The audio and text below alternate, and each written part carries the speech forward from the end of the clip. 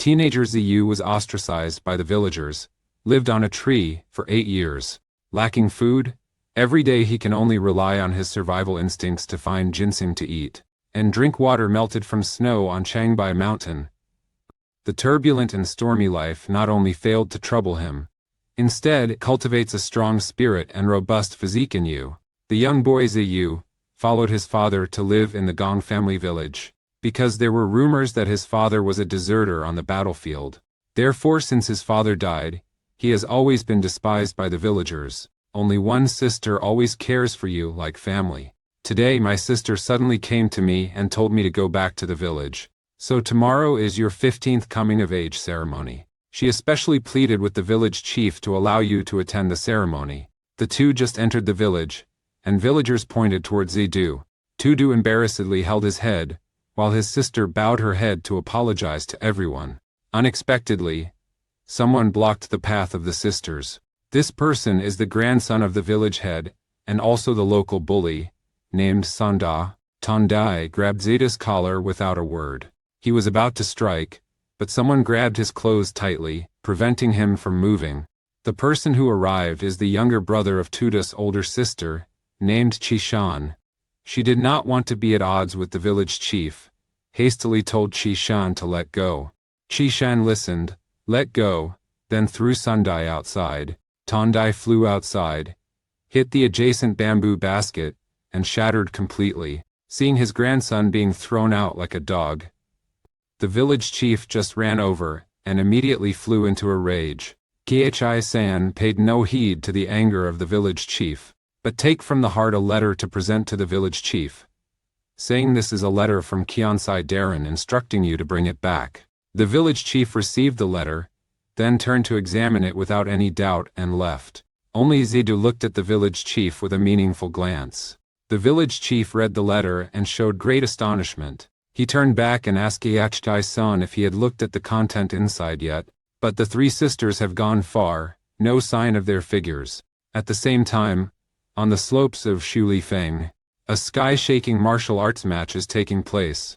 Modong Shijia, once fiercely powerful in the north, suddenly faced a crisis, causing the 50 northern sects to split into 5 and 7. Chaos never ceases. In it, the forces of Dalibao and Longxiang Zhuang are the strongest. Therefore, both sides decided to use a martial arts competition to determine the winner. On the mountainside, an old man was drinking wine while observing the situation. This person is Hong Ji-kai, who came to observe the battle. The two people in the middle of the field engaged in fierce combat in the blink of an eye. Long Shangjian of Master Long Shangzheng has a glorious reputation. Hong Beidao of Master Dao Judai Li Bao even has the title Vo Song Dao. Hong Sei's penetrating gaze silently praises. Indeed, his reputation remains untarnished. Just when the two were fighting to a standstill, an old man with his hands clasped behind his back descended from the sky. The old man stood next to the bronze statue on the mountaintop, silently watching the match. Completely ignored Hong Xiakai, who was staring at me, as if I had encountered an enemy. At this moment, Hong Xiakai was agitated. He considered himself more skilled than others and did not sense the presence of the impostor. Although the martial arts competition attracted attention, but it wasn't till the old man approached. He has just discovered the existence of the other party. In the blink of an eye, the old man's movements were graceful. Gently place a hand on the bronze statue. The other hand is placed on the right chest, as if enduring pain. A strong unconscious masculine energy flows from the right palm, passing through, striking Hong Xiakai. After a moment the old man sighed in relief, his eyes full of disbelief. At this moment, Hong Xiakai was so shocked that he was stunned. The old impostor was clearly standing beside him, but he was completely unable to sense the opponent's qi. At this moment the old man suddenly said something incomprehensible. My successor will return. After speaking, the master slowly flew up into the sky, turned around, vanished into darkness in the blink of an eye, drifting like a fairy. Hong Keichai decided to ask the old man for the meaning of that sentence, but the sudden scene before him terrified him. The sturdy bronze statue originally has now been twisted into a molten metal mass. The blue flame of Qiangqi clung to the statue, burning continuously. Han Keikai saw this and could not help but secretly call himself lucky. If the old man's palm strike just now had hit him, he dared not imagine what the consequences would be. Let's return to Zidu. On mine and its way, in restaurander, our oyster poistui, I avoid. After following her sister back home, Ehisen suddenly asked his older sister if she has someone in mind yet. When my sister heard that, she couldn't help but blush and said the other party was a silk merchant, and they've only met a few times. Zidu heard that, sighed softly. You know well that without me, a useless brother, with your beauty and intelligence, suitors would have already broken down our door. Waiting for Chi and Koai's son to fall asleep, Ziyu quietly got up. He took his bow and arrow and left the house alone, but unexpectedly, just as he was leaving, Chi-shan called him back. Ziyu said he wanted to go hunting in the mountains to add some game to the offerings for his sister. Chi-shan glanced over and immediately saw through the young man's thoughts. Whether your sister gets married or not, she will always be your home. Zidu nodded, and then turned to climb the mountain. At this moment, the older sister in the house quietly opened her eyes. On Changbai Mountain, Zidu has been searching all day. The sun is about to set. You still haven't found anything. Unexpectedly, your eyes lit up. You have found 2 ginseng plants growing next to each other, but in the blink of an eye, it was sunset. In the dark mountain, unable to descend, Zidu is looking for a place to rest, then suddenly discovered a cave not far away. He quietly approached and saw an old man sitting on the ground playing chess. This person is the mysterious old man who appeared at the Bloody Wind Pass earlier. Zidu saw this. Silently astonished, in the midst of desolate mountains and forests, an old impostor appeared. He couldn't help but be curious.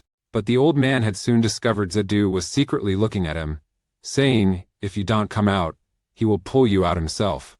Tudu awkwardly crawled out of the bush, saying he had no ill intentions, and the old impostor asked if I could rest here. He glanced at Zidu once, considering it as agreement. By the fire Zidu roasted some wild animals. You gave Lao Jia a skewer of grilled meat. The old man took it, chewing each piece 36 times before swallowing. Zidu is curious and asks if it is because it does not suit his taste. The old man said that doing so was just to allow the body to fully absorb the nutrients from the food. Thus, even with little food, the body's needs can be met. Here is the translation. Wei kalminade, pensatars, and captain hamakane hotel, I tarsi, I tease and tarkstade koltel. 1. Galenbide. Inardarasai. Just like that, an old man and a young boy were talking by the fire. I nidwaradi, in anaway, in a sodaway, adverhao, or ale. 2. Unmainal, wandote. Sadisaman, I dame harbori, an awsatchalitakul, I, upday. Meanwhile, the old man asked why Zidi was living in Gongjia village. Zidu shyly lowered his head, saying that he had promised his father not to leave the village. The old man clearly recognized the sadness in Zidu's eyes. Seeing Ziyu's expression, the old man did not say anything more. Zidu couldn't help but tell all of his circumstances, then asked the old man why he appeared in this deserted place. Unexpectedly, the old man said he was seeking death. Ziyu was astonished and hurriedly advised. The old man said, I am seriously ill and will not live much longer. But before I die, I must avenge my family. So child, you don't need to advise me anymore. Death is my true home. Tudu heard that and momentarily didn't know what to say. After he finished speaking, he immediately closed his eyes and said nothing more. Judu saw that, could only softly sigh. Doesn't say anything either. The next morning, Zidu quietly left. He silently left a ginseng plant by the fire. You don't know that last night a group of people came to Gongjia village. The leader is a masked official of the Yuan dynasty. The purpose of their trip is to choose a concubine. 100-year-old ginseng tree is worth 1,000 gold. Was once again gifted by Zidu to a strange old impostor. You don't know that this fake old man is actually the top master, Han Wubak. Early in the morning, Zidu secretly looked at the old impostor for the last time, although not knowing what the old man had been through. But you hope that Lao Jia can use Renshin to preserve his life and fulfill his final wish. Discarding thoughts, Zidu hurriedly returns to the village. Upon arriving in the village, he found the village deserted. Zidu felt uneasy, unaware that someone was approaching from behind. In the next moment, he was secretly attacked from behind by Sundai. A group of strong fighters pinned you to the ground. Then Sunda sat on the boy and beat him fiercely. The villagers who were hiding also rushed out. The village chief proudly declared that his sister would be chosen as a candidate for the imperial concubine. The letter from Kansai is to inform the village chief that the envoy is about to arrive at Gongjia village. I know your sibling bond is deep. Before the grand diplomat arrives, I must detain you. Knowing the truth, Ziyu gritted his teeth, struggled desperately, but was held tightly by Sunda. While struggling, Zidu bit hard into Tandai's hand.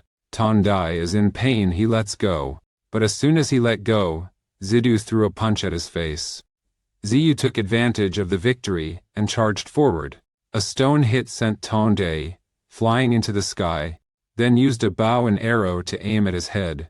Zhuandai was scared and trembling, continuously begging for mercy. The village chief ran out to intervene, saying that doing so would harm the entire village. But Zidu, in his fury, immediately shot an arrow. He glanced at the village chief's mask. He nailed his stick to the ground. An arrow skimmed across the village chief's face, leaving a wound. He looked at Zidu, the child he had always despised for a long time, with a look full of resentment. Ziyu gritted his teeth. No matter how you bully me, I will endure it. But you all should not even think of touching my sister. I will take my older sister out of Gongjia village. Whoever dares to stop me, don't blame me for not being courteous. After speaking, Zidu abandoned everyone and ran home. Tandai got up, angrily chasing after. At this moment, a group of cavalry charged into the village. The envoy from the Yuan dynasty has arrived. Ziyu hurriedly ran home. She doesn't yet know what's happening and happily runs out to greet you. Ziyu hurriedly told his sister everything. Didn't have time for my sister to react. You took my hand and ran up the mountain. Just as he ran to the middle of the road, Zidu suddenly stopped. Seeing a crowd surrounding his sister's house. The leader is none other than the Yuan dynasty's envoy. At this moment, the envoy's gaze swept toward Zidu. He was chilled to the bone by the sharp gaze of his opponent. He hurriedly dragged his sister into the deep mountain forest. The envoy ordered the two subordinates behind. Capture her alive, don't injure her. She may become our consort. Two underlings received orders and chased after. In the blink of an eye, they had caught up with the two sisters. Zidu draws his bow and arrows. Two arrows immediately flew towards the two minions. A subordinate drew a sword to block the man. Then he turned around in midair. A sword slashed toward Zidu. Zidu saw that and was startled. Before he could react, the opponent had already charged forward. A palm strike knocked him down. The older sister saw that, and yelled once. But the remaining thugs gagged him. He drew his sword, intending to strike Zidu. At this moment, a giant fist struck him straight in the face. The person who arrived is Chishan, who is on his way back from chopping firewood. Seeing that your subordinate's martial skills are formidable, he was swept away by a certain power. The subordinate controlling his sister's expression changed.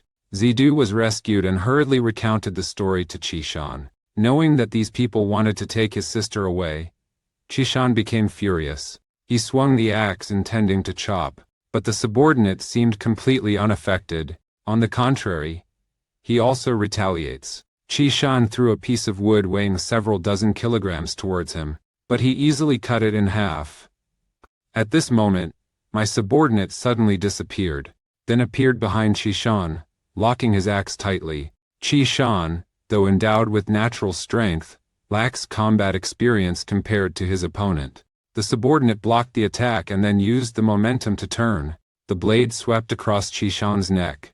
But at this moment, a footsteps on Chishan's shoulder. Ziyu used his strength to jump up, aiming his bow at him. You did not hesitate at all and fired continuously. I see it that way. Transformed.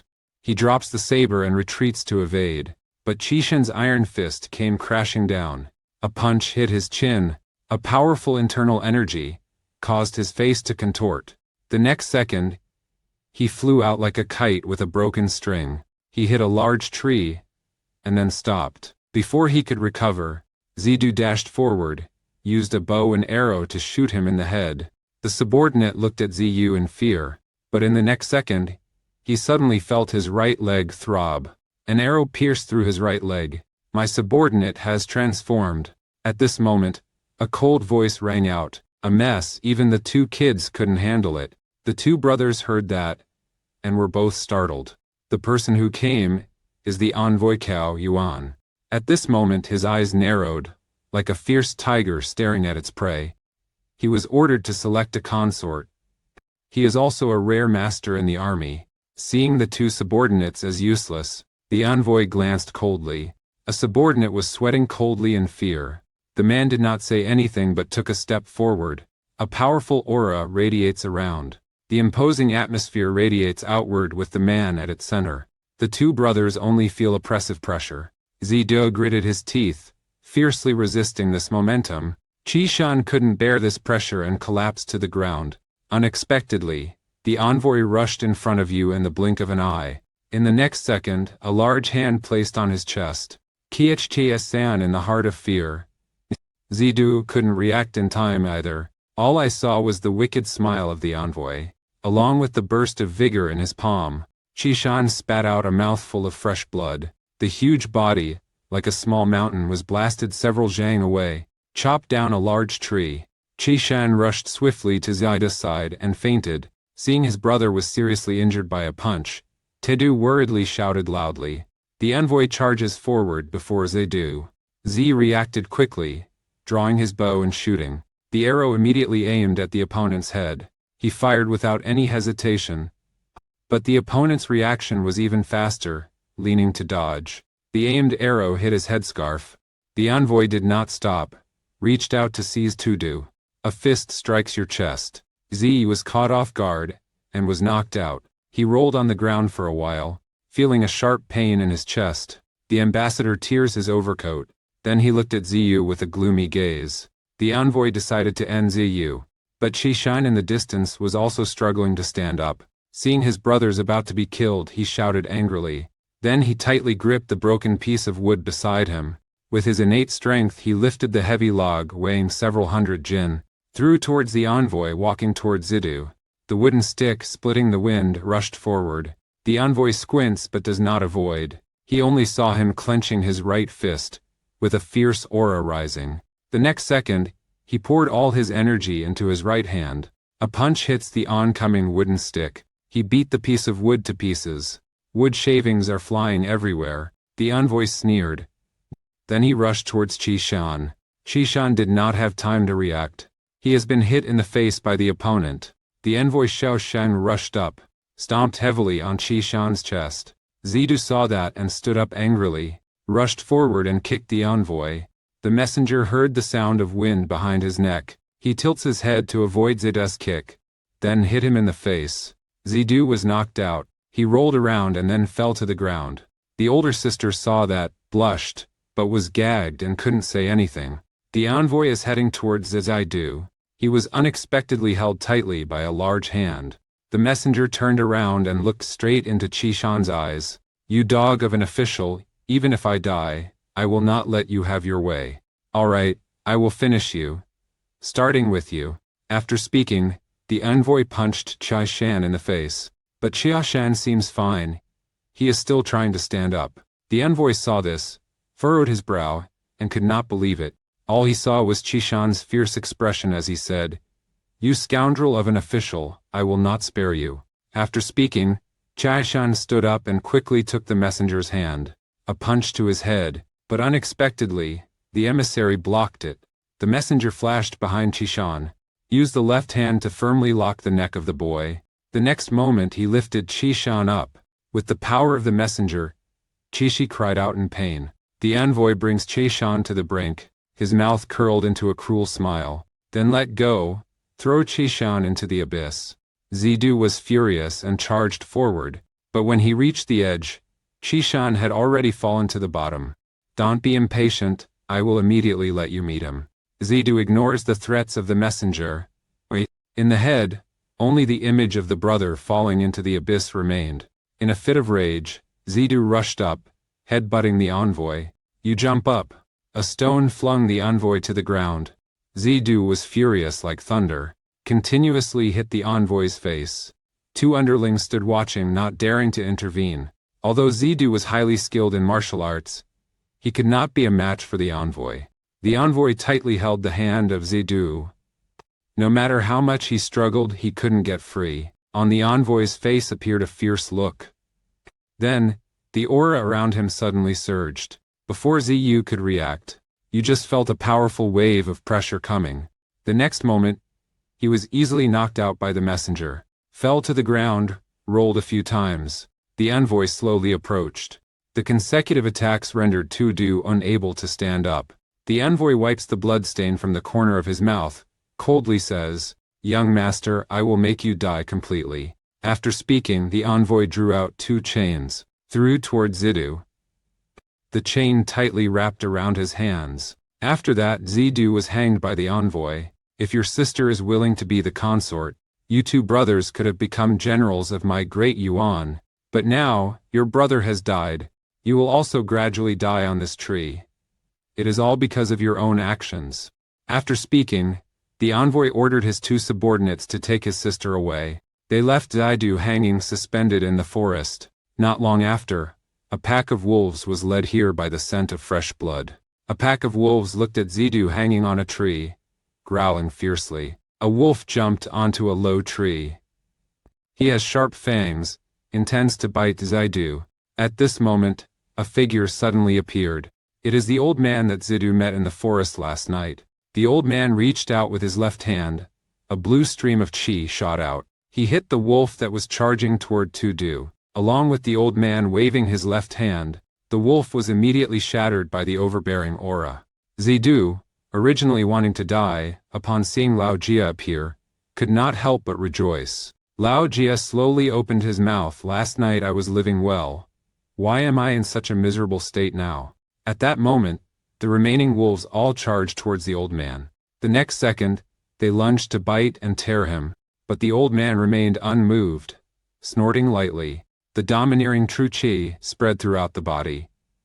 Acting like lightning, he grabbed a wolf. Xiang qi was transmitted by him into the wolf's body, instantly turning it into a pile of rotten flesh. At this moment, another wolf stealthily circled behind the old man, suddenly jumped up, intending to bite his neck. But he had detected it early, suddenly turned around and delivered a punch. The wolf's head was smashed. The old man walked among the pack of wolves with ease. Turning around, the wolves were driven away. Ziyu watched this unbelievable scene, not expecting that this frail old man was so formidable. At this moment, the old man raised his head to look at Zidu, and said slowly, "Do you want to continue living? Then from now on you will have to endure pain more horrific than death. My younger brother was killed, and my sister was also kidnapped." Speaking up to this point, Zidu calmly said, "Is there any suffering worse than what I am enduring?"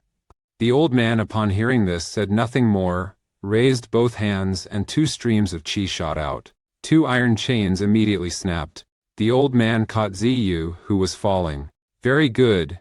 No matter how much suffering you've endured, you can still smile. From today onwards, you are the sole successor of our uncle Han Wu. Judu has 35 bone fractures and 72 muscle injuries throughout his body. Yet your master said your current condition is very good." Zidu looked at his master with confusion, only saw Lao Jia take out the 100-year-old ginseng that Zidu gave. Then pour the lower energy into the Renshin tree. The quintessence of ginseng was immediately extracted by the old man. The master placed a small amount of ginseng essence into Zida's mouth, then slowly said, "The human body has 206 bones and 639 muscles. By understanding them, you can control your body perfectly. Because now you absolutely cannot move, your nerves will be extremely tense." After speaking, Lao Jia raised both hands. Here is the translation.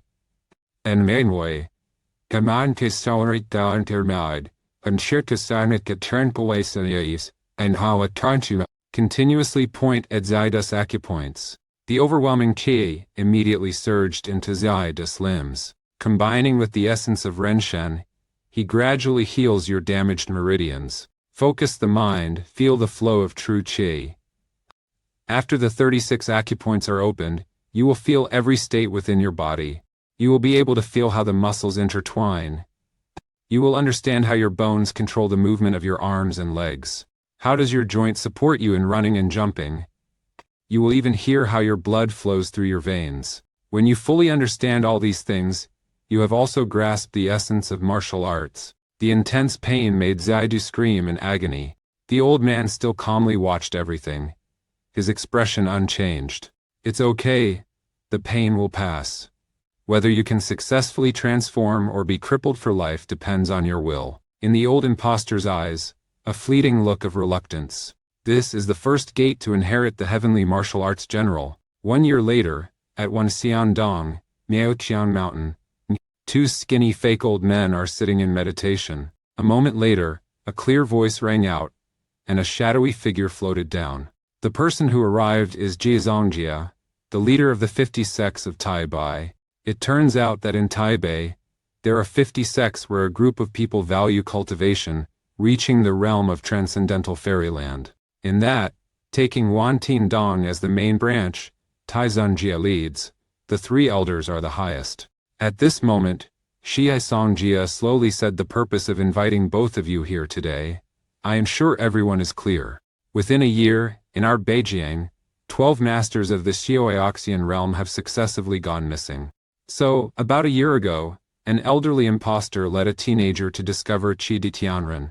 When the Earth Fairy used his ultimate technique, the clothes-switching art, the true Qi swirled as if it wanted to swallow the old man. But the old man extended his left hand, and in his palm there seemed to be rolling thunder. Only one move has broken Han Yishu that Qi Dai Xianren is proud of. Then Lao Jia did not stop.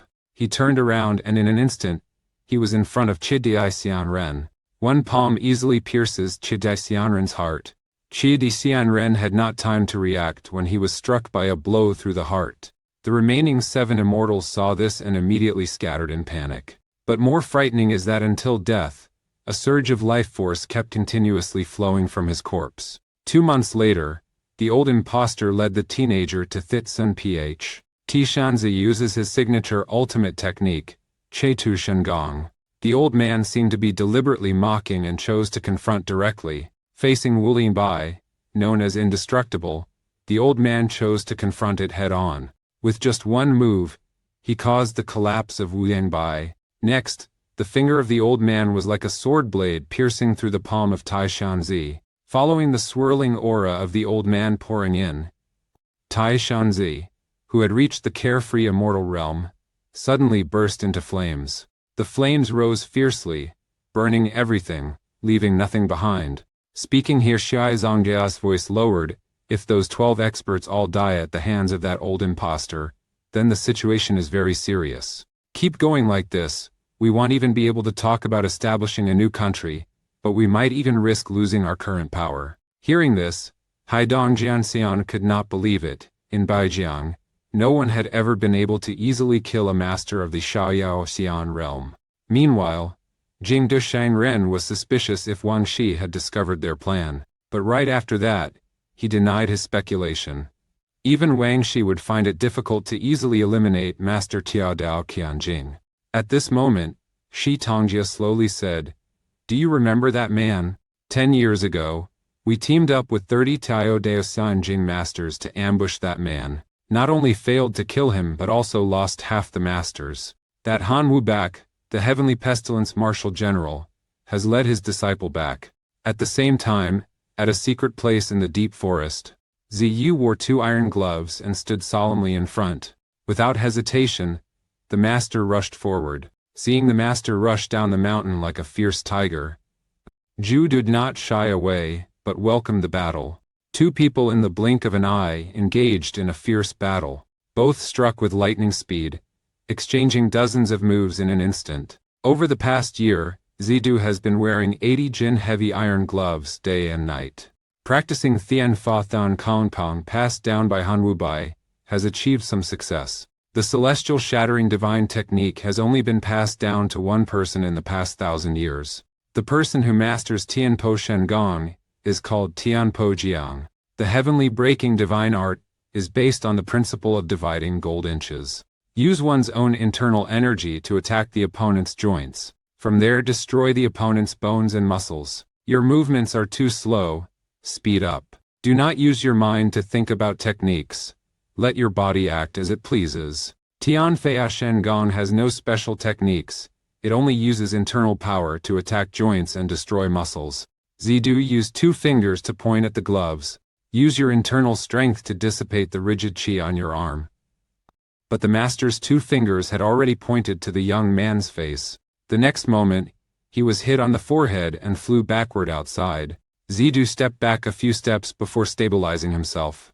I feel tired, but my enemy will not feel tired. If a dozen or so people attack you, would you just stand still and let yourself be exhausted to death? Han Wu Bak does not scold, only adjusts his breathing, saying once again. After speaking, his eyes suddenly turned blue. Finally, the old man's figure suddenly disappeared.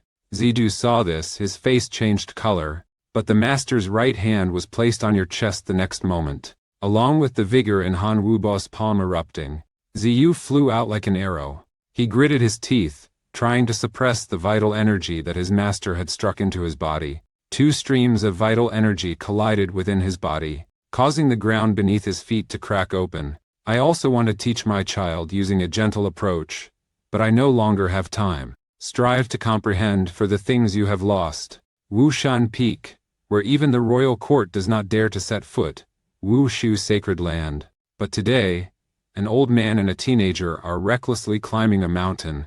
The martial monk on the mountain roared and rushed forward. The young man faced it calmly, ready to fight. Su Yu, like a tiger entering a pack of wolves, charged into the crowd, end things without any lingering feelings. Han Wu Bak looked at his disciple, nodded with satisfaction. At this moment, a group of people rushed up from behind. He holds a long stick and strikes towards the old impostor. But Han Wubo just clasped his hands behind his back, extending his left hand. A domineering stream of energy immediately shot out towards the back. The 1,000-year-old stone bridge was immediately broken. The group of martial monks chasing is blocked by the fake old man. Easily stopped the pursuers. Shortly after, a group of black martial monks appeared before the 2 individuals. Wu Zhang, the commander, coldly said, Han Wu Bak, it's been 10 years, what else do you want? Han Wu Bak didn't pay attention but said to the disciple next to him, Zidu, this is my personal grudge. If you get involved, the hatred of these people could become a lifelong burden for you. One day as a teacher, a lifetime as a father. If you are an enemy of the master, just kill him. What more is there to fear? After speaking, Tudu poured all his inner strength into both hands. The iron gloves broke immediately. Seeing this, all the warrior monks were shocked. They all charged toward the 2 people. Su Yu, like a tiger entering a pack of wolves, charged into the crowd. Act without hesitation. 2 hands break free from the binding of iron gloves and suddenly strike out. 2 streams of powerful Zen Qi immediately spread out. In the blink of an eye, he defeated several martial monks. Seeing his subordinate knocked down by a young man with a palm strike, Wu Zhang, the leader, gritted his teeth in anger, flames of fury rising. The next second, he jumped up. The stick in his hand fiercely struck down Zidu. Zi dodged to avoid the stick of the monk warrior.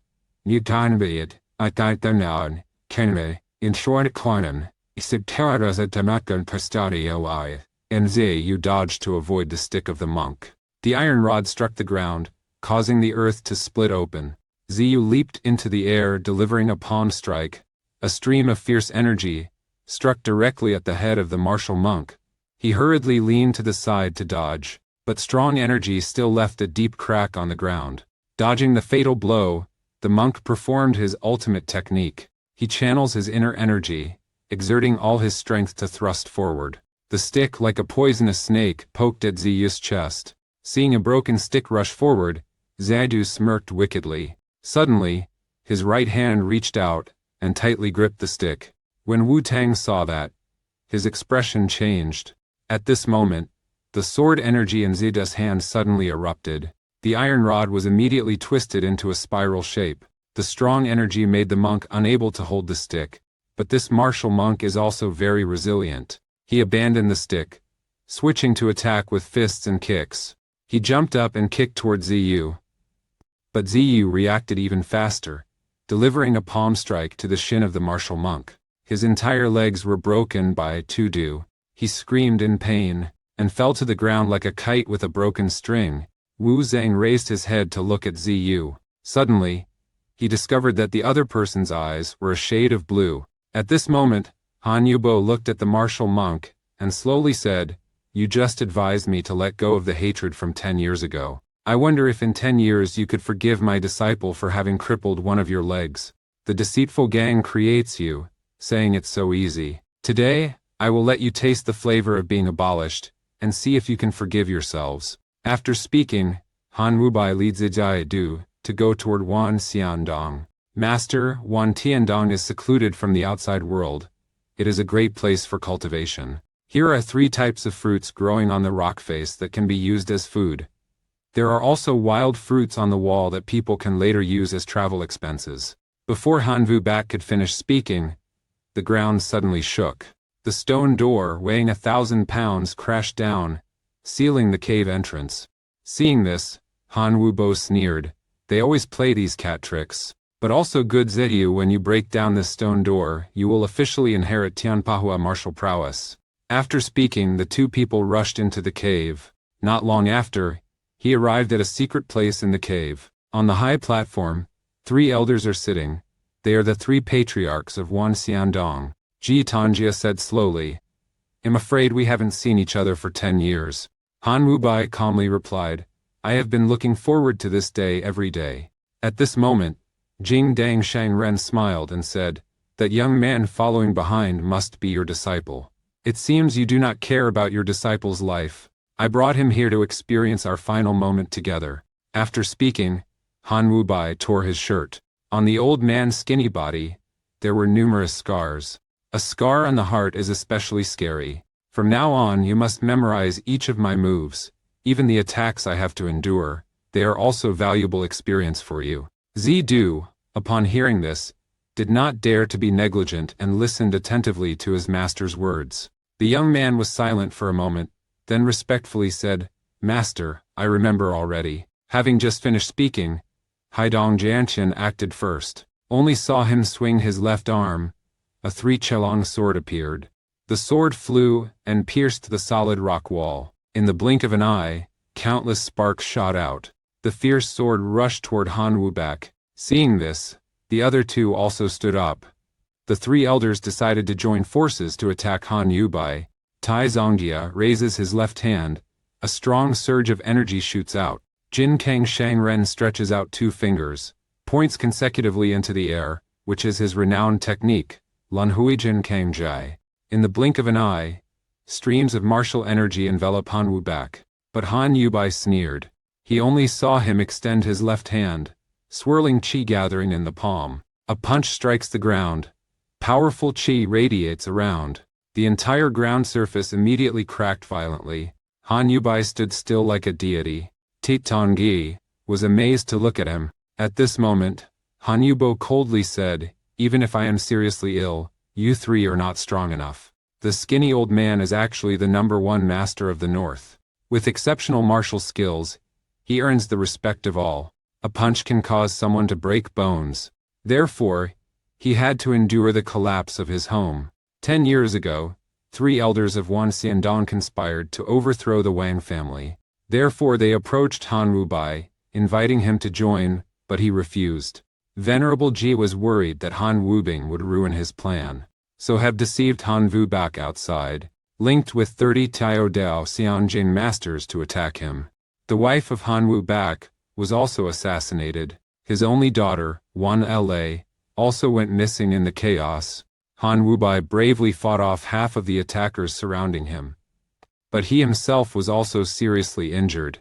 Tue Tianfei Shengong has miraculous effects in treating damaged meridians, but the fatal wound to the heart can only be temporarily controlled, not completely healed. Over the past 10 years, Han Yubo has traveled all over Beijing, but still has not found his daughter, until there was news that his daughter had arrived at Tronggayan. Han Wubak has just set off to Zhongguan to search.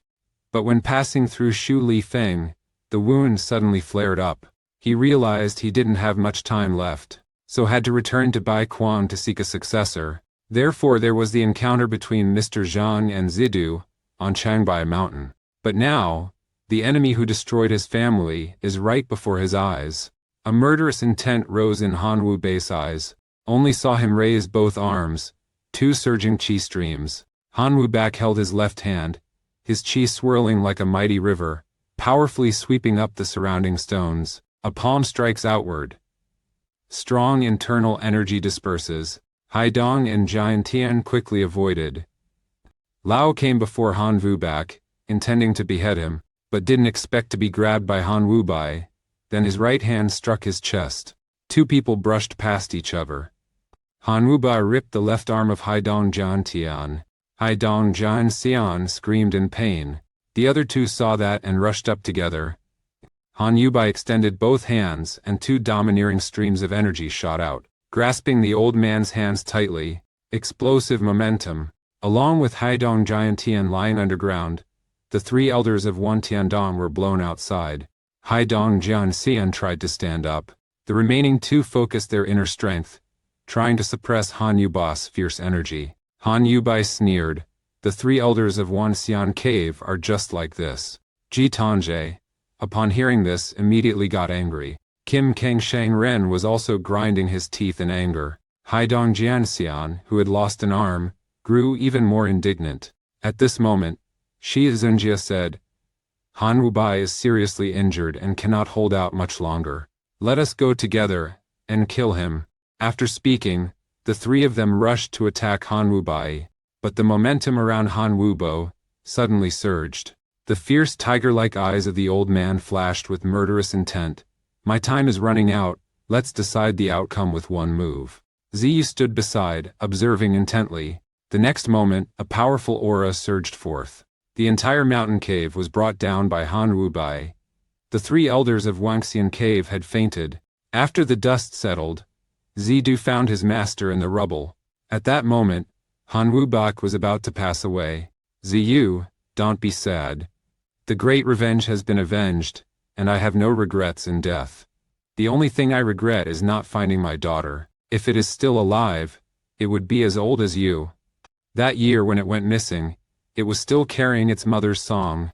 If you have the chance to find him in the future, if he is living well, just let him live a simple life. If he is not doing well, helping him once is enough."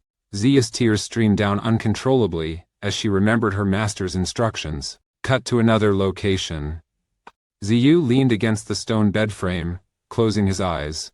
The heroic smile of the master appeared in his mind. A moment later, Zidu stood up. He kneels before Han Wu Bak's corpse, bowing his head 3 times. "Master, your kindness in nurturing me, I do not know how to repay.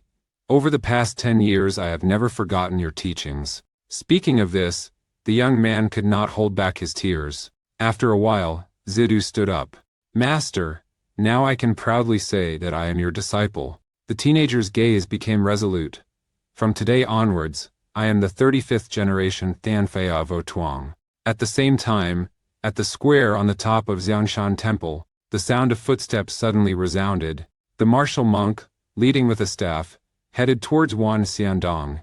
Soon after, the cave entrance was surrounded by hundreds of people. Only behind the stone door that had been sealed for 10 years, suddenly a loud explosion sounded.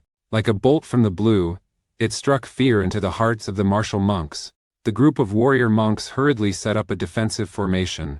But the noise behind the stone door is growing louder and louder. A strong shock caused the warrior monks standing in front to fall to the ground. Monk Han Wu Bak led and shouted, "Everyone be careful, Han Wu Bak is resurrected." But just as he finished speaking, a scream echoed. The aura of Han Wu Bak is like an approaching tsunami. Martial monks with low combat skills were defeated. Wu Tang held his head helplessly, watching as the heavy stone door weighing thousands of pounds was broken. The stone door was split into 2 pieces. A pair of long, slender legs appeared before everyone's eyes. Then a handsome young man stepped out of the cave. The teenager squinted, adjusting to the light outside. He is Zidu, who held office for 10 years in Wan Xiandong. When the one-legged martial monk saw the young man's appearance, he was immediately astonished. 10 years ago his right leg was broken by Ziyu. A painful memory suddenly flashed through Wu Zhang's mind. And Ziyu was puzzled. Since when has there been a statue here? At this moment, a martial monk steps out of the crowd. Little master, this ceiling statue is to imprison your master. This person is Master Yuan Zhen, the abbot of Xiangshan Temple. The old monk stared at Zidu intently. Do you also want to massacre this place like Han Wubak? Ziyu smiled. The great revenge of our master has been avenged, and I also do not wish to create more karma. Yuan Zhen, upon hearing this, couldn't help but be surprised. The answer from the young master truly leaves me speechless. Vo Tang said the opponent is a disciple of Han Wubak, not trustworthy. However, Hoa Tuan remained silent, did not order the disciple to attack. Unable to persuade, the leading monk sneered. Then he stared at Ziyu intently. Over the past 10 years, I have trained day and night, all for this very day. The martial monk swung his staff. The vital energy surged. Don't say you are only his disciple. Even if Han Wubai stands before me, I dare to fight a battle. Zidu saw that, smirked. Have 10 years passed, yet you still haven't let go of hatred. All right, I will follow your wishes. But please wait a moment. After speaking, Zidu turned and walked towards the Wan Xian cave. The teenager looks up at the 3 stars on the entrance door. No need to say, it can be guessed that it's Master Fengyan's group here. Zidu looked at the statue, his expression gradually darkening. The teenager's right hand suddenly reached out, blue energy swirling around his legs. After that, Zidu gently placed his hand on the mountainside. The next moment, the vital energy in his body suddenly erupted. The domineering aura struck the mountain wall. Zenchi is strong like waves surging from below to above. After that, a loud explosion resounded in the sky. The 3-star windseal statue was immediately broken. The entire Wan Xian cave collapsed in an instant. Grandmaster Yuan Chen saw that, and broke out in a cold sweat. The old monk exclaimed in amazement, I never expected that the opponent's heaven-breaking divine skill had reached this level. After finishing everything, Zidu turned back and calmly said, You have waited too long. Now, will you go up all at once or one by one? Faced with the teenager's provocation, everyone remained silent. The entire square was tense with hundreds of people. No one dared to speak up. After a while, Master Yuan Zhen finally spoke. You just said you didn't want to create more karma. If I let you go, what will you do? Tudu looked at the old monk, smiling.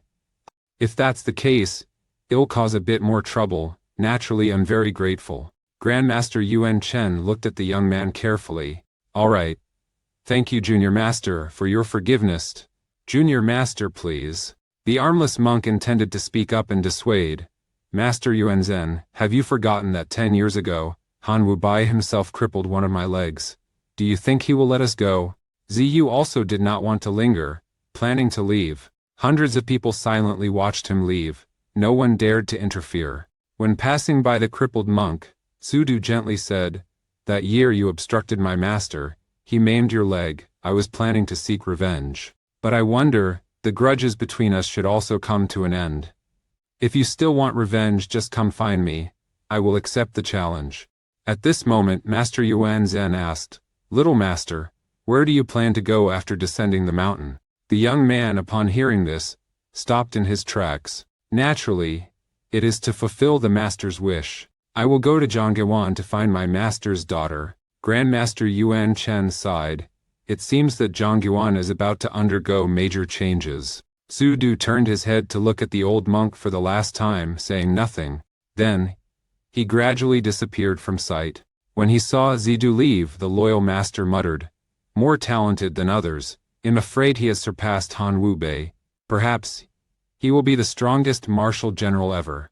Beside a small stream on the mountain, Zidu suddenly shook his hair and stepped out of the water. He has not bathed for 10 years. After bathing, he picked up his clothes from the water, but discovered that the clothes were torn and could no longer be worn.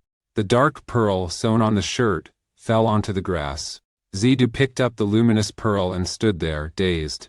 Looking at the Mingzhou stone, Zidu is lost in thought. A moment later, Zidu regained his composure.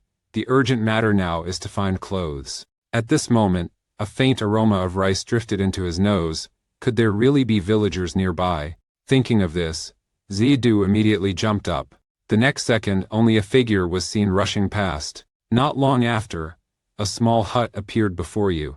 On the clothesline in the yard, there are some garments drying. He is delighted, gently stepping onto a falling leaf. Fly towards the small house. At that time, a little girl was called by her family to hang out the clothes to dry. She was just about to take off her clothes. Then suddenly, a strong wind rose in the yard.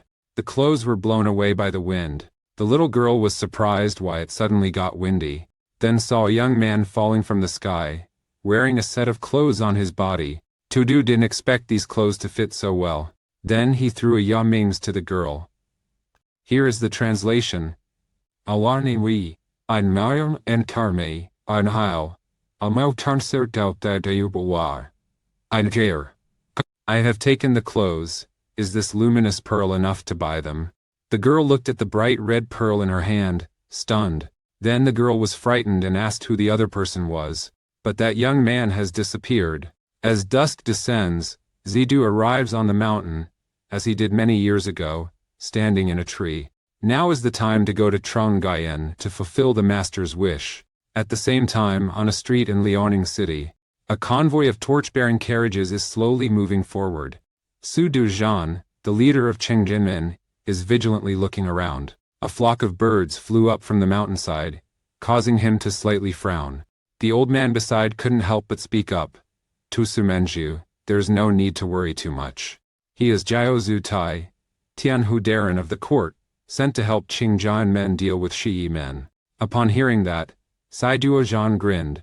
Shiyi men doesn't dare to cause trouble in this small Liaoning. It turns out that among the 50 current sects, the power of the Tai Yi sect is rising rapidly. Tu Duzhan's goal is to make the Qingjian sect join the Tai Yi sect. However, to achieve this goal, he must first dominate Liaoning. After Modong the Jia encountered a crisis, Dai Lubao became the head of intelligence and security, one of the 3 major forces. But recently, Modong the Jia has begun to restore again. Thinking about this, Situzhan smiled slightly. Our target is Dali Bao. Regarding strength, Dai Li claims to be far inferior to Modong of Shijia. As long as this mission is completed smoothly, Qingjian men will step up to a new level. Does the head of the Tudu sect want to defeat Dali Bao and join the Tai sect? In my opinion, it is not a difficult matter. We will concentrate our forces, as long as we work together with one heart. But before he could finish his sentence, an arrow had pierced his heart. Jiao Tuzai was amazed as he looked at the arrow on his chest. After that, he was knocked back by a powerful surge of energy. Sidozhan saw that, startled. In the next moment, he saw dozens of figures jumping down from the mountain cliff. It is the Fire Cloud Gang, a notorious group of bandits roaming everywhere. A night passed. San Cic became quiet again. There are 2 figures approaching. They silently watched the chaotic battlefield. The man in charge calmly said, "You intend to hide from everyone and take the court's gold." Encountered the white clothes team's interception and killing again. These people from Qingjian men are really overestimating themselves. At that moment the woman suddenly noticed and turned around. Then she reminded the big brother that someone was watching. The 2 immediately looked up at the mountainside. I only saw a shadowy figure holding a long spear standing there. Shadow saw that the 2 people had discovered it and immediately disappeared. The woman asked the boss whether to pursue it, but the man said it was not necessary. He is Zhai Dian Fan Quan, the leader of Dai Lu Bao's assassination team. Zhai Dian Fan Quan is nearby. We and Dai Lu Bao will sooner or later have a battle. Not necessary right now. Let's go, Bai team's gold. If we don't find them quickly, it will be very difficult to chase them. At the same time, in Lunan City, at Beiming Hotel, a tall man, amidst the cheers of the crowd, steps onto the stage. That warrior stood up and finished the glass of wine. Seeing this, the subordinates immediately cheered and encouraged. Big brother, let's drink to our heart's content today. At this moment, a respectful subordinate stepped forward. Big brother, the information about the gold was provided by me. The reward money this time. Lah laughed loudly, saying naturally that she would not mistreat him. The hotel owner hid behind the counter, trembling. Sometimes she worries as she looks outside, hoping these people will leave soon. At this moment a figure entered the hotel. When he saw the appearance of the man, the hotel owner immediately turned pale. The fat man clearly saw the man's appearance, scared to the point of breaking out in a cold sweat. Alhada's legs were trembling, and for a moment she didn't know what to do. He realized that this person was Ji Wushui, the leader of Dai Lubeo's assassination team. Ji Wushui found a table and sat down calmly. Alahaxia's subordinate, unconvinced, stepped forward and said, "Today the Beiming Hotel has been entirely booked by the Bai team." Yi Wushui calmly said, "So what, I'm thirsty, why don't you bring the tea up?" The boss quickly hid in the corner carrying the tea. At this moment, a voice from the hotel entrance rang out. The upright Judge Bao gets angry over a cup of tea. It seems that Bao Zhang is not very popular. The people who came are the two brothers who have been following the trail here. Seeing two people arrive, Ji Wushui moved subtly. So it turns out to be Mo Rong Songjiao. Could it be that Mo Rong family also wants to get involved in this matter? Lahathu was also sweating coldly. He did not expect that even Mo Dong Shijia would get involved. At this moment, Ma Dongguan slowly said, "My senior respectfully requests to meet the higher-ranking predecessor." The Bai Dua bandits heard that, and disappeared. Ji Wushui remained calm. Dai Li says he does not intend to cause trouble with Mo Dong the Jai. "Can you both leave?"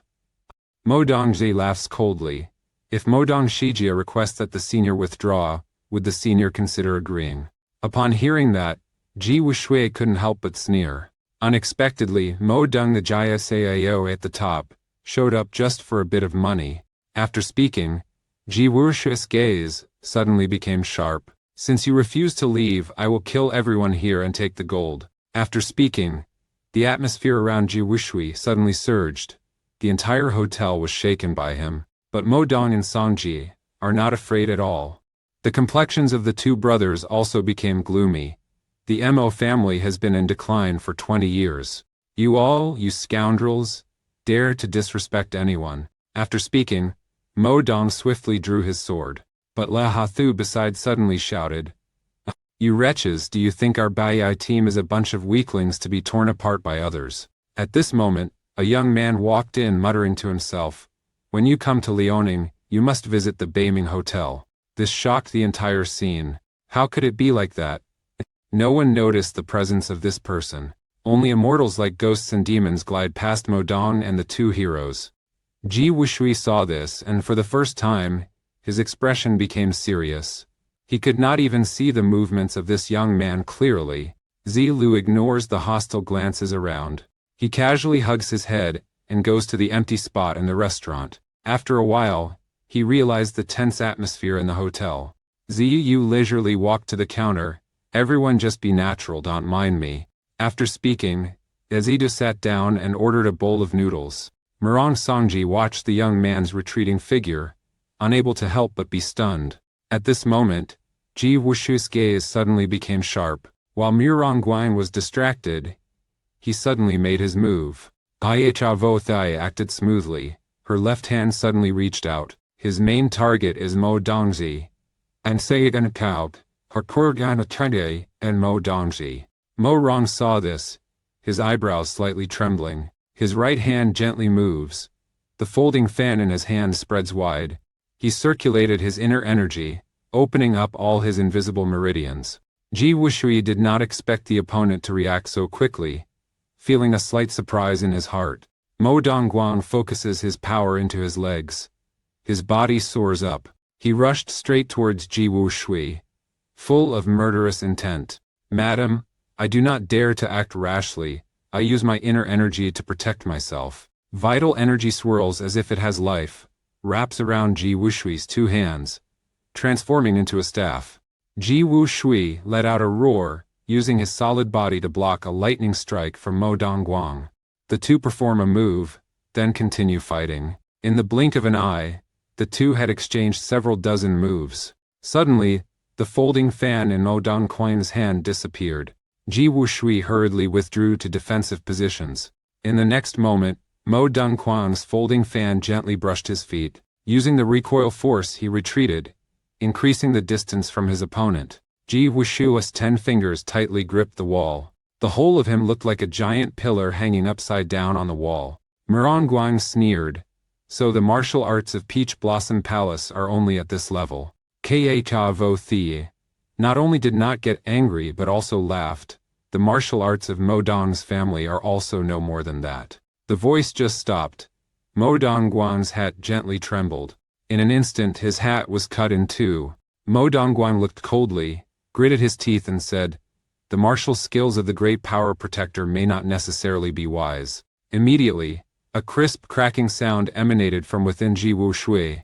The piece of cloth on his head was also cut into two pieces. The smile on Ji Wushui's face gradually disappeared. Mo Rongguang turned to Myeongjai and said, "Third sister, the white clothes team will be handled by you. I will deal with this old man." Hearing this, Ji Wushui's face turned even more gloomy. I was frightened by the recent war. He is sneaking away. Suddenly a stream of qi swept past, flying towards him. A flow of genuine qi swept through Bai Du's clothes. One of his arms was severed, fresh blood sprayed out. The conical hat full of vigor was deeply embedded in the wall. Dung Tree approached laughing and said, "The boss always assigns these trash guys to me to handle." As soon as he finished speaking, the long sword in his hand was drawn. "Head LA, if you want to run, you have chosen the wrong direction. If you tell me where the stolen gold is hidden, I can give you a quick death." Alacia too heard that and became very angry. He has roamed the martial world for a long time, never having been humiliated like this before. Whether it's the Murong family or the great strength treasure, today he will teach them a lesson. He shouted loudly and ordered the thugs to charge. At this moment, Ji Wushui also roared, "Pursuit team, follow my orders, kill all these people." From the second floor of the Beiming Hotel, a group of men in black suddenly appeared. It turns out Ji Wushui had led the assassination team here early this morning. The members of the assassination team simultaneously rushed down, attacking Alaciashu's group. These members are all elite of Dai Luk Bao. Facing a large enemy, they did not waver and shouted in unison, "Gold belongs to our Dai Libao." Upon hearing this, Zidu's ears twitched slightly. The interested teenager turns his head to look, murmurs Vang Sao. At this moment, the three forces in the hotel were engaged in a fierce battle.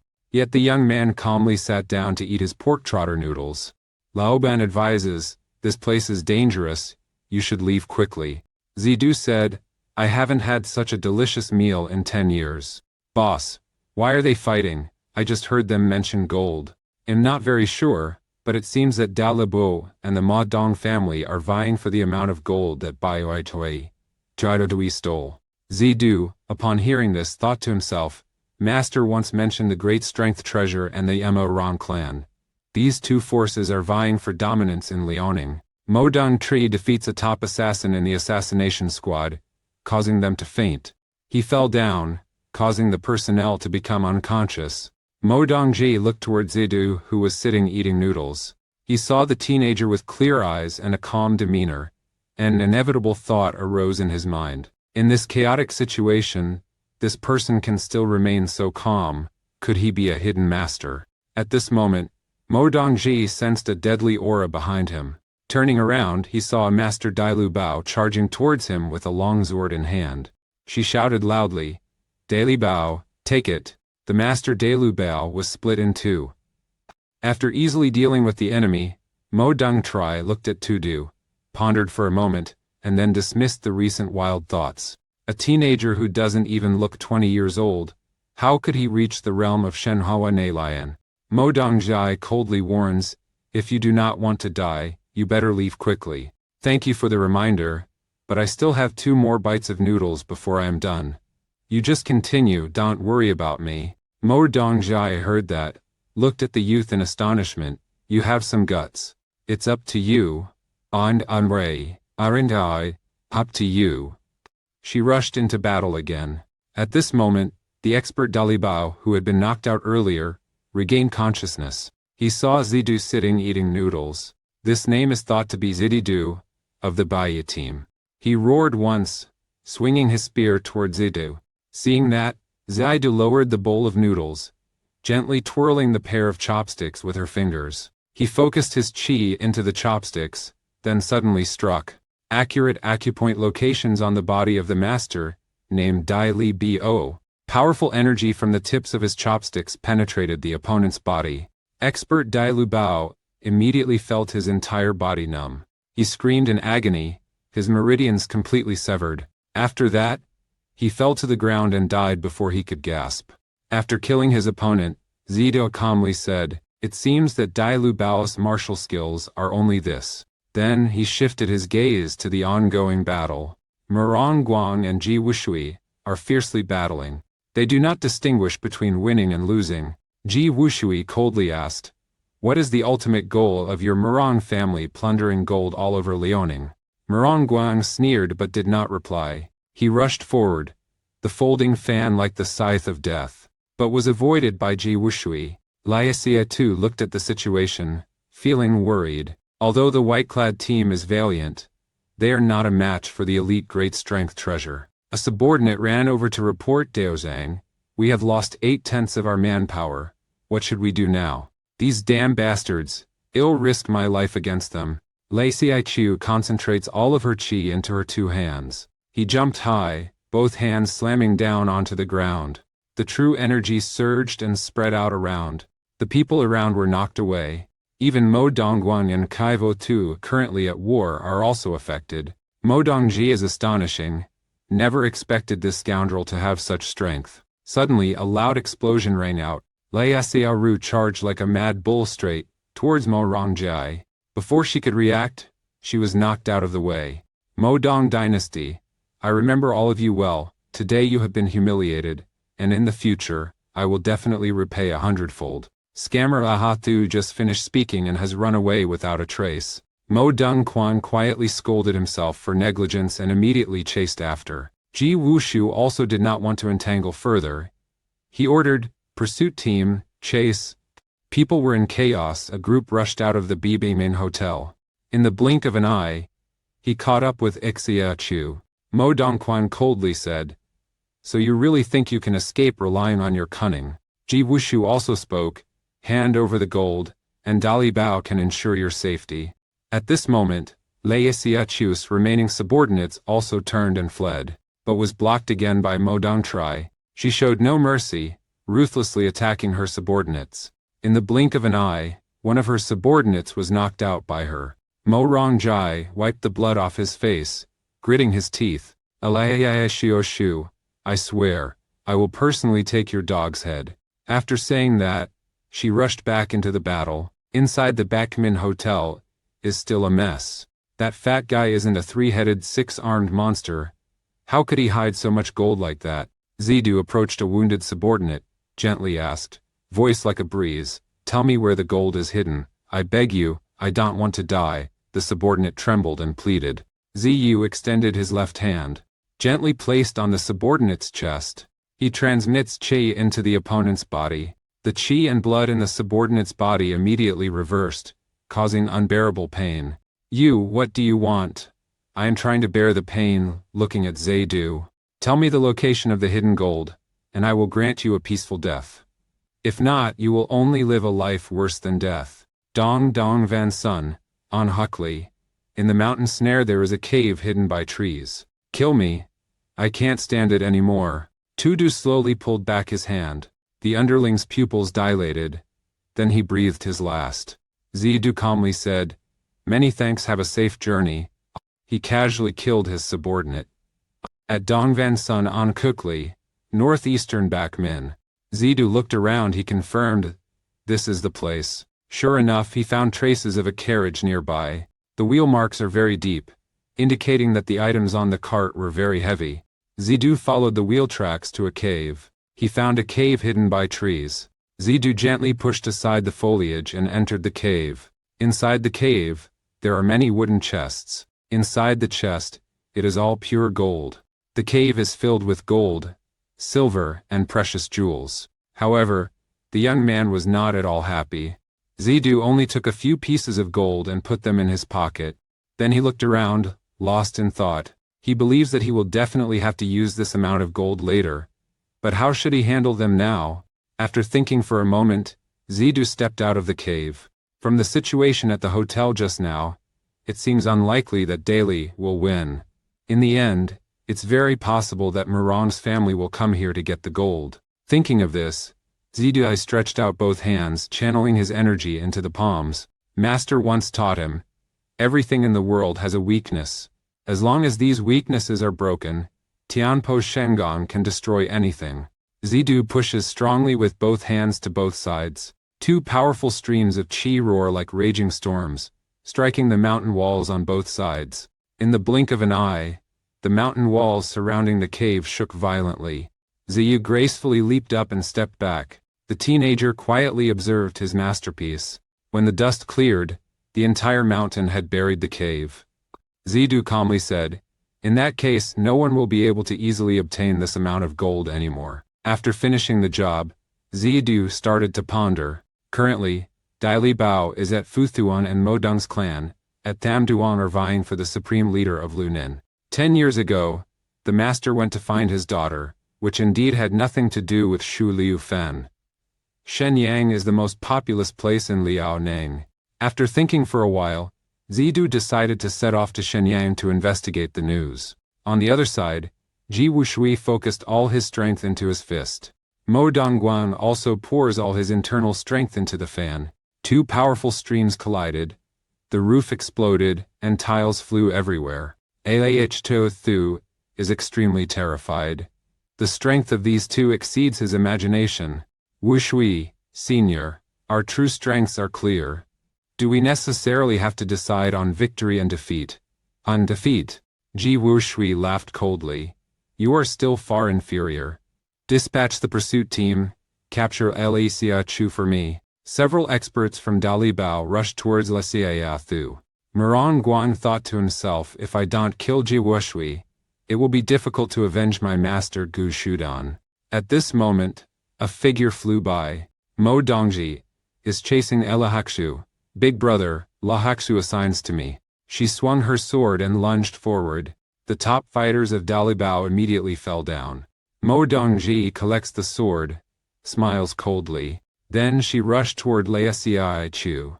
Before he could react, Xia Tian was grabbed. Ji Wushui, seeing this, rushed over, but was stopped by Moran Guang. The two are fighting again.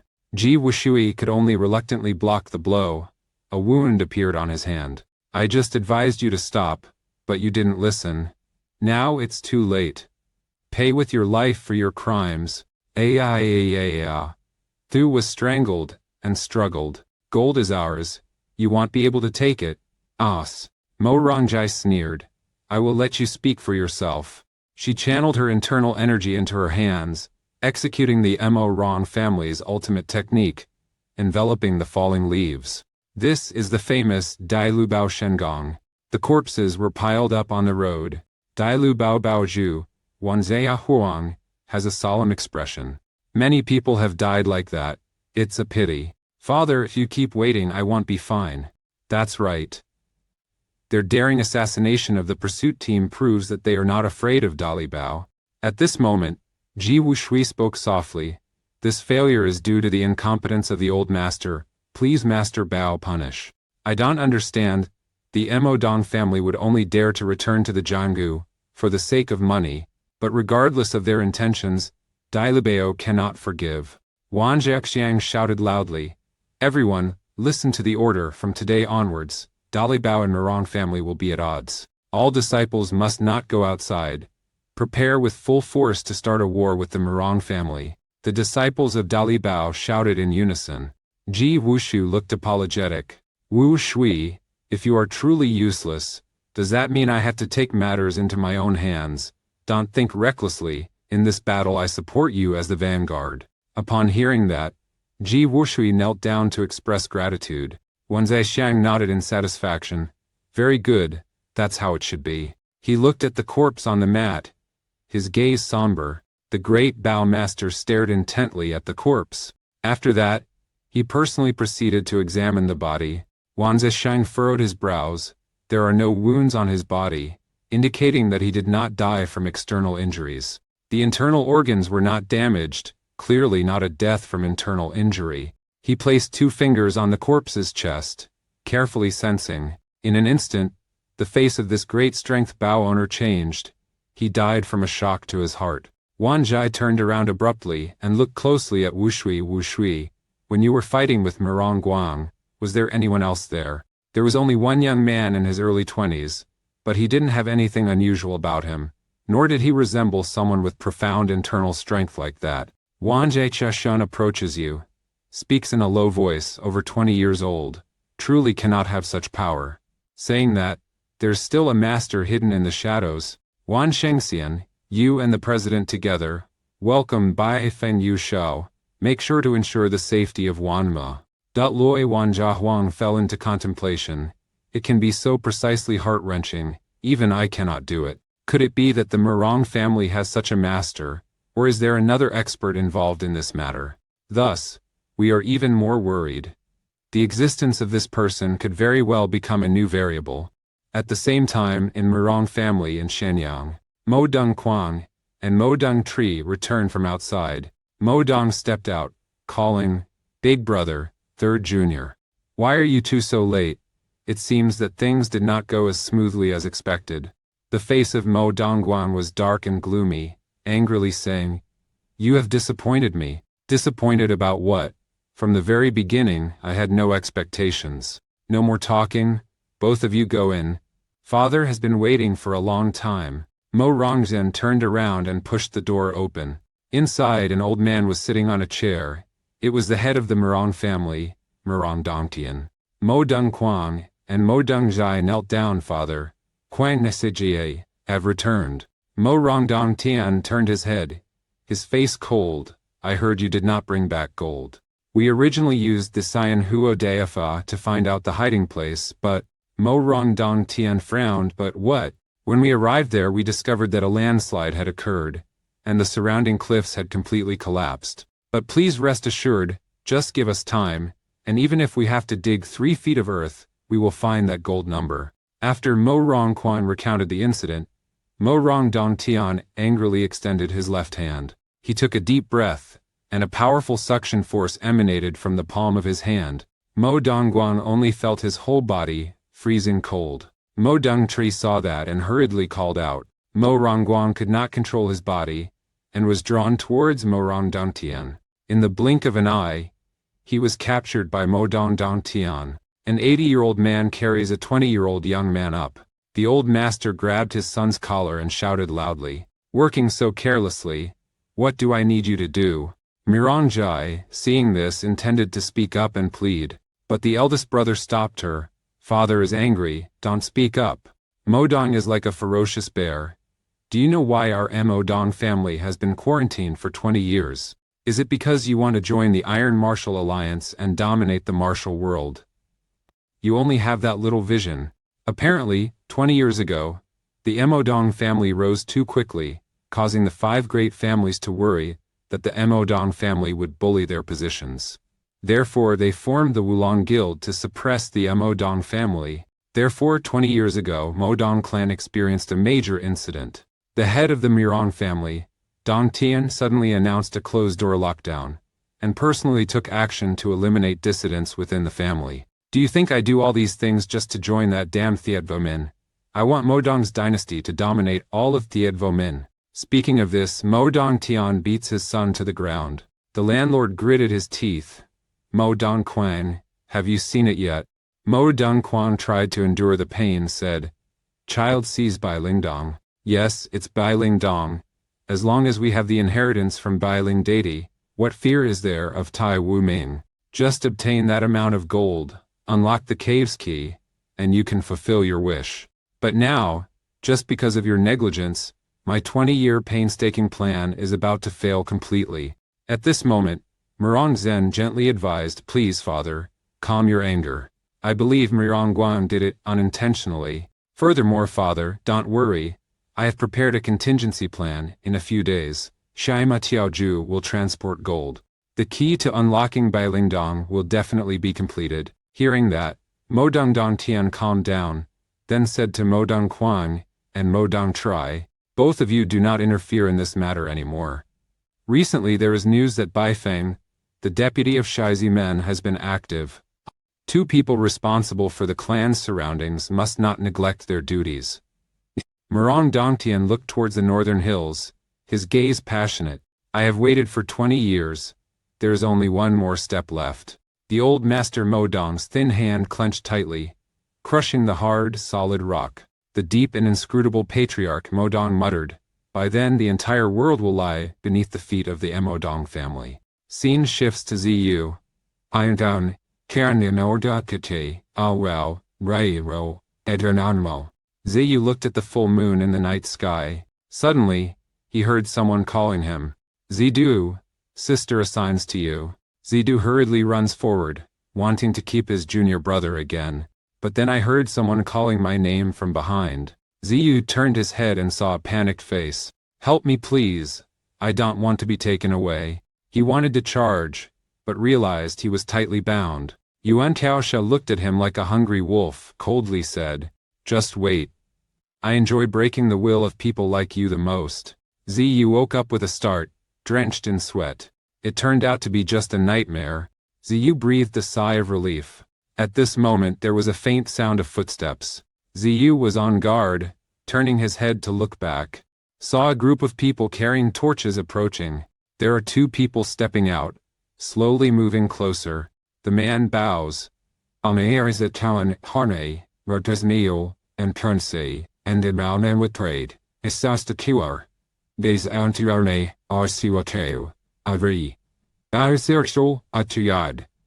Turns out he is from the Tai Ma escort agency. Our TOCSA has come here to search for a cave. Excuse me, may I trouble you for a moment?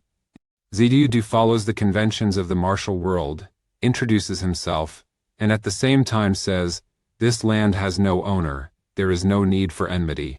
Some Tiaoju members immediately set up camp next to the fire. Mak Ko, a newly acquainted person, started a conversation with Zidu. Through the conversation, Zidu learned that they were escorting a shipment to Shenyang. This place is desolate, and with many wild animals around, so every time they come to Shenyang, they always stop here. It is said that the opponent also came to Shenyang.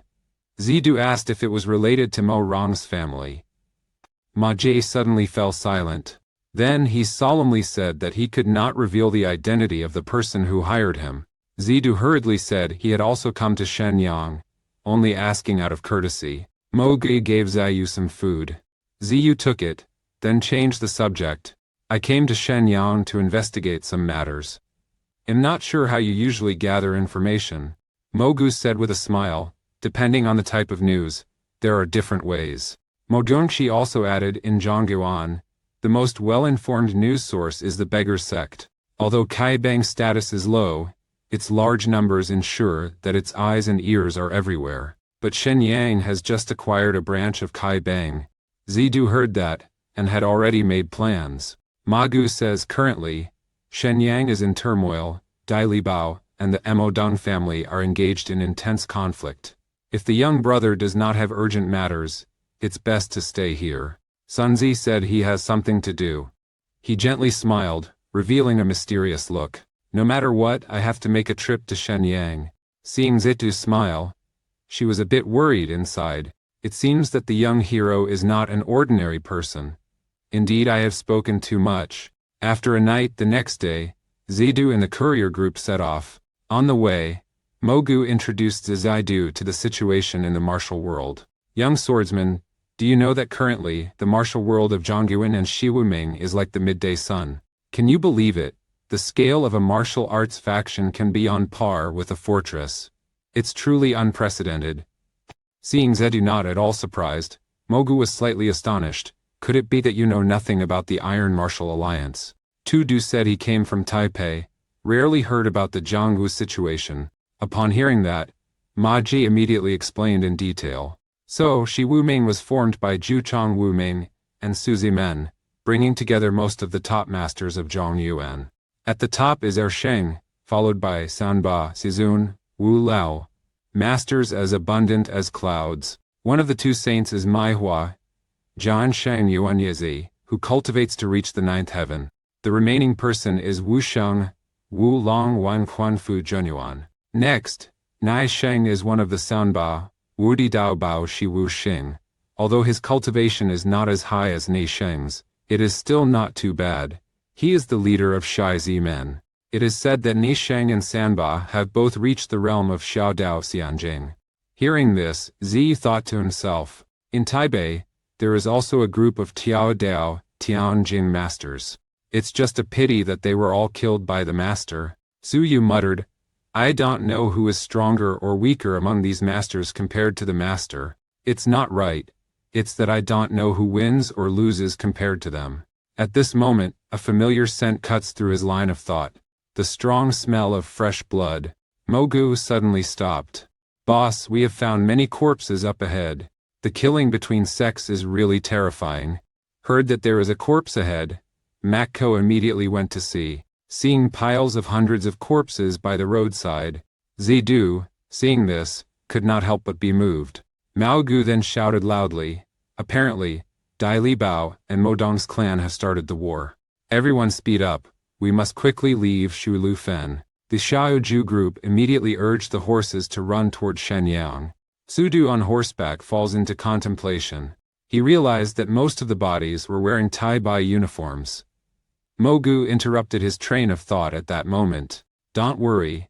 Today we will go to Shenyang. There were rumors before that Dali Bao recruited a group of people from Taipei. It seems to be true. Dali Bao probably does not want to exhaust his strength. Too early. Upon hearing the words people from the north, Ziyu sighed softly. If there were any other way, who would want to leave their homeland to seek a living elsewhere? But immediately after, he had some hope again. If there are many Tai Bai people here, perhaps he can find news about the master's daughter and niece. At this moment, Maoku in front shouted loudly, Big brother, I have seen Qingdong Halong Xiang. From Maga's account, Ziyu learned the origin of the bronze black dragon statue.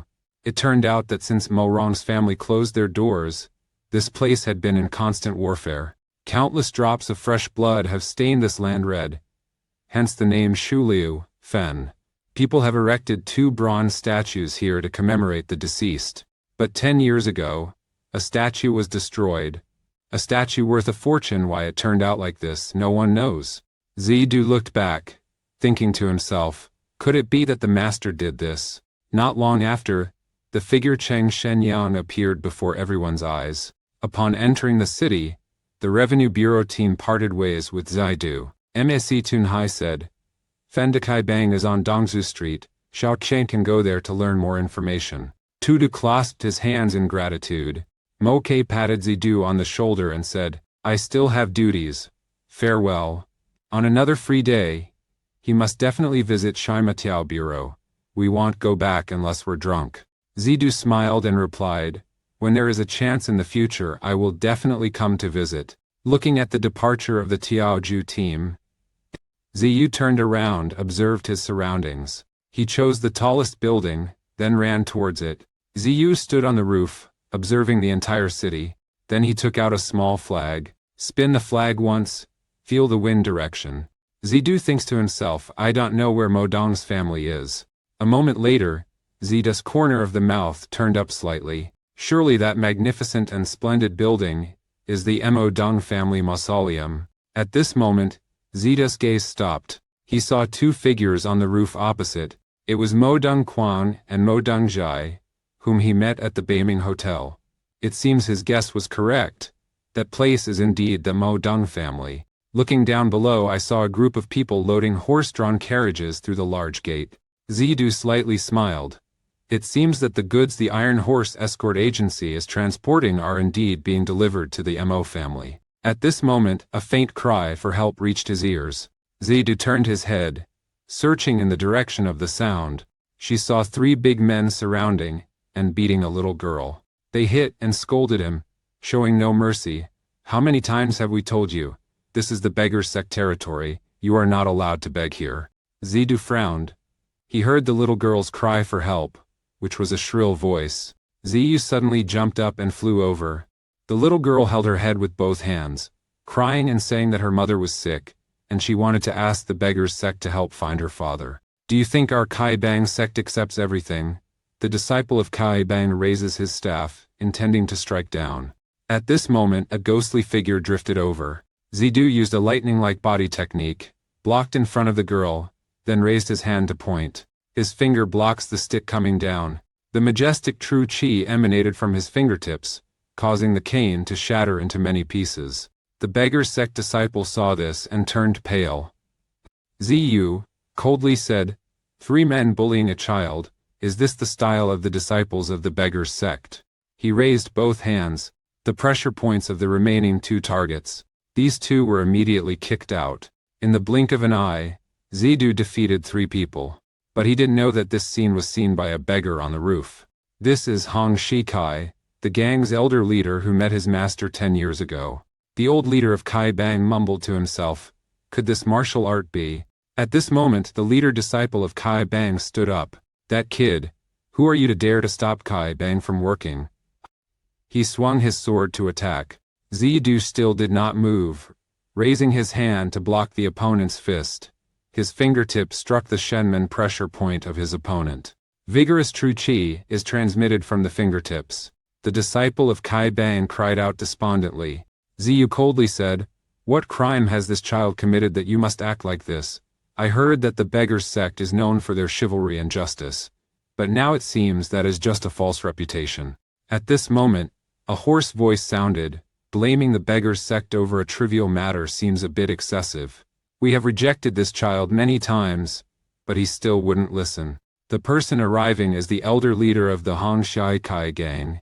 Zidu coldly said, "I am Zidu from Taibai."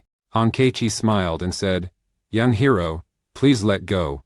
Although he did wrong, there is no need to cripple him." Zidu's cold gaze, one who wants to set conditions must have equal status.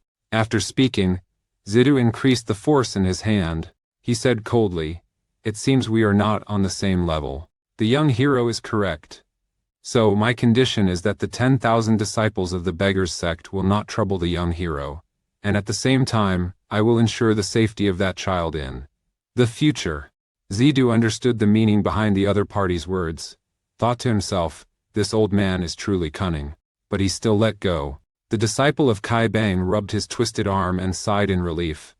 "Thank you very much, junior fellow, for lending a hand." Zidu did not pay attention to the brothel owner, but turned to look at the girl. "What is your name? Are you also from Taipei?" She nodded, saying her name is Wu Yin. Her gaze was extremely resolute. "You just said your mother is sick. I will go see with you." Zidu leads the girl away. The disciple of the beggar sect was not satisfied and asked the elder why he did not teach this person. "You should rejoice that you are still alive. Just now, if it weren't for me showing my face, don't say it was you, even Fonda Kaibe could have been destroyed. Look at those 2 disciples. If he wants to kill you, I simply cannot stop him. Did you notice his hands? As white as porcelain, even smoother than a girl's hand. But you can't imagine how terrifyingly powerful those hands are." Speaking of this, Hong Chegai fell into reminiscence, and his voice became distant. "Those hands are exactly like the other person's hands I met 10 years ago. He also has delicate hands like a girl, but I will never forget the scene that day. With just one palm strike he turned the heavy bronze statue into dust." Speaking of this, Hong Kei's voice trembled. "I still remember that person's last words. He said that his successor would return. Now it seems that the Central Plains martial world is about to undergo a major upheaval. No one expected that. At the Maodong family in Tamduong, there are also people who dare to openly confront their patrol team. Recently, a group of Morong family disciples was patrolling the city. A subordinate suggested going out for a drink after patrol, but was sternly refused by the team leader. Now is a critical moment. Although Dali Bao does not dare to make a move in Shenyang, he cannot afford to let his guard down. Just after speaking, he suddenly felt a hand pierce through his chest. The team captain's eyes bulged. Unbelievable. He never expected Ji Wushui of Dali Bao to appear here. Modong sect's disciples are terrifying and chaotic. Ji Wushui shouted, "Kill them all, leave no one." The members of the pursuit team rushed forward. Mo Rongzhan and Mo Rongguang ran over. "See many of Mo Dong's disciples killed." Mirong Zhen asked, "What's the situation in the city now?" Mo Rongguang said that the current situation is not clear, but such assassinations keep happening. They are very smart. It seems they plan to eliminate our external forces first. At this moment, Mo Rongjai flew over. Big Brother Bai Feng, Deputy Master of Shuzi Men, has already appeared. Mo Dongguang and Mo Dongchen heard that. Both were surprised. Mo Rong asked, "Is Jiakmu going to Shenyang? Is the news accurate?" "Yes, we have confirmed it is indeed Jiakmu." Morongguang frowned. It seems that Shizaman wants to get involved in this matter. "Big Brother, we must act." Dali Bao says is weak. How can he resist the Morong family? The Shizi Gate will definitely side with Dali Bao. That's natural. If we act thoughtlessly, it would be equivalent to declaring war on the entire Shuzi men. Alright then, I'll go meet him to probe his intentions. Quang Nai, you go to Bailing Dong to report this matter to your father. It might be done tonight. Meanwhile, at an inn within the city, the experienced physician placed his finger on the woman's pulse, carefully taking it. After a long time, the old doctor finally sighed. Her illness is very serious, with both meridians and blood flow in chaos. The little girl heard that. Tears streamed down. Tudu immediately asked, "Where is it difficult? Is it a refractory disease, or is Lao Tiansheng's alchemy insufficient? I am the best physician in Shenyang. How can my medical skills be insufficient, however?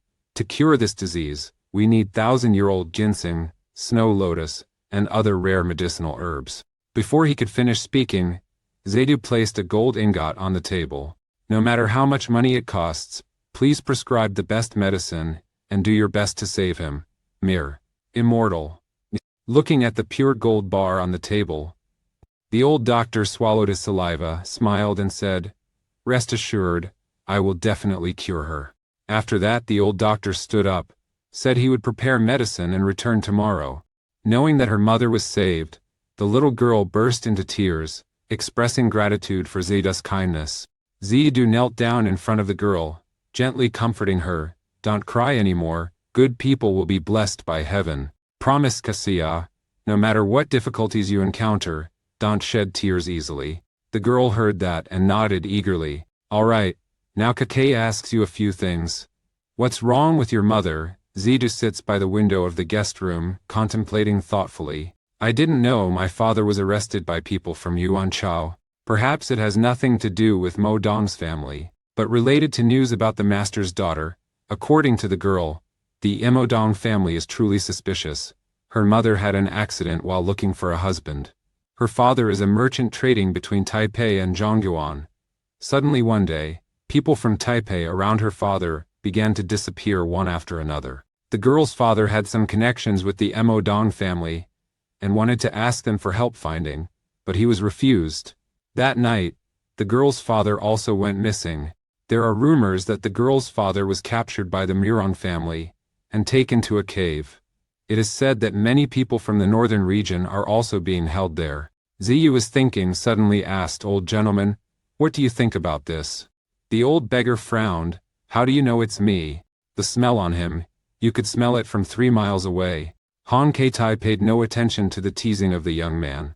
"I know you were just eavesdropping on the roof. Tell me, what do you think about the continuous disappearance of the Taipei people?" Han Keitai said, "The disappearance of the beggar is not unusual. 20 years ago in Shenyang, even in Liaoning, this was very common. The beggar's sect investigated at that time, but found nothing. They only vaguely felt it was related to the Morong family, but after the Morong family announced their seclusion, all clues disappeared. It is said that the beggar's sect in the Central Plains has very well-informed news, but now it seems that's all there is to it. Young people lack patience. 20 years ago, we found nothing, but in recent years, we have learned many things. For example, the location of the cave that you are searching for." Speaking up to this point, Han Chigai paused and said that he could only reveal information up to here. Ziyu furrowed his brows. "What price do you want to set?" Han Shikai spoke seriously. "This is the nature of the gang." At this moment, there was a sound of someone outside the door. The two people looked up, saw a man in black clothes approaching. It is Zhai Mu, known as the North Wind Forecaster. Unlike Ershang Sanba Sizun and Wu Lao, who are famous in the martial world, there are also 3 people called San Hong. Zhuo Mu is one of the San Hong, also a talented young man of Sutuman. After introducing the guest, Hong Chikai lowered his voice and said, "He personally came here, which shows that Shizimen takes this matter very seriously." Zidu heard that, couldn't help but look at the opponent a few more times. Unexpectedly, at this moment another person approached. Mo Rong smiled and greeted, "It's been a while since we last met. Bai Fengdu personally graced us with his presence. The Mo Rong family is truly honored." Jacques Mu smiled and replied, "Long time no see, Mo Rong Zen." Mo Rong sincerely invited Zhuo Mo to come inside for a chat. Jai Mu declined again, saying he had a prior engagement. Upon hearing that, Mo Dong frowned, silently contemplating. Zhuo Mu clasped his hands together and greeted Hong Kikai. Junior Zhuo Mu pays his respects to Elder Hong Kichai. Hong Shikai smiles and asks, "Do you recognize me? I heard that 10 years ago Senior visited Shenyang, but I have not yet had the chance to meet him." Upon hearing this, Murong Zen was shocked in his heart. The elder Kai Bang has been in Shenyang for 10 years, yet he does not know. Zhuo Mu keenly sensed the fluctuation of Mo Rong Zen's aura. It seems that the Mo Rong family is unaware of this matter. Mudong Zen hurriedly concealed his face and stepped forward to greet. "I am Mudong Zen of the Modong family. I do not know why you have come here." Hong Ji Kai laughed triumphantly, whispering boastfully, "How's that? Now you know how formidable this old man is, right?" Zidu was again drawn by Mo Rong's next sentence. "If you already have an appointment, I only ask one question. If Modong's family and Dailu propose waging war, I do not know which side Bai Feng Dushu will stand on." Modong is the son of the Modong noble family, yet he respectfully bowed to a young man. Facing Modong Zen's question, the abbot remained calm. The invincible sword hegemon does not want the Murong family and Dali Bao to continue their conflict. Moreover, he suspects that all of this was caused by Ji Wushui. Mo Rong Zen heard this, his expression unchanged. Senior Zhe meaning is that the undefeated saber overlord suspects are Mo Rong family. Brother Mo Dong misunderstood, he did not mean that. Ju Mu looked straight into Mu Dong Chan's eyes. "I also believe it's not so." Hearing that, Mo Dong clasped his hands and bid farewell, but after walking a few steps, he suddenly turned back and said, "Zhuo brother, please be careful. Tonight Shenyang might not be peaceful." Ju Mu heard that. Her eyes squinted slightly. Upon leaving the inn, Murongzhan smiled coldly. "Does the Dao Bei champion not want any more conflicts? Does he really think our Modong family is afraid? Murong, I remember the kindness you just showed. Tonight is the day of your memorial." Meanwhile, inside the inn, Ju Mu and Hong Jiaxian are talking. Zidu is still digesting the recent conversations. At this moment, Zhuo Mo interrupted his train of thought. "I am Zhuo Mu, Shash Zemain. How dare you ask who I am?" Zhu Du immediately introduced himself according to the rules of the Jianghu, but deep in Zhuo Mo's heart, a great storm has been stirred up. He discovered that he could not sense the aura of this young man. At this moment, Hong Ji Kai directly asked the question, "Zhuo Mu, why are you looking for him?" Nothing other than wanting to know the situation of the Modong family, or wanting the party to stay out of it. Jacques Mu said exactly what Hong Chi Kai meant. The Invincible Sword King is trying to stop the growing power. If a full-scale war breaks out, Shizi Gate will join the battle. If only Wulan Gate is involved, it seems that both sides have equal strength. Since Dao Bao Wudi has spoken, I assure you that the Beggar's sect will not get involved in this matter. Speaking of this, Hong Ju Kai suddenly changed his tone. "But if you have other intentions," the senior joked, "how could Shu Tumen have any other intention?" After saying goodbye, Zhai Mu turned and left. On Dailu Bao's side, Master Baowan Zhahuan personally welcomed Zaiamu. Zhak Mu recounted what he had told Murong Zen. Wan Shengxian immediately asked Dali Bao how to respond. Trak coldly said, "The battle with the Modong family is unavoidable. I choose to surrender first, to secure a swift victory. Let's go. Tonight we will seize Bailin territory's inheritance." In another place, an impostor and a teenager are entering the city of Shenyang. Han Keiqi asked if Tsuyu wanted to act. He says tonight is a good opportunity to blend in amidst the chaos. Zidu gently jumps up. The teenager clasped his hands behind his back and flew away. Don't you want to go see the excitement? On the side of the Murong family, Murong Zhen is reporting everything to her father. After hearing this, Morong Dongtian said, the Shizi sect comes under the guise of mediation, but their real aim is to seize the inheritance of the Bailing Daddy. The leader of the Han Shikai gang is also in Shenyang. Although he promised that the gang would not participate, we must remain vigilant. If the beggar's sect gets involved, eliminate them immediately. Mo Rongdong Tian looked at the sword on the table, his eyes blazing. After this incident, our Modong dynasty will no longer be bound. Ji Wuming, Wulongmin? They are nothing. Mo Dong Tian laughed loudly, exuding a majestic aura. With this sword of destruction, the entire world will be within his grasp. Suddenly a voice rang out. Zidu gently landed on the city wall, seeing a group of people slowly walking out of the city. Zidu squinted, noticing two familiar figures, namely Mo Guo and Mo Zhengxi of the Shima Tioju. Zidu sighed with relief. It seemed Shima Dioju was not drawn into this dispute. But right after that, his gaze suddenly stopped. He saw that inside the city had turned into a sea of blood. At this moment, Hong Shike's voice sounded beside them. What's there to be surprised about? Conflicts among martial arts clans are always like that. Two people walked past the bodies scattered on the ground. I am not surprised. If it were not so, we could not easily blend in. Hong Keichi, hearing this, could not help but be astonished. He had not expected that this young man would have such profound thoughts. Not long after, the two arrived at a cave behind the mountain. An ancient aura brushed against their faces, so it turns out that the north is mobilizing while the Modong family has been guarding all this time. And now, inside the Bailing cave, Dai Libao and Mudong clan are engaged in fierce battle. The shouts, the clash of weapons resounded incessantly. Qi Wushui, wielding the Them Huo Dao, killed the disciples of the Modong family. Disciple Modong's family was also not at all shaken, shouting loudly, "Protect the north dynamically." Wan Shengxian closely follows Ji Wushui. Two people killed a few guys in a blink of an eye. Jacques Mo drew his longsword and unleashed his mighty sword technique. In the blink of an eye, blade light enveloped everywhere. Several disciples of Modong's clan died instantly on the spot. Not long, Dai Libao had gained the upper hand, slaughtering the disciples of Modong's sect.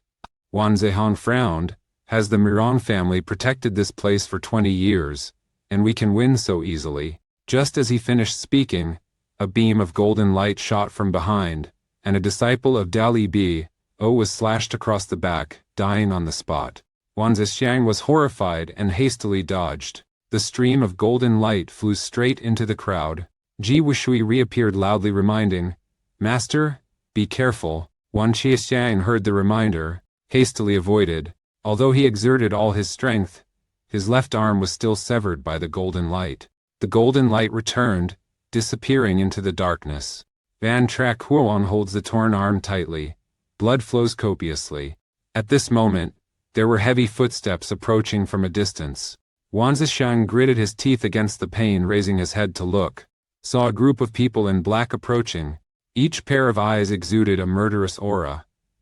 At this moment, a hoarse voice rang out. Even Mai Feng Deshu personally took action. It seems that the inheritance of Bailin Dadi is truly appealing. Jacques Mu looked in the direction from where the sound came. He saw an old impostor standing there, exuding a majestic aura, with two streams of sparkling silver light surrounding his body. This person is the head of the Mo Rong family, Mo Rong Dong Tian. The old man and the young boy entered Bailin Cave. Upon entering, I saw a chaotic scene. Ziyu could not help but be amazed. I saw many disciples of Diali Bei fall into a trap in the cave and die on the spot. The two continued to go deeper inside. At this moment, Honghteki asked, "Did you also come here to inherit the Bailin Great Land?" Surprisingly, Ziyu said that he was not interested in that. After hearing that, Hong Shikai looked with round eyes. The northern spiritual inheritance is something that everyone in the martial world dreams of. If you are not interested, why did you come to the Murong family? Just as he had finished speaking, the brick under his foot suddenly collapsed. An agency next to the wall is activated. Hongkat Kai, hurriedly gathered his energy.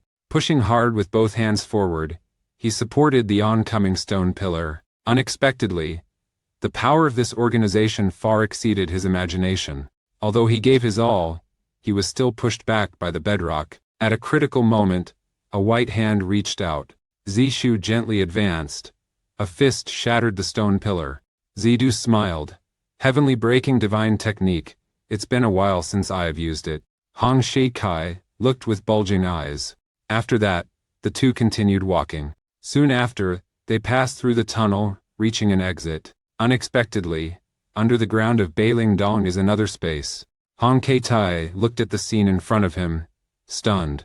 He saw below a gigantic square ice rink, where a group of people surrounded another group in the middle. Hong Keitai glanced and immediately recognized the ancient tomb standing on the platform. Could those two golden statues really be the legacy of Bailing Daddy? To his surprise, Zidu did not care about the two golden statues, and looked towards a small house in the corner of the yard. Zidu concentrated his strength on his legs and leapt forward. Hong Jiaokai shook his head in confusion. With a golden statue here, why run off to see that? Zidu landed lightly on the ground.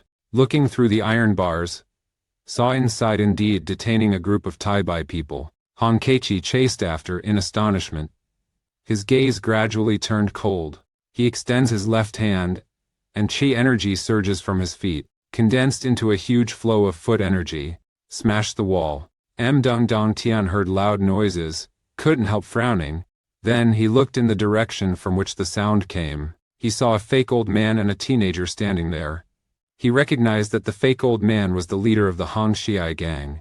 Mo Rong Dong Tian coldly said, Guangjai, lead the Black Sword team to eliminate those two. Remember, do not let anyone survive to leave Bailing Cave. Mo Rong Guang and Mo Rong Jie accepted the order. On this side, Ziyu breaks through the wall. Then he casually said, You may leave now. A man in the corner of the room trembled as he stood up and walked forward. The man choked up and asked, I am Wu Yin's father. Do you know Wu Yin? How is she? Is my wife well? Zidu nodded, saying they are all healthy, and will lead him to reunite with his family. The man, upon hearing this, burst into tears. He then knelt on the ground. Thank you, brother, for saving our lives. Without you, we would all have died here. Up to now, because of that notorious leader Mo Dong, we have already lost hundreds of people. Mo Dong Dong Tian is indeed a demon. Didn't expect that brazen old man as the actual leader. Tuda's eyes sparkled with understanding. Very good, I want to meet Mo Dong Dong Tian there. At this moment, a sudden voice rang out. Daring to release these slaves on your own, you really are audacious. Zidu heard the two words slave, immediately frowned, coldly glanced around. He only saw that the person who had just arrived was Murong Guang and his younger sister whom he had met before. Ziyu's face was as cold as frost and he coldly said, Who are you calling a slave? Mo Rongjai, seeing the other person ask like that, was secretly surprised in his heart. Could it be that this young man is also from the north? Hong Kat Kai secretly thought to himself, having heard rumors that the Mo family had spent 20 years nurturing a group of assassins. It seems that this group is the Hesian Duai in the legend. Lao Tiansheng, please take care of these people for me. Shi Kai finished speaking and immediately looked toward Zidu. Why do you want to meet Mu Dong Dong Tian? I have already said it.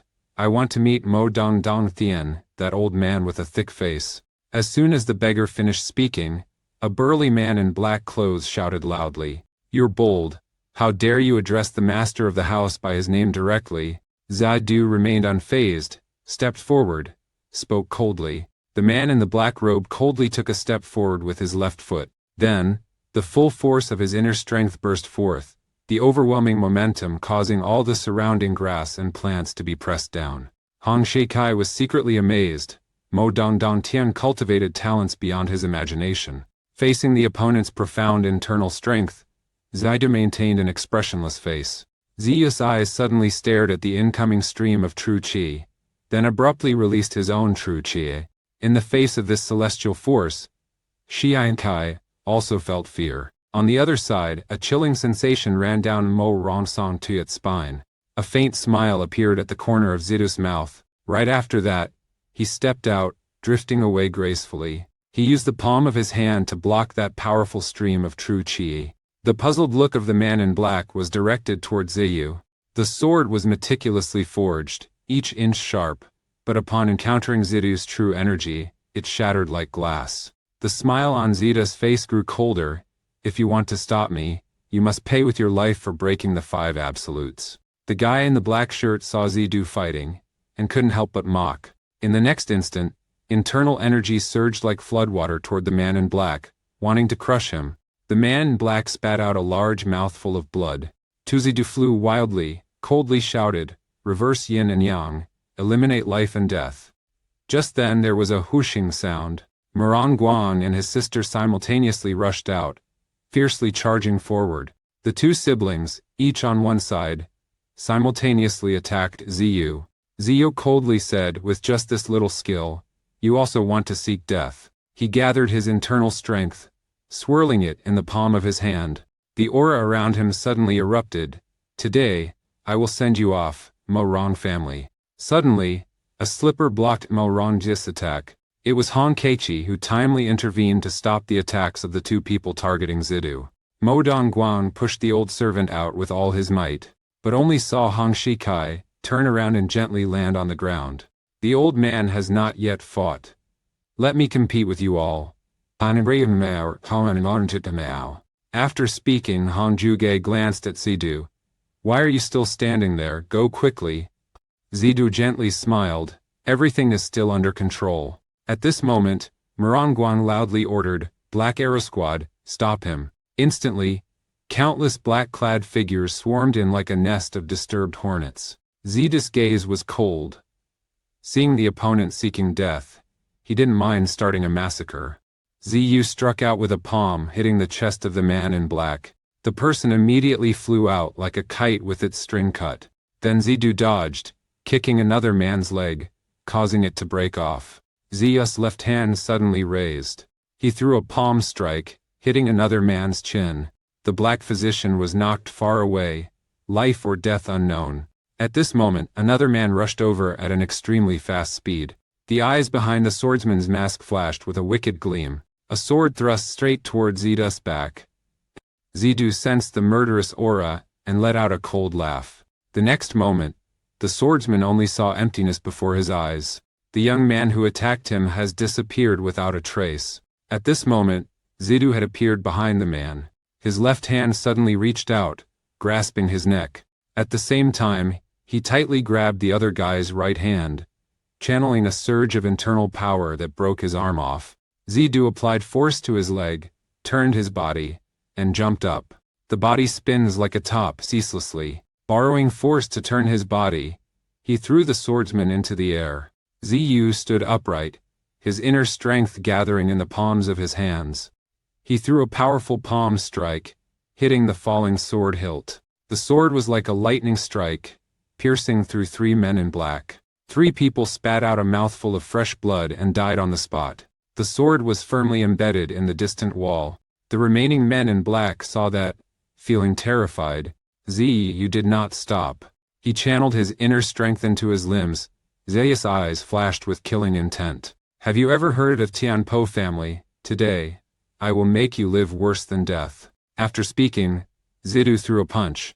A man in black was shot and died at the scene.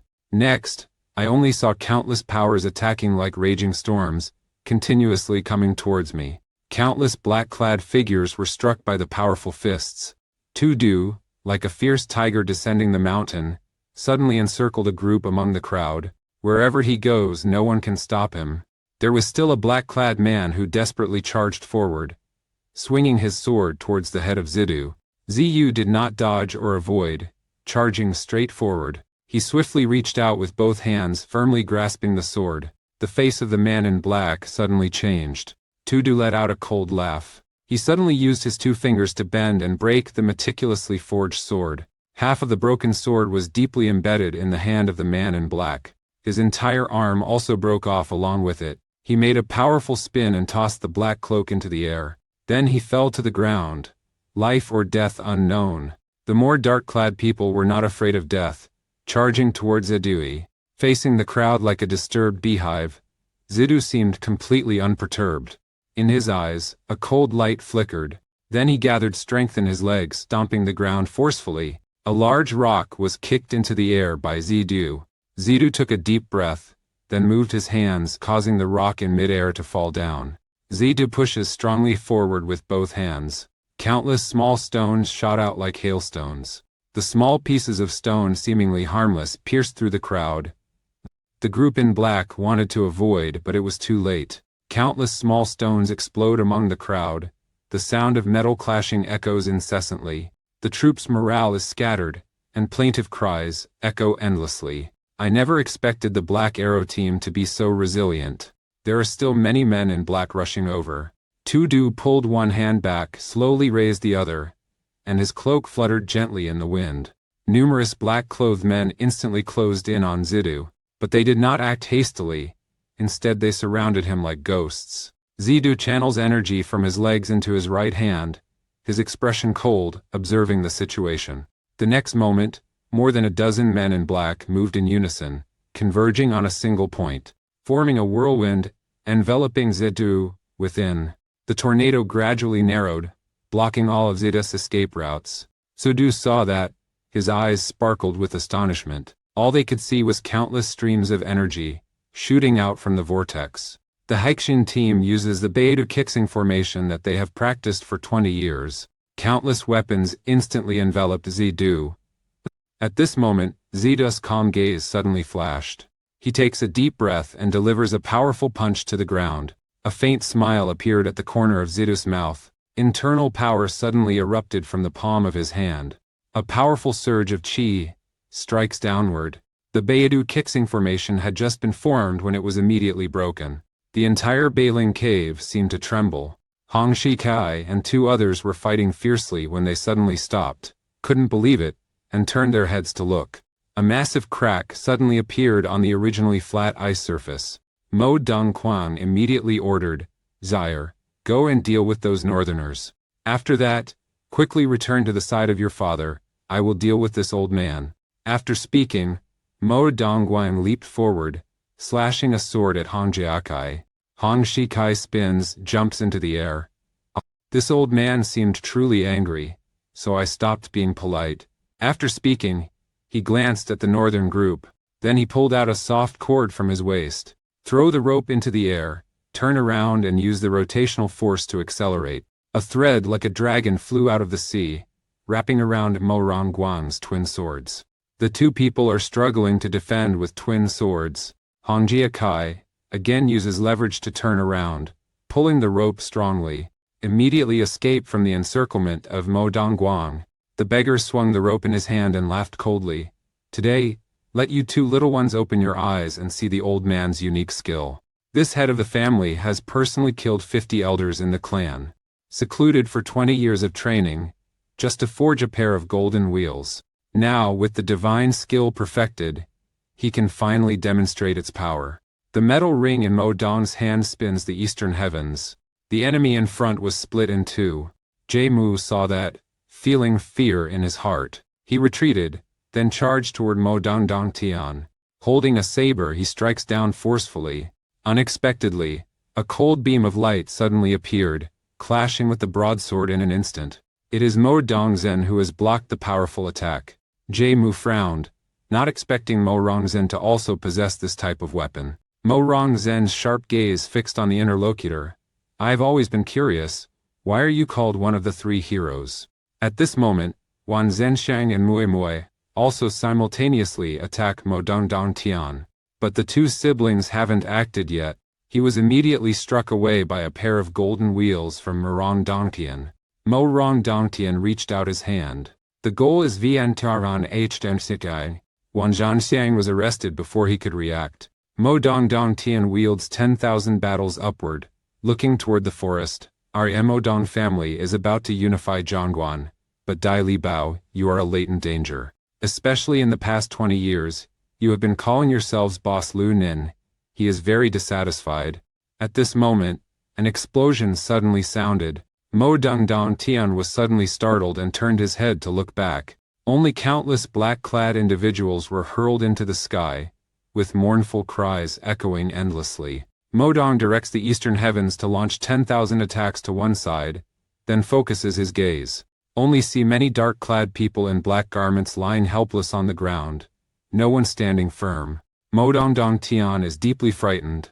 The Hai Xian team that he painstakingly developed over 20 years is being destroyed so easily. At this moment, a figure gracefully descended. The young man with his hands clasped behind his back stood there arrogantly, and it was Zidu. Zidu stood under the platform, looked at Modong Tian, calmly said. The young man's gaze was cold. Old man with a thick face, what qualifications do you have to decide the life and death of those people from the north? Modong Dongtian sneered. If it were before, you might still have some skills, but now, wanting to use them to protect those slaves, you really don't know your own limits. Zidu sneered. You mean the one with the bigger fist is right? Fine, let's see whose fist is bigger. Mo Rongzhen and the philosophy department in the distance also noticed the situation here. Jai Mu realizes that the person is Tsuyu, whom he had met at the hotel. Then he saw Modong Dongtian again, and was secretly amazed. This young noble's status remains unchanged. He vaguely felt that he was somewhat afraid of Zidu. It's not because the opponent can single-handedly take down hundreds of members of the Black Arrow squad, nor is it because Zidu can create a massive crack in the ice, but it is because of the charisma emanating from Zidu. A cold drop of sweat along Jame's cheek fell down. A terrifying feeling made him shiver involuntarily. At this moment, Murongzhen led the response, rushing forward. Mo Dongchen rushes forward, slashing fiercely with two swords. The sect master hurriedly blocks the strike, but he was still forced back several steps by the powerful force. Jaimu tried to suppress the surging energy within his body. Then the tiger-like eyes stared at the opponent. Murongzhen, are you not curious why I am known as one of the three heroes? Today you'll see whether I deserve the title of three heroes. After speaking, energy surged from the legs. On the other side, Mo Dongtian heard Ziyu say this and let out a cold laugh. The duo Jinlun under his control is like a fluttering butterfly. Innocent, self-righteous youngster, he has comprehended the legacy of Bailing, who in this world is my opponent. After speaking, Modong Dongtian channeled his energy into his left hand. Then raising his hand high, Jinlun spun around his body, and for a moment, brilliant golden light radiated around. Modong Dongtian's left hand pushes strongly forward. Duo Jinlun brings a fearsome ki energy and fires towards. Jinlun, carrying the howling wind, arrived in front of Zidu in the blink of an eye. Unexpectedly, the youth did not dodge or avoid. Zidu slowly raised his left hand. The young man stood there with one hand behind his back, looking arrogant. On his fair arm, faint blue light rays could be seen. Zidu directly used his bare hands to counter and destroy the golden wheel. In the blink of an eye, two streams of energy clashed, with swirling chi spreading around. Zidu's face remains unchanged, his eyes sparkle with astonishment. The next moment, there was only a loud bang, and the sky exploded. Mo Dongtian angrily shouted, "Destroy the Jinjin that has been cultivated by the old master for 20 years. It is the supreme sect of Bailing deity. You, foolish child, dare to fight unarmed truly. You do not know your own strength." Unexpectedly, in the haze of dust, the calm voice of the teenager rang out. "With just a pair of golden wheels, you dare to proclaim yourself the ruler of the world. You shameless old man, you must still be asleep." The pupils of Modong Dongtian contracted, unable to believe it. The dust settled, and only Ziyu was still standing there, coldly saying, "Is this the reason why Mo family stole the gold?" Modong Dongtian, upon hearing this, was shaken. "Could it be that you are the one who stole my gold?" Zidu didn't respond but sighed. "Killing so many people just to create this toy, you old shameless man. You're really idle." The corner of the young man's mouth curled into a mocking smile. "I don't like this toy. Give it back to you." After speaking, Zidu pounded strongly on Jinluan. The destructive golden wheel, carrying terrifying kinetic force, shot back, heading towards Modong Dongtian on the high platform. The speed was even faster than when Modong Dongtian was in control. Heading straight towards him, Mu Dongtian does not dare to be negligent. Hastily directing the destruction of Jinlun, he raised his right hand, throwing another golden wheel out. Two Jinlun collided with each other in the air. Metal clashing sounded like thunder. Tremendous force emanated around, causing gravel on the high platform to scatter explosively. Mo Dong Dongtian Jinghai is frightened, didn't expect Zidu's strength to be so powerful. He hastily channeled his inner strength into both hands, desperately controlling the golden wheel to defend himself. Unable to hold on any longer, the old eyes of Mo Dong Dongtian were filled with horror. Finally, Jin Lun was knocked back, flying behind his back. Looking at my trembling hands, Mo Dong is silently terrified. At this moment, Zidu's voice rang out again. Yang Yang is the owner of the Mo Dong family, so I will let you die in a satisfying manner. Suddenly, Zidu turned around but thought of the people in the north who had to endure much suffering before dying. Speaking of this, Zidu gathered his internal strength, and a powerful stream of energy shot out. Hair of Zidu flows wildly, face cold as ice, therefore cannot let you die too easily. After speaking, Zidu stomped hard on the ground. His figure was like a fierce tiger descending the mountain, charging straight towards Morong Dongtian. Morong Dongtian stared at the shattered golden wheel with wide eyes. The family head who once dominated a realm had never suffered such humiliation. Morong Dongtian focused his inner energy into his hands, shouting loudly, "With just this little skill, you dare to speak so arrogantly. Wanting to kill me? Morong Dongtian, is not that easy." After speaking, he steered the two metal wheel boats towards Zidu. Zidu focused his strength on his legs, leaped into the air, and gracefully glided between the two golden wheels. Zidu didn't even glance at Morong Dongtian, his words full of murderous intent. The old man with the thick face, "Are you saying my martial arts are just child's play?" Zidu forcefully slapped his right hand onto the ground, using the rebound force to leap upwards. "Today I will show you whether the Tianpo Shengong is just child's play or not." After speaking, the teenager turned, a strong punch toward Mo Dongtian. He is the head of the Mo Rong family, dominating the region. Yet now, he was beaten by a teenager to the point where he couldn't even lift his head. Zidu soared through the air, launching another strike, fiercely attacking downward. Mo Dong and Dongtian hurriedly reached out to block the blow. The pain from his arm made him dare not underestimate the young man, who was so young yet had such profound internal strength. Zidu borrows strength to turn around.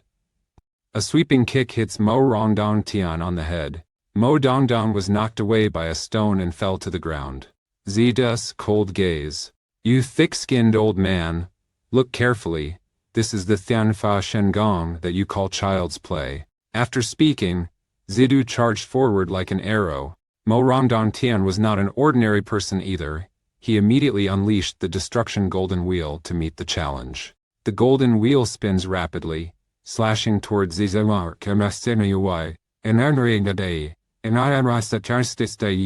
Unexpectedly, Zidu easily dodged by leaning to the side. Zidu channeled his internal energy into his palms and struck outwards forcefully. Mo Rong Dongtian could not dodge in time and was hit in the chest. The whole person is like a kite with its string cut, flying outward. Continuously being defeated made the homeowner Mo Dong angry. He roared angrily, the chi in his legs surging outward. Mo Dongtian channeled all his internal power into his two hands. Then, he forcefully pushed forward, controlling the two wheel of destruction to attack Zidu.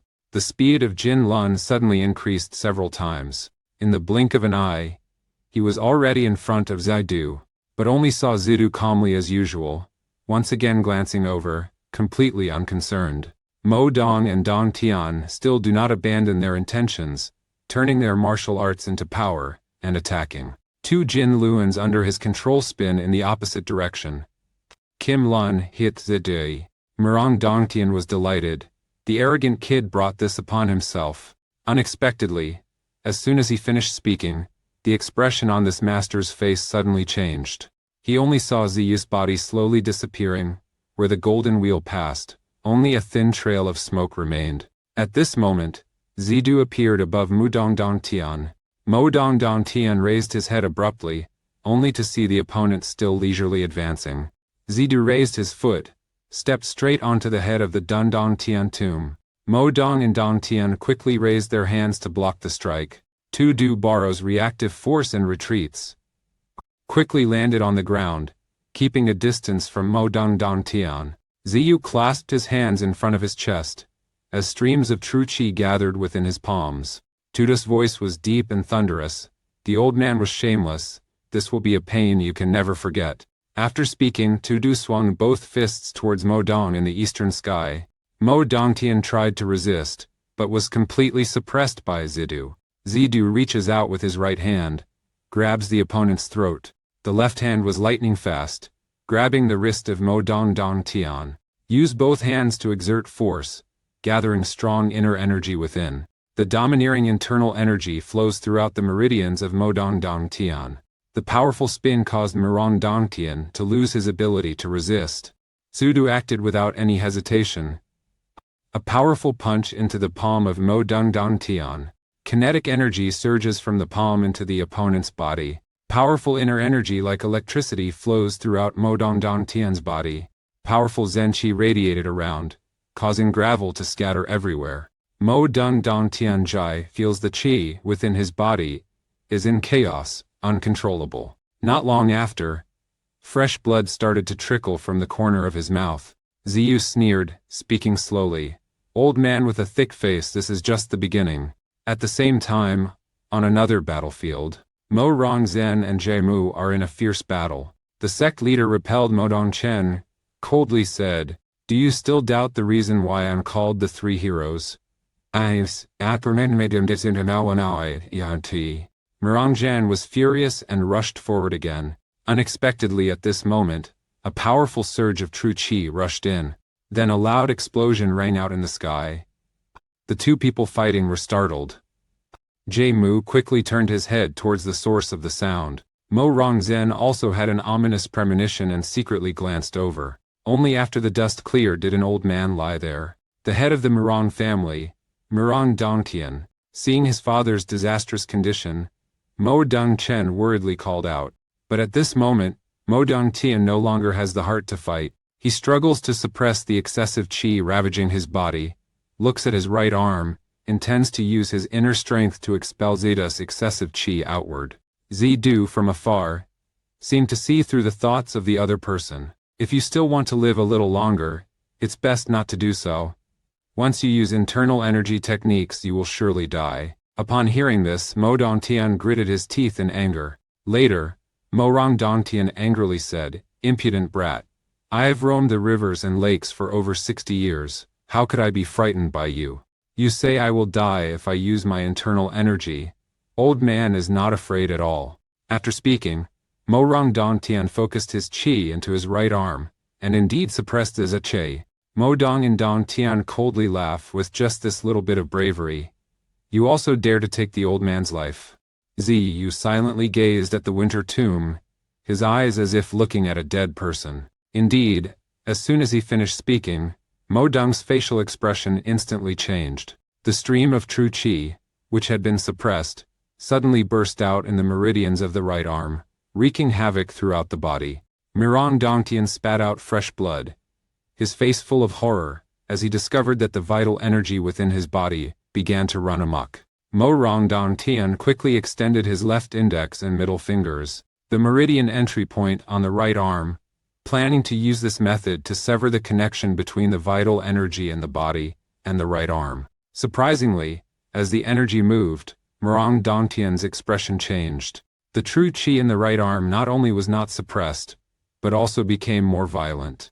Morong Dongtian tried his best to endure, but the turbulent internal energy still made him stagger. Zidu folded his arms and calmly said, "Self-disrupting the meridians is a good idea, but with your current internal power, it's fundamentally unattainable. This stream of true qi will not stop destroying your meridians. I have already said, I will not let you die so easily." Upon hearing that, the facial expression of Mo Dongtian dimmed. He gritted his teeth and extended his left hand.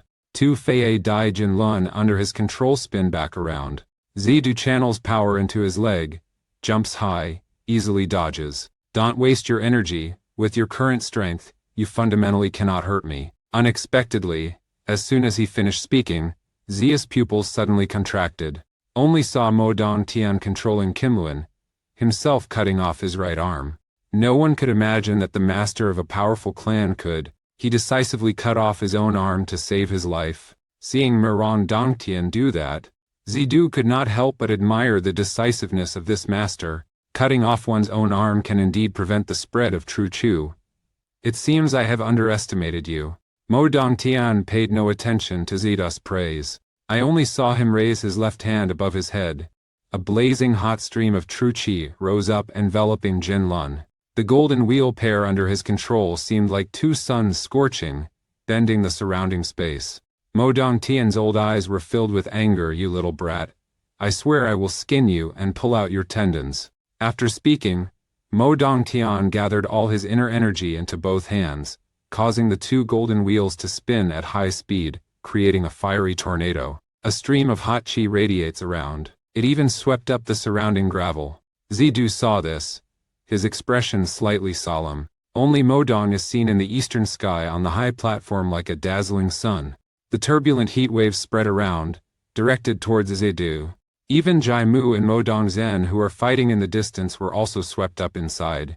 An unexpected event caused both of them to stop, hastily stepping back, looking towards the tall podium with an unbelievable expression. You little creature, you dare destroy my Mo Dong family. Today I must take your life. Faced with such a formidable presence, Zidu remained calm as usual, his hands still in his pockets. If you had used this move earlier, you wouldn't have had to cut off your own arm. After speaking, Zidu forcefully stomped his left foot. Pour all the swirling energy into your hands. Zidu let out a loud shout, pressed both hands before his chest, and azure qi radiated out. The cold-eyed young man said, Old man with a thick face, I said I would take your life. After speaking, Zidu yelled loudly, thrusting both hands forward. A domineering stream of true qi burst out, collided fiercely with that blazing stream of true qi. The true qi in the young man's body flowed like a surging river, continuously gather into the palms of both hands. The power of that stream of true qi suddenly increased, breaking through both Jin Lun and the fire whirl. With both hands, Zidu pushes forcefully forward. The seemingly indestructible Kim Lun couple shattered into pieces, then exploded in mid-air.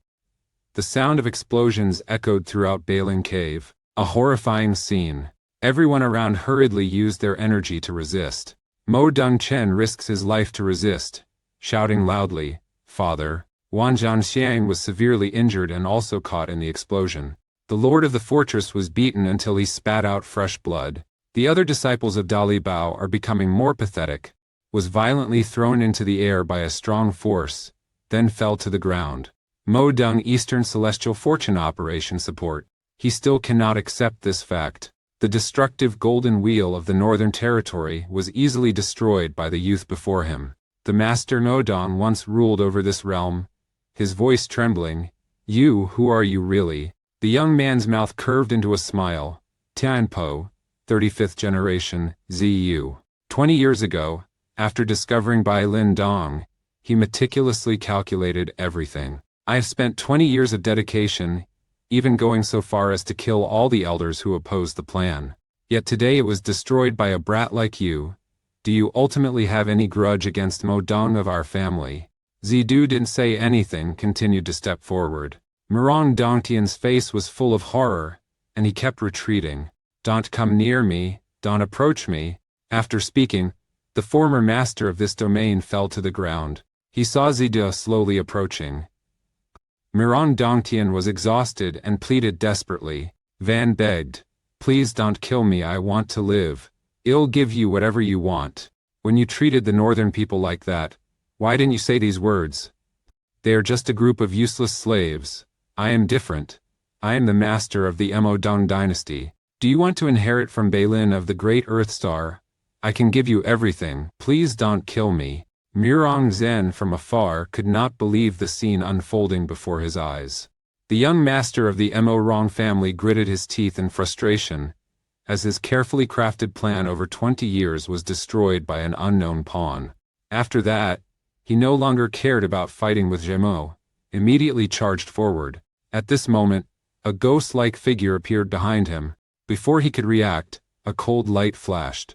M. Dung Chan tries to lean away to avoid, but still a cold blade grazed his face. Fresh blood dripped onto the ground. Mo Dongzhen was beheaded with a knife to the face. The eldest young master of the Murong family indeed lives up to his reputation.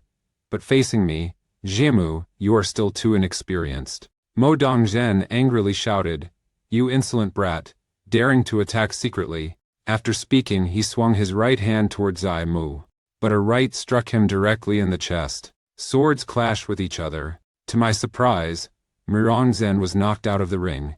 Mo Rongzhen channeled all his internal strength into his body. Then he rushed over. A strong right punched his Amos chest.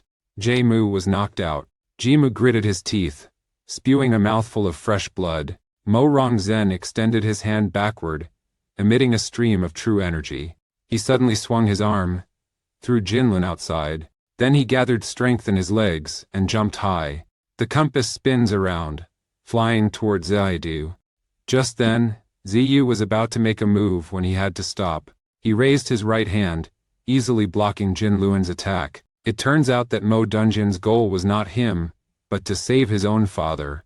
Mo Dongchan carries his parent on his back. Today I, Mo Dongzhen, remember carefully. In the future I will definitely repay 100-fold. After speaking, Mo Dongzhen exerted force on his leg and jumped high. Turn around and run away. Ziyu, seeing this, decided to take action.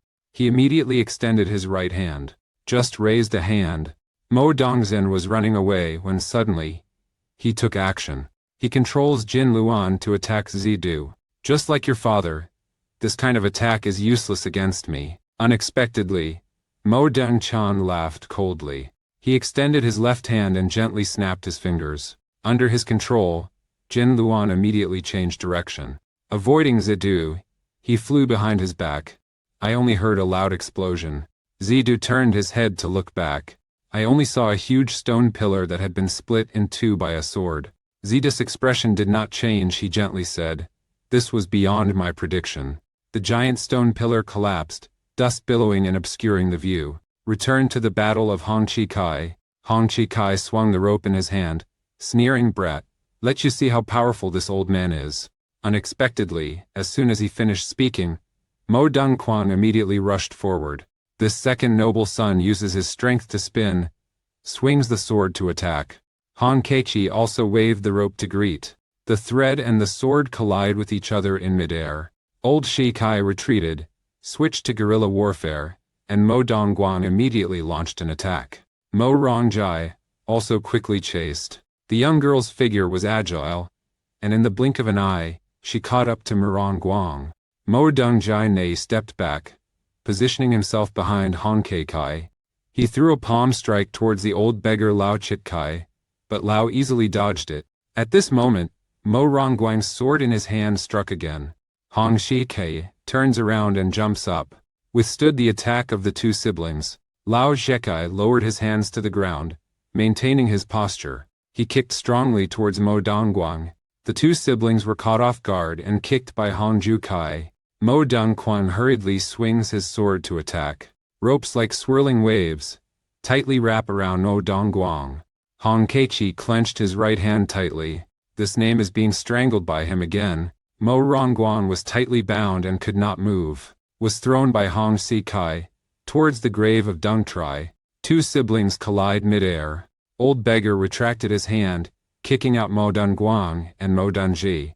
The older brother and younger sister fell to the ground, their faces dirty. Hong Shikai laughed coldly. The family is reputed to be the #1 clan in Shenyang. Is this all their actual strength? Even your own life and death decisions are insufficient. Does this level of power also deserve to decide the life and death of others? At this moment, a loud explosion sounded from afar. Hong Keikai, hearing this, quickly glanced over. Only saw a giant stone column collapse. The entire Bailing cave seemed to tremble. The rescued northern villagers are all terrified.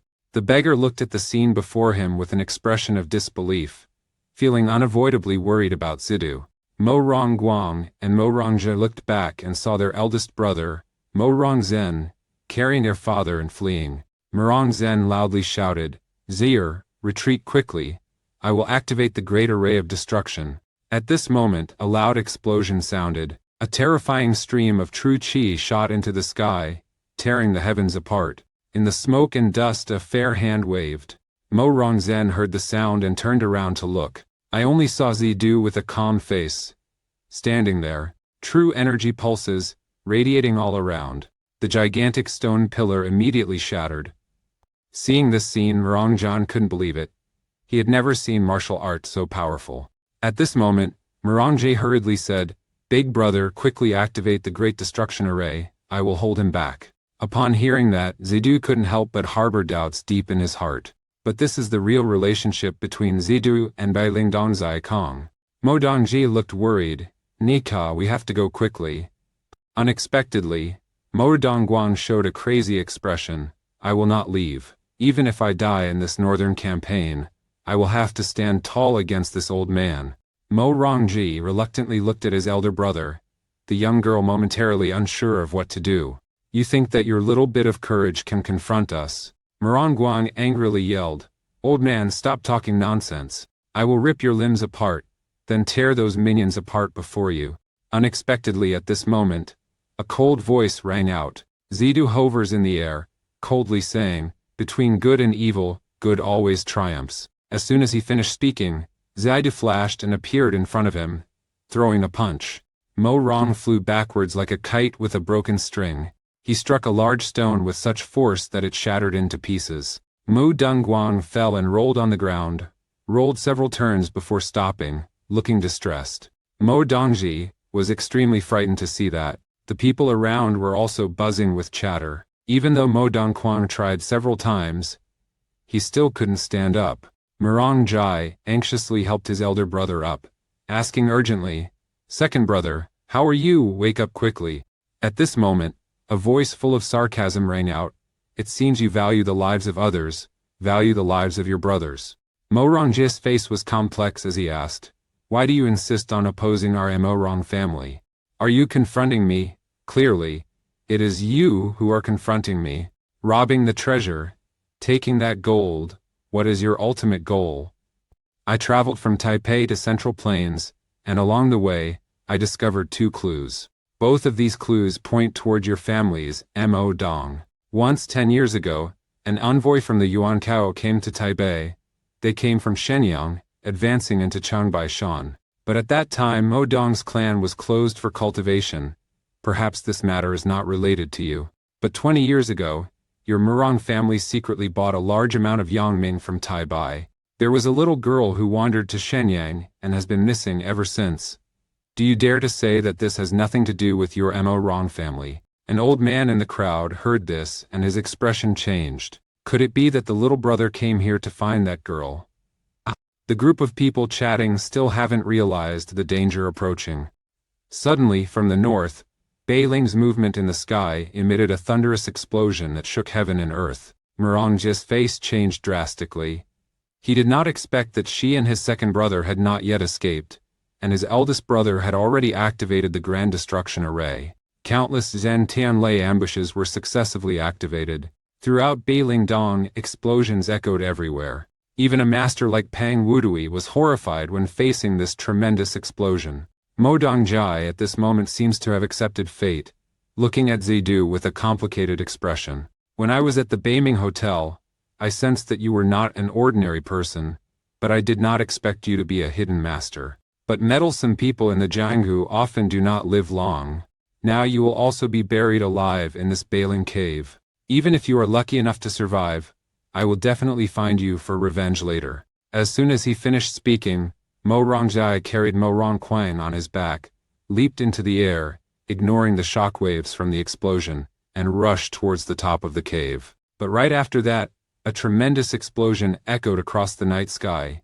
The entire Beiling cave was engulfed in flames, turning into a pile of rubble. Half a month later, in the grand mansion of the Murong family, under the candlelight, Mo Dongdong Tian wept bitterly, drinking wine to alleviate sorrow. In just half a month, this homeowner seems to have aged 10 years.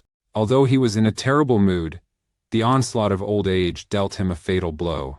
Mo Dongdong Tian drinks the last glass of wine. He took the opportunity to throw the gourd to the ground, muttering, "You all, your deaths are only accidents. Why are the men of the Mao Dun dynasty afraid of death? I will definitely avenge you."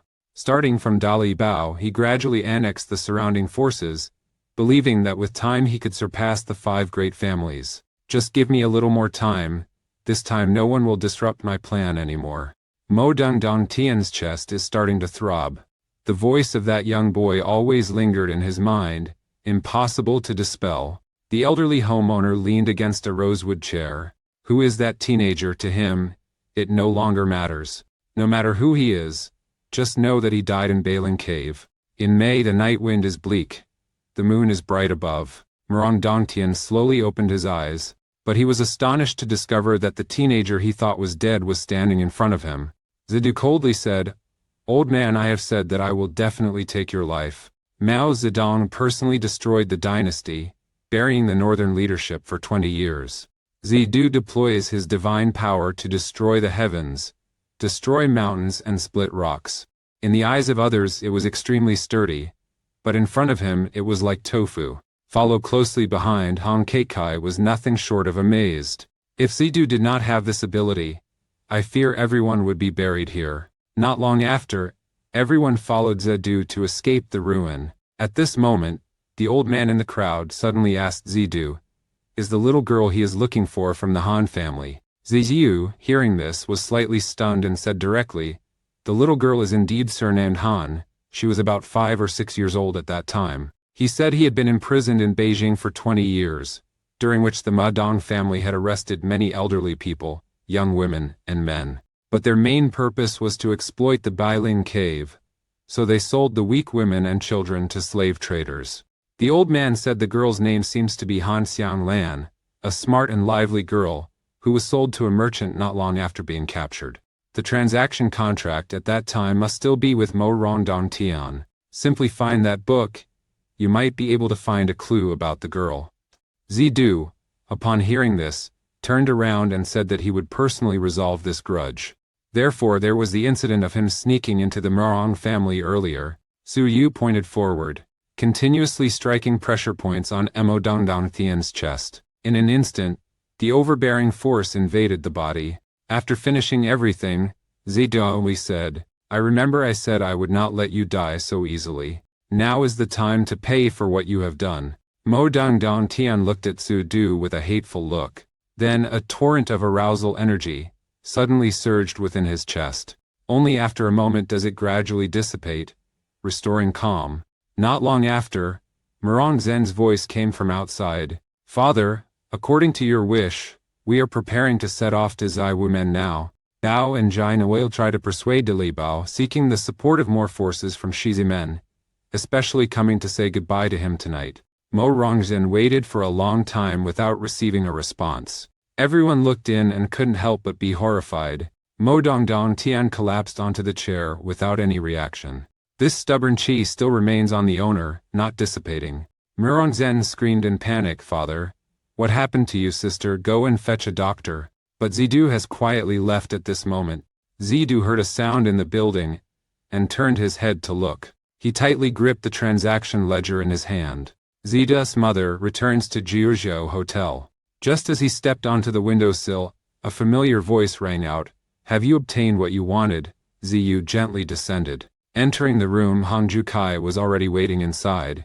Dongdong Tian's tomb may have committed many evil deeds, but after all, it was a heroic life. Just go away. Do you not feel regret? Tudu said he doesn't have that feeling. Finding clues about the master's daughter is enough. Hong Chikai saw the young man's indifference and could not help but sigh.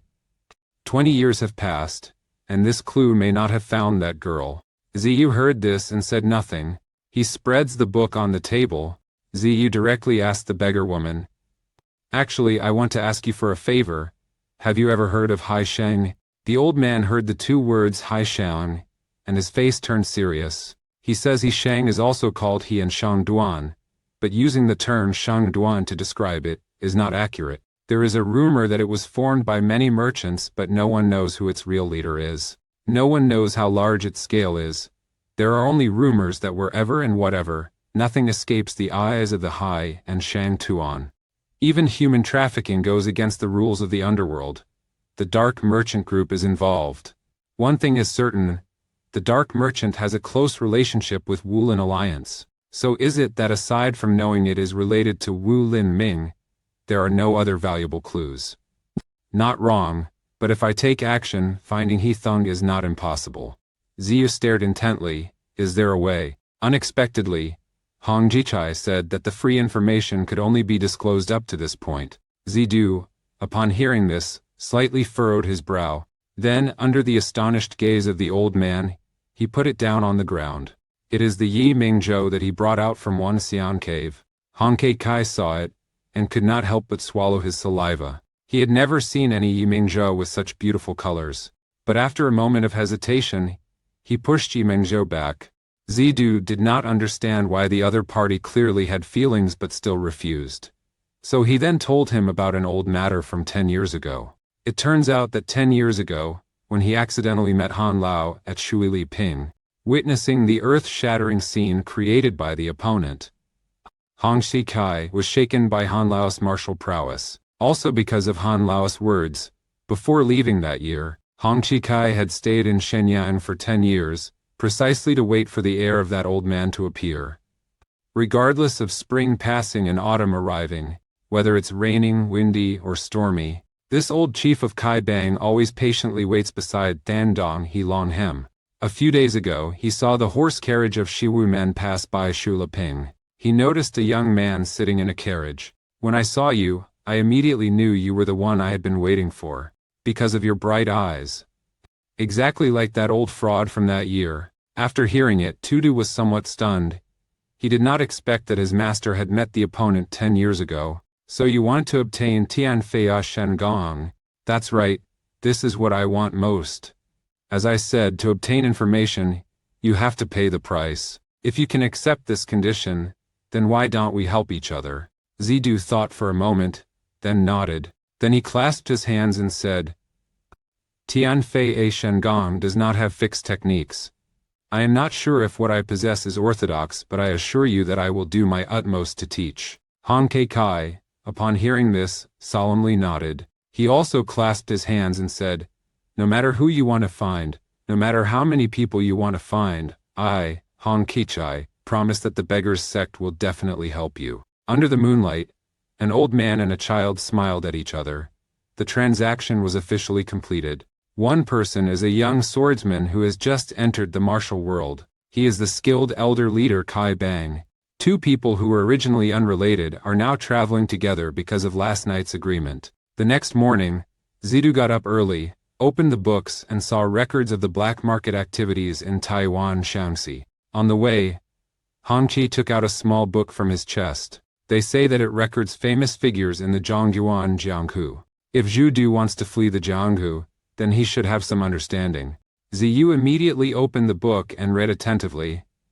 Hong Kai was beside him, explaining in detail. On the first book, recorded is one of the two saints, a person referred to by Jianghu as Quan Sheng, Huang Fujun. He is also the leader of Wulin Alliance, one of the three major forces, martial sects. Next is the remaining one of the two saints, known in the martial world as Plum Blossom Sword Saint, Yuan Yezi, the leader of Zhuzhongfu, the forces under Shi Wiming, together with the martial alliance of Huanfu each other. Hong Kai says these two, though called the strongest martial artists, the strength of Tam Hung and Tu Tan Kai Thuk is also not inferior to the two saints Bao.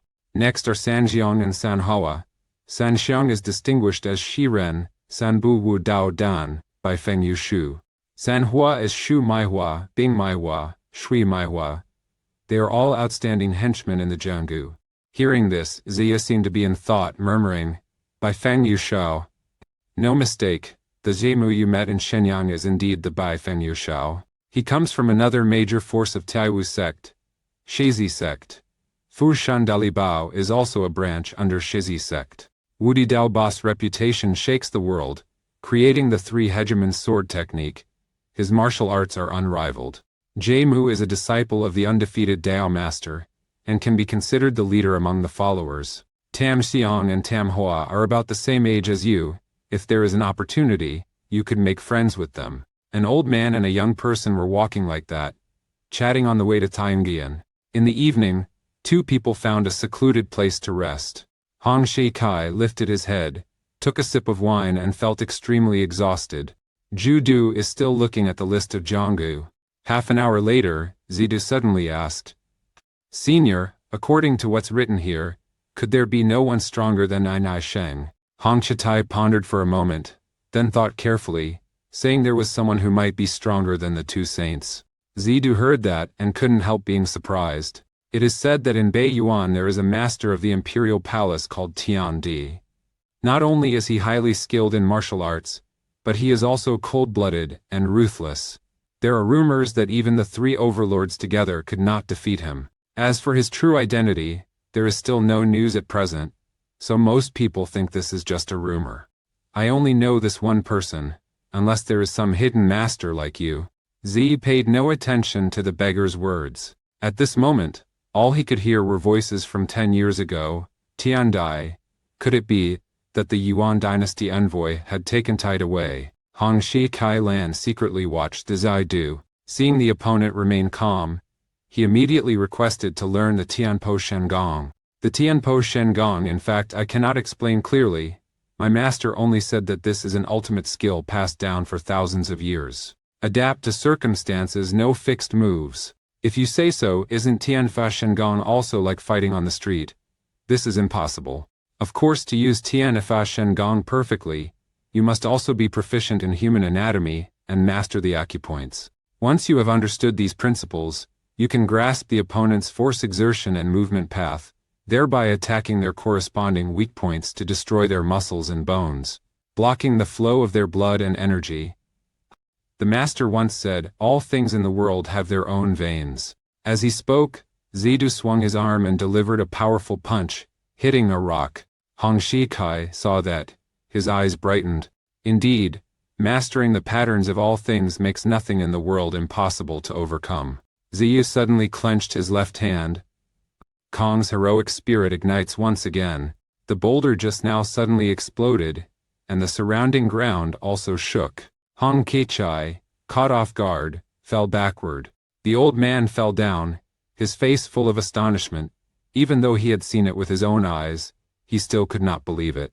Suddenly, Hong Shuai-kai noticed that the wine jar was also shaken, and the precious wine inside spilled out. Lao Jia angrily blamed Zidu intentionally. Under the moonlight, an old man and a young man argued for a while before going to sleep. At the same time, at Dailukbeo in Fukthuan, two people were talking. Wan Zhangxiang and Jemu were sitting beside a stone table, with serious expressions. The Mo family announced that Murong Dongtian died of physical exhaustion. What do you think? Those who know Mo Dongtian all understand how a master like him could die from physical exhaustion. It's clear that Ziyu did it, but Mo Dong family just doesn't want to admit it. Wan Zhen Xiang reminds, last time the tracking team at Bante also fought with Zidu, a powerful master, who also had his meridians shattered and died. Master Delibio sighed. At that time, he should have recruited him. At that time, even if you tried to recruit him, he would refuse. Have you forgotten what he said when he left? If you do not give the northern exiles sufficient rewards, how can they follow your command to fight against Mo Dong's dynasty? Only this matter.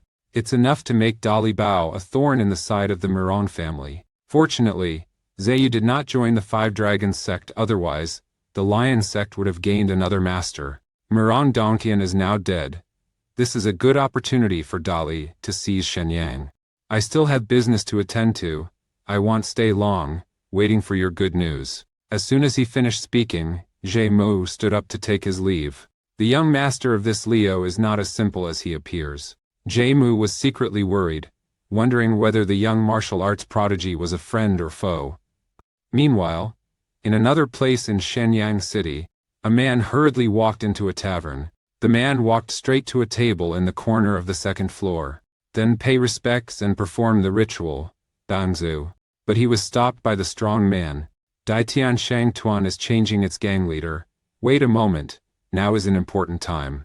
After speaking, he looked towards another table not far away. All I saw was a group of subordinates surrounding a man. The one-legged man is vividly recounting the incident that took place at Bailin Cave that day. That youth has a pair of hands that look like a woman's hands, but you cannot imagine how terrifying the strength of those hands is. Just by his touch, your muscles and bones will instantly be twisted. The entire Hezian team under his command is basically not worth a penny. He just gently patted the top of the den. The entire Bailin Dong has turned into mud. When I woke up, I found my leg was broken, but I don't feel any pain, because that young man stood before me like a great mountain. His powerful presence left me with no strength to resist. His demeanor is like a war god fallen from the sky. No one can rival that formidable presence. The subordinates who heard the story were all stunned on the spot. The man whispered and sighed in reminiscence. It seems I heard him say that he came here to find a girl. He sounded like he was from Taipei. I'm sure he is that guy from Taipei. Quan Dao Huan heard that, felt a slight stir in his heart, then calmly asked, Lin Hui, what do you think of this story? Dian Mokhui said that the man's story was too exaggerated, as there is no such thing as miraculous martial arts in the world. Where there's smoke, there's fires. We must immediately return to Thiangayan. You go investigate the background of Zhang Shen. Dian Mokhui immediately clasped his hands respectfully and replied, Yes. Now tell me, what was the cause of Mo Rongdong Tian's death? According to the Yemodong clan, he died from physical exhaustion, but it is unclear whether due to illness or external forces, and there are rumors that he was assassinated. When Tone Dao Huan hears that, he frowns and thinks, it's interesting, even the cause of the homeowner's death is not dared to be made public. I wonder what happened to the war god of the Morong family. After that he said, but this title of war god is too arrogant. An old man and a young man ran for 3 days from Shenyang to Taiwan. Hong Shikai is extremely regretful. He should not have ridden his horse here. He also did not expect to have to run for 3 days and 3 nights just to keep his promise. The teenager in front of me is also not slow by 3 days. The two entered Taiyuan Prefecture and arrived at a tavern. During dinner, Hong Kat Kai introduced Zidu to information about Hishang. After the Yuan dynasty's defeat and retreat to the north, a great celestial caravan emerged in the central plains. The Daitian Shangduan is developing rapidly, causing Hishang to worry. Therefore, wherever there is a branch of Daitian Shangduan, there will definitely be a branch of Hishang. However, the great celestial mercantile group has a close relationship with the mafia, so Hong Shikai firmly asserts that he will definitely uncover information about He Yixiang Shuang. At this moment downstairs, a noise was heard, and it was seen that 3 guards were blocking the path of a man. Zidu looked over and couldn't help frowning. The man blocked on the other side of the road is the person he met at the tea shop.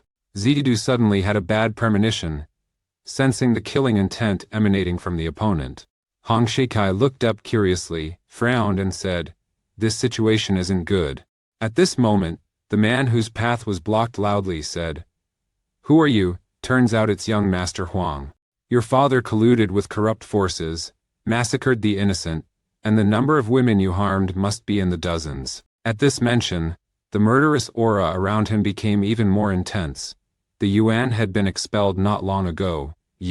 This group of heterodox evil spirits, had begun committing misdeeds again. Upon hearing this, the guards drew their swords, ready to act. Suddenly, a voice came from behind. Stop right there. Huang Wulang stepped forward, saying he is willing to offer a high price to invite Kang Yu to work for him. Kang Yui heard that and laughed coldly. Huang Da Gongzi, I have never heard of my title Mingfu Ma Dao. As he spoke, Kang Yue raised a finger, and suddenly a short sword appeared in his hand. My sword is forged to punish demons. Just after finishing his words, Kang Yu's aura suddenly surged. A murderous intent filled the sky. The guards, upon hearing the title Mingfu Ma Dao, were frightened. At this moment a cold light flashed. The guards didn't have time to react. He has been beheaded into dust by Kang Wei. Huang Wulang saw this. His face changed drastically, and he was momentarily at a loss for what to do.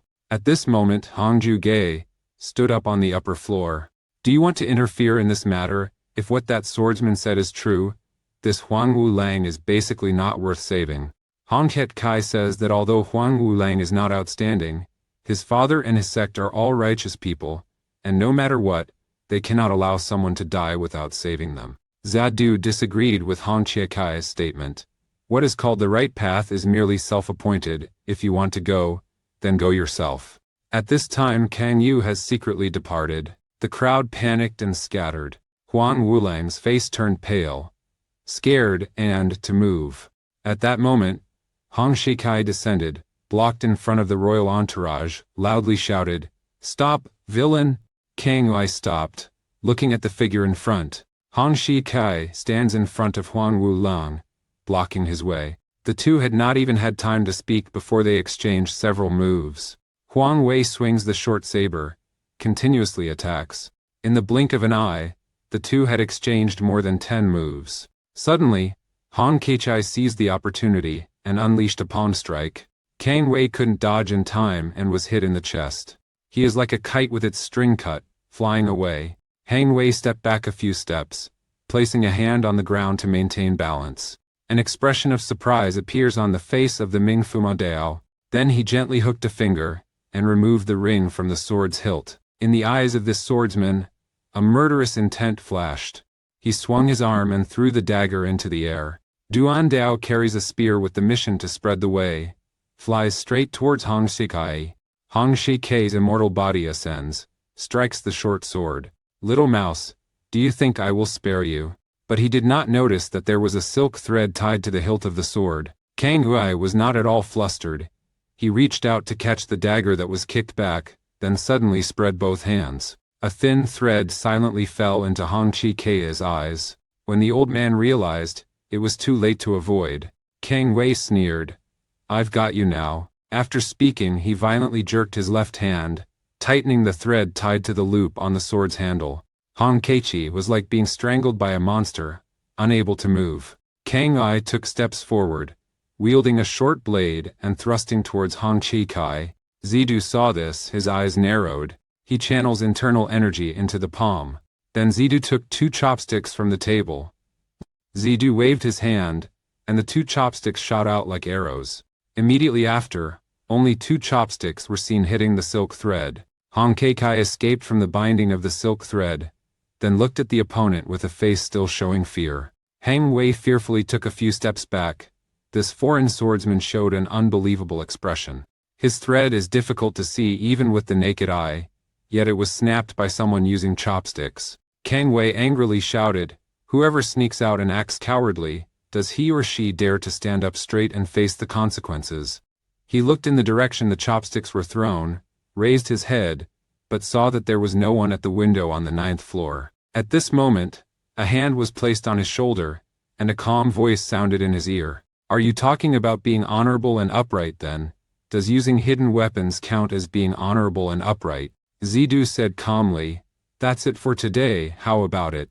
After Fei suddenly appeared, Kang Wei was startled. Then he drew his saber and took a commanding stance. "So you want to make a move?" Ziyu calmly steps forward, seizes the short sword. He gently twists his wrist. The short sword flies up. Kang Yu had not yet had time to clearly see the teenager's movement before being kicked in the face. The powerful force sent him flying backward. Before he could land on the ground, Zidu had already chased after him. Left hand grabs the opponent's wrist. The right hand tightly clamped Hang Wei's neck. The teenager used his strength, and the sound of bones breaking transmitted from his arm. Tu Du did not pay attention to Kang Yu's pain. He slapped a palm on the opponent's back. The sword fell to the ground, then was kicked outside. Kang Wei fell flat on the ground, rolling several times before stopping.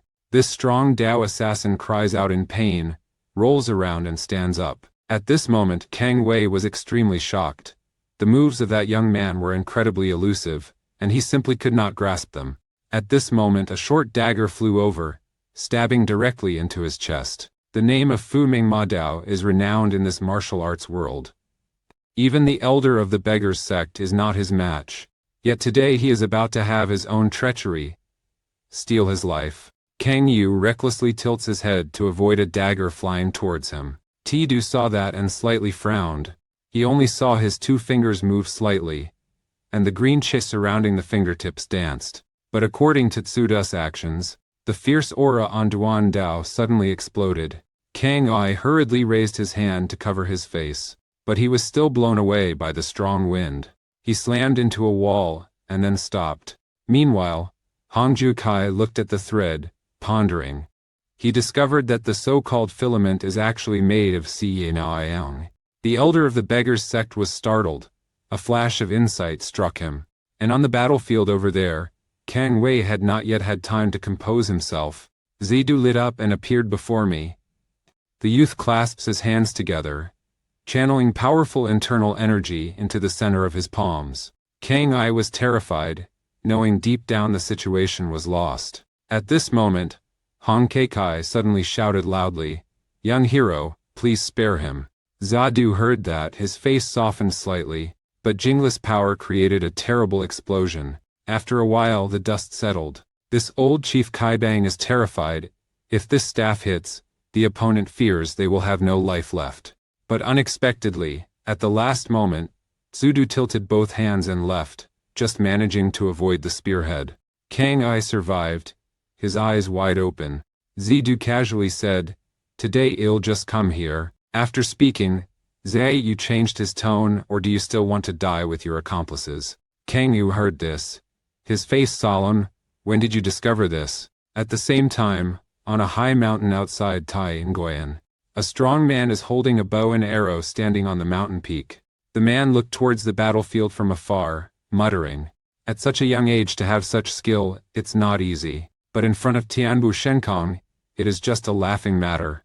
The man raised his bow, aiming at Zidu in the distance. "There are as many young martial artists as there are fish in the sea, so feel free to go on your journey." As he said this, the man closed his eyes. A few seconds later, a sharp glimmer flickered in the man's eyes.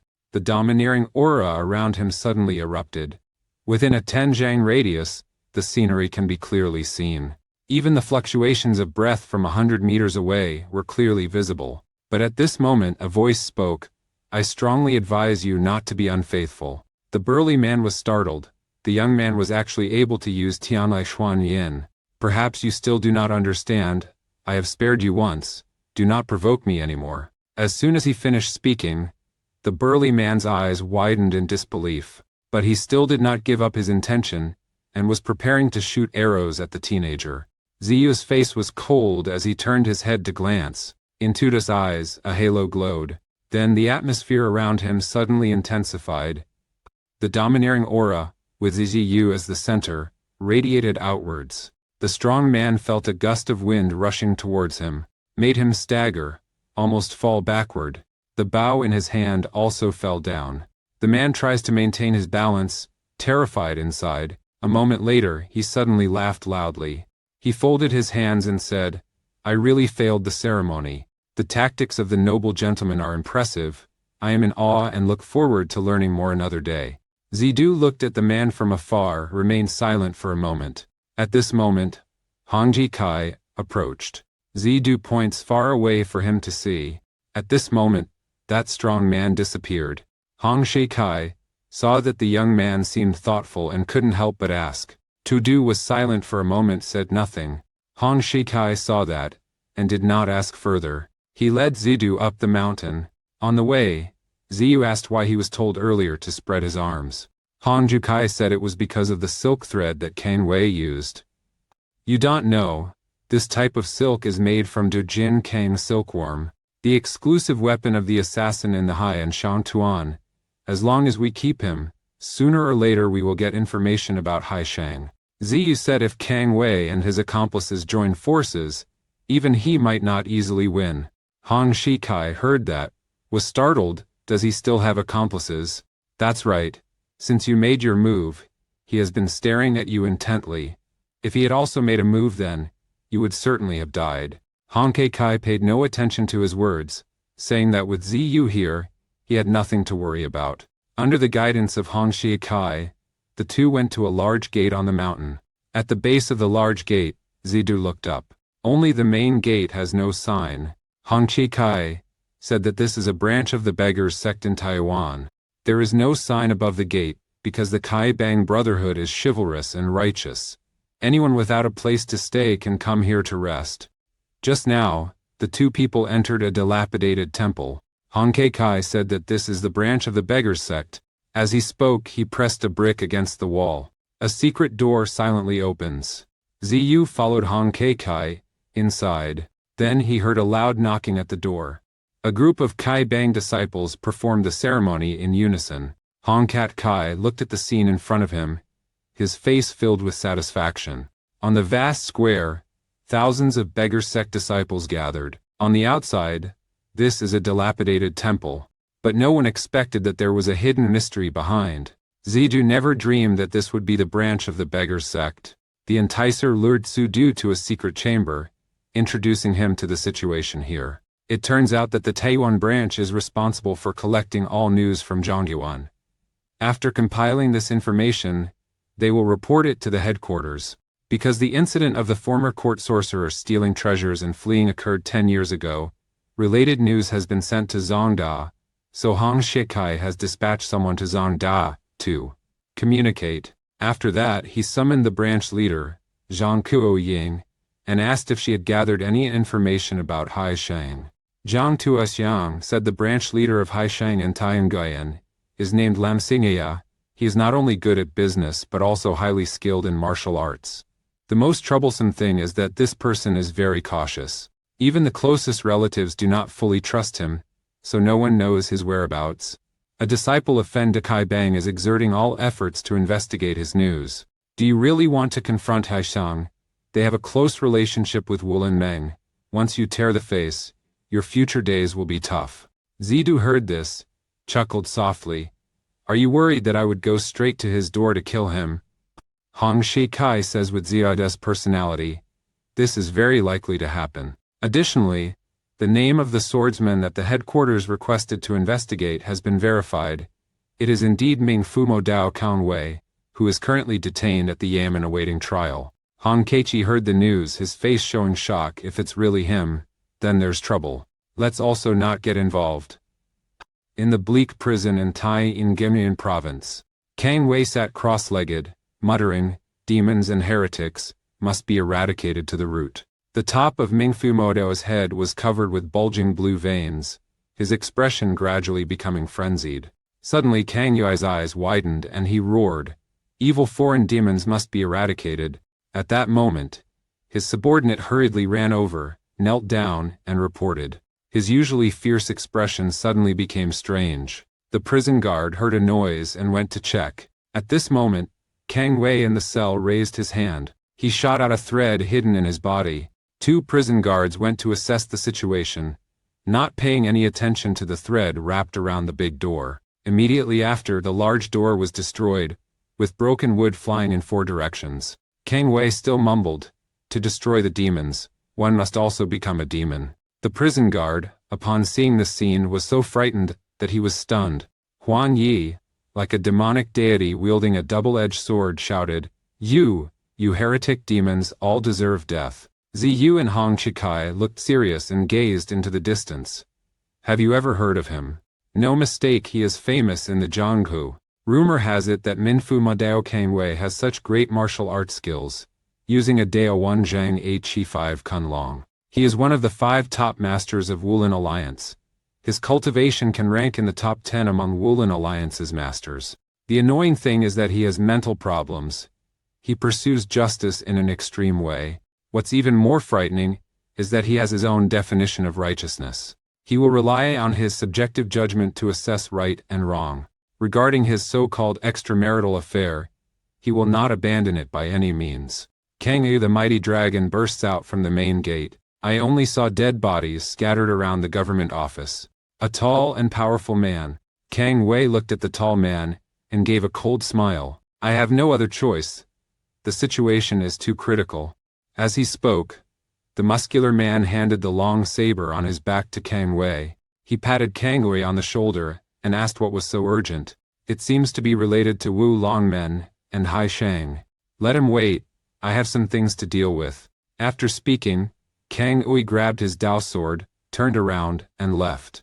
At this moment, at the main altar of Hejiang Pai, Huang Wulang got angry and slammed the table. The young master He Changpei shouted, Father, I almost was beaten to death. The person still had no reaction. What's going on? He only needed the person to say one sentence, right? Isn't he acting so arrogantly because you've been indulging him? Do you know how much trouble you've caused for our He Sang sect? Those rejects are seeking their own death. What do they have to do with me? After all, am I really your child? Seeing his son like that, Huang Desheng slumped onto the chair and sighed. At this moment, a fierce light shone in Ho Han Hu's eyes. He turned around and walked out, shouting loudly, "Disciples of the Crane sect, listen to my command. I am the young master of the Crane sect. That bastard who dares to bully me is the one who slapped our Juan Pao. Everyone, follow me to the family gate and tear that person apart." Just then, Huang Wulang led the charge outside, and the disciples of He Zhang Pai shouted in unison. To my surprise, as soon as I pushed the door open, he saw a man as big as a temple pillar blocking the door. Kang Wei's face showed no emotion, and he did not say a word. Huang Wulang hadn't even reacted when he saw a beam of light rushing toward him. Immediately after that, the junior master of Zhuan Pai was beheaded. The sword chi did not diminish, continuing to slay those behind. Huang Du Chen saw that in the main hall, extremely distressed. The sect leader roared and drew his long saber. He angrily rushed outside, heading straight towards Kang Wei in the yard. Huang Duzhang lightly touches the tip of his foot to the wooden sword blade, lying on the ground. The wooden sword shook violently, emitting a hollow ringing sound. Lightning flashed. A powerful sword aura surged straight downward. He still does not have a specific plan to counter this strategy. Two streams of sword energy clashed. The metallic sound rang out sharply. Kang Yu laughed coldly. Just as I predicted, He Chang sect indeed practices a demonic heretical path. Today I must eliminate all of you. After speaking, Kang Wei suddenly increased the strength in his hand. He forcefully pushed Huang Duozheng out. The body of Huang Duzhang spins like a top in midair. Then he used a single palm strike to the ground. This sect leader was pushed back far before he could barely stand firm again. Huang Duozheng's face looked grim. Our Crane sect has always been upright in our actions, and the entire Taiwan prefecture can testify to this. Kang Yui smiled wryly. I only trust my own judgment. Huang Duozheng said no more. The true chi in his body surged out violently. Under his control, the vast true chi condensed into the shape of a sword. Seeing this, Kang Wei was also astonished. He did not expect this sect leader to have such methods. Only saw waves of sword energy swirling around Huang Dezhang. The master of He Chang Pai suddenly threw a palm. As fast as lightning, like thunder in a clear sky, the sword chi carries the power of thunder and lightning, charging straight toward Kang Wei. Seeing this, Kang Wei dared not take it lightly. He hurriedly stepped back and simultaneously swung his sword to block the attack. A technique imbued with a sect-destroying aura, extremely ruthless. Kang Wei glanced and smirked coldly. Old man, is this all of your strength? Tang Tang is a major underworld figure who was killed by his own son. Huang Wudi was severely beaten by Xiang Yu, lying exhausted on the ground. Huang Duozheng instantly transformed into a fierce tiger descending the mountain. Seeing the opponent's sword technique being extremely fierce, Xiang Yu hurriedly swung his sword, moving swiftly, creating a dense wall of sword energy. He displayed many exquisite sword techniques. Seeing Huang Dezhang launch a determined attack, yet Kang Wei remains peaceful and safe. The disciples of He Chang Pai all gaped with wide eyes and open mouths, both astonished and frightened. At this moment, Huang Duozheng couldn't help but secretly praise the opponent's prowess. The master He Chang Pai of this sect concentrates all of his qi into the sword. Then, he poured all of his internal energy into the wooden sword, only to see the vast true energy gathering on the wooden sword, forming a giant sword. Kang Yui saw that and slightly frowned, but Huang Duzhang now laughs coldly.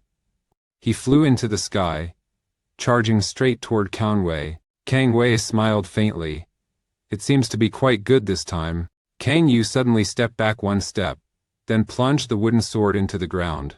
The underworld demon blade laughed loudly. With just this little skill, it's still not enough. After speaking, Kang Wei turned around, using his waist's momentum, and swung his sword horizontally. A tremendously powerful supreme sword chi stream strikes at Huang Dezhang. Huang Dezhang is in midair. His expression greatly changed. This gatekeeper could not dodge in time. Kang Wei's sword aura instantly approached, cleaving Huang Dezhang in two. The killing intent has not yet dissipated, and even the juniors behind Huang Dezhang were beheaded. Under the cover of night, A loud explosion echoed, shaking the night sky over Thiangian City, and on the other side, at the beggar's sect branch, Zidu and Hong Chi-ge are sitting by the fire. Hong Kat Kai is talking about the dark stories of the beggar clan. Zidu frowned because of a noisy sound coming from inside the camp. At this moment, a beggar's sect disciple whispered something into Zhang Zui's ear, and after listening, Zhang Zui's expression turned serious. Zidu and Hong Chi-kai looked over and asked what had happened. Zhang Zukai's face was heavy as he said, "He Xiang Pai has been destroyed by Kang Wei." Both of them were scared upon hearing that. At the same time, at a tavern in Taiyuan Prefecture, Kang Wei, with his body full of killing intent, stepped inside. Climbing to the second floor, Kang Wei stopped, looking down at the customers eating below. At this moment, a deep voice sounded from behind. A man in a red robe approached and spoke. "Kang Desia, the gang leader is waiting for you inside." The man in red led Kang Wei into a secret room. Two people went to a private room. The red-shirted man gently turned a bronze statue on the table. Only the wall in the room slowly opened, revealing a secret passage. The man in the red shirt goes ahead, leading Kang Wei inside.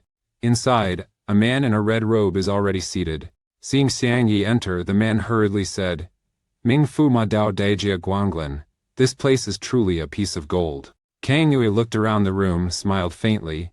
"Bang Chi truly chose a good place." Then he sternly asked why you had called him here. Lian Suyi did not beat around the bush and said directly, "I invited Hero Kang here because I have a favor to ask." Kang Yu looked coldly. "Is that an order from Wu Long Wang?" Lian Suyi shook her head. "This is my idea, but it is also beneficial for Wu Long Wang." Hearing this, Kang Wei felt suspicious in his heart. After that, he turned around and left. "If it were not for the order of Wu Long Wang, I would not need to listen to your commands. Goodbye. I'm Mayan Menkantase. Cordiani was the Tarnamitais. I Trastawan Prati, and Kandaseja. Kang. Unexpectedly, Lion C was prepared and quickly said, "Kang Daxia, please stop. I heard that Hero Kang exterminates evil demons and malicious cults, protecting the people from harm. Currently, there is a force plotting to seize Zhonghe.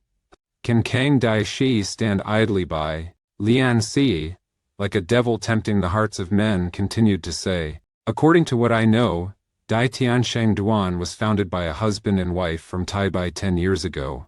Every year, their profits in Zhongyuan reach tens of millions, significantly impacting our business." Hearing that, Kang Wei turned around and coldly said, "The Ocean Merchants Alliance is not a faction of Zhongguan." "That's right. Moreover, I heard that Wu Longmen is negotiating with Dai Tianshang Tuan. Even if the profits are huge, one should not do business with foreign countries." Upon hearing this, Kang Wei became furious, his hand tightly gripping the wooden sword until it clattered. He, Vimin Fu Ma Dao, feels greatly agitated. These people are all evil demons and heretics, must kill them all. After saying that, Kang Yu turned around and firmly said, "Ante, rest assured, the Great Sky Caravan will soon disappear from Taiwan Prefecture." Seeing Kang Wei full of murderous intent leave, Lian Si gave a sly smile. A man in a black robe also stepped out of the room, his eyes full of disdain. Just a few words could make him lose his temper. Lian Si sneered, "You underestimate him too much. Kang Yu's parents died at the hands of the Yuan army. Since then he has always hated foreigners. I only intend to give him a little motivation. This is the terrifying aspect of you. So shall we continue with our plan? Naturally, I originally wanted you to go alone. Let's go to Zhao Leiqiang." At the same time, at a tavern in Taiyuan Prefecture, Zidu still couldn't adapt to the dark affairs of the beggar's sect. Finally, he chose to sit alone at a small table upstairs. Zidu holds a cup of wine, deep in thought, recalling the news he had just heard within the sect's divisions. Zidu couldn't help but feel a tinge of regret, unsure if his decision not to kill Kang Wei that day was right or wrong. "Do you say Kang Yu is exterminating the Hexiang sect?" "That's right. All the disciples of He Chang Pai were killed. The sect master Huang Duzheng and his wife Huang Wuji were also killed." Hong Kai looked surprised, but he could not think of why Kang Wei would do such a thing. "Zhang Da, Choose a few skilled people to secretly follow Kang Wei. Do not miss any details. Zhang Tuxi hurriedly seized power and claimed the mandate. Zidu regains consciousness, then begins to think about the related clues. According to Hongju Kai, the black market is extremely mysterious, so the immediate goal can only be to approach the Great Sky Caravan. At this moment, a voice attracted his attention. Tudu raised his head and looked over, only saw one female and two males going upstairs. Zidu recognized the cloud pattern on the man's cloak. He had seen it in a book about the martial world. It was the emblem of the Huashan sect. And the other woman had a slender figure, a beautiful face, and eyes that sparkled like water. But when Zidu saw the embroidered apricot flowers on the woman's sleeve, the young man suddenly understood. The Huashan sect venerates the Tao, does not accept female disciples, but there is one person who made them break the taboo, that is, Shu Meihua Duan Musangyan, one of the three flowers of the martial world. 3 people went up to the second floor and saw there were still quite a few available spots. Duan Mutangyan rolled his eyes and looked around. Lin saw Zidu sitting alone by the window. Upon closer observation, she noticed that the young man had bright eyes and a calm demeanor. Duan Mutangyan immediately steps forward. Asks Zidu if he can sit at the same table for a meal. Zidu smiled and nodded. Of course. The 3 of them sat down and called the waiter to bring some food. Meanwhile, Duan Mutangyan introduced his name and sect to Zidu. The other 2 also introduced themselves.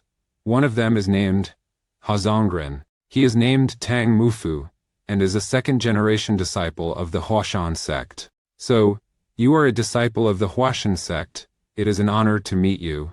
I am Ziyu, coming from Taipei, a prince with extraordinary aura. Surely also comes from some sect, I don't know which sect. Zidu said he was not from Zhongyuan and did not belong to any sect. Indeed, he has some self-defense skills, but they're only for protection and not worth a penny. Hearing that the other party did not want to disclose their background, Duan Mutangyan couldn't help but be cautious. But before any further questions could be asked, Zidu stood up. Cold expression, I humbly request to excuse myself in advance. Watching the teenager leave, he Tongren and Tang Mofu were both surprised. Ordinary people who hear the title Shumaihua would not be able to stay so calm. Duan Mutangyan remained calm. The martial world is vast. It's not uncommon for opponents to have never heard of my name. In the current situation, we should still be somewhat cautious.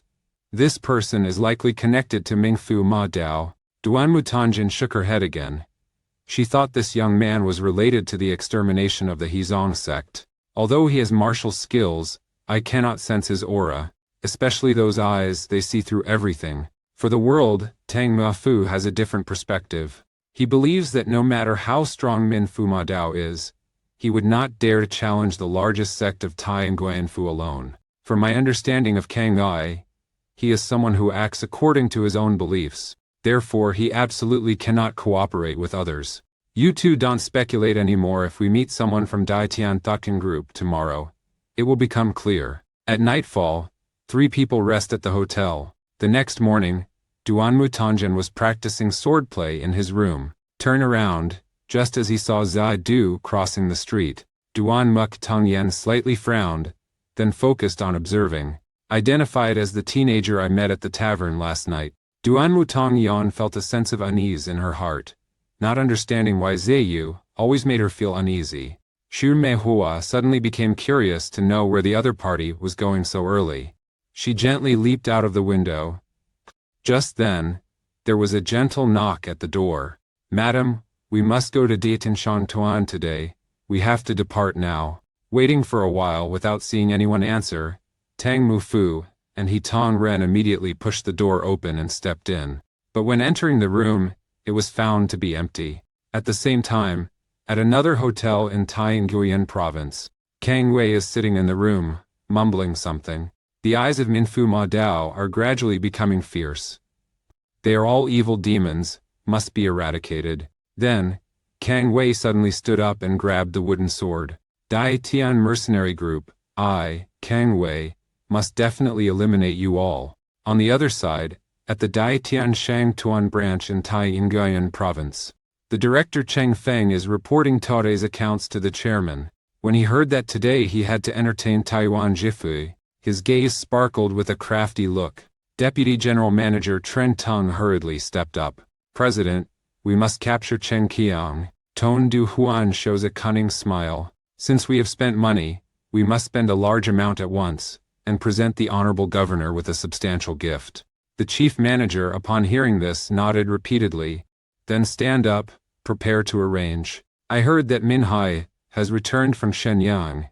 Go call him here. Not long after, Min Hui arrived at the mailroom to report the news he had gathered. According to him, Mo Dong Dong Tian was killed by that military hero. But it is unclear why the organization does not want to disclose information about the military hero. Quan Du Huan, upon hearing this, furrowed his brows in thought. According to him, the beggar's sect would not do such a thing without a reason. Regarding Hai Shang, up to now, they still haven't had any developments. Tone Du Huan heard that, couldn't help worrying. Lian Seiyi, whom he knows, never sits still in one place.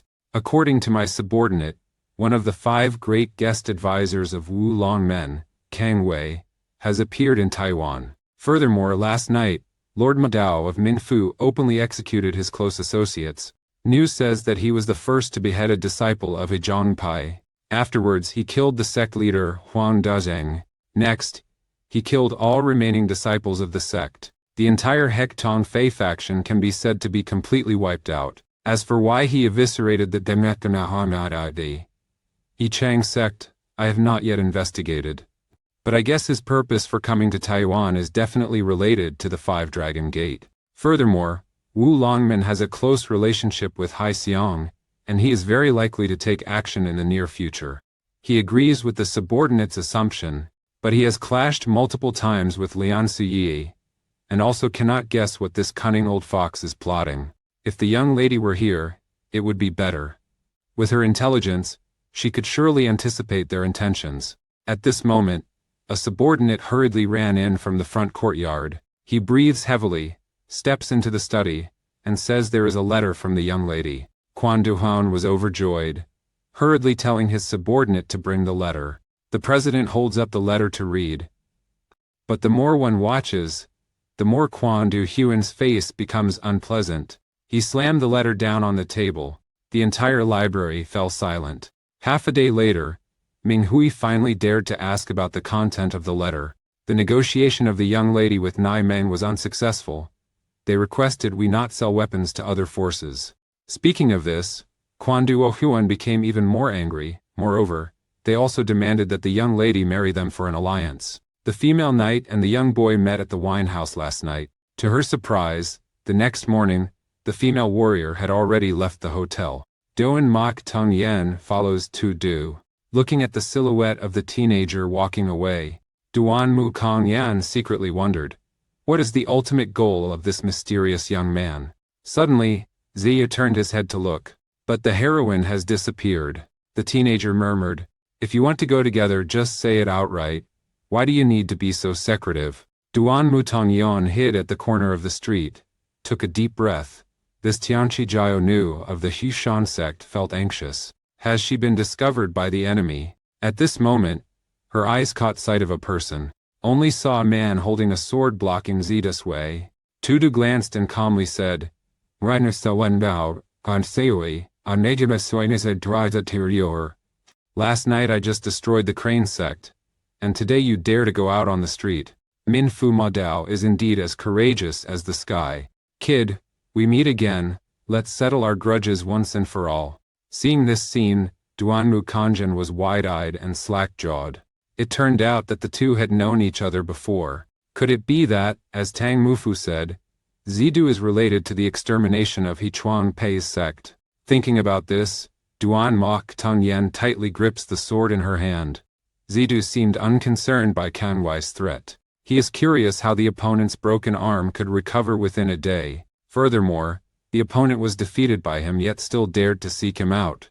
It seems that this Ming Fu Mo Dao is not just a false reputation. Ma Kangwei was also thinking at this moment. The martial arts of the young man in front of him were not ordinary, but the opponent had stopped him from killing Hong Woody. Certainly they were also demons of the evil path. Thinking about this, Kang Wei gave a cold smile. Vung raises his sword, young master, I know my martial arts are not as good as yours. Then Kang Wei focused all his internal energy into the sword, and a vast stream of energy poured out. But you are also an evil demon follower. If I do not kill you, I cannot have peace.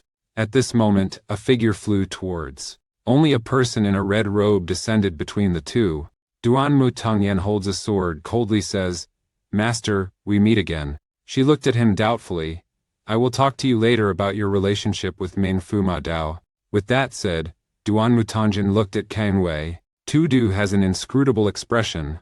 Only fears what this Shui Manhwa has misunderstood. At this moment, Duan Mu Tongyan spoke up. Kang Sr., it's been a long time since we last met.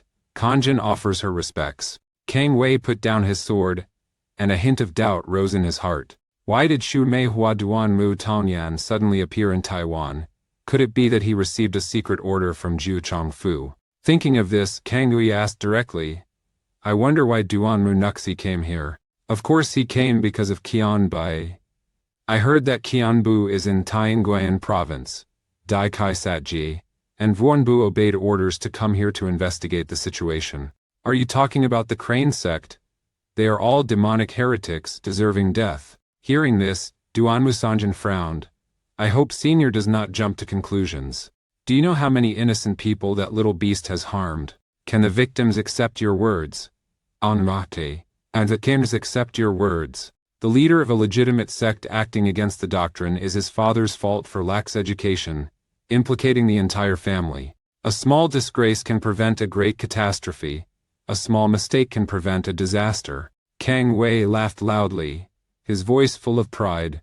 Loving evil demons and wicked doctrines, if not eradicated, will cause greater disasters later.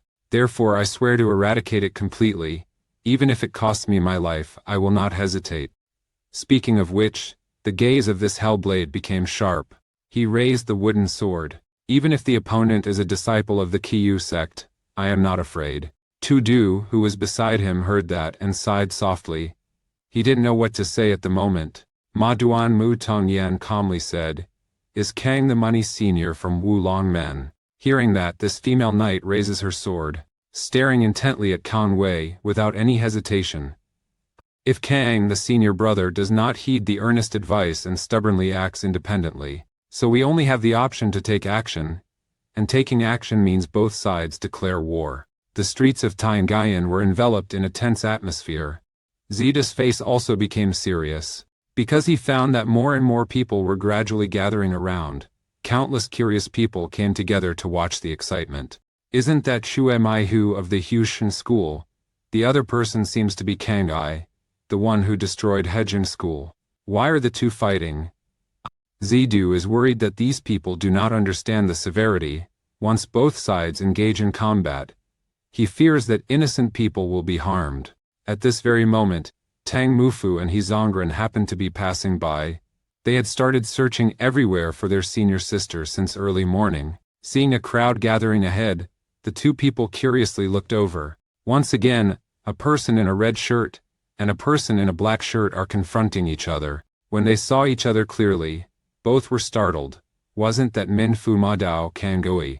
The two people didn't have time to think much. Rush into the crowd, loudly calling, Senior sister, we are here to help you. Duan Mu Tongyan heard that, a bit distracted. At this moment, Kang Wei's gaze became sharp. Swing the sword and strike. Duan Mu Tongyan was not late and swung his sword to intercept. As soon as the two swords were about to clash, a voice like a ghost echoes. Stop. Tu Du extends both hands, bracing the two swords. You scoundrel, if you both exert yourselves in battle, I'm afraid the surrounding civilians will be caught in the crossfire. Stop here, let's arrange another day for the fight. Kang Yui sneered, knowing that if he is persuaded by Taidu today, when he faces this person in the future, he will no longer have the courage to fight. Thinking of this, the Minister of Demon Blade shouted loudly, We eliminate demons without fear of heaven or earth. Ah! Having said that, Kang Ai exerted all his strength into the sword. Seeing this, Ti's eyes flashed with a strange light. Then a mighty surge of chi flowed from his pure white palms like rolling waves. Like a roaring river pouring into Kang Ai's sword. Kang Ui only felt the chi within his body being shaken and immediately let out a shout. He felt death approaching a second time, but immediately after, that domineering chi suddenly vanished. Kang Ui couldn't believe his eyes at the sight of the young man before him. Tia do let go, gently pushing Kang Ui back. Kang Ui staggered 2 steps back. This ghost sword prince ignited an indescribable feeling within him. 2 disciples of the Hua Mountain sect run over and come to a standstill. They did not expect the teenager they encountered last night to be so formidable. But Ti Du calmly said, "What I say is not unreasonable. I also do not wish to cause casualties." After speaking, he took Dodo and NSC Tang Yen's hand. Seeing her astonished expression, Ti Du ignored it, and simply pulled Dogo and MSC Tang Yen away from the crowd. Members of Tang MSC Mansion and the Ha clan hurriedly chased after. Only Kang Ui remained standing in place. This minister Ma Dao felt immense sorrow in his heart. He did not want to betray his beliefs, to yield before the opponent. But the opponent's strength was too strong, it seemed he could only seek help. Meanwhile, on the other side, Tiaidu had just escaped from the crowd when he met. 2 disciples of Kai Bang hurried over, saying that they were sent by Master Phnhn of the Elder Sect to monitor Kang Ui. Tiaidu turned around and looked back, calmly saying, "Now is not the time to continue monitoring. He is now on high alert. If detected, you will be in danger." Du and Mok Tong Yen saw that the disciples of Kai Bang were so respectful to Tiaidu, further trusting his judgment. This young man before him was definitely not an ordinary person. But the 2 disciples of Kai Bang respectfully told Tiaidu that they would be more careful. Tang Mok Fu and Ha Tong Nan followed after Tiaidu, with strange expressions. But after thinking for a moment, Ha Tong Nan still asked in a soft voice, "Young master, can you let go?" Upon hearing this, Todo immediately let go and apologized. Tang Mok Fu spoke up and suggested, "We should go to the Great Heaven Mercy Corps." Upon hearing this, Todo nodded and then asked if the other party could join. Tang Mok Fu happily agreed, while Du and Mok Tong Yen recalled the admonition of his master before descending the mountain. "Tong Yen, this mission is arduous, but it must succeed, not only for the Xiaoyu Charon clan, but also for yourself. What you should do and what you shouldn't, you must remember in your heart. Which people can you associate with, and which people should you avoid, you must think carefully. Master, rest assured, your disciple will certainly remember." At this moment, she was certain that Tiaidu was connected to Kang Ui. Moreover, the opponent also had close ties with the gang. From the words of the 2 gang disciples just now, it can be inferred that this person probably had some association with the gang's elder. It seems that the opponent is exactly someone she needs to associate with, and might help the Qiaoyu Charon clan in the future. Thinking of this, Dago and MC Tongyan gently said, "Let's go, the great heavenly merchant group is not far from here." Shortly after, the 4 of them arrived at the great heavenly merchant group, Taiyuan branch. Upon arriving at the door, Tiaidu looked around.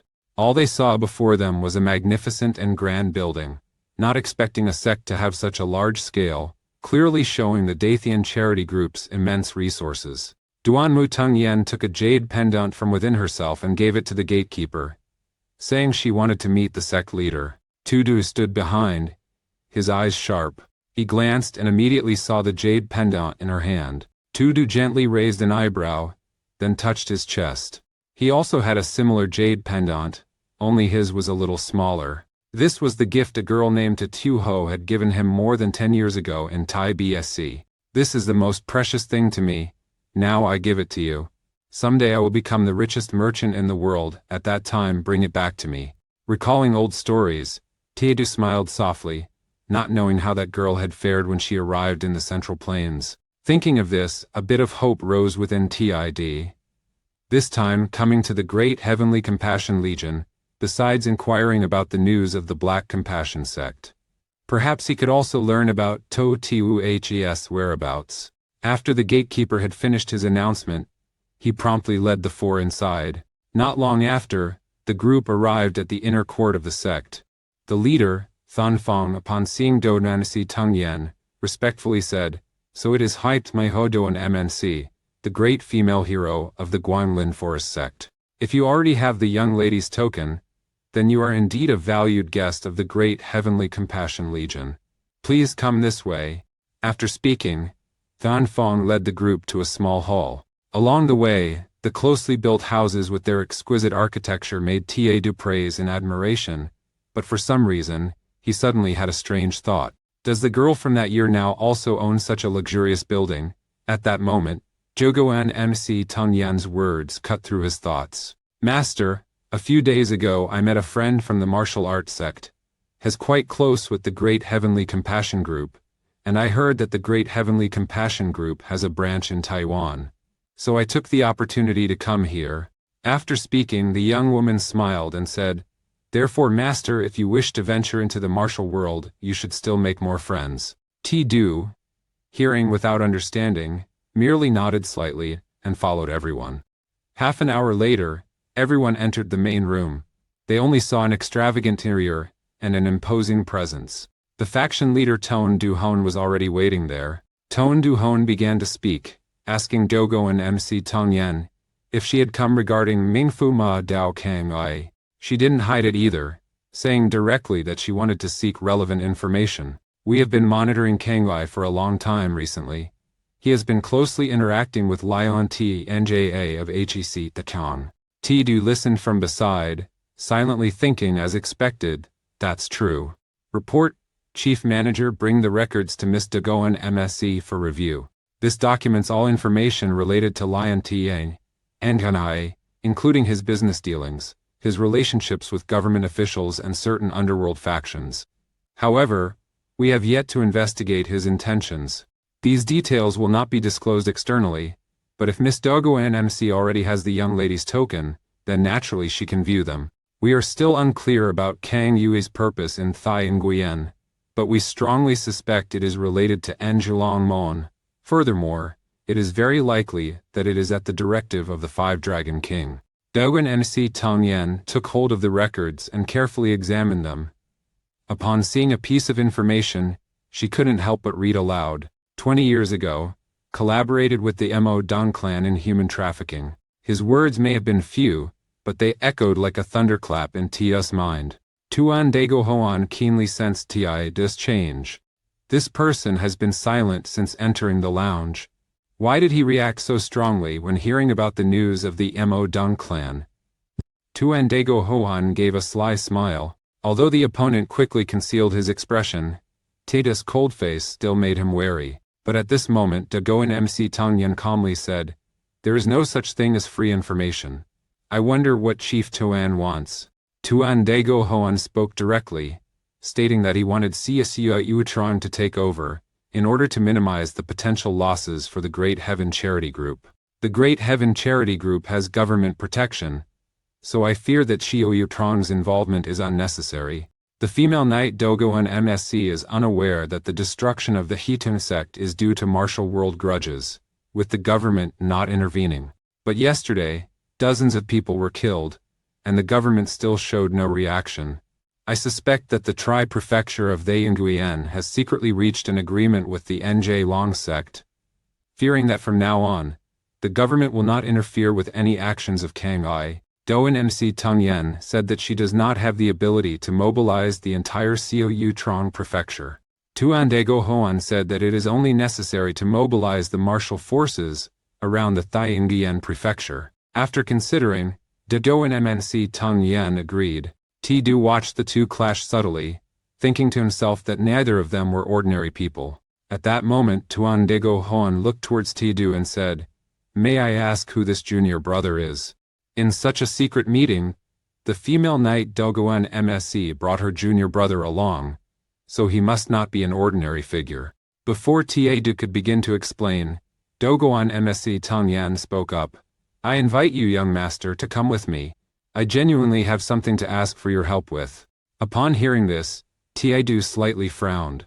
Doan MSC Tong Yan spoke directly. From the moment Emenzong Dogon Thien died, Kai Bang immediately blocked the news. Not only Zhou Zhongpu, but even Shi Wua sect had no information.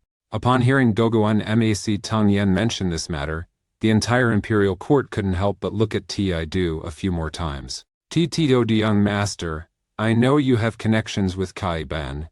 If you can help us obtain this information, Zhuzhongpu will definitely repay you. Hearing this, Tiidu slowly closed his eyes again. It turned out the other party was monitoring him because of his connections with Kai Bang. After a moment of silence, Tiidu opened his eyes, his demeanor suddenly changed. Doguan MSC, Martial Maiden, my relationship with Kai Bang is not as close as you think. At this moment Tiidu's voice was cold. I can convey your request, but don't expect too much. Having said that, Tiidu suddenly stood up and declared, I will no longer disturb your secrets, my lords. Both disciples of the Hosen sect were stunned on the spot by Tiidu's powerful presence. Even Tuandego Hoan, a man with extensive martial world experience, began to break out in cold sweat. This young man was indeed no ordinary person. Doan MC Tong Yen regretted acting rashly and hurriedly called out, Prince, please stop. But Tiidu did not turn back, resolutely leaving. Doguan MC Tong Yen regretted her own recklessness. She and the other party had just met, yet she resorted to spying, truly violating martial world rules. Tuan Dago Hoan outwardly criticized Tiidu for being too sensitive, but inwardly, he silently remembered the other party. His young lady has been searching for a young master for several years, hearing that he was her childhood playmate. From the voice, the other party is also a northerner, especially those eyes, exactly as the young lady described, wondering if that young man is the one she has been searching for. Tiidu left Dathian Tuan alone. He has obtained news about Lion Tunia, and the next step is to find the hiding place of this leader of the Haiqing gang.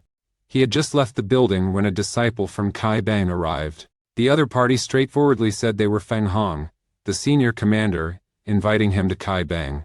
At the same time, at Ngoaho Mountain outside Tianguan City, a voice echoed in the forest. This person is Kang Ai, the one who was defeated by Tai Du. Two disciples of the Kai Bang are responsible for secretly following behind Kang Ai. Their eyes never leave Kang Ai's every move. Suddenly, Lin Yan feels excruciating stomach pain. He has an unpleasant expression and says to Mondai, Ingian, continue to watch him. He'll take care of something and return immediately. Unexpectedly, when Lin Yan turns back to continue monitoring, Kang Ai had disappeared. Lin Yan hurriedly searches around but can't find any trace of Kang Ai. He panicked, not knowing what to do, and did notice a voice approaching. Suddenly, a cold voice sounded behind him, causing him to turn around. Only Kang Ai was seen standing not far away. With a cold expression, it seems you're looking for me. Lin Yan was intimidated by Kang Yui's sudden appearance and sat down on the ground. Before he could react, Kang Ai rushed forward. Only the flash of a sword was seen, and Lin Yan fell to the ground. Meanwhile, Kang Ui walked toward the two figures in the forest. Man Deji and Guyan didn't understand why Kang Ui acted so ruthlessly against a minor leader of Kai Bang. Kang Ui spoke plainly. A minor leader was secretly tailing him, clearly sent by the Kai Bang faction to monitor him. Upon hearing this, Man Deji also found it reasonable and said, search this area thoroughly and see if there is anyone else. Under no circumstances should anyone know the location of Chiuloi. Isayan. Man Deji and Guyen hid in a corner, tightly covering his mouth. This Kai Bang disciple vowed silently to avenge his fellow disciple. Kang Ui and Man Dae Nguyen reached a mountain road, went around the mountain, and saw a red-tiled building hidden in the forest. That is the secret base of HEC Talking. Chua Loe Sisaran Kernte, Angai, Antarg. Inside the building, Lian Tunia is looking down at the square, and a subordinate in black is giving a report. Boss, this shipment is complete and the training is finished. They can follow all orders and will soon be ready to be delivered to the Njianwang sect. If they continue training, their combat strength will become even greater. Lian Tunia listened and nodded slightly, then sighed. Still feels like something is missing. The subordinate said that the physical qualities of this batch have been optimized to the highest level. Once they learn martial arts, they will be a powerful force. Lian Tunia shook his head. I'm not talking about that. I'm saying their qualities are not superior. At this point, he couldn't help but clench his teeth. 20 years ago, the young lady was the only daughter of a distinguished family, but unfortunately, she had fled to that place. At this moment, Kang Oi and Ma Nguyen arrived. Kang Oi came here to seek help from Lian Tunia, and immediately recounted the recent events. Upon hearing this, Lian Tunia was startled. The crafty old man immediately considered the possibility that the two were being followed. Kang Ui, however, was unconcerned, saying that the opponent was alone and had already been dealt with by him. Ma Nguyen also mentioned that he hadn't detected anyone else. Don't worry too much. Who would have thought that in this desolate mountain lies the secret base of Hak Thuong? Lian Tunia remained very cautious and suggested relocating Choloi Kong to another place. The two of them listened in amazement, knowing that Lian Tianja had spent 2 decades building this place. 20 years of dedication, if not decisive, the consequences are unpredictable. If the members of the Kai Bang have come once, it means they will come again. Hero Mon, tomorrow morning, lead these people to Enjanglon Mon. I will prepare everything. As long as the martial arts schools are still competing, as long as Dodi Min and BSC Nguyen are still confronting each other, we can continue this business without too much worry. After speaking, Len Tunia looked at Kangai and asked if the other party needed any favors. The minister Ma Dao laughed heartily. I just want to ask you to find something for me. But on the other side, at the headquarters of Kai Bang, Ma Dai Nguyen kneels before the Grand Palace, weeping bitterly, with the disciples of Kai Bang standing around. Hong Kat Kai has a somber expression as he listens to Ma Dai Nguyen recount the recent events. One of Kai Bang's disciples bangs his head on the ground. Elder, I am useless. I could only watch as Li Niem was killed. I am no longer worthy to be a disciple of Kai Bang. Tudu stands there with his arms crossed, sighing softly, never expecting his careless words from that day to become reality. Hong Kat Kai says that Li Niem's death was very likely caused by Kang Ai, and tells Ma Nguyen not to blame himself too much. Ma Trong Tuk Nat speculates that Ngoa Hosen is the hiding place of Lian Tunia. Elder, we must capture Lian Tunia before he escapes. I have sent disciple Kin Fan to investigate, and we should have news soon. Hong Kat Kai nods in approval, also not expecting Lian Tunia to hide in the mountains outside the Thai Nguyen citadel. At this moment, a disciple of the Kai sect hurriedly came running and loudly said, There is news from Nga H Mountain.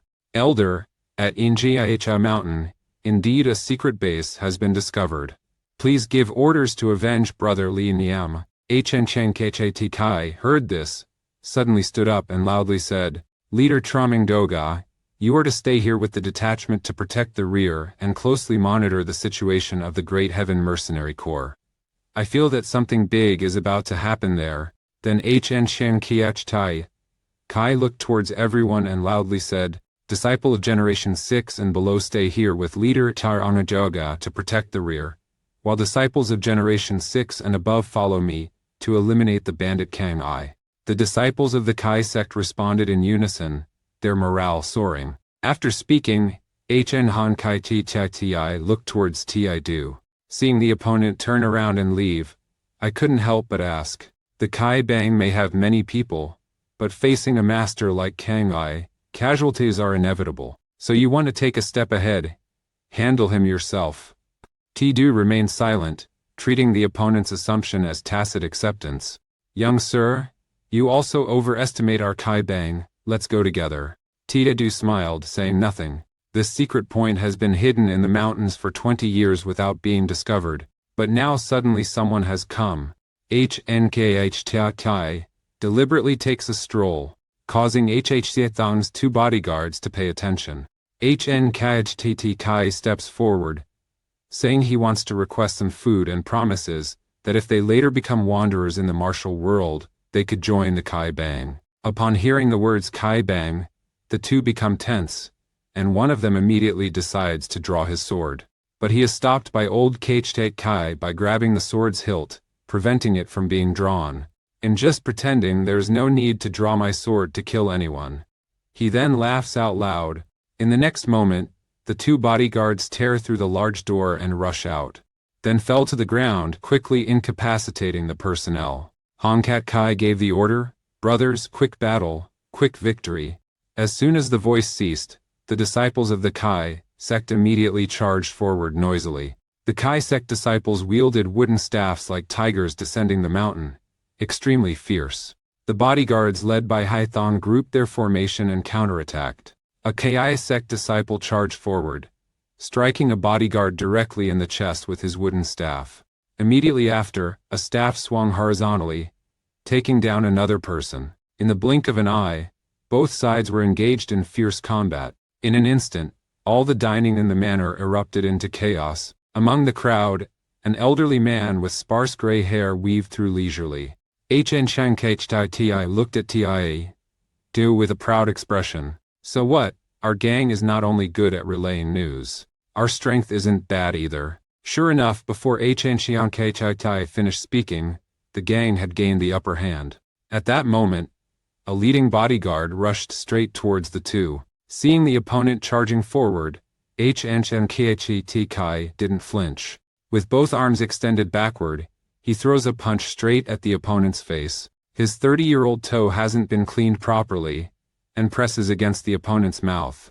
How is Hong Kak's martial arts? Some people wonder. In the next second, the chief guard is sent flying like a rubber ball by a kick. At this moment, the black mercenary leader is extremely furious. He had planned to secretly transfer the number of slaves tomorrow to avoid causing trouble, but he didn't expect the sect to attack tonight. Lian Tu immediately asks Kang Gai where he's going, and Dao Duong says the opponent has gone to destroy the great Tian Shan group. Will Lam Doichi Hai really just stand by and watch? If we let these people cause chaos, the WDU Lam sect will also suffer heavy losses. I am not a match for that brat. We can only wait for an opportunity. Moreover, why didn't you prepare earlier? I am truly very disappointed in you. At this point, Andago Diaosheng set down his teacup, and this Thitkapa martial artist calmly said, being here, even if the place is destroyed or you die here, it will not affect the cooperation between HEC Thong and Vaivdao Lam Min. Everything here has nothing to do with HEC Thong and Vaivdao Lam Min. From start to finish, it has all been your actions alone. Lian Ta Anjia clenched his teeth upon hearing this, extremely furious. He clearly understood that the opponent had plainly expressed the desire to shirk all responsibility. As soon as the slave trading is exposed, the various sects and gangs in the martial arts world will come raiding, and he himself is the one being pushed to suffer the consequences instead. Thinking of this, the HHEC Thokan gang leader immediately became determined. He stepped forward, clasped his hands in a salute with HN Shankh. Lian Tuningya tried to keep calm and spoke. Any Kai sect member publicly slandering others, if this matter gets out, I fear it will be ridiculed by the public. Lian Tunye, a missing disciple of the Kai sect here, the elder specially came to seek the truth. Tudu tilted his head up. Today he finally gets to meet this mysterious and malevolent sect leader. 20 years ago, this very person kidnapped the master's daughter. You accuse me of killing a Kai sect disciple. What evidence do you have? I see you Kai sect members are clearly making false accusations. Hongkat Kai said there are witnesses. If Lantonia doesn't believe, let the Kai sect investigate it. Saying that, have you Kai sect members decided to confront me? He uttered a cold hum sound, looking at him. You killed a member of my gang before, what's it like to confront you now? After speaking, he immediately placed a short whistle to his mouth. As the whistle blew, a sharp, shrill sound echoed into the distance. T-Du could only hear a barrage of thundering footsteps approaching. From all directions, a group of people wearing coarse cloth garments with dull expressions appeared. Clearly slaves trained by Lion Semia and Volam. The gang members saw this. Their expressions slightly changed. A moment later, a member wielding a wooden staff led the attack. The wooden staff swung up, hitting the head of a slave, but the opponent seemed unconscious, not evading at all. That Kai Bang disciple doesn't know how to regain control. In the blink of an eye, the wooden staff in his hand struck down again. The wooden staff knocked off the straw hat on the opponent's head, revealing a child's expressionless face. T-Du and the other two were all horrified. At this moment, Lian Tianka's mad laughter resounded. This HHC Thakong leader pretended to be pitiable, saying, "Don't be surprised, they have been trained to the point where they no longer feel pain.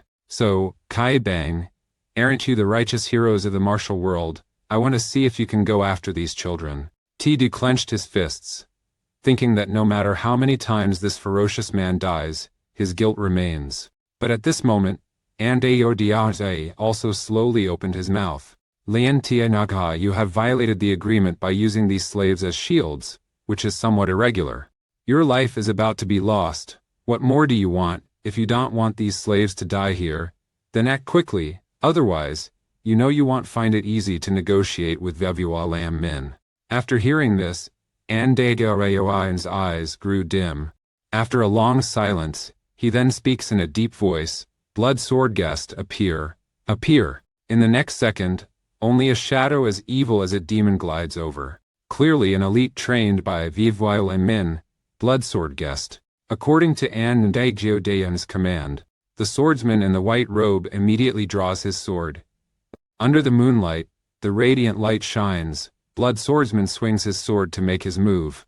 Right after that, descending from the high platform, several swordsmen from all four directions quietly appear, surrounding the Kai Bang. Zidu and Kai glance at each other.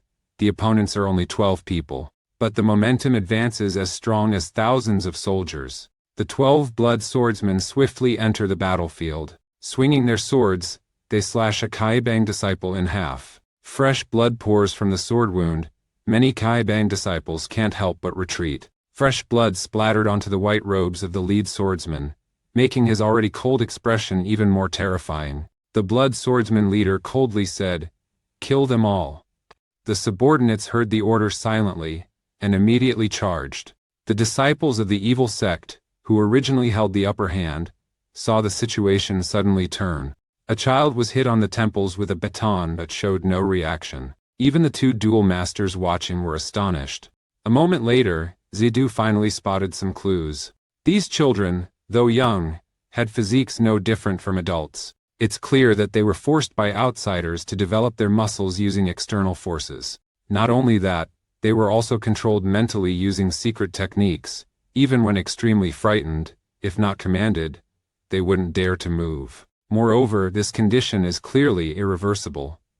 If it continues like this, these children fear they won't live past 20. Thinking of this, the fury within Ti flared up incessantly. Does the master's daughter also suffer such a tragic fate? The old servant saw Ti's fierce anger rising, and immediately placed a hand on the young man's shoulder. The old servant softly advised, Tidu, don't act rashly.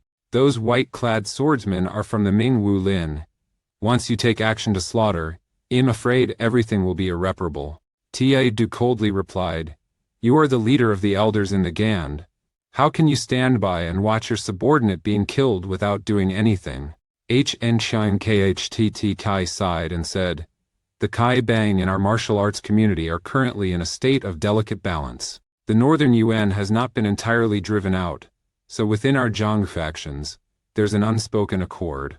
In the end, everything will reach a compromise. That's how the Jianghu is say. Everyone proclaims their own righteousness, but when it comes to their own interests, who cares about moral principles? But you're different. You're not from the Central Plains martial arts world, and you're without any sect or faction. Once you intervene, Wulinming will absolutely not let you go. Zidu said coldly, Elder, do you hear the cries of these children? They clearly are terrified to death, but they dare not retreat. Do you hear the desperate cries of the Kai Bang disciples? They are already in a weak position, yet they still have to risk their lives here against others. I began practicing martial arts at 14 and have been training for only 12 years. Elder, you must have been practicing for much longer than me. At this point, Zidu looked straight at Hn Chang Kht. I practice martial arts to uphold chivalry and righteousness, but I dare not follow my instincts. So, may I ask, Elder, what do you train the Tianpua divine technique for? Ti's words shocked Hng Kt Kai. Since becoming the sect's elder, he had always acted tyrannically, but now it seemed his situation wasn't even as good as that of a carefree youth. His disciples were still fiercely battling, while he hesitated and lingered. Thinking of this, Hn Chang Kht drew his long staff from his side. This sect elder was filled with indomitable spirit and shouted loudly, Young man, if you have the guts, Go and capture Lion Ti. I'll handle these Hayat Ki Mkach. After speaking, Hn Semkai Chate Tai turned around. With his long staff in hand, resembling a dragon setting sail, he lunged forward. He swung his long staff tightly around a Hayat Ki Mkach. Elder Kh Tai tapped his toes on the ground and soared up. Hn Kyang Kh Tai held his long staff tightly with both hands and suddenly jerked it sharply. He used his whole body to pull and glided forward. The blood sword fighter hadn't even reacted when old Kh Tai kicked him straight in the face. The opponent panicked. His sword slipped from his hand and flew out. The leader of Kai Bang had sharp eyes. He kicked a blow to the falling sword's handle. The sword swung around and shot off, straight through the chest of the blood sword fighter. A very strong force pushed him flying back several meters. Trang held his sword high without lowering, thrusting it straight into a wooden post. The blood sword mercenary was impaled to death on the post just like that. Seeing this, the leader of the sword mercenaries had a slightly changed expression, and spoke in a deep voice. Everyone be careful. Han Kat Kai crossed his arms and shouted loudly, Brothers, today let's loosen up and fight freely. Our sect has been silent for too long, so let's show them the might of our mercenaries. As soon as he finished speaking, the disciples of our sect responded in unison. In the blink of an eye, they surrounded the remaining blood sword mercenaries. Han Kat Kai charged forward, brandishing his long spear in attack. The staffs swing like thunder and lightning. Tigers roar and dragons bellow. The blood sword knights didn't dare to intervene, swiftly evading and dodging.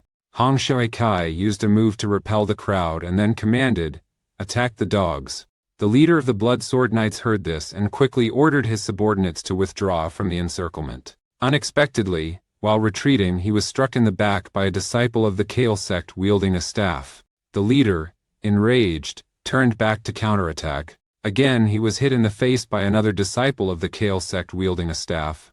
He gritted his teeth and endured the pain, twisting his body to dodge, increasing the distance from his opponent. I didn't expect that disciple from Kai Bang to relentlessly pursue and continue attacking with the staff.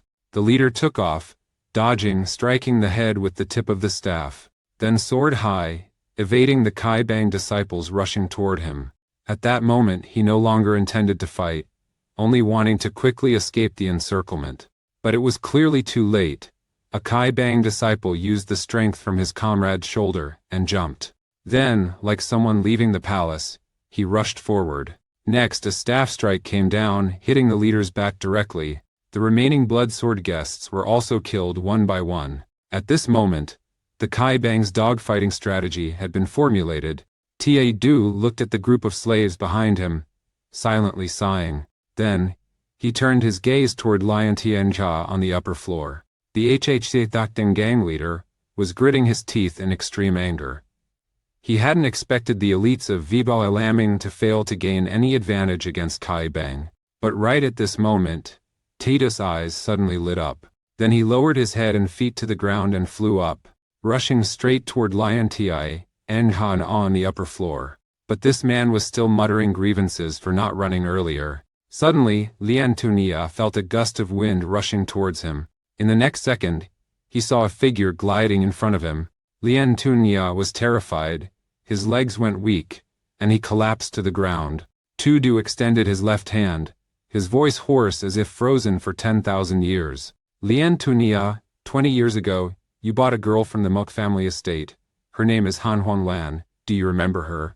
Where is she now? The master of the Hekong sect felt death approaching for the first time, wanting to answer but unable to make a sound. But at this moment, a slow voice sounded. Xiaoyun, I didn't expect to meet you so soon. And Dao Yang slowly pulled up his sleeves. This divine power, Thitkechia coldly said, this time, it's not certain who will lose. With such a distance, the arrow arrived in the blink of an eye. Zidu, although cautious, did not expect the opponent to act so quickly. The golden arrow pierced through his chest. Zidu was pushed away by a very strong force. Zidu fell to the ground, a golden arrow still embedded in his chest. Sudu snarled, spitting out a mouthful of black blood, and Dao Yang saw that, and immediately smiled with satisfaction. Lian Seye, it seems this time I've won. Lian Si thought that Daoyang had succeeded, so he clapped his hands and cheered. Ma Daoyang was carefully observing, his expression serious. Ziyu gripped the golden arrow tightly in his right hand and slowly stood up. The arrowhead was less than 3 feet away from Hukao. Clearly Zidu had grasped this deadly arrow at the last minute.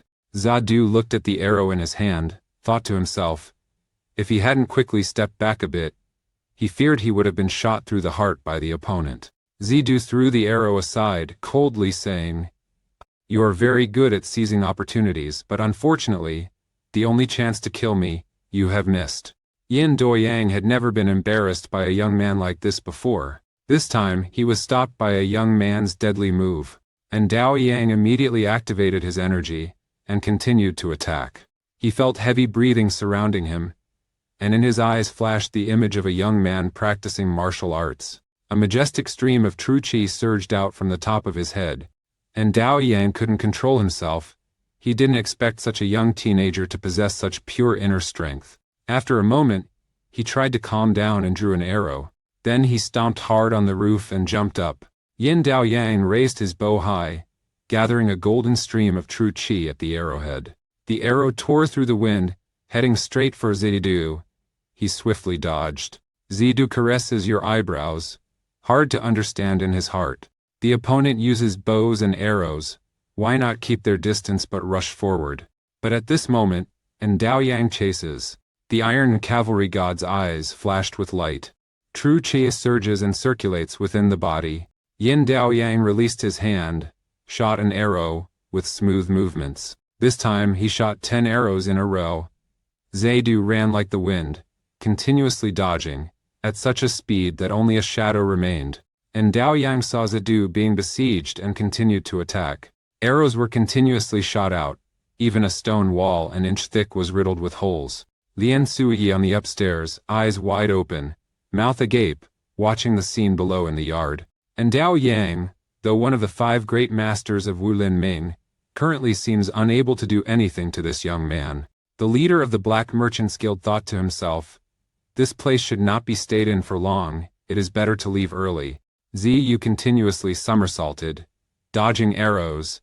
He knew that continuing like this would only result in getting shot. Seeing a large pillar ahead, Zidu immediately reached out and grabbed it. Tudu ran towards at a very high speed, grabbed the pole, and suddenly turned around. The next moment his whole body, like a cannonball, borrowed the spinning force and rushed towards Yin Doyang. Yin Doyang saw this, immediately stomped his foot, and retreated. Ziyu landed safely on the ground. Then point the tip of the foot to the ground, and fly up. Continue chasing Yin Doyang. Seeing Zidu successfully execute a maneuver in the blink of an eye, and Dao Yang panicked. With an unwavering hand, he fired 10 arrows in quick succession. He is as enchanting as a demon. Dodge all the arrows with your shoulder. 2 people, one chasing and one fleeing, unknowingly arrived at a small tower. And Dao Yang did not hesitate, flew into the building. But Zidu did not let go and chased after him, and at this moment, Yin Doyang suddenly extended his right hand. Each strand of steel shot from his hand. In the blink of an eye, the inside of the small building was filled with steel wires like a spider web. Zidu did not have time to avoid, rushed into the legal battle. Ziyu thought to himself, it's all messed up. And Dao Yang took a step forward, pointing at the young man. Young man, only now realizing it, it's too late. After speaking, Yin Doyang reached his right hand back and grasped the steel wire. The steel wire was pulled back to cut off Zidu's head. Unexpectedly, Ziyu reacted faster and immediately bowed his head. But the hair was still cut by sharp steel wire. Since you deliberately narrowed the distance with me, I felt something was wrong. It turns out it was all to lead me here. It was quite an interesting story, but once it was seen through, it lost its appeal. Zidu heard this, his eyes cold. Do you find this matter very interesting? Why? Zidu stretches out his 2 fingers, concentrates his magnificent vigor between them. Then he flicked hard at the steel wire beside him. A strong energy flow spreads along the steel thread.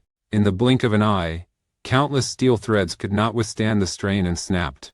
Amid the web of steel, Zidu's voice resounded. These children look no older than 13 or 14 years old. Yet you have harmed them like this. and Dao Yang saw this scene and immediately panicked. These steel strands are made from Kim Kang Ti. They cannot be cut solely by using internal force. He did not expect that Zidu, despite being young, could control his inner strength to such a refined level. Ziya's cold gaze continued as he spoke, engaging in combat with people like you. I also feel disgusted. After speaking, Zidu immediately rushed forward, and Dao Yang hastily fled. Zidu pursues closely. Zhudu runs like flying on the wall. I didn't expect to see the opponent aiming at me as soon as I turned the corner. Ziyu squinted his eyes, indeed cunning. He hurriedly pounded hard on the nearby pillar, along with the force in Zida's palm silently pouring out. Jiangqing heroically and benevolently unleashed. In the blink of an eye, the entire small building collapsed. Amidst the swirling dust, and Dao Yang stared wide-eyed and open-mouthed. An attack from the opponent is so terrifying. Amid the thick dust and Dao Yang flew out of the small building. The Iron Cavalry Divine Archer fell into the rubble. Before he could stand firmly, a voice chased after him, and Dao Yang gritted his teeth and turned around. He is Xu Jianke, the top martial artist of the Wulin Alliance, yet now he is being pushed to this extent by an unknown young man. At this moment, Yin Doyang spoke up. My fate is determined, but we still don't know each other's names. I am Yin Doyang, known as the Iron Cavalry Divine Skill. My name is Zidu, from Taipei. Today I must take your dog's life. And Dao Yang laughed coldly, and said nothing else. He drew 10 more arrows from the quiver. Lady Jie Qi, the goddess of craftsmanship, steps forward with her left foot. The originally normal eyes suddenly gleamed with golden light. 10 strange spinning arrows under the guidance of Zen Qi, and Dao Yang transports Qi throughout the body, conveying it to the tip of the arrow. Each arrow spins continuously without stopping. This swordsman released his arrow, his movements like flowing water and drifting clouds. The next moment, only 10 arrows merged into one, tearing through the wind straight towards Ziyu. Zidu was not nervous at all, raised his left hand. A stream of Qiangjing spreads out, enveloping a group of arrows. The bow bends in the blink of an eye, enveloping the cluster of arrows, and the bow's force on the arrows is broken. In the next second, only a loud explosion was heard, with thick dust. The energy of the two clashed, dust swirling around. Before the dust could clear, Zhudu charged forward, continuing the attack. His palm struck like Mount Tai pressing down, hitting Dao Yang's crown directly. Saw a teenager land a deadly palm strike, and Dao Yang could not dodge in time, had to take the hit. The Iron Cavalry Divine Archer is not willing to admit defeat. Hastily mobilizing all the remaining Zenshi, he shot out 10 arrows. The distance between the two is too close, making it impossible to avoid. 10 arrows quickly flew towards Zidu. An Rao, came to Zendamen, in vain now. Seeing Dao Yang shooting an arrow at him, Zidu immediately turned his body in midair. Zidu extended his right hand.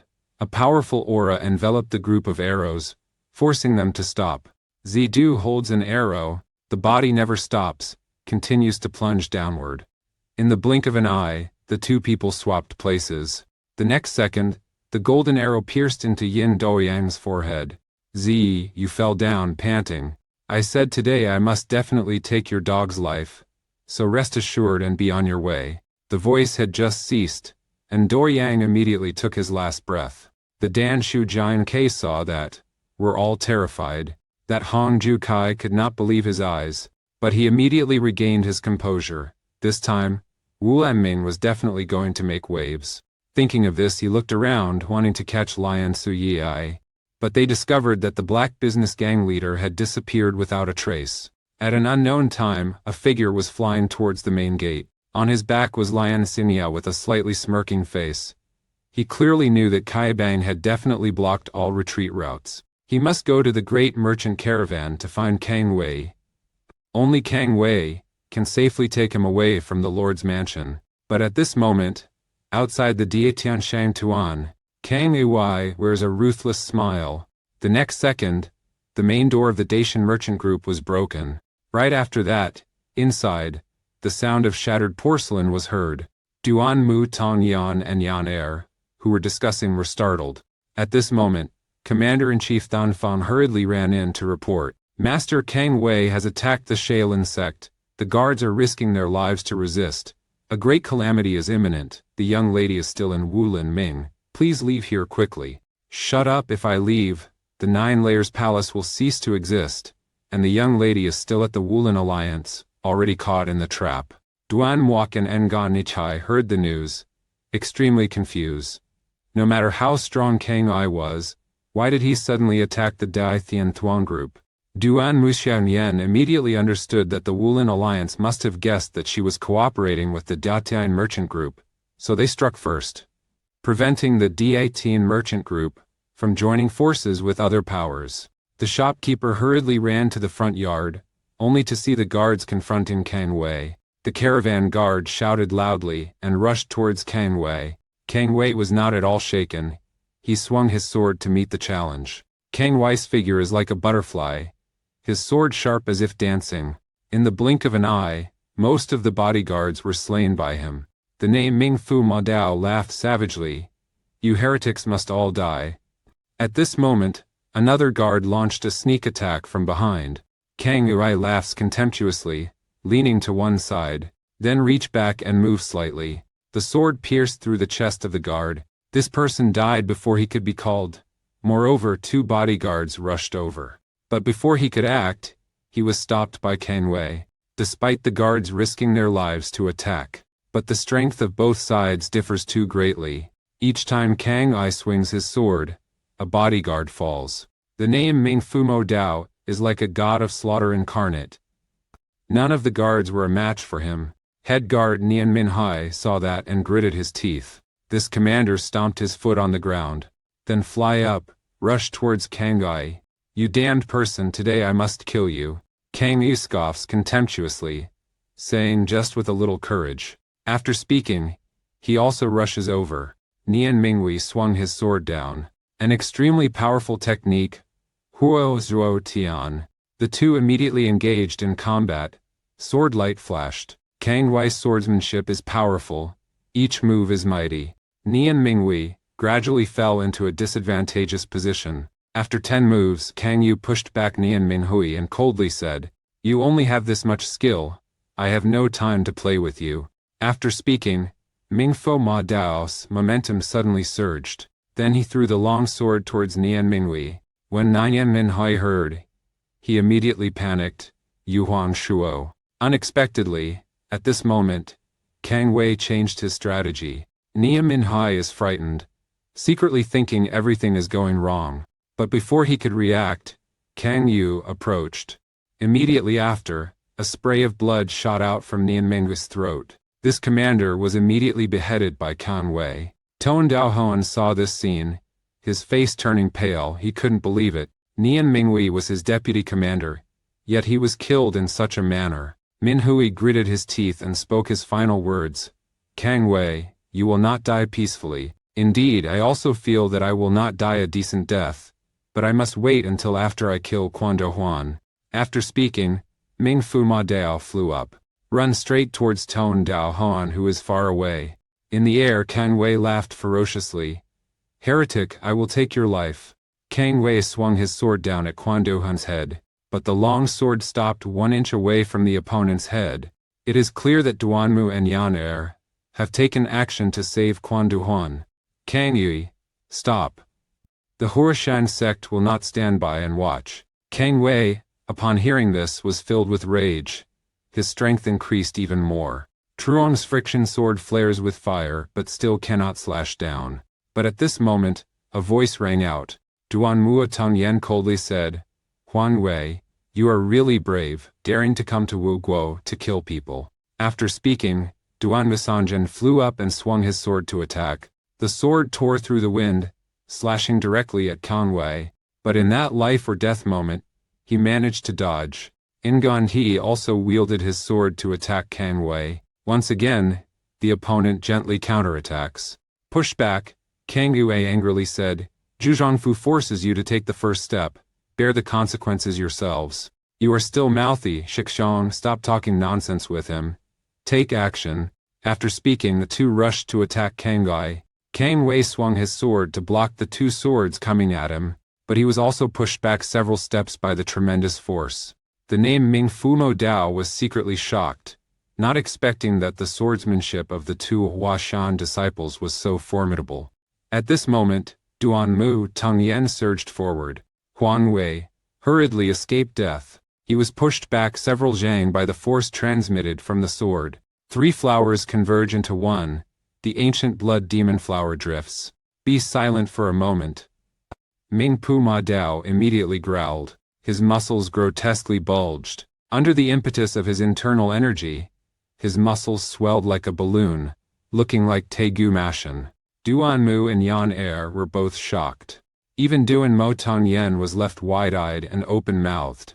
Immediately after that, the 3 people were pushed back by an extremely powerful force. Duan Mutong steps his foot onto a fragment, then fly up, turn around in the air, then gently lands on the ground. Indeed, it is the unique skill of the Huashan sect, Fragrant Phantom. They were pushed back a few steps by strong winds before they could stand firm. The 3 people stepped back, looking at Kang Wei. Hang Wei snorted. Was that in Xiang Piao Sao, indeed truly mystical? And the 3 of them were extremely frightened by Kang Wei's transformation. They once heard their master tell that in the martial world, there is a secret technique capable of stimulating bone and muscle growth, causing a significant increase in strength. Witnessing it firsthand still shocks them. Kang Wei laughed coldly again. What's wrong? Are you already scared just by seeing me like this? So if you know Wu Lanming's plan, wouldn't you faint? He is 1.7 meters tall, but weighs only 80 kilograms. However, after the impulsive actions, muscles and bones can swell up many times their size. In a flash he transformed into a giant over 2 meters tall. Kang Ai pushed back Duan Mu Tong's 3 members and said, I can only tell you this much. If I say any more, I'm afraid Quan Du Huan will be the first person I kill. Quan Du Huan heard this. His heart was shaken. Could it be that the plan Kang Wei mentioned was personally appointed by Huang Pu? But at this time, Kang Wei is not as confident as he appears. He has witnessed the true strength of Duan Mu Tong. The 2 disciples of Huashan are also not ordinary. If they keep fighting, it's still unclear who will win or lose. Thinking so, Kang Wei immediately switched his sword to his right hand, then stepped forward with his left foot, preparing to draw his sword. Duan Mok Tong saw that, and immediately realized Kang Wei still always used his left hand to fight. Cannot believe that Ming Fu Ma Dao is right-handed, but on the other side, inside Wuzhu Shanzhang, the remaining blood sword warriors are preparing for a desperate counterattack. Honggan Keikai coldly swings a long dagger. The long staff moves like the feeling technique, striking forward, choke a Suijin Keike. But according to Hong Shikai, he let go. This chief Lao Kai Bang is like a swallow flying away. Continue flying forward, thrust directly at Shu Jianqi's face. Then the old beggar turned around. In an instant the other 3 bloodsword guests were all hit by the move. Among them, 1 person fell to the ground, still struggling. Hong Shikai did not hesitate, kicked hard once. The Shu Jianqi immediately died on the spot. At this time Zidu had finished dealing with Ndao Yang and proceeded. Hongkat Kai saw Lian Tunia had run away, but Ziyu did not seem too worried. Aren't these members of Shu Jianqi still here? From their words, we can definitely trace Lian Sea's whereabouts. Hongke Kai said, the blood sword warriors are the elite of the martial arts alliance, having undergone rigorous training. Even if all means are used, it might still be impossible to extract the information one desires. He with a calm expression said, do not worry, they will definitely speak. The disciples of the beggar's sect tied up the surviving blood saber guests and dragged them over. The 12 blood sword guests, now only 6 survivors remain. At this moment, Hongju Kai noticed the children beside him, and this elder of the beggar's sect thought to himself, as long as they capture the leader of these slaves, the beggar's sect will have leverage to negotiate with the Woolen alliance. But if it can help these slaves regain their normal mental state, then these children will become direct evidence exposing the crimes of He Shang. Hong Shi Kai gently pats a child on the head. Tiwo Oni, the sect will protect your child until your sanity is restored. Who would have thought that a beggar's casual movement would scare this child? The slave child instinctively drew a sword. stabbed straight into Han Kai. The beggar timely dodged the incoming sword, then sidestepped to evade, increasing the distance from the opponent. But at this moment, the other slaves also seemed to be agitated. Masses rushed towards Han Shikai. Zidu takes a step forward, blocks the HN Chan KHT. Zidu said, "Just let me handle it. It seems they misunderstood your good intentions." Han Shi heard it that way, a bit worried. "Xiao Shi, they are just children. Rest assured, I will not lay a heavy hand on them." After speaking, Zidu firmly stomped his foot on the ground. A large stone 3 feet in diameter was lifted by him. The young man extends his left hand, an invincible aura enveloping the rock. Zidu threw a stone upward and gently tapped the flying stone. A second later, the large rock exploded. Countless pieces of debris were shot out under the control of Qiang Jing. Stones fell like hail, hitting the group of slaves. The children were immediately beaten unconscious and unable to move. The disciples of Kai Bang saw that, and immediately whispered among themselves. They did not expect that the teenager the elder brought would have such tactics. Zidu stepped forward, holding an unconscious child, just as Han Wuba had done to him. "From now on, no one will control you anymore. You have Zidu now." The child doesn't know whether he understands, but tears were streaming down. Han Shikai draws some of the remaining blood sword mercenaries to come. After controlling the slaves, Zidu immediately returned. "So tell me, where did Lion Tunia end up?" "Stop dreaming, I won't say anything." Zidu heard that, his eyes flashed a cold glint. He quickly raised 2 fingers, continuously pressed the 3 acupoints on Shu Jianqi's chest. The person's arm suddenly moved uncontrollably. Zidu stuffed the short sword into this person's hand. Qingduan's sword couldn't be controlled and slowly pressed against his throat. Shu Jianqi was scowling, but still gritted his teeth and said, "Shu Jianqi will never betray his comrades." When Sudu heard that, his mouth slightly curled up. "All right, if you want to be a hero, then I will make it happen for you." And Monday, Alar Sikan, in a recent Kamasazamana Cartel, Awasir Kermautfari, Athiriye. After saying that, Tududu lightly snapped his 2 fingers. Shui Jianke's arm loses control and changes direction. He stabs again toward the nearby gang members. The blood sword guest was terrified, trying to tightly grasp his hand, but his other hand didn't seem to be his. The short sword still slowly stabbed into his comrade's chest. This blood sword guest is full of fear, shouting loudly. Tudu laughed scornfully. "Are you not considering the lives of your comrades more important than your own? Then I will let you kill them one by one yourself, and at that time, if you still refuse to reveal the whereabouts of Lion Senyaya, I will release you, this hero." When Han Shi looked at this scene, he couldn't help but be startled. Shu Jianke are trained to disregard life and death and never betray their comrades, principles instilled in them since childhood.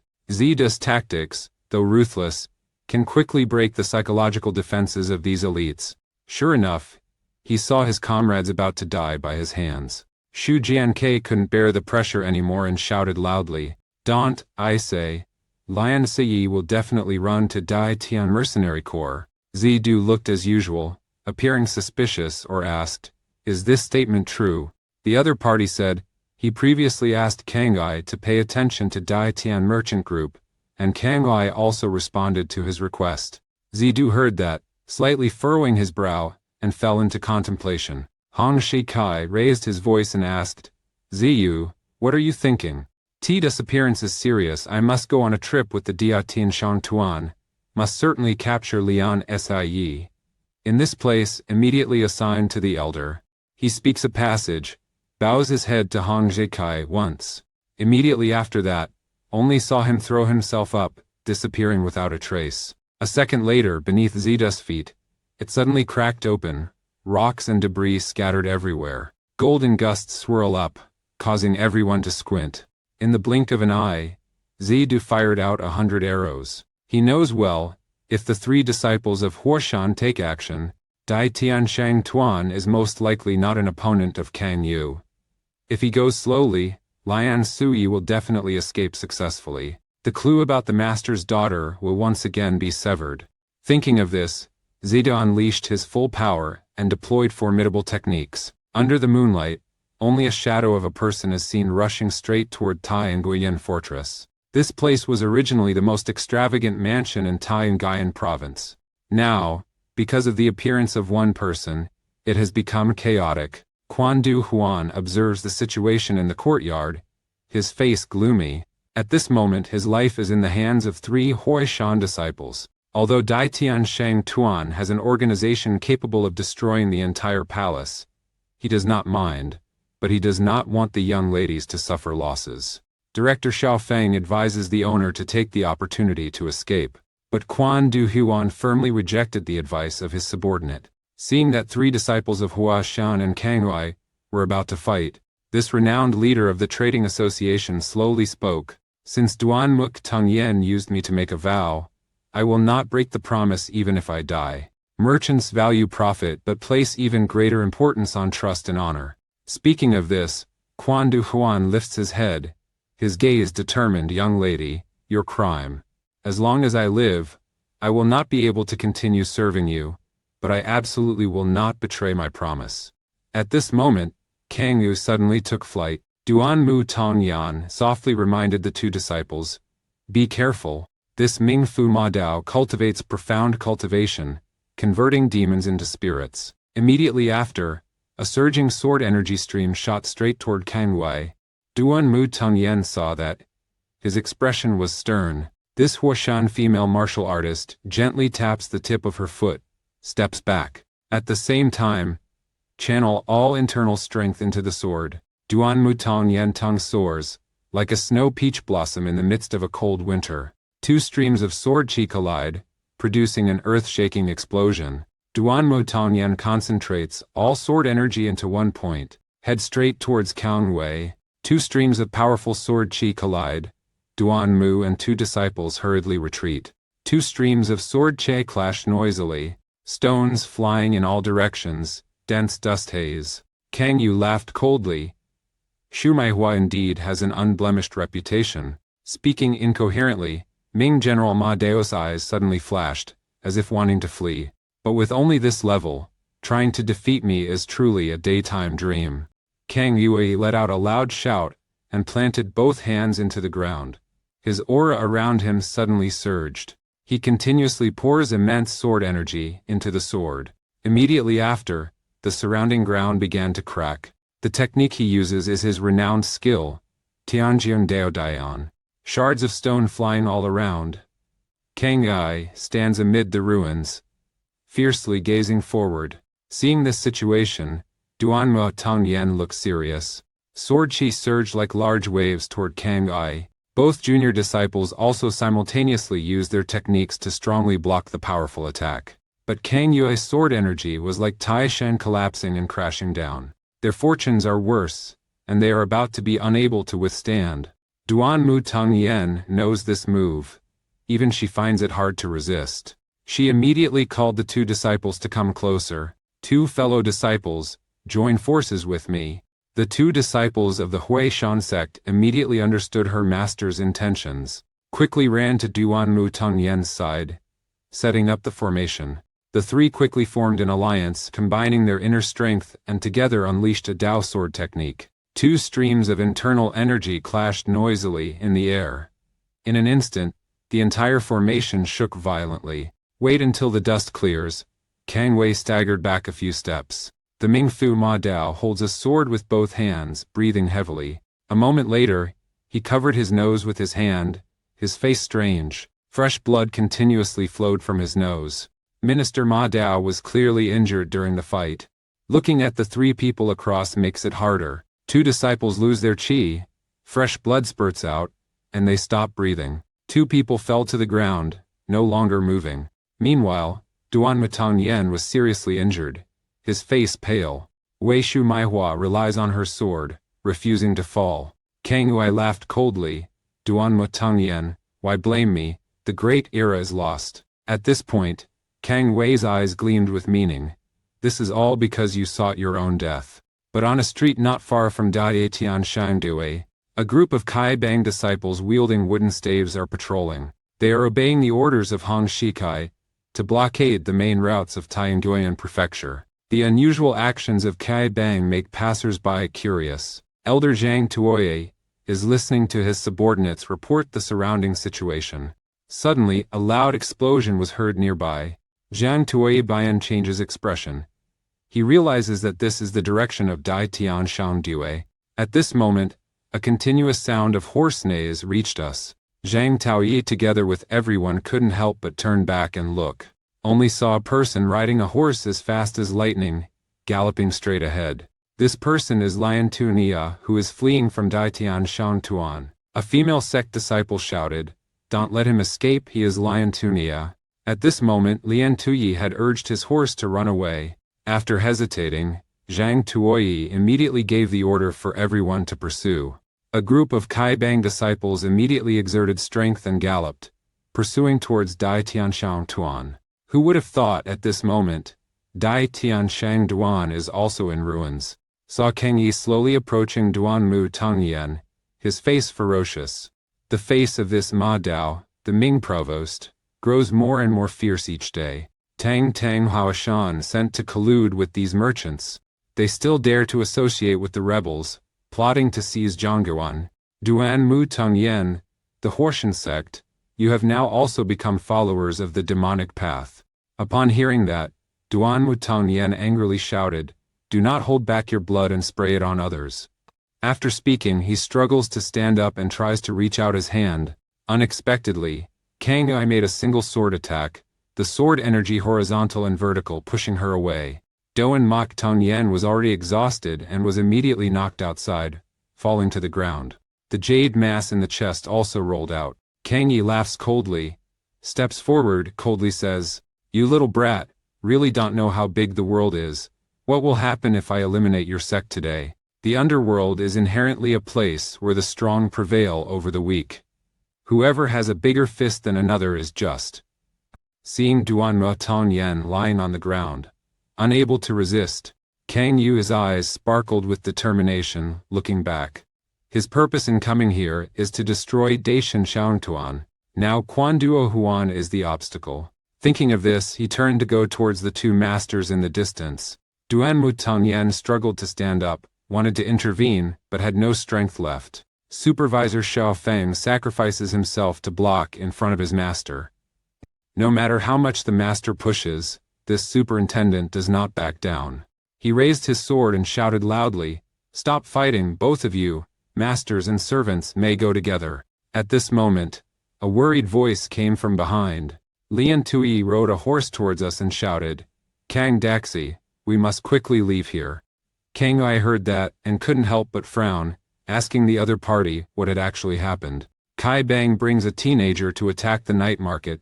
The hero temporarily blocks them, but merely fearing them won't hold out for long.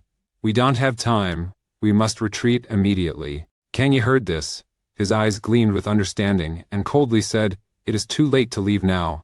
We have already arrived here. I was originally the character he found Hanwu, Fuka Zigoo, but now it's like a house dog in mourning, struggling to flee." Seeing Kang Ai looking towards me with a dark gaze, Lian Tuningya couldn't help but turn his head to look back, his face stern.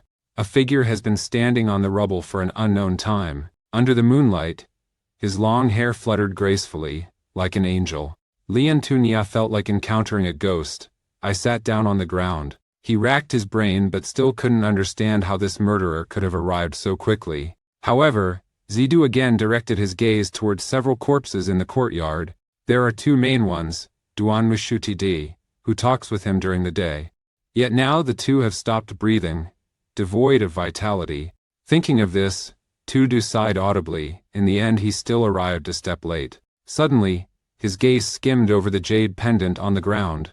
Brother Zidu slightly draws in as if he's thinking of something. Immediately after, Ziwaija Namakabelai, landing in the middle of the courtyard, two henchmen hurriedly block in front of Duan Mu Tongyan. Zidu bent down to pick up the fallen jade bai from the ground. Carefully observing, he indeed saw the words Shao He on it. Zidu's mouth turned up slightly, revealing a faint smile. As he predicted, this jade bai is indeed Tu Shao's object. Tudu slowly walked in front of Duan Mo Tongyan, lifting the opponent's clothes. placing the jade pendant back into her hand. Then he took off his cloak, put it over her, covering the exposed parts. Tuda's voice, gentle with a hint of teasing, "You are too careless. Kang Yu is not an ordinary person." This time Yuve hit a set point. Speaking of that, Zidu leaned closer, his warm breath whispering into Duan Motungyan's ear. "Not bad, still thank you for protecting the jade pendant. Its owner will know, and will certainly be very grateful." A masculine breath blew into Duan Motungyan's face, causing him to blush.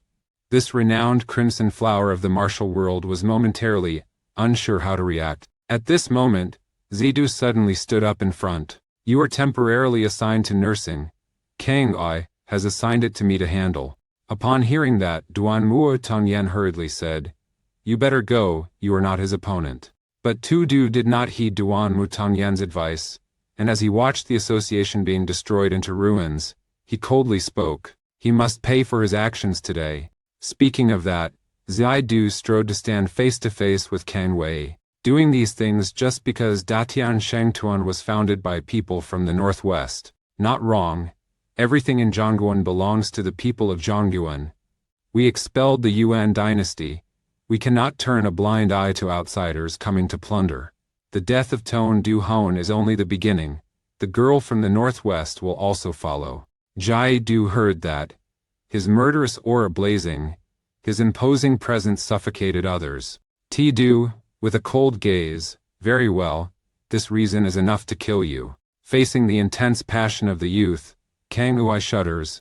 The prefect Ma Dao of Min Prefecture panicked and shouted, "Wait, don't make a move." He was injured internally during the recent fight. If he continues to tough it out against Zidu, he will surely die. It seems he has to use that for a chance to survive. Back to a bar in Taithep Tamiathwine. At that time, Kang Yui forced Lian Ta Anje to want something. "Lian Tuyi, as far as I know, you are hiding a divine pill. It is commonly consumed to enhance lifespan. When a martial artist ingests it, their power will greatly increase. Now give it to me." Daiji Kang is joking. "If I had that, wouldn't I already be a top master?" Many years ago, Huyen Thon lost a spirit gen. At that time 20 people were suspected, and you were also one of them. Although ultimately no one identified the thief, this matter faded away. But I know some details.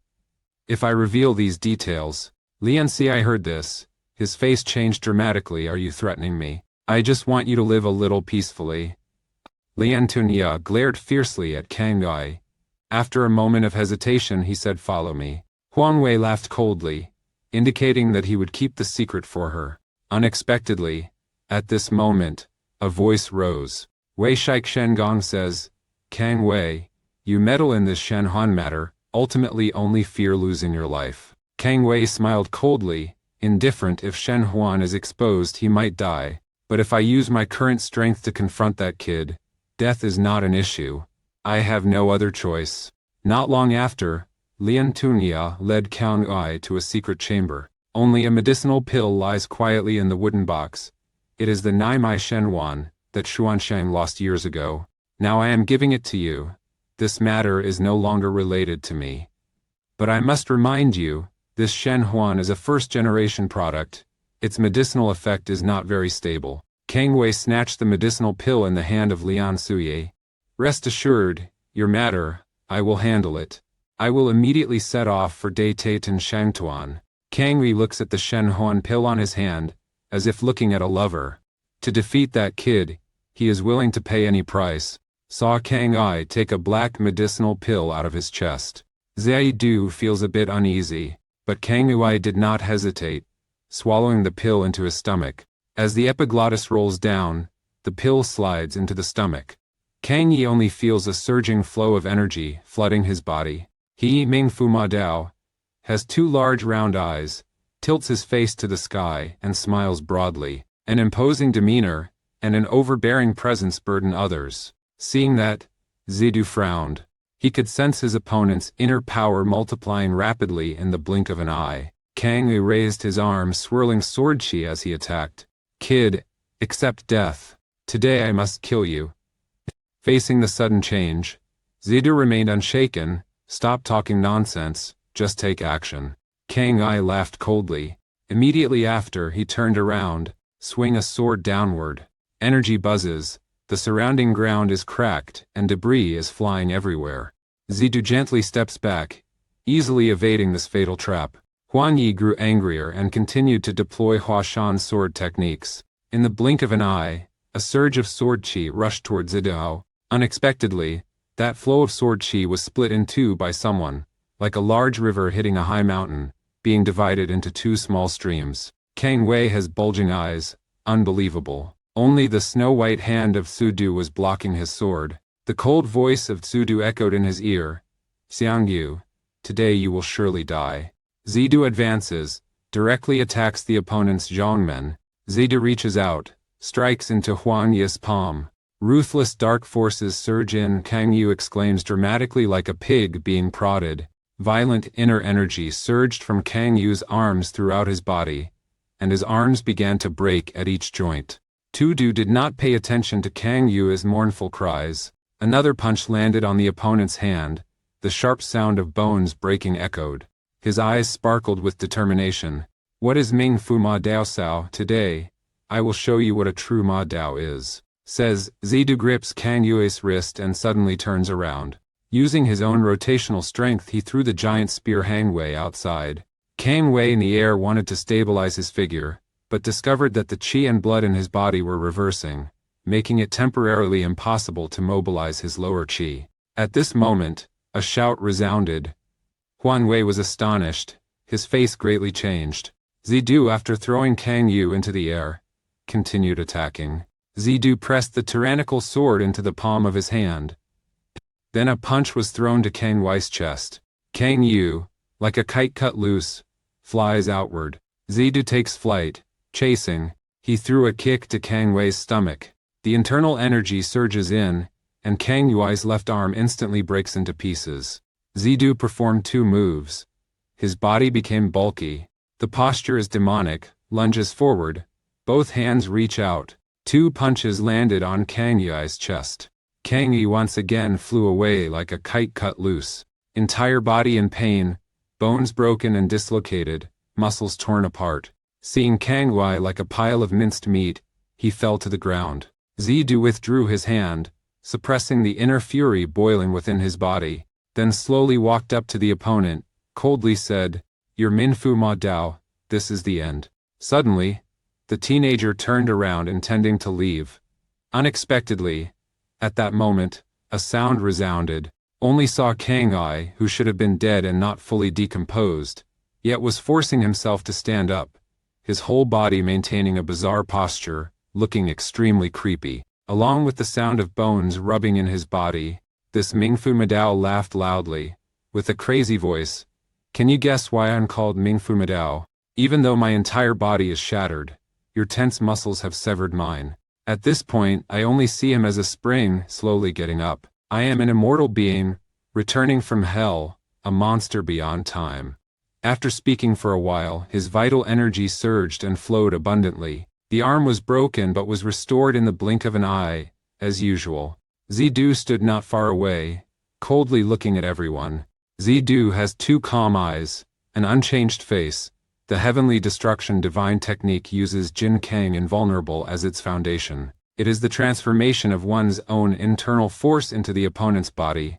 From there, damage the opponent's meridians, bones and flesh, and qi and blood. At this point, Zidu let out a cold laugh, then raised his right hand, inner power surging. "At first I intended to spare your life, but now it seems I have overthought." He executed a move, and the inner power in Zida's hand suddenly erupted. Core energy hidden in Qiang Wei's body was triggered and exploded in the blink of an eye. "You are an immortal being, so I will no longer preserve a body for you." As internal turmoil surges inward, Kang Wei's power is increasingly weakening day by day. In the end, he turned into a pile of ashes. Lian Tui rubbed her eyes and looked, unable to believe it. Duong Min's Ma Dao mansion was beaten by a teenager in front of others, leaving him humiliated. Seeing Zidu coldly step towards me, "I'm Nari, I said annoyed, Stimanda Tilan Tiwayan, Hanera Farada Sanad, Aud War." The leader of this Hai Shang sect couldn't help but tremble. Lian Tunia, now we can talk. At this moment, a thundering sound of footsteps arrived. It's the disciples of Kai Bang running over. At this moment, Dai Tian Shang Tuan was completely destroyed. 2 days later, in the office of Tuan Dago Huan, Shou Feng is reporting to Quan Du Huan about the losses of Dai Tian Shang Tuan. Tuan Do Huan instructed to definitely take good care of the families of those who have sacrificed, then inquire about the condition of Duan Mu Tongyan. Shou Feng said, Duan Mu, the female knight has been in a coma for 2 days, only quietly lying in the small monastery, guarding the bodies of the 2 monks. Quan Duo Huan heard that, holding his head with both hands, sighed in despair. This time, Dai Tian Shangduai owes Zhu Zhongpu a great favor. Although both sides have reached an agreement, he is still worried that Zhu Chongfu will seize this opportunity to make excessive demands. Thinking of this, Quan Du Huan leans back in his chair and sighs. He blames himself for not being able to protect the young lady, but after thinking for a while, he spoke up and asked, Where is Zidu, the young swordsman currently? Thea Fong stated straightforwardly, Ziadi Diao has imprisoned Lion Sse and Dai Lao, not allowing anyone to approach. At the same time, in the Grand Canyon of Daitin Shangtuan, Lian Tunia is suffering, crying out, Is anyone there? What do you all want to do? At this moment, a voice came from the front door. Lian Tunia, it's best you remember the events that happened 20 years ago. Seeing Tu De pull the chair slowly approaching, Lian Suyi fearfully stepped back. Since that night of witnessing Zidu's ruthless tactics, this leader of the Heching region was so frightened that his soul fled. Zidu sat down on the chair, her cold gaze. 20 years ago. How many children did you buy from Mo Dong family? Where did you take those children? Speaking of this, the corner of Zidu's mouth twitched up, revealing a cruel smile.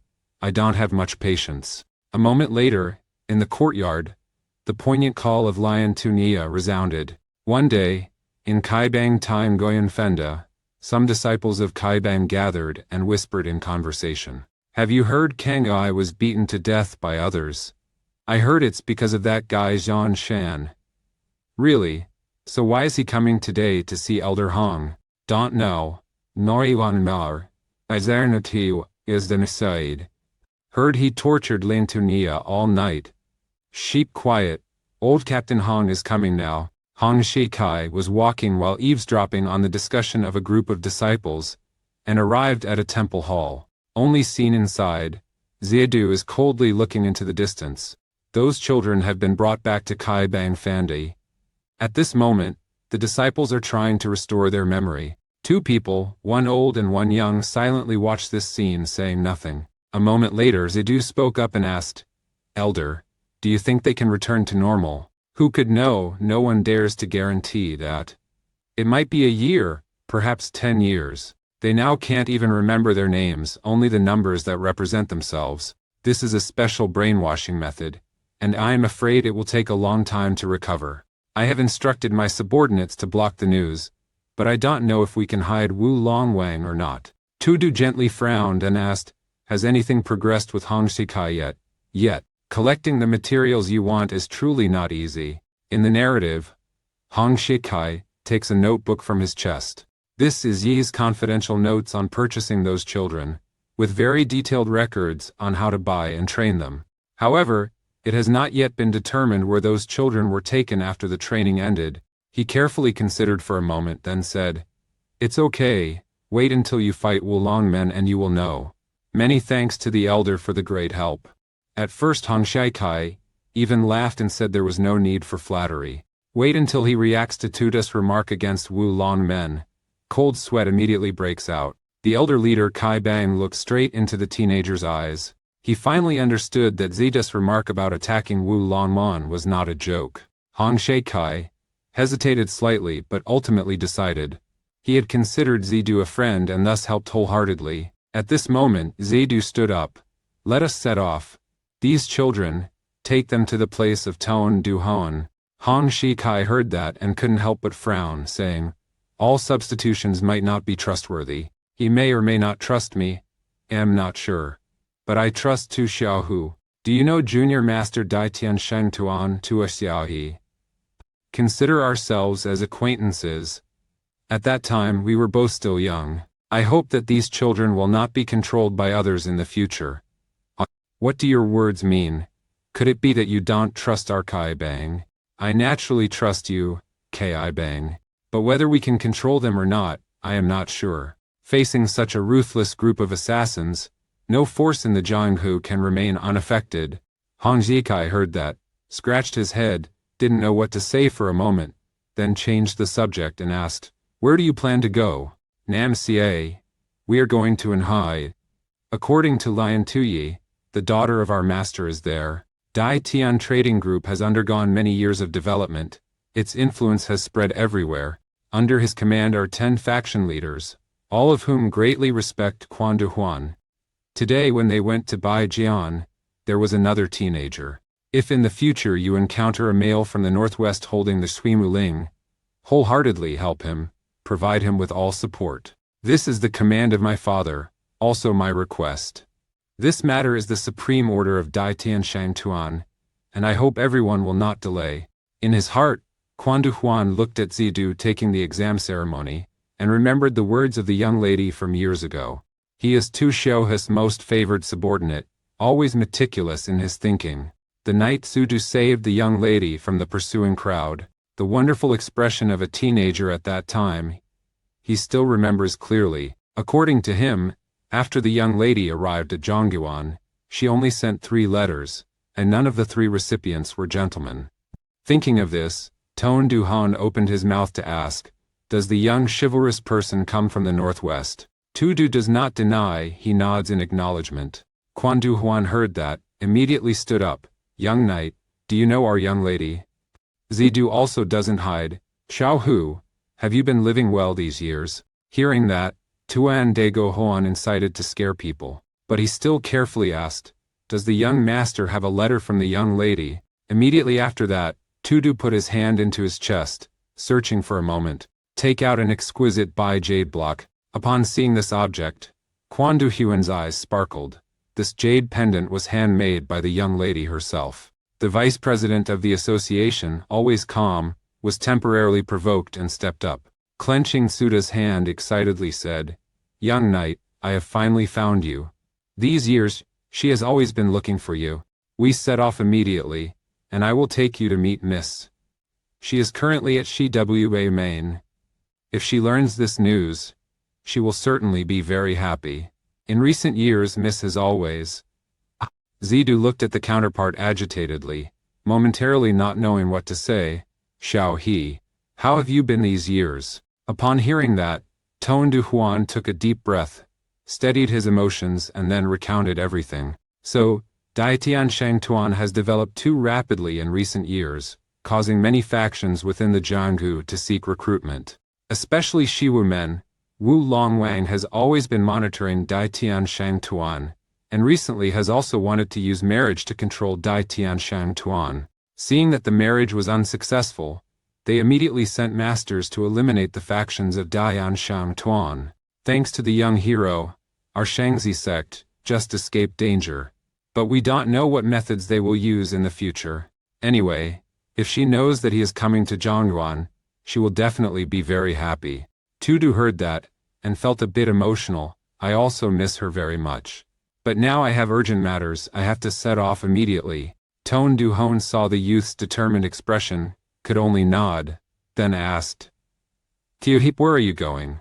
"I immediately set off for Anhai. Once everything is settled, I will search for Xiao Hu by myself." They spoke briefly, clasped hands to greet each other. "Take care." Looking at the figure of the young man leaving, Quan Du Huan pondered thoughtfully. He did not expect that the man the young lady had been waiting for 10 years would be this teenager. He is highly skilled in martial arts and fears that among his peers, no one can match him. Suddenly, a flash of light appeared in his mind. Tu Du is from the northwest, so if he comes to Sun Te he must have passed through Lu Nin. As the opponent appeared in Sun Te conversely, Zidu and Lu Nin appeared exactly when that war god emerged. Furthermore, the opponent is also acquainted with the elder leader of the gang, Hong Shai Kei. But the block sealed off all news about the Wu Ding dynasty during that period. The Supreme Master can dominate Daily Baye and Mu Dong's family in Liaonin. The mysterious youth who has recently appeared in the martial world is called Zhan Shen. Many clues combined. Tone Duhan continuously taps the table, thinking. He vaguely sensed a storm brewing in Zhongyuan.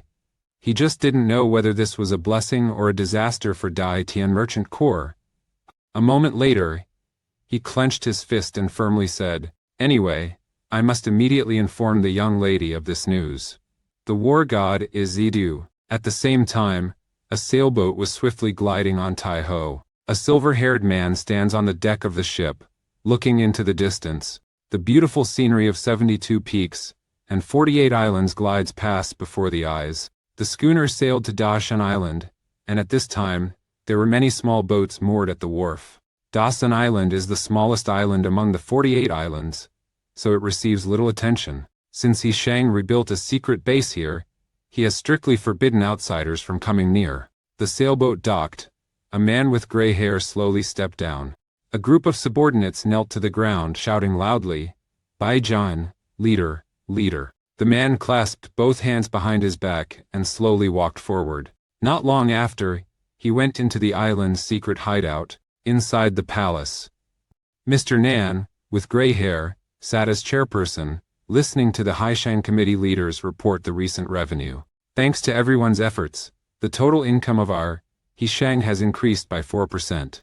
If not for the Daitian Shuang Tuan's interference, our income would be higher. Nan's silvery hair slightly furrowed his brow, and he could still reluctantly accept this number. But the Haishang Association presidents are complaining, saying that many of their business activities are being blocked by the Dia Tian Shang Duan.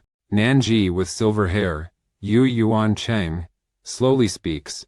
"It seems we have to take action against Dai Tian Shuang Tuan now." A chairman of Haizong stated bluntly, "The danger is not only that. At present, many emerging guilds are constantly growing stronger.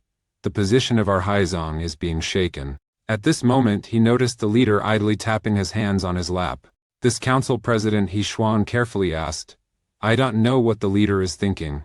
The leader said, "The action targeting Dai Tian Shuang Tuan has started. In the short term, results may not be seen yet, but after some time, they will definitely provide everyone with a satisfactory answer." Speaking of which, he changed the subject. "I wonder if recently anyone has heard of this name Zhanshan, Yanshan." A short time ago, the Master Mo Dong's family in Liaonin suddenly fell seriously. Ow. In the past few days, I have received news that Lian Tongya in Sun Te has also gone missing. Dear Presidents Hak Thuong heard that, and cannot believe it. Minister Lian Tongya is always careful. Why did he suddenly disappear? I heard that both incidents are related to that war deity. 2 masters of Wu Long men also died at his hands. We are not concerned with their deaths, but those civilians should have been handed over to Wu Long men, but are now missing. This matter will greatly affect the morale of our Haishang. At this moment, President Haishang stood up, clasped his hands and said, "I humbly request to investigate. We, the Hanan branch, will thoroughly investigate the incident in Santai. We believe that results will be available soon." Speaking of this, the president's eyes flashed with malice. "I will definitely make him pay. Investigate his true identity and background. If recruitment is possible, recruit him. If not, swiftly eliminate him." At this moment, in Tiandorian City, Tudu is leaning against the city gate, waiting for someone. At this moment, a noodle shop across the street caught his attention. The sign beside it reads "The most delicious noodles in the world." Tudu is massaging his stomach, only now realizing he is hungry. While Zidu was ordering a bowl of pork knuckle noodles, he was eating hungrily then. A slender figure walked up behind him. The person who arrived is one of the 3 flowers, Duan Mu Tanyan. The young lady performed a ceremony toward Zidu, saying many thanks for the life-saving favor of the young hero. After that, she took a jade bai shaped like a butterfly from her chest and softly asked, "Young martial artist, do you know the owner of this jade piece?" Upon hearing that, Tudu smiled and gently nodded. Duan Musang Yin was overjoyed and asked, "How did you come to know Mistress Tu?" "That was something for more than 10 years ago. Maybe she no longer remembers me. Duan Mu Tongyan said directly, Miss Tu will definitely not forget. President Tone also said, Tua Xiaohu is still looking for me. Anyway, she has indeed fulfilled her promise. In Zhongguan, a powerful merchant group was established. Now it is our turn to fulfill our promise. A Tianfa general who has recently emerged in the Jianghu has been hailed as a war god, a young and talented female merchant. Nobody expected that the two would have such a relationship. So 10 years ago, Suyu traveled with Master Han Wubai on the way to the empty statue temple. When passing by Lin Zhensai, the two took a break at an inn at the foot of the mountain. Today we rest here. Tomorrow I will teach you the final lesson. Tudu heard that, and clenched his fists tightly. He understood his master's intention. This was to officially take him as a disciple. Not long after, the two people finished dinner. At this moment, a clear voice rang out, approaching. Then, a small hand was placed on the table. A pretty little girl appeared before him, staring into Tsuda's eyes, full of curiosity. Big brother, why are your eyes green, so beautiful? She was very lively, immediately started talking to Zidu. But after a while, Han Wubai spoke up and asked, Young lady, do you have business with us? The little girl turned her head to look at Han Wubai, noticing that his eyes were also blue, and curiously asked. Then the girl smiled sweetly, saying that she and her father came here to eat and rest. But the hostel is full, so go ask if you can share a room. Zidu looked towards his master. Han Wubai was silent for a moment, then nodded in agreement. Thank you, Lao Jia Jia. I knew immediately that Lao Jia Jia would agree. The girl sits down next to Zidu. While speaking, he used a small fist to punch his own head. Zidu saw the adorable, mischievous little girl and took the initiative to ask, Miss, how old are you? Where are you from? The girl said she was 12 years old, no longer little. Big brother, your eyes are so beautiful. What is your name? Duzi smiled, said his real name. Such a nice name, just sounds a bit sad. My name is Tu Xiaohu. Let's be friends in the future. While conversing, it was gradually getting dark. Tu Xiaohu smiled with satisfaction, a happy expression. The young daughter had to follow her wandering everywhere. She couldn't help but say with regret, Xiaohu, it's been so hard on you. Toruduensu Ohu acted pitiful to comfort his father. After that, the girl pouted and said, if it weren't for Thukstuk being sick, their whole family wouldn't have fallen into such a difficult situation. Tufu sighed and reluctantly said, he has no other choice. Everyone can't bear the pressure of the charity group. Han Wubai accidentally overheard the conversation between the father and son, so he curiously looked over. Tufu said he was originally a businessman from Taebak, and due to business failures, he suffered heavy losses and is now planning to go to Trunggayan to start over. Han Wubai said bluntly, Zhongguan is chaotic now, wanting to start over there is not easy. I know. Kiwan elze meristera says it pamata noade. I not a view, and there's a tor, and hor. I heard there is a general named Zhou Yuanzhan rebelling, but I heard that they have driven the Yuan dynasty troops northward. Now is the time when the world is at peace, so I want to go to Trunggayan to try my luck. It is said that the Yuan dynasty was defeated by the Ming dynasty, and Zeta's countenance slightly changes. In the past, his good younger brother, Gong Qishan, after falling into the ravine, his fate remained unclear. His soulmate was also captured by the Yuan dynasty forces, whereabouts unknown. If the Yuan dynasty was driven north, it is not known what the situation of Wunaiji is now. Tuo Xiaohu intentionally realizes the change in Suda's emotions. Deka K, brother, don't worry. Later I will become the richest merchant in Trunggayan. If you have any problems, just come find me. Seeing the confident expression of the little girl, Zidu couldn't help but smile. After that, he reached out to rub the girl's head. Thank you, Xiao He. So from now on I have to rely on you, younger sister. This unexpected action stunned the girl. A small, pretty face flushed red. But right after that to a Xiao he immediately pouted and said, Brother, rub my head. I won't be able to grow taller. If I cannot get taller in the future, how can I get married? Can Hainan bear the responsibility? The girl's strange thoughts made Zidu embarrassed. He withdrew his hand, cold sweat broke out. Seeing that, Han Wubak also smiled. Indeed, an interesting young lady. Because there were no rooms left, the four had to cram into one room. Han Wubak yielded the bed to the two families, father and child, while I sat leaning against the wall meditating, looking at the handsome face of the teenager sleeping soundly under the candlelight. In the heart, Tu Xiaohu raises a strange emotion.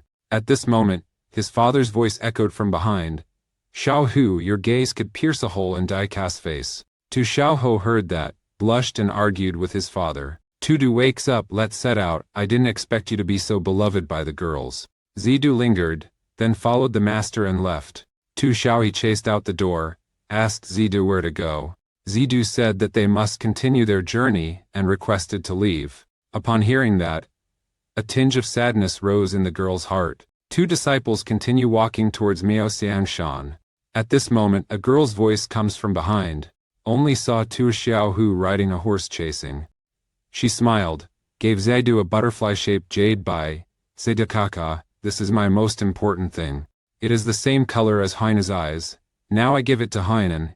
In the future, I will definitely become the richest merchant in Zhongyuan. Speaking of this, Tu Xiaohu said seriously, Huang must promise when that time comes, he must definitely come find me.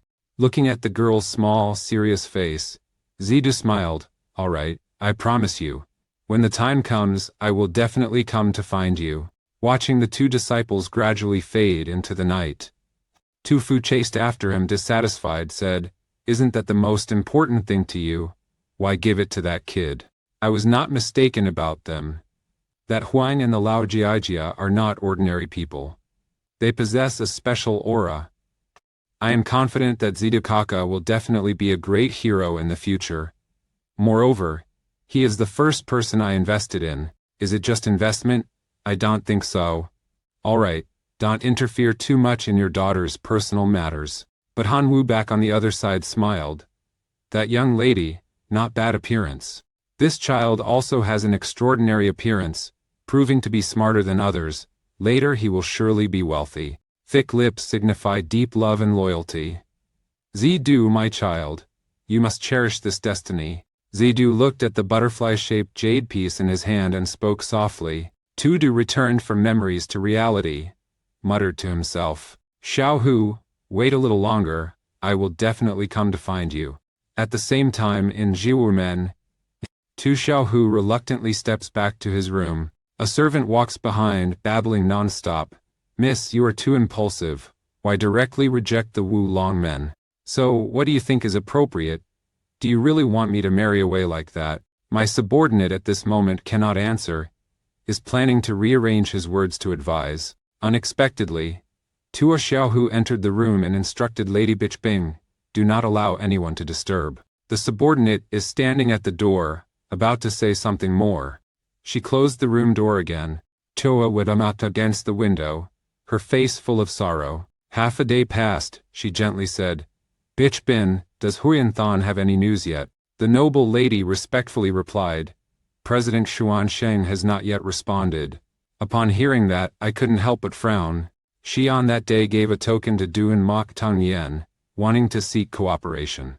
Logically, Fan Hoi Tien Guyan should have new news by now.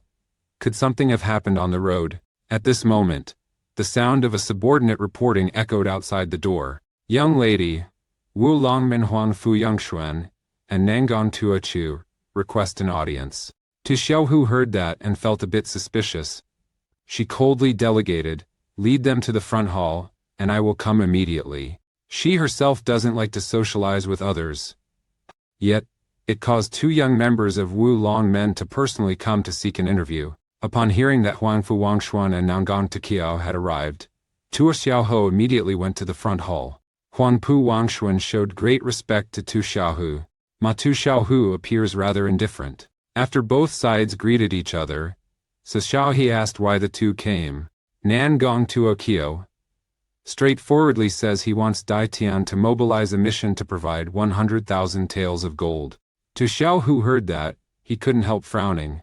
Immediately after, she became stern again, and her expression also turned serious. Miss Nangang, you just spoke and are already demanding 100,000 gold coins. At the very least, you should tell me what this money will be used for. Right.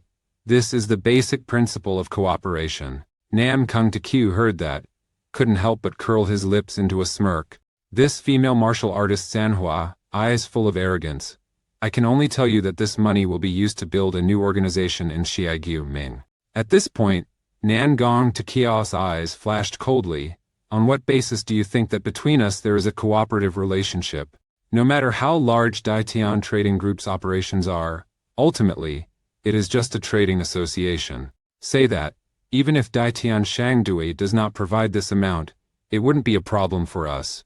I hope Miss To does not become unfaithful herself. The opponent's sharp words made Tu Xiaohu startle slightly. The girl beside him looks sorrowful as she watches his mistress. Later, Su Xiaohu tried to suppress the anger inside, his voice not in the least hesitant. Thank you very much, Miss Nangong, for your kindness, but I still cannot provide this amount of money. After all, 100,000 taels of gold is not a small amount, and currently I have only just been discussing with Wu Long Men. I want to discuss with Zhu Zhongfu and Shu Zimen first before deciding.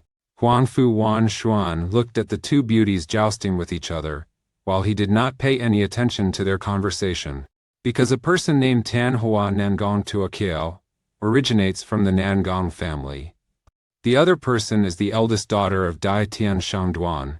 The second young master Huyan Than thought to himself, could it be that the rivalry between the two beauties is because they both want to attract his attention? Tuo Xiuha's evasive answer prevented Nangong Tuo Kiao from finding any breach. After a moment of silence, she stood up and said, Then, I resign. He, Master Kailan Hua, before leaving also left a warning. I hope Miss Tu thinks carefully and doesn't miss a good opportunity. Tao Xiaohu smiles and says she will definitely think carefully. Huangfu Wanshuan held the hand of Tu Xiaohe again, intending to say something.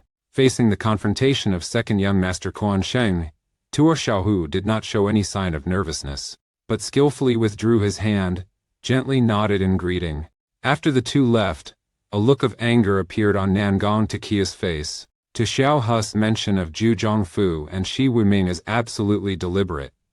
Thinking of this, he, Lian Hua, becomes even more resentful in his heart. She has made up her mind and is determined to make her opponent kneel and beg for her. But inside the room, Tu Xiaoho caressed the thin silk. Her gaze gradually became clear. She understands well that what Nangong Sukiao said is not wrong, even though having a lot of money cannot match martial power. Fortunately, Tai Guoming is currently internally divided into 3 groups, with forces evenly matched in power and strength. Because they all wanted to control Dai Tian Shan Tuan, she was able to leverage this to complete everything. After a long silence, images from 10 years ago appeared in her mind. The eldest young lady of this merchant guild had a sweet smile on her face. At the same time, at the Taingayan warehouse in Suntae, Zidu and Hong Shukai are bidding farewell to all the capital's ambassadors, along with everyone else. Watching the fading silhouette of the young man, everyone had their own thoughts. Quan Du issues orders to Cheng Feng to deliver messages to the branches.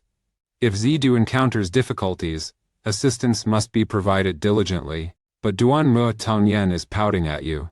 Earlier, he had proposed to accompany Zidu, but was straightforwardly rejected by the other party. I know you approached me with a purpose. Traveling together, I will have to beware of you, which for me is a burden. Shu Maihua secretly thinks, Tu Du only opens up to treat him with sincere people. ZCAA and Hongqi sent the two people down the southern road. When arriving at Modongpu, a place with many happy, Lao Qiamikai worriedly said, We came there only to confirm the news, without intending to cause conflict with them. Hong Shikai said, In the Jianggu, not causing trouble with others does not mean others will overlook you. It's getting dark. The two of us are looking for a place to take shelter in the forest. Hong Zikai chewed a piece of jerky and said, You rotten kid, tell me, since coming to Zhongguan, how many people have you killed? Kht glanced deep into the dense forest, his sharp eyes. He heard footsteps coming from the forest. A group of people in black are rapidly advancing toward the two individuals. Du calmly said, I also do not want to, perhaps this is fate. He downed a full gulp of strong liquor. Judging by their fighting styles, it seems that this time all are masters. Zidu made a rough count, totaling 18 people, each carrying a longsword. Looks like we won't be able to rest tonight. After eating, moving a little is also good. Suddenly, a prowler quietly hid in the shadows, surrounding two people. They exchanged glances with each other. Right after that, Fei Shen, a scoundrel, came down from the tree. In his eyes, a cold light flickers. He rushed straight toward Zidu, the long sword thrust forward. Zidu gently reached out his hand. Truong, sword in hand, was immediately bent by Xike. The harasser was terrified. He felt a surge of energy strike him directly. In the next second he was like a kite with a broken string, flying backward outside. Spun several times in the air before falling to the ground. The arm was broken by Zidu. The remaining customer enthusiasts also rushed down upon seeing that. Hong Sheikai downed a shot of strong liquor. Old Sheikai channels his vital energy. A roar like thunder echoes in his belly. A gulp of wine bursts out, carrying kinetic energy rushing toward the crowd of antagonistic patrons. In the blink of an eye, the wine poured like rain onto the crowd of people in black. They were hit one by one, falling from the sky. At this moment, cold light flashed in Zidu's eyes. The earthworm swings its legs. The pile of fire in front is kicked up. The burning logs are like arrows piercing through the crowd of admirers. He was impaled through his body by a wooden stake and fell to the ground. Someone is being burned alive with alcohol on their body. The gang leader saw the customer that way, panicking inside. In the blink of an eye, they had lost more than half their manpower. The leader orders, mission failed. Retreat, kill that kid. Just as the voice ceased, Zidu appeared before him. Zidu coldly said, with just this little courage, "You still want to kill me? Do you not know life and death?" Suddenly, a long sword thrust up from the ground. Zidu saw that. His gaze flashed with a cold light. He reached out and grabbed the long sword. In the next moment, the sword on the battlefield was broken. Zidu coldly said, "Dare to use this piece of metal to stab me." In the next second, the ground around exploded, debris flying everywhere. That scoundrel died on the spot, not a piece left. At this time, a few guys like customers barging in. Facing the public's criticism, Zidu remained unflustered. He swung his arm and hit the head of a thug. Immediately after, Zidu rushed into the crowd of spectators. Each strike delivered has a name that causes the opponent to fall. The leader saw that, was frightened inside, turned around and fled. Zidu raised his left hand, gathering internal energy into his palm. Then a punch was thrown. Energy flew straight toward the fleeing leader. The leader feels like a mountain is pressing down on him. He fell to the ground, rolling around like a ball. The leader felt chi and blood surging within his body, let out a sound, and spat a mouthful of fresh blood. But he still tried to get up and run into the forest. Hong Shikai was planning to pursue, but was blocked by Zidu. Just ignore him. He's just a groupie following orders. Even if caught, they won't uncover any valuable clues. Which force do you think sent us? I'm not sure. I guess it's probably people of Haishang. After a night of rest, the two continued their journey. The Triad gang has no clues. The surviving Triad member also committed suicide. Moda's family is now in decline, and Wulong Men increasingly does not value. If they are truly as you suspect sent by Haishang, then it proves that Haishang's higher-ups have taken notice of you. At this point, Hong Shikai's eyes sparkled. Perhaps they had guessed that you are the war god. A few days later, the two went to Hoai-Kan, the source of the Hoai-Ha River. North is Taihang, south is Hoai-Ha, Tukshaw is the northwest gate. Upon entering the city, Hong Shikai said there was work to do. He then let Zidu stay at the tavern for a long time. Zidu sat by the window, sipping tea and enjoying the view. Suddenly, 3 men walked towards him. At this time it was showtime, and the pub was very crowded. 3 people went up to the second floor, walked around once, and then arrived in front of Zidu. The leading man introduced himself as Trin Hu, the head of the Hongdu Investigation Bureau. A senior guard also introduced himself as Tiehiu Iikuri. While the remaining bodyguard was preparing to introduce himself, he suddenly clutched his chest, showing signs of pain. That bodyguard broke out in cold sweat, trying not to make a sound. Zidu saw that and glanced over. He saw a cold chi accumulating in that bodyguard's chest. He smiles, invites the three people to sit down. During the conversation, Zidu said that the three people did not look like people from the investigation bureau. They said they were sworn brothers. Little brother, stop drinking that ordinary wine. This is Du Kang's wine that I brought from Yikju. The taste is excellent. Zen, you poured Zidu a cup. Zidu took the cup of wine. Meanwhile, the two bodyguards stared intently at Zidu's actions, looking worried. Zen, you squints, a cold glint in his eyes. Zidu raised his glass of wine, took a small sip and praised, indeed, hometown wine has a special flavor. Zidu lifted his head, downed a glass of wine. Just finished drinking. Bodyguard Tuhiu grinned slightly. At this moment, Zidu suddenly flinched. He heard a tile crack. Zidu looked up at the roof, saw a few opportunists hiding there, their attire exactly like the group who attacked him a few days before. Zidu placed his wine cup down, calmly looked at his counterpart. Now can you three clearly state your purpose for being here? You go upstairs, pretend to take a walk, but your gaze remains fixed on my desk. Now I have also given up my seat to you, and I have drunk my wine.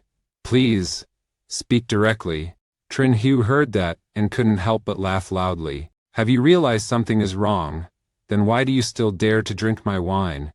I don't know if you are overconfident or too foolish. Speaking of this, I won't hesitate to tell you that there is indeed poison in the wine. This poison is called Bai Tiao Tan. After entering the stomach, it will spread throughout the body and block the meridians.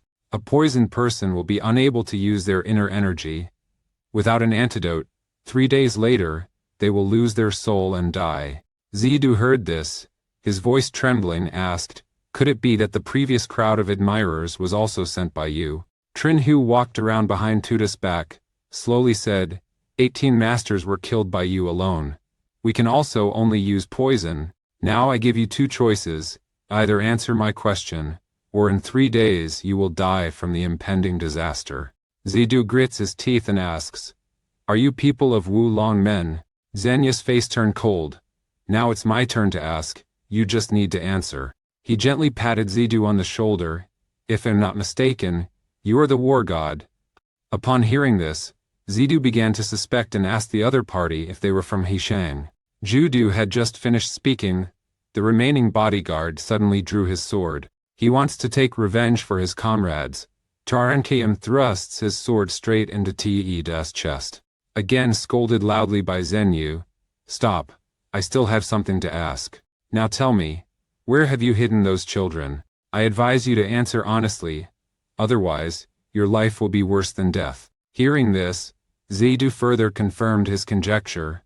Zidu's aura suddenly erupted, his voice cold. Is it possible that just because of you all, I deserve to live rather than die? As soon as he finished speaking, the remaining bodyguard suddenly changed appearance. A stream of force strikes his chest. The two remaining people saw that, and were momentarily stunned.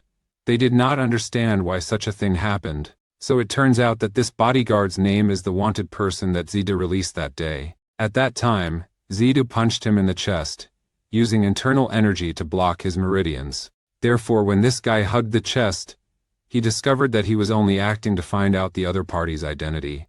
As for Bai Tiao Tan, after he drank it, he used Tianfei Shengong to dissolve it. At this moment, the bodyguard named Tu Hiu spoke coldly. What are you waiting for? Act quickly. Suddenly, a noise came from the rooftop. A crowd of people in black jumps down from the rooftop, holding a sword, charging towards Zidui. Tuda's eyes sparkle with a cold gleam. He swung his arm, hitting the chests of the two thugs. They cried out once and then fell down. The bodyguard named Tu Hiu saw the situation was not stable, turned around and fled. Tudu smirks, just that, and you call him a sworn brother, really ridiculous. A loudmouth thug, you are so brazen, daring to disrespect the leader. He thrust his sword at Zidu's head, but Zidu easily dodged. Zidu utilizes Tai Ji Jing. The favorite customer didn't have time to retaliate, and was kicked in the head by Zidu. The last greedy person also charged forward. At this moment, Tudu had arrived before him. Zidu reached out his hand, grabbed his head. Zidu uses force.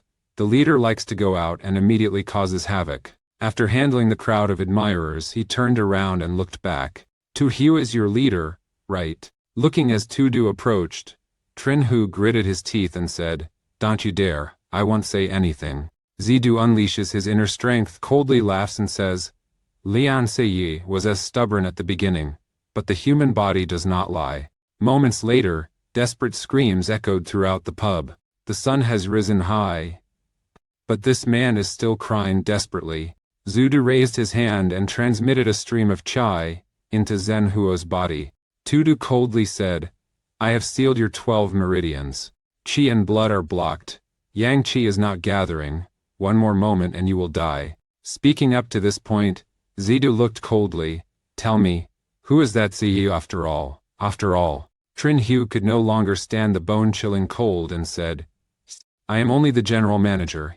He is the current clan leader of Hong Diop Tiao Bureau, and also the branch leader of Hanam branch of Hituan. Please forgive me."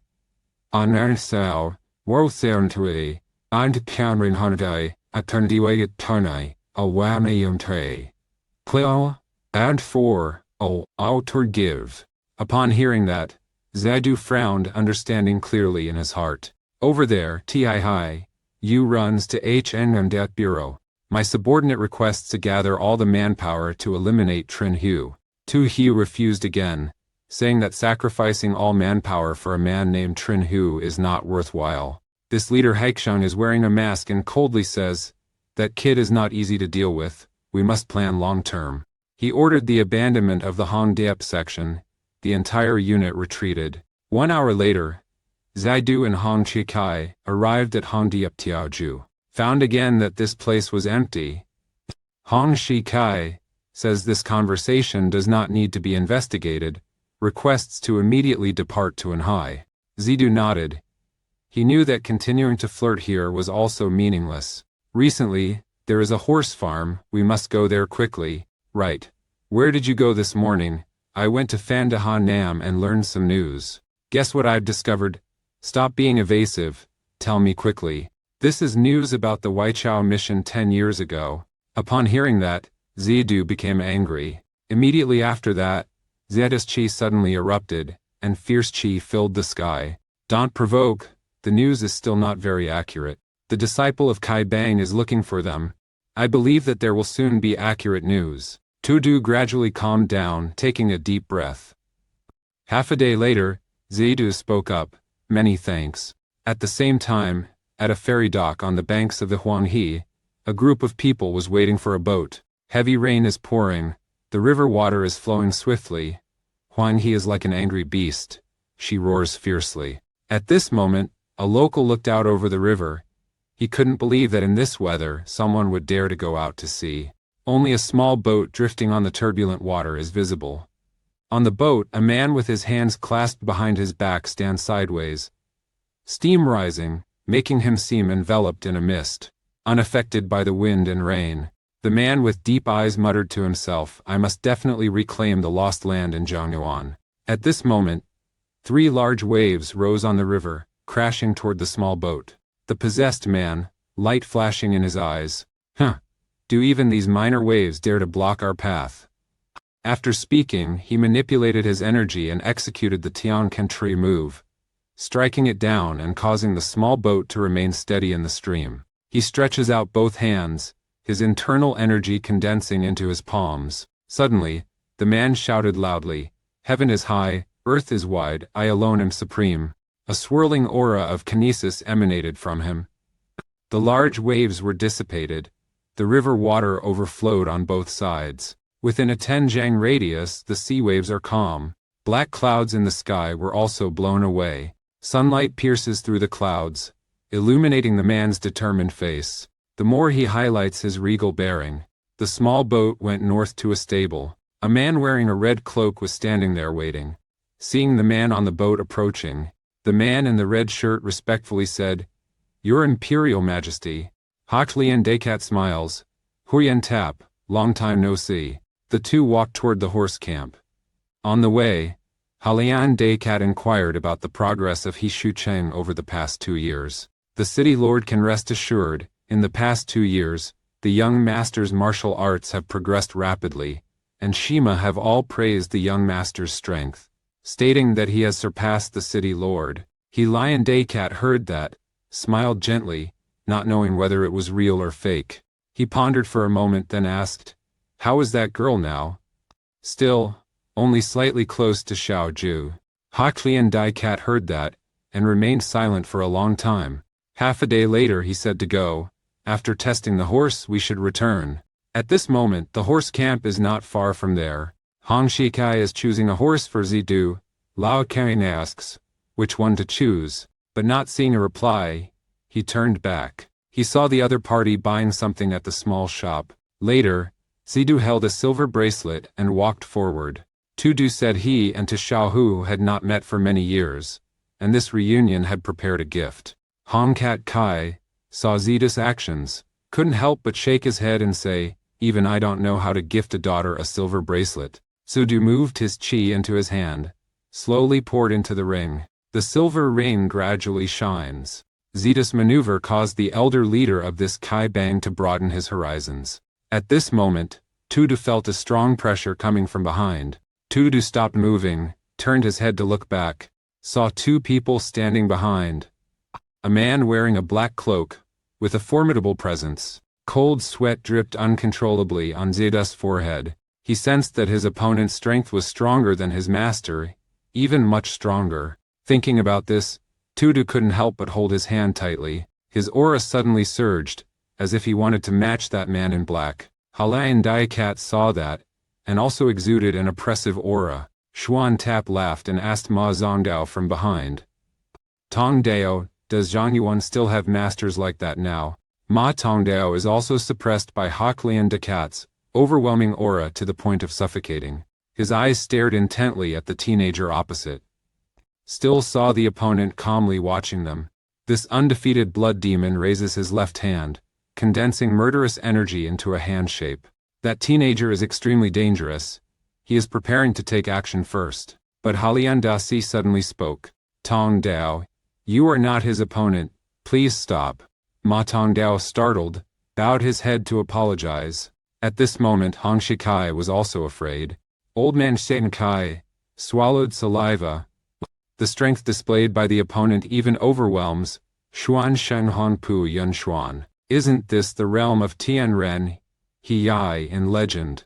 He trained in martial arts all his life, and now he can see this realm. Even a senior leader of the gang like him was scared to the point of breaking into a cold sweat.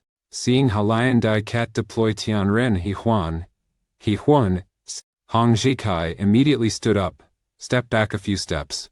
Ho Lian Dai K stared intently at the teenager in front of him. Suddenly take a step forward, the momentum overwhelms them. Zidu was not flustered at all, his face was calm. Take another step forward and confront the opponent. Surrounded as if suppressed by the two's aura, the space seemed stagnant. Suddenly, Zidu's chi power erupted, overwhelming the Halian Dai Cat. Halian Dai Cat also immediately employed his full-body martial technique. Tudu transports Tai Ji Jing to the entire body, but the man condenses his chi into his palm. Both went all out, fighting each other. Uniting great wealth brings happiness. Tudu is the same. The two of them haven't faced a rival in a long time. A loud explosion sounded. Suddenly, Tudu was stunned. He has all his strength but does not fight back against his opponent. Zidu's consciousness is vague. His mind is empty. He appears to be intoxicated, surrounded by pitch-black darkness. At this moment, a gust of wind is approaching. Tudu instinctively tilts his head to avoid. Jing Feng rushed past his face, strike straight down the road, leveling an entire street. Zidu suddenly woke up and returned to reality. So it turns out that just now he only fought with his opponent in his mind. A cold drop of sweat rolled down the teenager's face. Just then a man's low voice rang out. "You have a good thing." Zidu heard that, bowed his head and looked down. The silver bracelet on his wrist was cracked by the corpse chi, revealing its original form. What's stranger is that Zidu's energy flows into the ring. 6 small characters appear on the wings of the ring. These are the cipher words left by his master. Those 6 characters are engraved as a code by him. Unfortunately, there are few people in the world who can recognize them. I have wandered the Jianghu for 2 years, never met such a master. At this point, Hak Lian Dai Cat smiles gently. It seems Zidu is also a newcomer to Zhongguan. He Lian Daikai heard that, and gently nodded. Suddenly, a laugh resounded like thunder. Laughter echoes throughout Weishan. Hong Kai was frightened and stepped back a few steps. Ma Zhongdao must also cultivate his entire body to stand firm. Later, Halian Dai Cat regained his composure and slowly said, "Indeed, the teenage hero and the old master had their horizons broadened today. Lian Dai Cat, am fortunate to meet the young swordsman today." Zidu smiles, reciprocates with resentment towards Lian Dai Cat. At this moment, Ma Tongdao brings a black handsome horse. Lian Dai Cat's eyes shine with a strange light. Half a day later, he led his horse in front of Zidu. "We met by fate, this horse is given to you." Zidu then said he cannot reject the other party's gift. Lian Dai Cat also was not reluctant, turned around on his horse, said he must continue heading north. Zidu said that he would arrive in the north soon. Great, on another day, if the young hero comes to the north, he can come to Fei Shucheng to find me. At this point, Lian Dai Cat looked at the teenager deeply. If the young hero arrives at our Hegshuecheng, he will surely be appointed as a general. After speaking, Lian Dai Cat urged the horse. Tun cried loudly once, rushed away like flying. Ma Tongdao hurriedly chased after. This undefeated Hayat Ma thought to himself, if he lets this youth go now, in the future he will surely become a great threat. Lian Dai Cat unexpectedly saw through his thoughts. Songdao, don't do foolish things, I don't want to lose my valuable deputy general. Ma Zhongdao is startled. Cheng Zhui, is he really that formidable? I have sparred with him 209 moves. He is the only person who can match me within 500 moves. Just now, I sparred with him using a conceptual move. You can't imagine how formidable his strength is. I originally thought I could withstand his full power, but I feel that if I assert a power I will be defeated. In the eyes of that teenager, nothing in this world seemed capable of defeating him. Speaking of this, Lian Dai Cat shook his head and sighed. This lord is extremely alert. His subordinates are still not strong enough. If in the future we want to dominate Zhongguan, this teenager will probably be the biggest obstacle. Lian Dai Cat smiles, with a little anticipation in his heart for that day to come. The two said nothing more and urged the horse north. Over there Hong Shikai sighed deeply. The leader Lao Kai Bang feels ashamed of his recent behavior. Seeing Zidu still standing motionless, showing no reaction, Hong Shikai asked the opponent whether it was because the poison was not yet exhausted or not. Zidu said Bai Tiao Tan has been completely dispelled by him. The teenager slowly lifts the silver bracelet, explaining, since 10 years ago when I learned Thien Fa Then Kong, Lian Dai Cat was the first person to make me so stressed. Hong Shikai Xuan Zidu don't think too much anymore.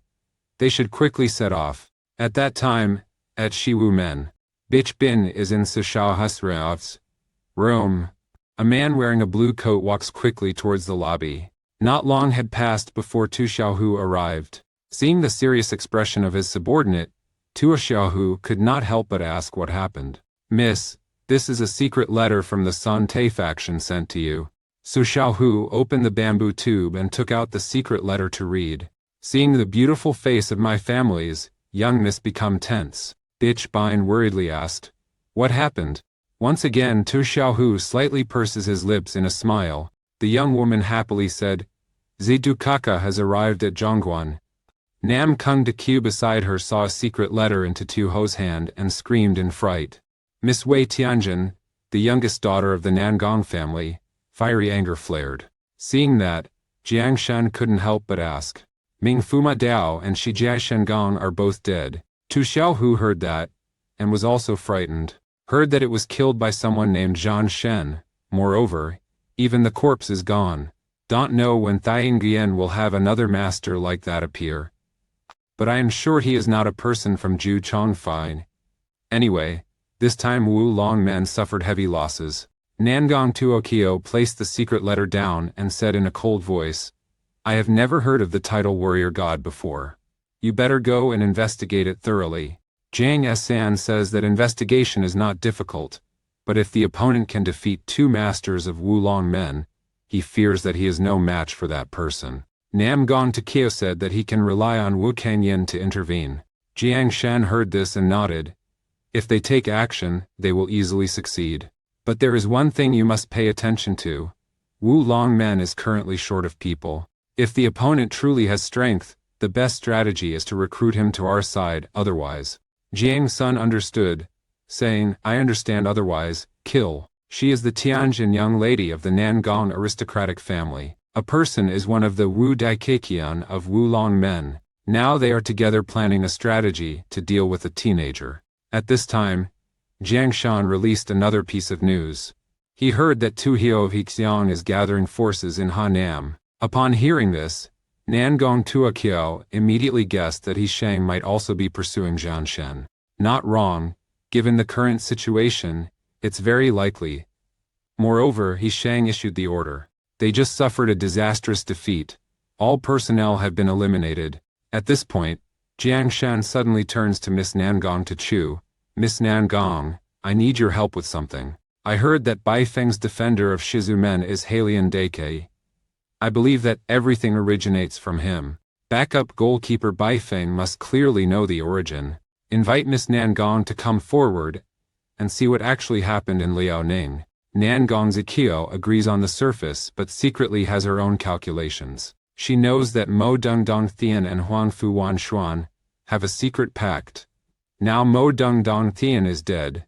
The content of the pact is known only to Xuan Sheng. According to her knowledge, before being assassinated, Mo Dongdong Thian had sent people from the Thietma Investigation Bureau to deliver something to Huyan Than. She also had captured people from that bureau. After dividing the work, Jiang Shan stood up to resign. This guest of Wulongmen thought, Nangong Tuo Chu is capable but lacks patience. Also, Wu Kang Yinjia is a renowned assassin in the Jianghu. The entire clan has hundreds of highly skilled members. It's truly undeserved for someone named Zhang Shen, with an unknown background to mobilize this force. Thinking of this, he couldn't help but shake his head. If not for the protection of Wulongmen, the Wu Kangyan family would have been exterminated by the Jianghu earlier. Or they were fundamentally the ones engaged in such dirty deeds. This guest from Wu Longmen raised his head to look at the sky and sighed. Zhang Shen, you are like a falling star in the Jianghu, and then you will also fade like a shooting star. But inside the building, Nangong Tu Kiao was currently not paying attention to Zhang Shen. This swordswoman Sanhua looks towards a room, her heart lost in thought. So Xiao Hu is too stubborn. How can she bring Dai Tian Qian Tuan under her command? After thinking for a long time without any results, this female martial artist is so angry, she grits her teeth. Despicable. Just wait there. If you hadn't been born into the martial clan, you would have died at my hands by now. At the same time, outside Luzhou City, an old person and a young person were stopping by the road. So you came here to find Tan Huahan Xianglan? That's correct. According to He Lion Dasi, it is very likely that she is my master's daughter. Tam Huahan Huang Lan is the daughter of the Han family head Han Zheng. What? There are rumors that her strength has surpassed the other two Tam Hua and Tam Hung. Some even say she has taken a step into the sword immortal realm. The Han family was once a prestigious sect and renowned clan in Wulong, but after the Nangong clan rose to prominence, it gradually declined. The two entered the city, arrived at Fandakai Bang to rest. Hong Shi Kai carefully reviews news from all over, but still does not find any news related to the VM Trio envoy. The old man, a bit shy, looked at the youth and said perhaps more time is needed for Zidu to rest on his own. Su Du said he had work to do, told Hong Cat that he didn't need to take care of him. The elder listened intently, with a serious expression, advising Zidu to be careful. This place is the territory of the Nangong family. Tudu smiled, said he would be careful. At nightfall, Zidu arrived in front of the feud Nan noble family's manor. Moonlight illuminates the entire entrance hall. In the palace, an old man with white hair is holding a 100-year-old antique book. The book cover has been almost eaten by termites, with 4 golden characters engraved on it, Tiangxia Jianpu. A middle-aged man entered and respectfully said, "Did Tiqiu bring that person back from Shi Wu Men? He is still being detained," believing that it won't be long before any news is released. Nam Kung Vtu knocked his hand on the table. "You must hurry up. miss this opportunity. Later there will be no hope to catch up with the Huang Fu imperial family. Lord Jia Jing of the Southern Palace respectfully replies, "Rest assured, big brother, I will not let you spend effort in vain." At the same time, in the gloomy underground of the Nangong family, a steel chain as thick as an arm tightly binds the man. A man with sharp eyes, his entire body covered in wounds. He is shivering from the cold, loudly asks, "Speak. What is the secret pact between Modong Tian and Huang Fu Wanshuan?" The man's eyes are sharp as blades. He is the current head of the Shimatiao Bureau, Modong. At this moment, in the main palace, male consort Shi Jing stood up to give a report. Says he must go to the Han family to discuss marriage matters. Han Zhengwu, that old man is always grumbling. If it weren't for his daughter, I really wouldn't want to associate with him. Don't worry, brother. I've been putting pressure these past few days, but tonight he must give me a definite answer. In the dead of night, a ghostly figure glided through the city. The teenager gently landed on the roof of a house. Looking at the large building not far away, magnificent and splendid, none other than the Nangong family. Zidu withdrew his gaze and looked down the road ahead. This is the Han family he wants to investigate tonight. Again, I saw a few people in front of the Han family's door who looked like disciples. Tidu suspects that, according to Hong Chikai, the Han family's strength is not as strong as before. Could these people be disciples of another sect? Suppressed thoughts are deep within the heart. Zidu penetrates, quietly approaching.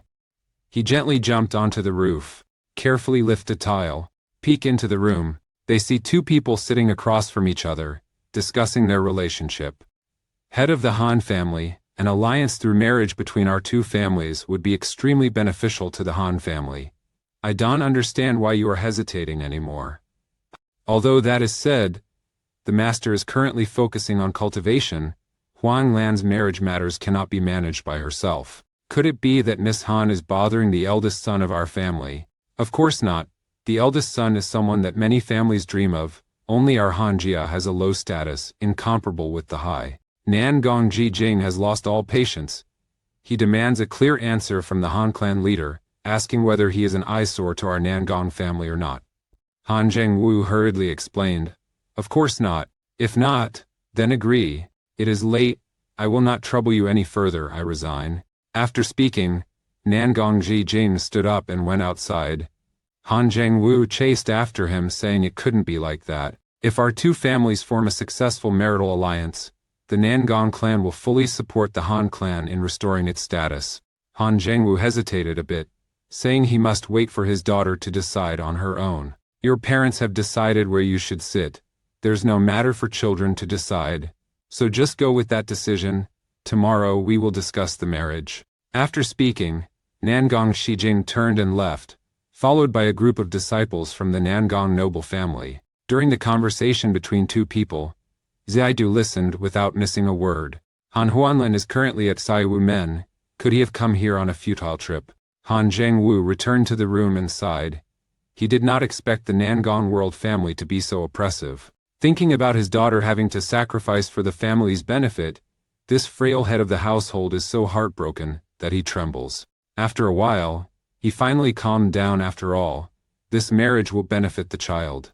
At this moment, a voice spoke into his ear. You don't need to struggle like that. Just talk straightforwardly with the girl. Han Zhengwu gasps, turns his head. I'll never name. All in Wainmerwained, Erwin Mao. Han Zhengwu is terrified. Who is it?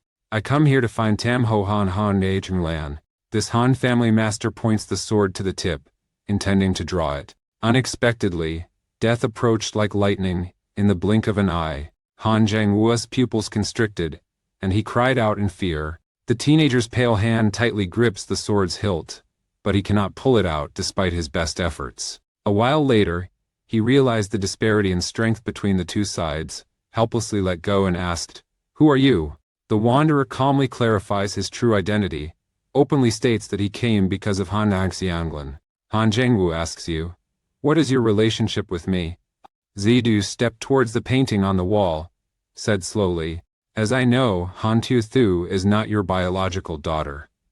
20 years ago you met Han Huanglan in Sante, adopted her as your daughter, treating her as a biological child. Upon hearing that, Han Jiangwu felt like he was struck by lightning and fearfully asked how you knew. I set out from Sibei to find Miss Han in Zhongyan.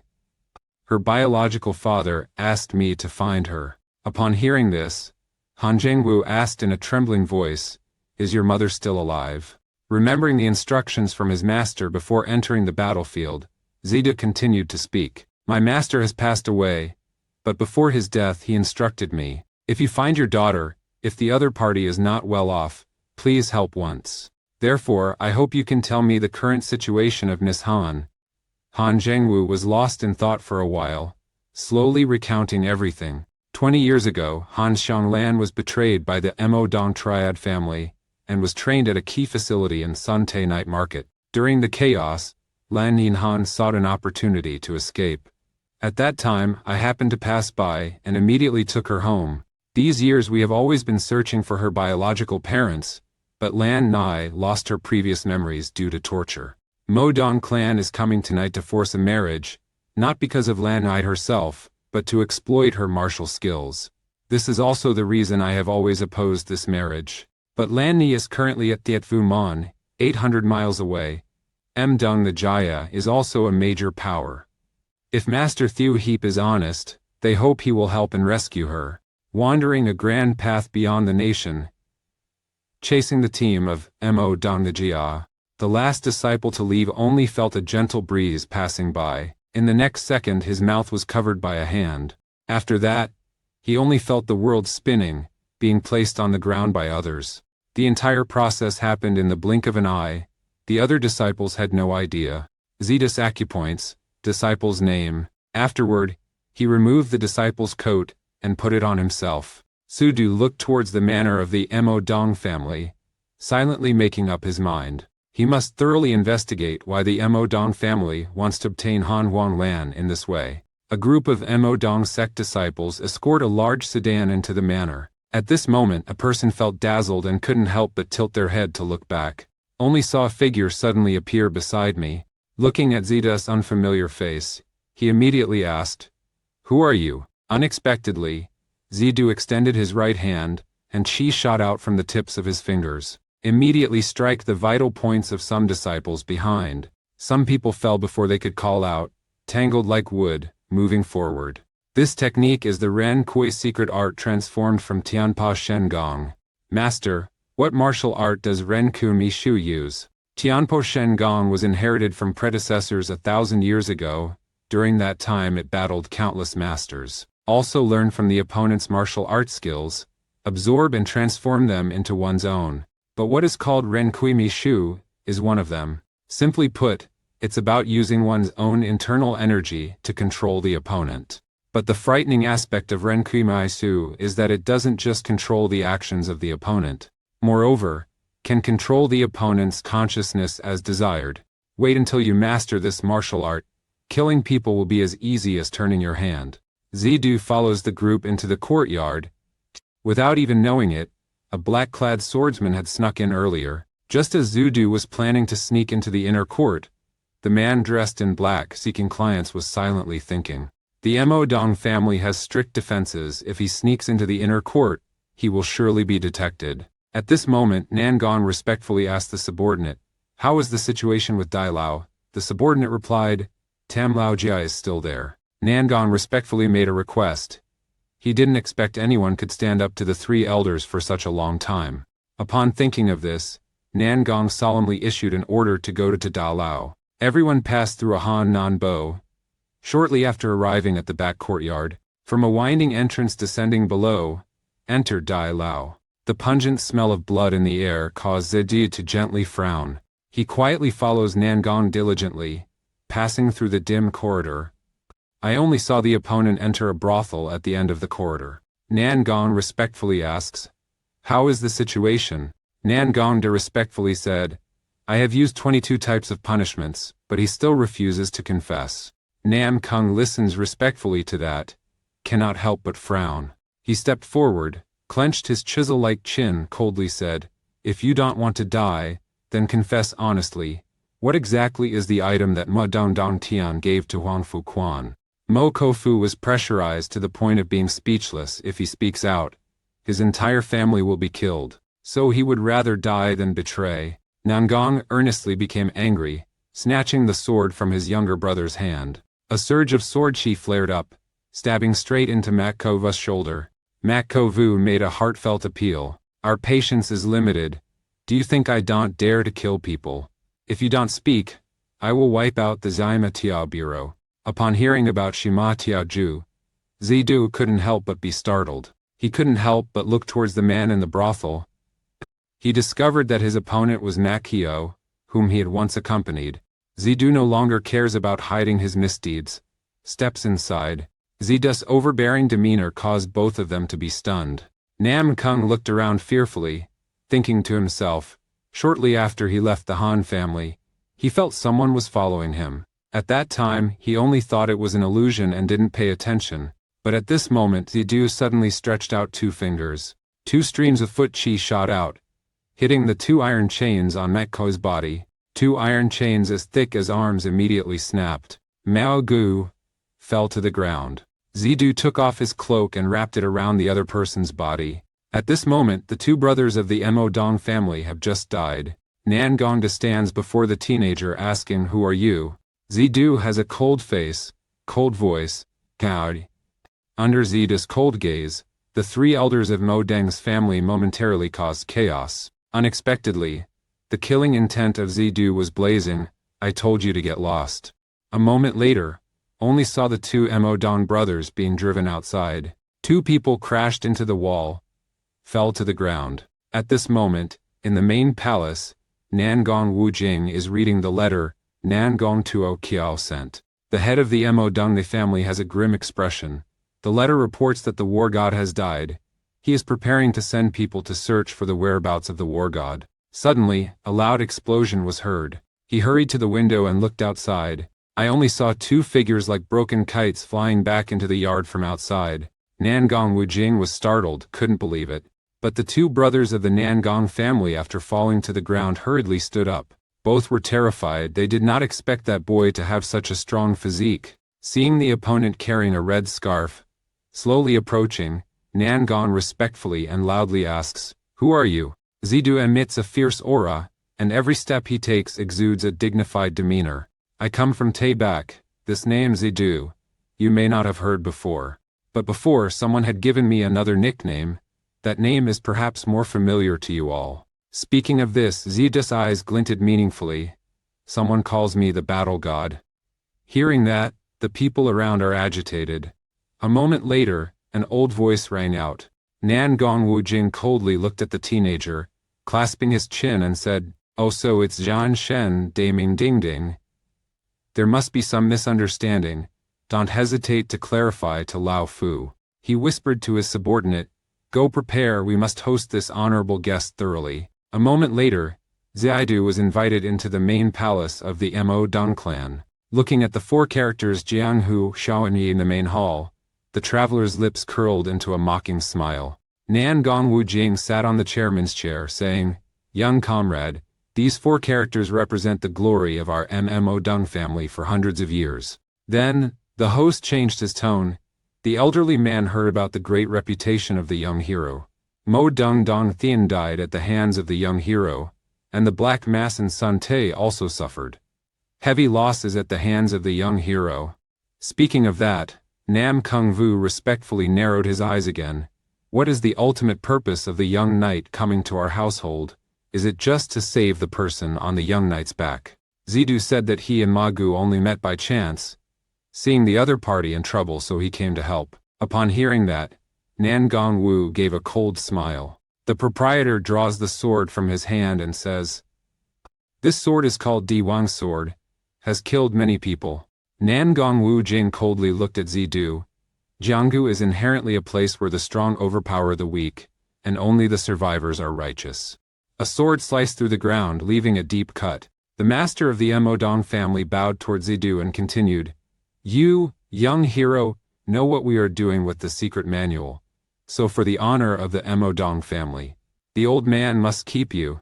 At this moment, the 2 respectful disciples of Nangong also ran into the main hall. Both looked at the young man with gloomy eyes. By the order of Nangong the Venerable, black-clad swordsmen surge forth from all directions. Each person holds a sword, rushes towards Zidu. A blue beam of light flares up. Then, Hiyai delivered a flying stone strike, his sword spinning through the air before landing on the ground. Zidu surges forward with triumph, his imposing aura overwhelms others. Zidu laughed coldly, his voice cold as ice. Do you all really want to keep me here? Speak a paragraph. Zidu rushed up and took the initiative to attack. Zidu threw a punch. A righteous sword strike went straight towards the group of black-clad men. In the blink of an eye, several black-clad men were pierced and fell to the ground. The two brothers Nankang respectfully saw it that way, exclaimed, drew their swords, and prepared to join the battle. Unexpectedly, at that moment, a voice came through. It was the voice of Big Brother Nangong Wujing. Stop, don't you still not understand what I mean? Mo Rongdong Tian was once the overlord of a realm, but died under unclear circumstances at the hands of Zhang Shen. Either his strength is sufficient to overpower Mo Dongdong Tian, or his martial arts possess unique qualities. He is still young. His internal strength certainly isn't too deep, so his martial arts techniques must have some miraculous aspects. We just need to carefully observe, wait for the opportunity, find his weakness, and then we can defeat him. He saw the three disciples of the Mo Dung family standing still without moving. Tudu laughed coldly once. Zidu gently touches her nose and feet, her body like a swallow gliding into the air. Zidu packs the supreme path into his palm. If you want to see, then I will show you. Then Zidu clenches his fist and strikes down at the group of dark-clad individuals below. Qianjin is ruthless like a rushing tsunami surging down, in the blink of an eye, engulfed the crowd of villains. 4648. Nam Kung raised his eyebrows. The cunning villain recognized Zidu when he made a slight mistake during his appearance. The master Mo Dong of this noble family shouted, "Now is the time, take action." Nangong diligently labored, deploying formidable forces stealthily. Nangong Dejing also throws people up, using Lei Dianshi Sanjan. Three brothers simultaneously attacked teenagers in the air from three directions. Three swords like shooting stars darted straight toward Tuda's back. Who would have thought that Zidu, as if he had eyes on the back of his head, gently raised his left hand to block the sword of Nangong Wujin. Reijian certainly hit and suddenly changed direction, stabbed directly into the chest of Nangong. Tudu does not stop. A punch strikes Nam Kung firmly in the chest. Borrowing the sword of Nian Ikai, he couldn't control himself and changed direction, stabbing into the chest of the third brother Nangong Dejing. He travels relentlessly, pointing with two fingers at the acupoint on top of Nangong Dejing. The sword of Nangong Dejing immediately changed direction, thrust toward his big brother. In the blink of an eye, the three brothers fight each other. Nangong Dejing was stabbed in the chest by a sword and died on the spot. Nangong Dejing was stabbed through the chest by a sword and died. Only Nangong Wujing was lucky to dodge it, but his arm was still severed. Looking at Zidu carrying the old cloak and leaving, the head of this clan Mo Dung is stunned on the spot. Even though he is knowledgeable, he does not understand what has just happened. Nangong Wujing Kunan said, "Hurry, hurry, chase after." Thandai Wang swung his sword again but was kept at a distance by him, and did not retrieve it. The head of the Mo Dung family adjusts his breath and slowly stands up. Channel all remaining internal energy into the sword. Tudu heard the ringing of a sword from behind. Only saw Nangong Wujing suddenly exert power and rush forward. Furrowing my brow, I didn't expect this old man to still be so enduring. Seeing the opponent swing the sword downward, Toidu gently jumps up, manages to avoid. Nangong Wujing angrily shouted, "Young man, today I must kill you," said a phrase, then threw someone up, stabbing straight toward Zidu. Unexpectedly, at this moment, Zidu suddenly stretched out both hands. Tidu crosses his arms over his chest. In the next second, Emperor Qingdai stabbed Nangong Wujing in the chest with his sword. Nangong Wu solemnly exclaimed, You. He has a cold face, cold voice, shut up. Speaking, Zidu firmly places his right hand on the sword hilt. The sword pierces Nangong Wujing, pinning him to the ground. Qi penetrates through the ground, leaving lingering echoes. The master of the Emodong family is killed just like that. Zidu raised his head to look at the 4 words Jianggu Sikti in the main palace. Zidu raises his left hand, forcefully tucks the sinister weapon into his palm. After that, a punch was thrown. A fierce beam shot towards the other 4 large characters. But according to Zidu Afali, those 4 characters have no effect. 4 great characters endured for hundreds of years, then suddenly exploded. Tuda gave a cold look and calmly said, "These 4 words mean that Modong's dynasty is not worthy of you. This small court is located on a steep mountain cliff, once again considered a sacred place by people in the underworld, only because this place is the residence of an esteemed figure known as the Nhj Than, Hoin Than Hohan, Pitch Quan. Huan Fujun sits alone on the mountain cliff. His face is pensive. My subordinate stood 3 zhang away, bowed and reported that war god first caused great turmoil to the Emodong family in Lunin. A few days ago, he rushed alone into the Modong family, broadly committing murder, killing and wounding countless people. Among them, the senior elders Nangong respectfully died on sight. He and she, the elderly couple Nangong, have also passed away. Also, the master of Nangong, Wu Jing, was killed in the main palace. Rumor has it that this homeowner witnessed the horrific scene with their own eyes before dying, watching Zhang Shen destroy the family's 4-generation genealogy. Currently, Zhen Shen's reputation in the Jianghu is like the noonday sun. Many young followers admire him, and many martial arts experts are also worried that he will bully their positions. Moreover, there is news that Haishang has also teamed up with Zhang Shen. Upon hearing this, Huang Fujun's wine-pouring gesture slightly froze. This Xuansheng is still as calm as if nothing. How does Haishang make a move? The chairman of the Hanam branch of Haishuan personally led the team, originally planning to kill Zhen Shen in Hanam, but unexpectedly, Huang Fuquan stopped the movement on his hand, looked up. After a moment he said, "Send a letter to Nangong Tuoqiao, I want to meet him."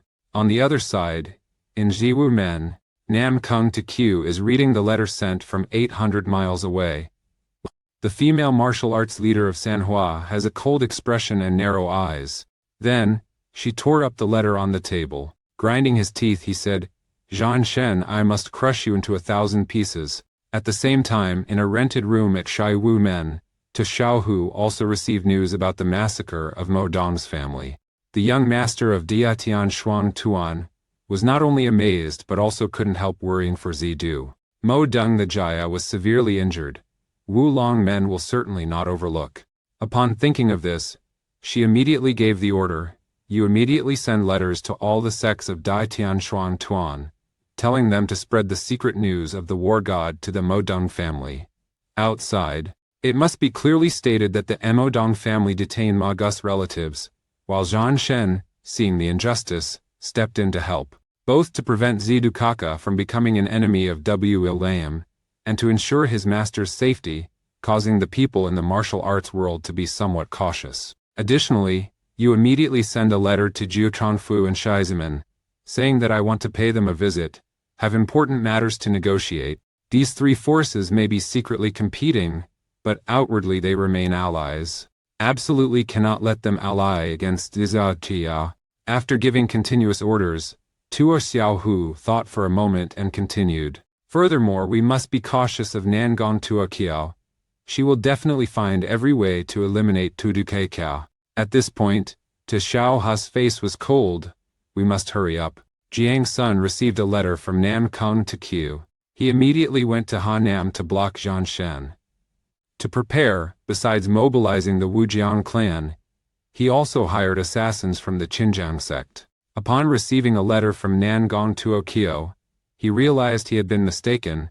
Zhan Shen had arrived at Luzhou Mansion, destroying the Modong family. In the letter, Nangong Tuoqiao clearly explained everything. Huang Fujun imprisoned Majia's family because of a secret letter. If this matter becomes public, it will definitely affect the reputation. But the Emodong family kidnapped Ma Ji. If Huyan Sheng finds out, she will definitely be angry with the Emodong family. Therefore, the most important task now is to kill Ma Gu and eliminate his lineage. Absolutely cannot allow him to reveal the affairs of the Emodong family. If Zhen Shen arrives at Shiwuman to save the family of Makgu, then he will definitely engage in battle with Huang Pu Jun. This is our opportunity.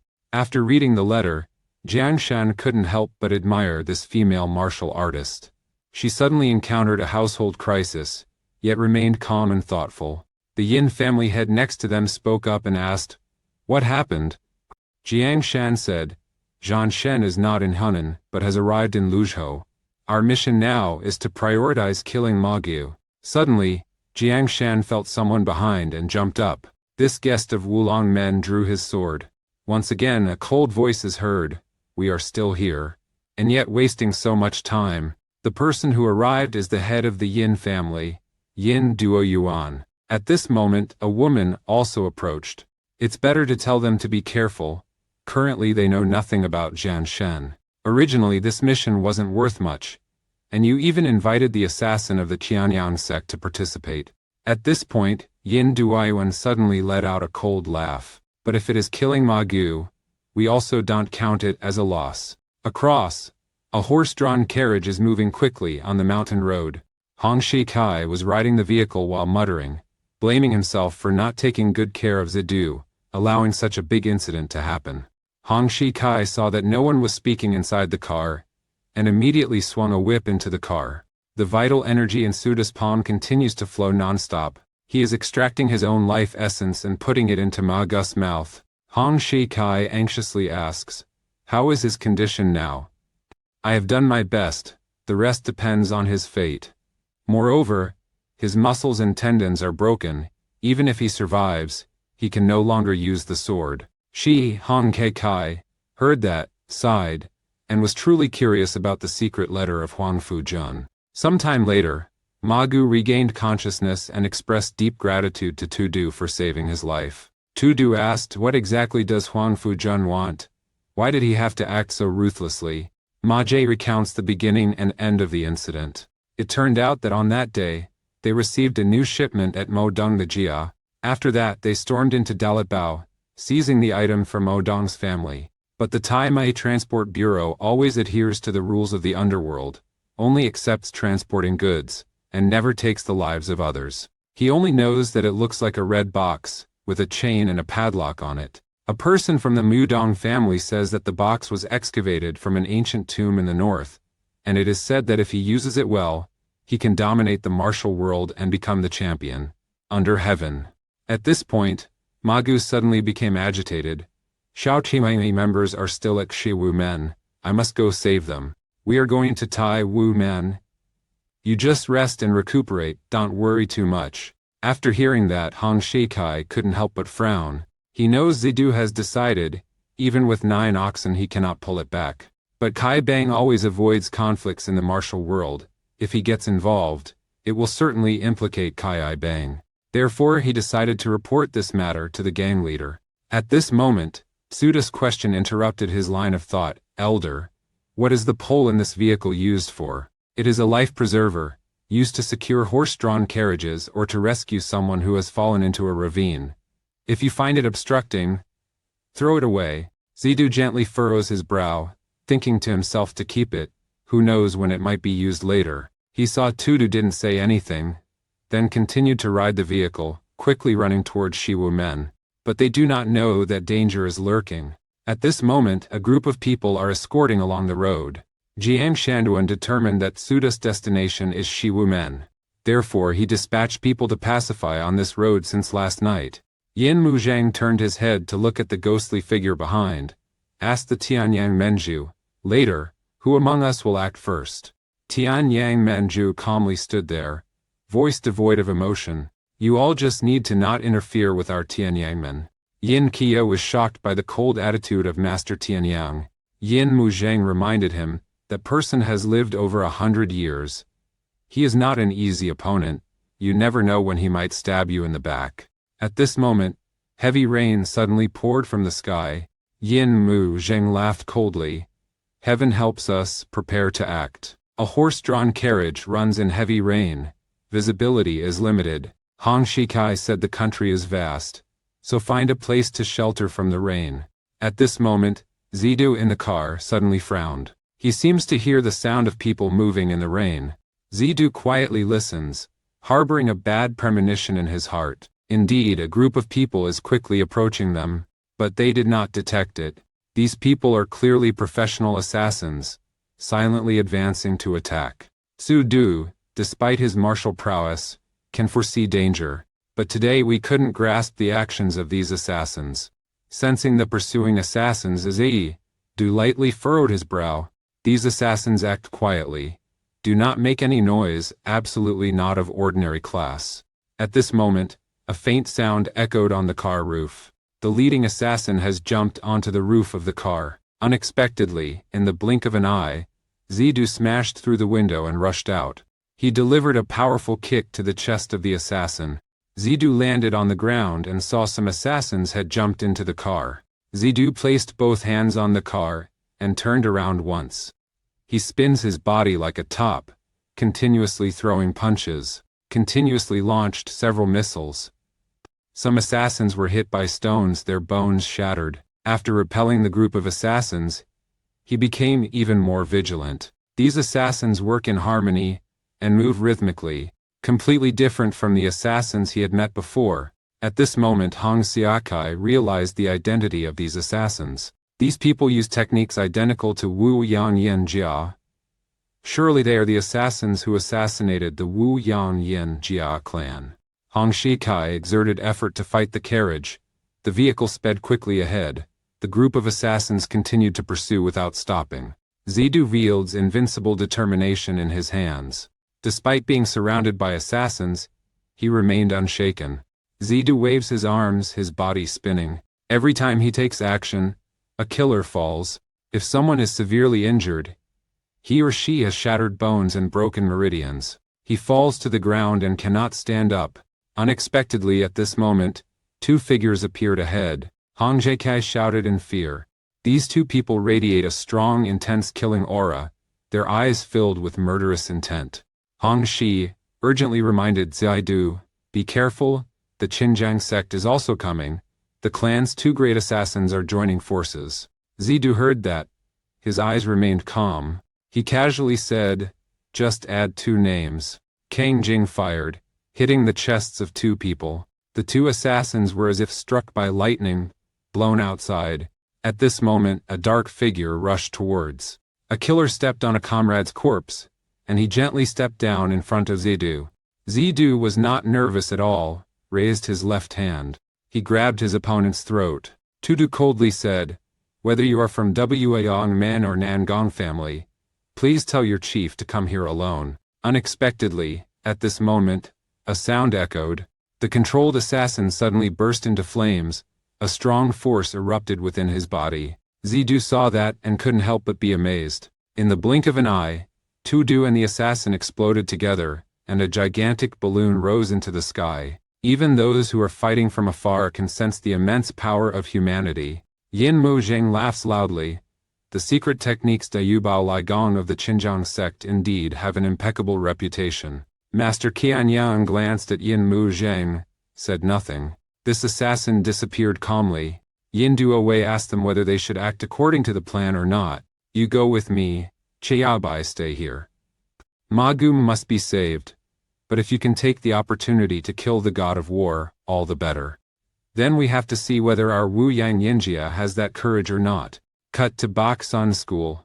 Anatirai. Almorianikan Mahanreza Baksan. Cut to Baksan School. Tudu remembers the time when he was with his master, Zidu. Being an unparalleled heavenly destroyer means that he must trample on others' corpses to advance. Tui Tian Shengong is hailed as the #1 under heaven, but any martial art can counter it. Over the past 1,000 years, the Tian Fei Song Road has been a blood-stained path paved with thousands of lives. Whether you want to or not, from the moment you become Tian Fa Wu Song, you have stepped onto this bloody path. This great fear is the destiny of Tian Fa Wu Song. Are you content? Zidu didn't rush to reply but asked, "So how did Master overcome this fear?" Han Wu Kuang smiled, said, 10,000 heavenly soldiers and horses ahead. Life and death depend on fate. Return to reality." The large explosion destroyed half of the vehicle. Ma Gu bit his teeth tightly, allowing the piece of wood to fall on him. Hong Shikai tries to control the panicking horse and continues to run. Hong Shikai turned around and worriedly asked, "Young brother, are you okay?" When the dust settled, only Zidu was still standing there. A broken bone shard pierced through his shoulder. Zidu calmly said, "It's okay." Zidu pulled out the broken bone fragment. Then transport the lower chi. Blood stasis. Zidu raised his head to look up at the car roof where the assassin was standing. Intoxication causes a person to become agitated, channeling their vital energy inward. A fractured bone fragment was shot out like an arrow, shot some assassins who were chasing. Qiang Jing's ruthless fist pierces through the body. The assassins die on the spot. Zidu lightly shook his wrist, the broken bone hooking into the neck of a killer. Zidu jerked violently. The leader of the assassins was pulled away from his neck. There are also assassins from Qianyang sect intending to use Diyu Bao, Lai Gong to assassinate. But Zidu wields broken bone fragments. The assassins cannot get close. However, the group of assassins still dared to charge forward. Zidu suddenly thrusts the broken bone forcefully forward. A shard of broken bone like a longsword pierces the assassin's chest. 3 assassins were hung on the tree. At this moment, 4 other assassins rush in. 4 people did not attack Zidu, but grabbed the broken bone fragment. But even though the 4 users did their best, the broken bone fragment still does not budge. He turns around, delivers a strike. At this moment, an assassin from Xinjiang sect rushed forward. Zidu immediately understood the other party's intentions. He extends his right hand, aiming at the broken bone. A strong kinetic force is transmitted into the broken bone fragment. The assassin's vital energy was immediately dissipated. He was blasted into the sky by this powerful force. The body was torn in half. Diyu Bao Liet Gong has also been activated. Vu Duan and Jias assassins were killed on the spot. Seeing the assassins fall one by one, Jiang Shan couldn't help but break out in a cold sweat. He watched the young man fighting bravely, secretly thinking that the title of war god was indeed renowned. He seems to sense Jiang Shan's worry, then comforts him, "Don't worry. Jiang Tiansheng, don't forget our goal is Magu." As soon as he finished speaking, an assassin of Wu Yang Yinjia fell from the sky. The sharp sword aimed directly at Ma Gus's throat. Have you ever heard of a sword falling from the sky? Seeing Wu Yang Yinjia's assassin jump down, Zidu's appearance finally changed. He wielded his longsword vigorously, beheading a pair of assassins. What he didn't know was that, at this moment, Yin Qiya was hiding in the forest, suddenly yelled. His once charming eyes turned blood red. He uses Wu Yang Yin Jia's Shuidongshu's secret technique, and can share his vision with his comrades. At the same time, Yin Mu Zheng was hiding elsewhere, using Gai Tudafa, with his heart rate and breathing becoming extremely slow, like a hibernating snake. Suddenly, the Yin family master also had blood-red eyes, clearly having received an image from Yin Qiu. All of Zidu's Yichu Yidong are under his supervision. The horse pulling the cart panted heavily, clearly exhausted after an era of obsolescence. The group of assassins continues to pursue. Hong Shuekai exerted effort to control the speeding vehicle. Zidu uses a longsword to block the group of assassins. A fierce chase, thick smoke and fire, deadly atmosphere reaching the sky. She turned around and worriedly asked, "Zidu, are you okay?" Zidu brandishes his sword, says he is fine, but Zidu's rapid breathing shows that he is nearly exhausted. Hong Jukai had a serious expression. In the heavy rain, controlling the horse-drawn vehicle also became difficult. Zidu must block the assassins, clearly becoming more exhausted. Keep continuing like that. Even though Zidu is so powerful in martial arts, he will become exhausted and die. Zidu, try a little harder. We are about to leave this forest. At this moment, Hong Shikai suddenly transformed. All I can see ahead is not an exit route, but a sheer mountain cliff. Hong Shikai was terrified, tugging strongly on his sash. Seeing the carriage about to rush into the ravine, Zidu immediately threw a rope. Troyne attempts to retrieve the flying rope and secures it to a large tree. Zidu gritted his teeth and pulled the bowstring hard. The car made a sideways turn and stopped at the edge of the cliff. At this moment, the assassins caught up. Zidu raises his arms, his chi surging and erupting. He uprooted the large tree, felled it in one blow. Several assassins were thrown out. The assassin of Qianyang Men again uses Diyu Bao Lai Gong. The sword has claimed countless lives, being split in two. At this moment, Zidu suddenly discovered that the group of assassins had disappeared. Aren't they chasing anymore? Hong Kai asks. Zidu does not answer, but he turned his head and looked deep into the forest. He always felt that there was a gaze staring at him. Yin Chiyu's eyes become redder and cooler. This intelligent assassin muttered, "Zhan Shen, the game has just begun." Indeed, a moment later, Zidu jumped down from the vehicle. Only a tall man like an iron tower appeared in the middle of the road. Look closely, this person is none other than the Yin scroll of Wu Yang Yin Jia. Yin Duboyuan smiled coldly. "Zhan Shen, your life is about to end." A thorny tree crashes down heavily onto the road. Hong Kai hurriedly controlled the carriage to stop on the mountainside. He jumped off the vehicle, watching the master approaching. He took Ma Gu out of the car and put him on the ground. Tudu dodges the opponent's punch. After that, lift the person up. Yin Daoyuan saw that and shouted loudly, "How do you want to run?" He pulls his legs in, then launches like a shooter towards Zidu. Tudu did not expect the opponent to be physically large, but his techniques were so agile. Seeing Yin Daoyuan devote all his strength to the punch, he also transports Qi, preparing to receive. In the sky, thunder and lightning resounded. Two people are fighting in the air. Unexpectedly at this moment, a sharp voice echoed in the ear of Zidu. This person is Yin Mac Chinai, who has conquered before. He uses Gaizu Deifa hides his presence. Even though Zidu has keen perception, he did not detect his existence. "Zhan Shen, you have been deceived." Countless magnetic needles shot out of his mouth. Under the control of Zen Qi, Jin Zen converges into an arrow. Amdo Yuan saw that, quickly jumped onto a branch. Yin Muzheng had already subdued and attacked Zidu's weakness. Zidu can only rely on Shenfa to maintain balance. Yin Muzheng and Yin Do Yuan have seen that they have cornered the opponent. He immediately laughed loudly and rushed to attack Tudu. In the blink of an eye, both sides had engaged in several moves in the sky. Sudu was surrounded by two attackers, gradually falling into a dire situation. Yin Duo Yuan's martial arts are powerful and awe-inspiring. Jin Chen of Yin Muzheng is extremely ruthless and difficult to defend against. The two people work harmoniously, complementing each other. Clearly, Yin Jia has guessed the characteristics of Tian Fa Shengong. Zidu thought to himself that he must use a special tactic to escape danger. Hong Kai saw three people fighting in the air, making it difficult to determine the winner. The elderly head of Kai Bang is also extremely terrified. He did not expect Wu Yang Yin Jia's strength to be so strong. From the time of meeting Zidu until now, he has never seen this teenager encounter such difficulties. At this moment, Sudu was passively suddenly his eyes flashed. Zidu extends his left hand, 5 fingers spread, Ba Dao Chuan Jing condensed in his palm. Who would have thought countless golden threads had somehow wrapped around his hands? Zidu turned around, his heart full of anxiety. While he was distracted, more golden threads wrapped around him. In the blink of an eye, countless golden threads tightly bound Zidu, making him unable to move.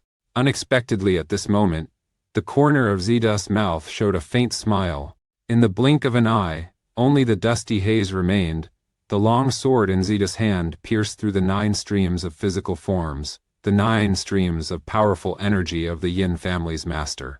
Completely collapsed, Zidu said coldly, "My heaven-defying divine skill is the ability to roam freely with the 5 spirits." Muzhan Daijing didn't expect Zidu's true strength to be so powerful. Only see Zidu soaring high with a majestic aura, riding a Qulong Jensei, imposing as a deity.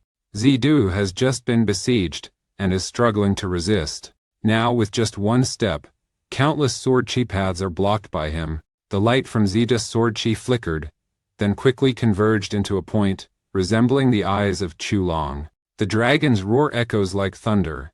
Time seems to stand still. Qulong brought wild winds, roared and charged towards the head of the Yin family. Yin Du Yuan quickly sent him away to avoid people. He wants to use his noble status to intimidate Taizu, save Yin Daoyan. Unexpectedly, A fiercely burning energy blast caused Yin Duo Yuan to charge forward, only to be repelled by Qu Long's energy blast. Upon hearing only a loud explosion, the two brothers of the Yin family were both blown away by Qu Long's Jing Feng. Yin Duoyuan was thrown far away. Life or death remains unclear. Yin Duoyuan was thrown into the air. His eyes showed a terrified expression. While falling down the path, he saw Zidu standing on the thread. A wild thought appeared in his mind. The martial arts of Zidu had surpassed him. At this moment, Zidu gently moved both legs. He reached out, grabbing Yin Duoyuan, who was falling down. Zidu gripped Yin Duoyuan's neck and coldly said, "Perhaps you do not know yet, in the past 1,000 years, Tin Ppow Jiajiang has never failed." Unexpectedly, Zidu suddenly felt a chill in his chest. A small sword stabbed into his chest. He is the lord of Than Duong sect, Yin Muzheng, appearing like a fiend. The sword pierced through Yin Dovian, stabbing straight into Tiza's chest. Yin Duoyuan glared, wanted to shout loudly, but did not make a sound. Yin Muzheng laughed and said, "You called me a backstabber with such a good opportunity. How can I ignore it? Compared to being at ease going down the golden stream with the war god, of course I choose the latter." While speaking, the Qianyang sect master pushed Yin Duo forward, preparing to eliminate both of them. But he suddenly discovered, no matter what effort he used, the sword cannot advance any further. It is clear that he was tightly held by Zidu. Yin Doyuan said with difficulty, "Why, from the beginning didn't kill me?" Tuda's eyes gleam with a cold glint. Zidu said coldly, "Indeed, that is a good idea." Upon hearing that, the face of Qingjing sect master changed greatly. A powerful force erupted from Zidu's hand. Yin Mu Zheng was thrown into the sky. Zidu's right hand still maintains its position. Yin Mu Zheng's head has fallen down. Falling together, there is also the first rank of Qinjiang Menju. Even after being ambushed by two people, Zidu remains calm and untroubled. He gently landed on the ground like an arrow released from a bow. Zidu told the prostitute girl, "Please ask the elder to take care of the tomb of the eldest young lady. Hongxi is worried and concerned about Zidu."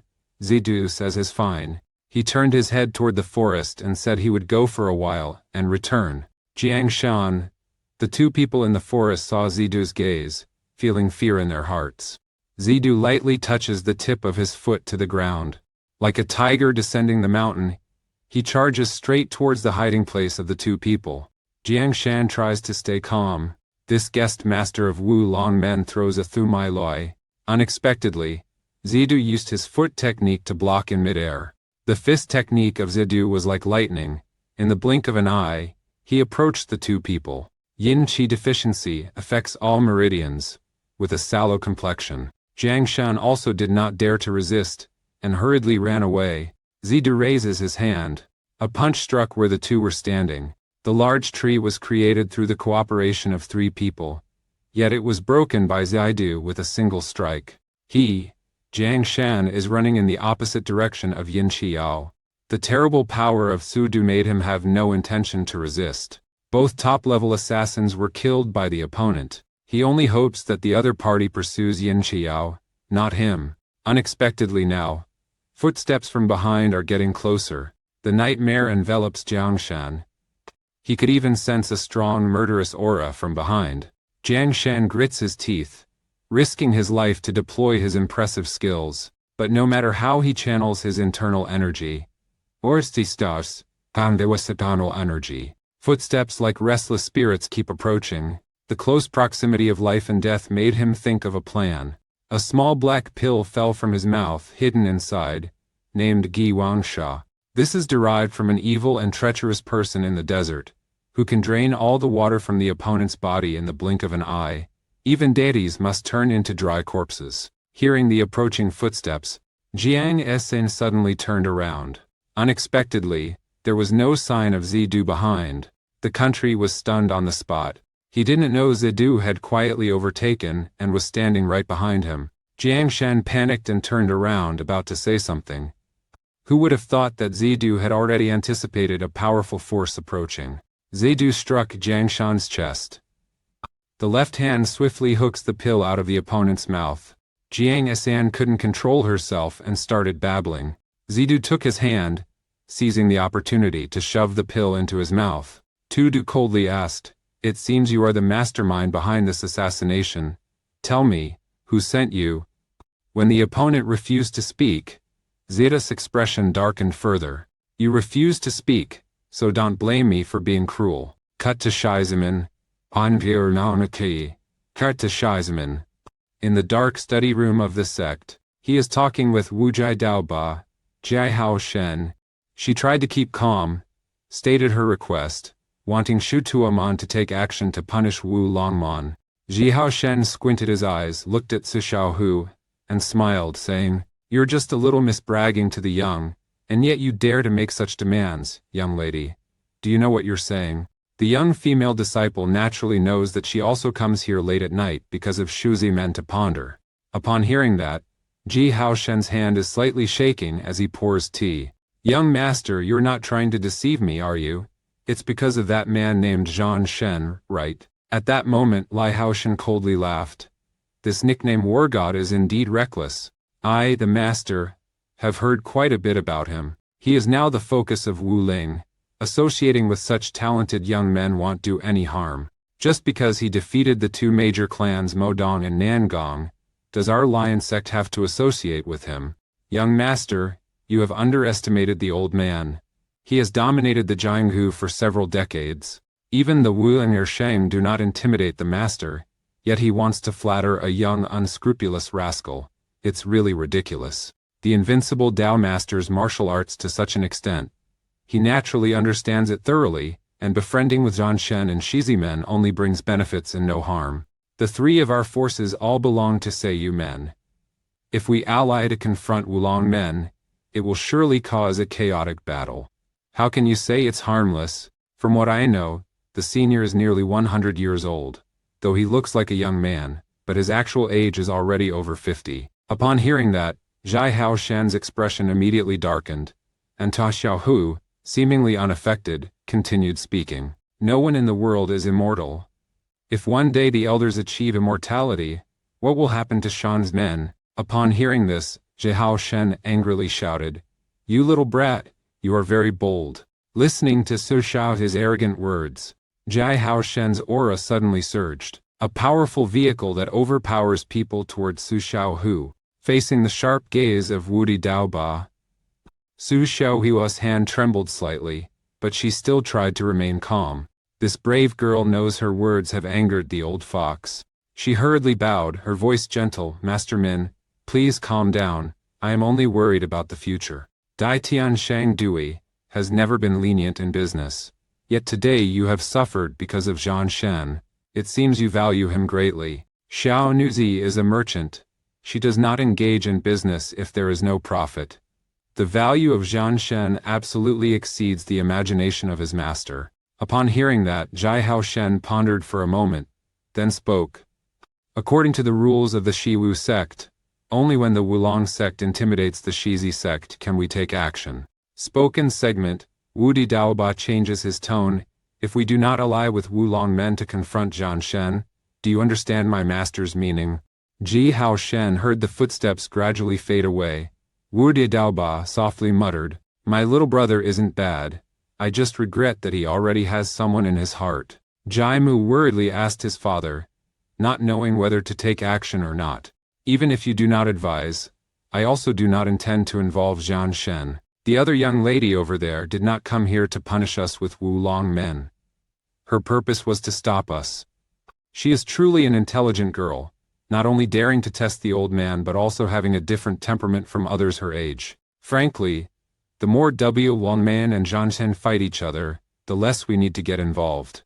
Jai Hao Shen said, "Wan Zhenhong has also sent a letter recently. In the letter, the words of Lord Kai Bang are very clear. If Liu opposes Mars, heavy losses are certain." After hearing that, Jai Mo immediately recounted what he and Wan Zhanxiang had personally witnessed regarding the true strength of Zhang Shen. The thing that amazed him the most was the attitude of Elder Hong Shikai towards Zhang Shen. Hong Shikai has been in retirement for 10 years, yet he personally came out to protect the battle god. Zhihao Shen sighed. "Kai Bang is now all alone and desolate, not participating in gossip or slander. Yet, Elder Kai Bang has changed his tactics. It seems that Zhang Shen truly cannot be underestimated. On the other side, at the main hall of Wu Long Men, Xuan Shang Huanfu Junyuan is talking with a girl. To Q, do you know what kind of flower this is? This flower is called Huan Han Tao. I heard that women in Nanjiang, when sending their husbands off hunting, each plant a tree. Nan Gong Tukio remained silent. Huan Fuquan calmly continued to speak. If a woman discovers her husband has changed his heart or been unfaithful, she will forcefully take the poison of Huan Han Tao and quietly make the man drink it. Those who drink it will not die immediately, but their meridians will be cut off. Living is worse than death. After enduring 3 days and 3 nights of pain, he passed away. She hurriedly knelt down. I know my fault. Please, Lord, punish me. Unexpectedly, Huan Fujun asks, Nam Gong Tukio, what do you mean by what you say? Upon hearing this, Nam Gong Tuo Chao was stunned. She couldn't guess her master's thoughts. Huan Fujun said, didn't your father already suffer the penalty of death? Or do you have anything else to say? Face the tyranny of Huan Fujun, Nan Gong Tuochu feels like she is suffocating. She now understands that even without Zhang Shen causing trouble, Xuan Sheng will also destroy the Nangong clan herself. At this moment, the imperial army suddenly raised their hands. A Dao Jingfang attacks, enveloping Nangong Tuoqiao. She was kicked out. Huan Fu Yongshuan, seeing that, was deeply shaken. Could his father have reached the semi-deity realm? But when Nangong Tuochu peacefully landed on the ground, Hoang Fu Quan said, stand up, only fools continue to harbor resentment over the past. He turned around, clasped his hands behind his back. To Q, if you want to know about Mo Dongshu's affairs, just ask me directly. What's the reason to do this? Don't you trust me? Nangong Tuochu wiped away cold sweat, hurriedly expressing his loyalty. You do not need to be stressed. I have said I will not pursue this matter anymore. But now that things have become so big, do you have any way to resolve them? Huang Fuyanxian returns with a carefree and uninhibited demeanor. Say if Nan Kung Tq feels awkward, he can take action to remove Zhang Shen. Nam Kung Tiqiu looked at him, saying the strength of Zhang Shen is very strong, cannot be underestimated. Is his martial arts ability stronger than mine? Huan Fu Wangshuan asked. Nam Kung Tq seriously nods. Upon seeing that, Huan Fu Yangshuan suddenly laughed loudly. This carefree and liberal second young master is now full of battle intent. Over there, on the upper deck of Changjiang. At Lushui Camp, one of the 18 camps of Changjiang, the camp leader Du Wuding is discussing with his subordinates the news that the chief camp leader sent. At that time, you should have left me and gone. Mak Ko looked at Tudu and asked why you saved him. In hell, you would rather die than surrender to protect your family.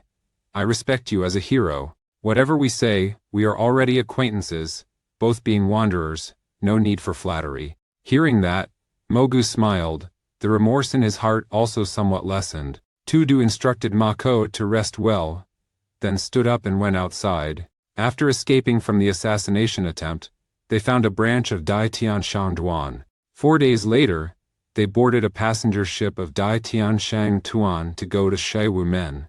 Zidu stood leaning against the railing, looking into the distance. The vast and boundless Trongjiang River. In the distance are the overlapping mountain ranges, truly a picturesque landscape.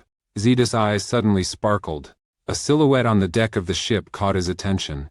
Look closely, that is a young girl holding an instrument. Zidu observed for a moment, slightly frowning. He noticed that although the young woman dressed simply, she exuded a noble demeanor, untouched by mundane dust. The young lady did not know that someone was looking at her. At this moment, she was still immersed in memories before descending the mountain. Han Tuk, I wanted to come down the mountain and he did not stop me. Take it, even if it's just a broken sword, it's enough for you to defend yourself. Han Tu looked at the sword that the master gave. The sword's blade is rusty. 40% of the blade is broken, the hilt is also cracked in many places, and the words Zhongnan appear vaguely. Remember this well, a swordsman must train not the sword, but the vital energy. Han Tukthu took time to think, raised his head and looked up at the high sky. Compared to the vast world outside, for her, Zhongnan Mountain is still too small. Han-tu suddenly felt that there were eyes looking at him. Turning around, I see a teenager looking at me. Han-tu slightly furrows his brows. He notices that this person has a pair of blue eyes. At this moment, Hong Shikai approached from behind Zidu and asked, "Little hero, why are you staring at that young lady like that?" Zidu said it was just curiosity. He patted Zidu on the shoulder, pulled him back to the cabin, and said that Captain Ma of the Tianshang Tuan had arranged a banquet and invited him to join. Han-tu watches the teenager's back, also does not think much, stands up and moves muscles. Suddenly, he saw a small boat approaching the large boat. Han-tu couldn't help but look a few more times. This place had many boats passing by, basically no place to moor. Look closely. The burly crew members emanate a murderous aura throughout their bodies. When he saw that cold, aloof leader, Nanharina Cow, Atarananaweer, Alvainwee, Atarantamnawe, Han-tu further affirmed that this group of people are not fishermen, but martial arts masters. Two boats glide past each other. Their eyes meet, seemingly just a chance encounter, causing no ripples. But the three warships of Lu Shui Kai began to reduce speed, following the large ship. Seeing the large boat coming closer and closer, Duvo Tin asked his subordinate whether he has identified if the target is on the boat yet. He personally saw Zhen Shen and Hong Keat Kai board the boat, but is not sure if Mogu was on the boat. After finishing the report, he still advised the camp leader 3 times to think carefully. If Zhan Shen is truly as strong as rumored, Lu Shui tribe is basically not their opponent. Du Wutin is angry. What are you afraid of? Even though he has such martial arts, encountering him you will have to die. He swung his sword, yelling, "Brothers, make merits to atone for our sins now." Lu Shui Kai immediately surged forward. Each small boat quickly rushed towards the large boat. On the other side, Anzia's big boat, in the cabin of the ship, Hong Shikai is toasting with the chief engineer. The chaplain said that serving the 2 great heroes is his honor. Hong Shikai laughed and said, "Brothers from the 5 lakes and 4 seas, no need to be formal." 2 people drink until excited and also call Mackay to drink together. 4 people did not realize danger was approaching. Only Han-tuk stood on the railing, frowning thoughtfully. He always suspected that the small boat during the day was watching him. At this moment, a gentle voice sounded behind him. Han-tu turned around and saw that it was the daytime youth. "You also discovered that someone is tracking this boat." Zidu looked at the ripples on the river surface, said, "Perhaps they are pirates, possibly privateers." As he stopped speaking, the entire boat suddenly shook violently. Hong Shikai and everyone in the cabin were startled. Mogu turned his head to look out the window, only saw a dark shadow rising to the deck of the ship from beneath the river. Next were loud shouts echoing through the sky, directed straight towards the large boat. 3 pirates boarded the ship. Seeing the enemy approach, Zidu raised his right hand, and a majestic, overpowering aura enveloped his hand. He gently slapped. "I." Attacked the pirate rushing towards us. 3 pirates panicked, hurriedly trying to evade but couldn't make it in time. Han-tu saw that and couldn't help but be stunned. The calm voice of Tudu echoed, "If you hesitate, you will die." At the same time in the ship's cabin, some crew members were gathering around a hole in the ship's deck. Hong Shikai asked if they had encountered any water monsters. Captain Ma said that this route has never had any incidents. At this moment, a panicked sailor rushed in to report.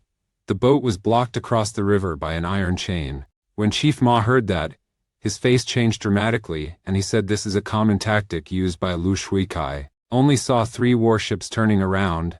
Heading towards them, she consoled herself secretly. It seems Lu Shui troop will act alone tonight. He quickly informed Zidu about the situation. "Tu Du, they are people of Lu Shui Zhai, one of the 18 Zhai Chuangjiang, Zhai Ju Du, Wuting Hongtan Bao Nuo, certainly the hunting dogs of Wu Longmen. Shibakai Chuanjiang is also good. Wu Longmen is also fine. Killing anyone is still killing." Upon hearing that, Han-tu was deeply shocked. What kind of deity is this boy after all? At this moment, a pirate jumped onto the ship's deck. Seeing the ruthless pirates rush forward, Ziyu raised his right hand, his mighty and valiant spirit emanating from the palm. Zidu said coldly, "The more that come, the more I kill." A pirate wielding a sword approaches. Who would have expected Zidu to stand still, not evading at all? Only saw Zidu raise his right hand and deliver a light palm strike. The leading pirate immediately collapsed. The gang saw that, all frightened, hurriedly shouted to remind each other to be careful. Hantu blinked. He didn't expect this young man to act so ruthless. The prostitute saw that Zidu was not afraid and then approached to talk with him. Have you never seen such a bloody scene? Actually, don't think this boy acts decisively. His tactics are ruthless, but he has only debuted less than 2 months ago, making him just 16 years old this year. Whenever he has to fight, this young master has never hesitated. To protect what is important to him, he does not even mind opposing Wu Ling. He says a phrase. Hong Shikai pats the shoulder energetically. Lao Fu sees that your temperament is exceptional, and surely your natural talent is no less. Should you waste your talents on the Dainernadian, I now kind status in a pirater, and a wife. Hantu holds the sword tightly in his hand, conflicted inside. Senior, I once swore to save all beings in the world. Well said. Currently even I cannot save myself, let alone save all sentient beings in the world. Upon hearing that, Hantuk felt as if he had been struck by lightning. Today, he realized that his ideals were truly laughable. At that moment, a loud shout interrupted his stream of thoughts. Only heard Du Wutian shouting loudly in the distance. Immediately, the pirates fired countless missiles. The rocket is like a grasshopper, shooting towards the big ship. The large ship was hit by a missile and immediately caught fire intensely. Several crew members were hit by missiles, fell down, and the fire spread more and more. Hong Shi Kai is also frightened. The Lushui camp clearly wants to burn them to death. But Han Tuk remained peaceful and untroubled. The dense missiles could not injure him. At this moment, Zidu smiles coldly. He transports Hong Hun by Dao Jiangqing's entire body, then suddenly struck out towards the water's surface. The normally calm water surface suddenly surged into large waves. A wall of water formed between the two boats. The incoming missile is blocked by a water wall, while a whirlwind of leg energy destroys the missile. A wall of water like a waterfall extinguished the fire on the large boat. The pirates on the ship's deck didn't have time to react and were swept into the river. Hongkat was stunned by Zida's shocking tactics, but Zida's words pulled him back to reality. Elder, please assist me. Take me to the ship of Lu Shuikai. Hong Shikai didn't hesitate, and pulled the side rope. Seeing Zidu like a shooting star rushing down, the pirates on the ship are all panicking, preparing for battle. Unexpectedly, when Zidu landed, he forcefully stomped on the ship's deck. The pirates were violently shaken and tumbled over. Zidu smiles faintly, transporting Ba Josipanakanana with both hands. He struck 2 blows onto the ship's deck. The ship's hull immediately shattered, and the pirates on the boat were driven away. A large warship was broken by Zidu with a single strike. Zidu gently landed on a wooden board. After destroying a warship, Zidu continued to attack. He lightly kicked the tip of his foot onto the piece of wood, jumped onto another warship. The 2 remaining warships were also successively destroyed by him. Countless pirates fall into the river. Zidu does not care about the surrounding cries for help, but staring intently at the last warship in the distance. Zidu smiled faintly. Only the last one remains. He takes a deep breath and propels himself upward. Zidu was brought onto the final warship. If he had not witnessed it firsthand, Hantu would not have believed this was the power of humans. Hong Shikai just repelled pirates while saying, "Do not be clueless anymore, hurry, and help me." Who would have thought Hantuk would turn into a different person? Tianboy, please help me get onto that boat. Hong Shikai heard that, a bit surprised. He swung his sword again. Hantuk also learned from Zidu, jumping onto the blade. Hantu rushes away like a bullet. Hong Shikai shook his head. This young man, could it be that he has already filed a grievance? On the last battleship of Lu Shui base, Du Wutian witnessed the scene before his eyes, stunned on the spot. Both of his sword handles kept trembling non-stop. The deputy camp leader advised him to retreat immediately. Unexpectedly, just as he finished speaking, a voice rang out. Seeing someone come. Du Wuking's great transformation. The deputy camp leader looked up at the sky and shouted, "Camp leader, be careful, something is in the sky." At this moment, Tudu also noticed the movements on the head. He looked up and saw that very boy.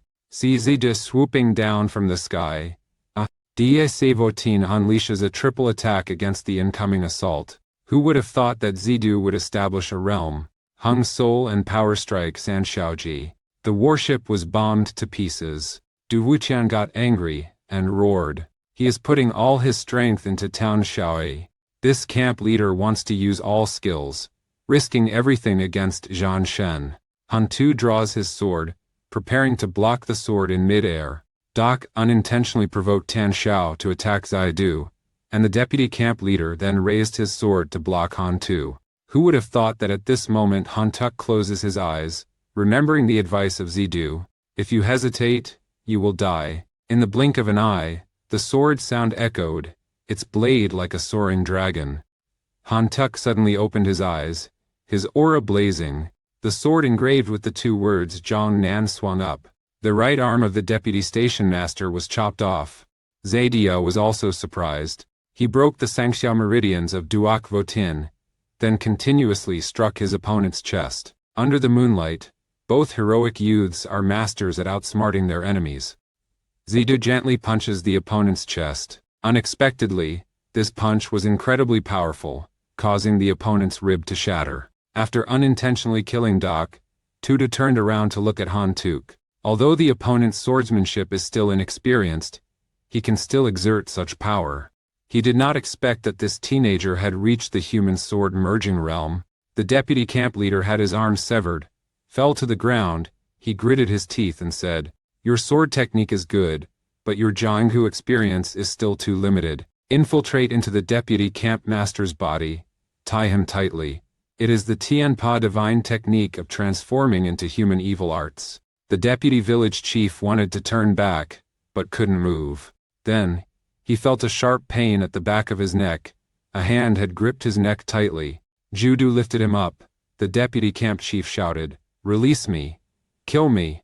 Shibajai Changjiang will not spare you." Zuyu coldly said, "Tell your camp commander that whoever does not forgive does not yet understand." Speaking softly, Zidu infused a stream of vital energy into the deputy camp leader, then threw him aside like throwing trash. Zidu asked Han Tuk if there was anything wrong. After receiving a positive response, he looked at the deputy camp master. "I have marked you. If your commanders agree to come and apologize, you still have a chance to live. If he doesn't do it, you can only die. Remember, you only have 2 days." The deputy camp leader heard this, his soul lifted to the clouds, and the boy like that evil spirit continued to speak. "By the way, tell your army commander that if he is not sincere, come find me, and I will come to your aid. The surviving pirates are like headless snakes, racing to jump into the river. Only hate that my parents gave me few legs, risking my life to run away." At this moment, Han Tu approached, folded his hands in worship. "Your servant Han Tu, eldest disciple of the Jiangnan sword sect, greatly thankful for your great kindness, junior fellow. Han Shaoxi does not need hostility. In fact, I should thank Shaoxi for his benevolent actions." Zidu replied. Han Tu said, "I want drink tonight or go home." Han Kat Kai on the deck of the ship handling the remaining pirates. Over there, at Dongfu Cave on Quanshan Island at Dinghu Cave. Shihu Mon. An old man is looking into the distance with a worried expression. He has received news that Lu Shui Kun has been defeated. What he didn't expect was that, after that night, Shiba Kai Chang Jiang no longer had anyone daring to act. Nan Gong, the elder, said that they should handle Zhan Shen themselves, rather than entrust it to Wu Yang Yin Jia and Shiba Zhai Chang Jiang. Wu Yang Yin Jia and Qianyang Men were both defeated by the war god. Jiang Shan also turned into dry corpses.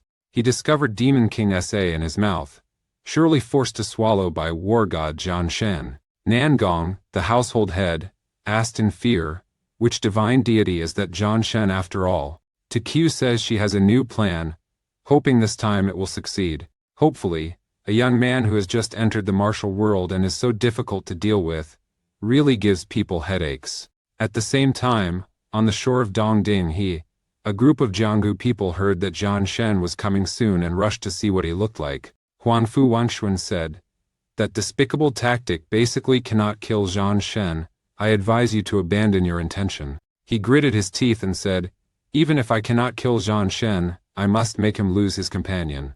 Huang Pu Wanshuan looked at her and said nothing more. On the vast surface of Dong Din Ho Cave, the water and sky are one color. A large boat is turning through the waves and gliding away.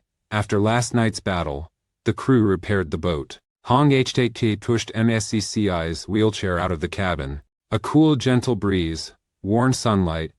Hong Shikai slumped down on the ship's deck, sighed. Mak Go furrowed his brows, worrying endlessly. On the way, although Shiba Chai Chuanjian had no one blocking the road, he knew Wu Longmen would not easily let them pass. Hong Shikai comforts him, "Don't worry too much. If Wu Longmen does not abide by the jungle rules, I will order 100,000 disciples of Kai Bang to level Wu Longmen." Who would have thought this consolation would be ineffective? I am entangled with too many people. If it weren't for me and my family, he wouldn't need to oppose Wu Longmen. Then in SNTA, eliminate Hai Sheng, kill Xia Shenkong and Ming Fu Ma Dao. Because of rescuing Agu, major unrest occurred in the Nangong family clan, resulting in the killing of Nangong's head, Wu Jing. Han Tu felt regret. If he could fight alongside Zhang Shen, that would be great. Zidu saw the opponent silent for a long time, then spoke to break the silence. It seems Han Shaoqi is still exhilarated after the first battle. Unexpectedly, Han Tu suddenly seized power. "I truly respect you for witnessing the hero's grandeur firsthand." Zidu heard this, turned his head, and looked reverently at the young man. He only saw Han Tuk bow his head respectfully and say, "Han Mo vows to follow the sister, work as a cow and a horse and swear loyalty." Hearing that, both Hong Kat Kai and Mat Ko were stunned. Han Tu was very serious, saying he was truly sincere. Zidu reluctantly turns around, smiles. "We can refer to each other as brothers, no need for too much ceremony like that." Hong Ght Kai saw that and laughed loudly. "Tudu, the old man also asks you to be the leader, is that okay?" Hearing that, both Han Tuk and Ma Jie burst out laughing. Everyone is laughing and talking happily. Isekai peaceful and untroubled arrival at Shiwu sect. On the other side, in a garden, Huyan Than Hong Fu Quan is enjoying a pot of exotic flowers. Only 5 flowers can be seen growing together on a stem with different colors. The master of Wu Longmen asked his subordinate, Mat Dipi, "This flower is diseased and has spread to the base, what should we do? If removed, this flower pot will no longer bloom, but if left intact, the flowers will die throughout the year. What should we do now?" I did not dare to answer. He also did not dare to speak up. "Let's go. Get outside to let some fresh air in. I feel a bit stuffy." 2 people went outside. On the way, Huyan Than asked, "I heard that Zhang Shen has entered Huonan." "Yes. His ship has approached Jiwu Gate, about to enter our territory. Do we need to take action?" Huang Piashtuan said, "The reputation of Wulong men has declined. Initially, we did not use harsh methods to eliminate him, but now taking action will make us ridiculed by others." Said the line. Huyan Than's eyes sparkled with a cold glint. "All because I pampered TQ too much. After all, she's still young and her eyesight is limited." Huang Fugan stands on the mountain, looking into the distance. Only saw a large boat cutting through the waves as it approached. Xuansheng narrowed her eyes and mumbled, "Finally, it is here." Shiwu sect, the most powerful faction in Wuling, is expanding, grandly welcoming a youth who has just set foot into the Jianggu. The leader is a fake old man, the corners of his mouth twisted into a contemptuous smile. He is Kaktong Hop, responsible for receiving Zhejiai. He does not understand why they have to be so formal with such an immature little boy. Seeing the large boat slowly dock, the monks loudly shouted, "Shia Wmen welcomes the war god. Please invite the war god to board." Zidu slowly steps down the stairs. Hong Kat did not expect Jiwu men to arrange the battle formation like that, and was momentarily a bit confused. Zidu laughed loudly. "These people are not to be concerned. Now we just need to pay attention to one person." After speaking, Zidu looked toward the royal guards standing on the high platform. Huang Fuquan is also looking at him. 2 people stand facing each other as if talking to themselves. Zhan Shen, Xuan Sheng. At this moment, Huangfu Wanyuan is observing Zhan Shen with amusement. Nangang Suqiao sees the enemy killing her father. hating so much that she grits her teeth. A tall man walked towards Huang Fuyun Xuan, lowered his voice to ask, Du Ge, how do you feel? This person appears scholarly on the outside, but his aura is strong, and he can remain unmoved under our pressure. This war god is absolutely a top master. Speaking of this, Jin Gok Angok smiled coldly. Miss Nam Kung, although I don't know what your magic is, I am sure you are still poisoned. He is not someone that a few hired thugs can handle. Huan Fu Yongshuan, also the assistant. Did you hear clearly? Turachu, across the pier, Zidu and everyone are heading to the boat. Jia Zhongha steps forward, introduces identity, says he is the master of Shi Wu Men, responsible for overseeing this dock. Master Zhu Site Dao, I am Zidu. I thought that after getting off the boat there would be a fierce battle, but it seems I was worrying too much. Even Hong Shikai was stunned. Zidu slowly stepped in front of Tu Xiaohu. Zidu looked at the beautiful young woman in front and said gently, Xiaohu, it really is you. Long time no see. 5534. Huang Fuyongshuan was observing the bustling scene when suddenly he was stunned. Could it be that Miss Tua rejected him because of this Zhan Shen? At this point, second young master Xuan Sheng clenched his teeth and ordered, Zuo Qiao, no matter what your plan is, as long as it can make the war god's life worse than death, carry it out immediately. Don't worry, Huang Fu Gongzi, I will make him live no better than death. After speaking, Nam Kung Teqiu looked towards a person in black in the crowd. Teqiu nodded gently. He in black saw that, his eyes gleamed with cold light. At this moment, Tu Xiaohu was having her head massaged by Tu Du. This great young mistress was momentarily unable to move her limbs. Half a day later, she regained her composure and said, Zidu Kaka, if you massage my head more, I won't be able to grow taller. Han Cat looked at the scene before him, smiling. This was the first time he saw Zidu express emotions like that. Nobody paid attention in the crowd. He was quietly gripping a sword tightly. The next second, this pervert suddenly went berserk and charged forward. He yelled, Kill, kill. 4 thugs carrying long swords charged towards Zidu. Bitch Bin, terrified, shouted loudly to remind our young lady. Hong Shikai and Han Tuk were standing too far away, unable to prevent. The target of the admirers is Tu Xiaohe. Huan Fu Yingshuan was also alarmed. Wait, why is it Miss Tuo? But Shiake fundamentally has no intention of stopping. At this moment, Zidu delivered a powerful strike. A powerful kick struck the head of the thug, causing his head to explode. Zidu steps forward, blocking in front of Tu Xiaohui. The teenage boy and girl stand facing each other, full of affection. Xiaohu, I promised not to let you get hurt. Never expected Cat Zhongha to shout loudly. Young hero, you killed someone from Wu Longmen, isn't that a bit too much? In any case, this is the territory of Shai Wu Men, not a place where you can cause trouble. Everyone saw that he acted first. I was only defending. If Wu Longmen must definitely seek justice for him, I can come on my own to meet Huyan Than. But before that, Huyan Than must give me an explanation. At this point, Zidu looked up and saw Huang Fujun standing on the high platform. Why does the person from Wulongmen want to kill the eldest miss of Daishan Shangtuan? Duan is Shuan Sheng. Why is he persecuting the Magu family? Facing the question of a teenager, Huang Fujun angrily said, You brat. Absolutely unreasonable.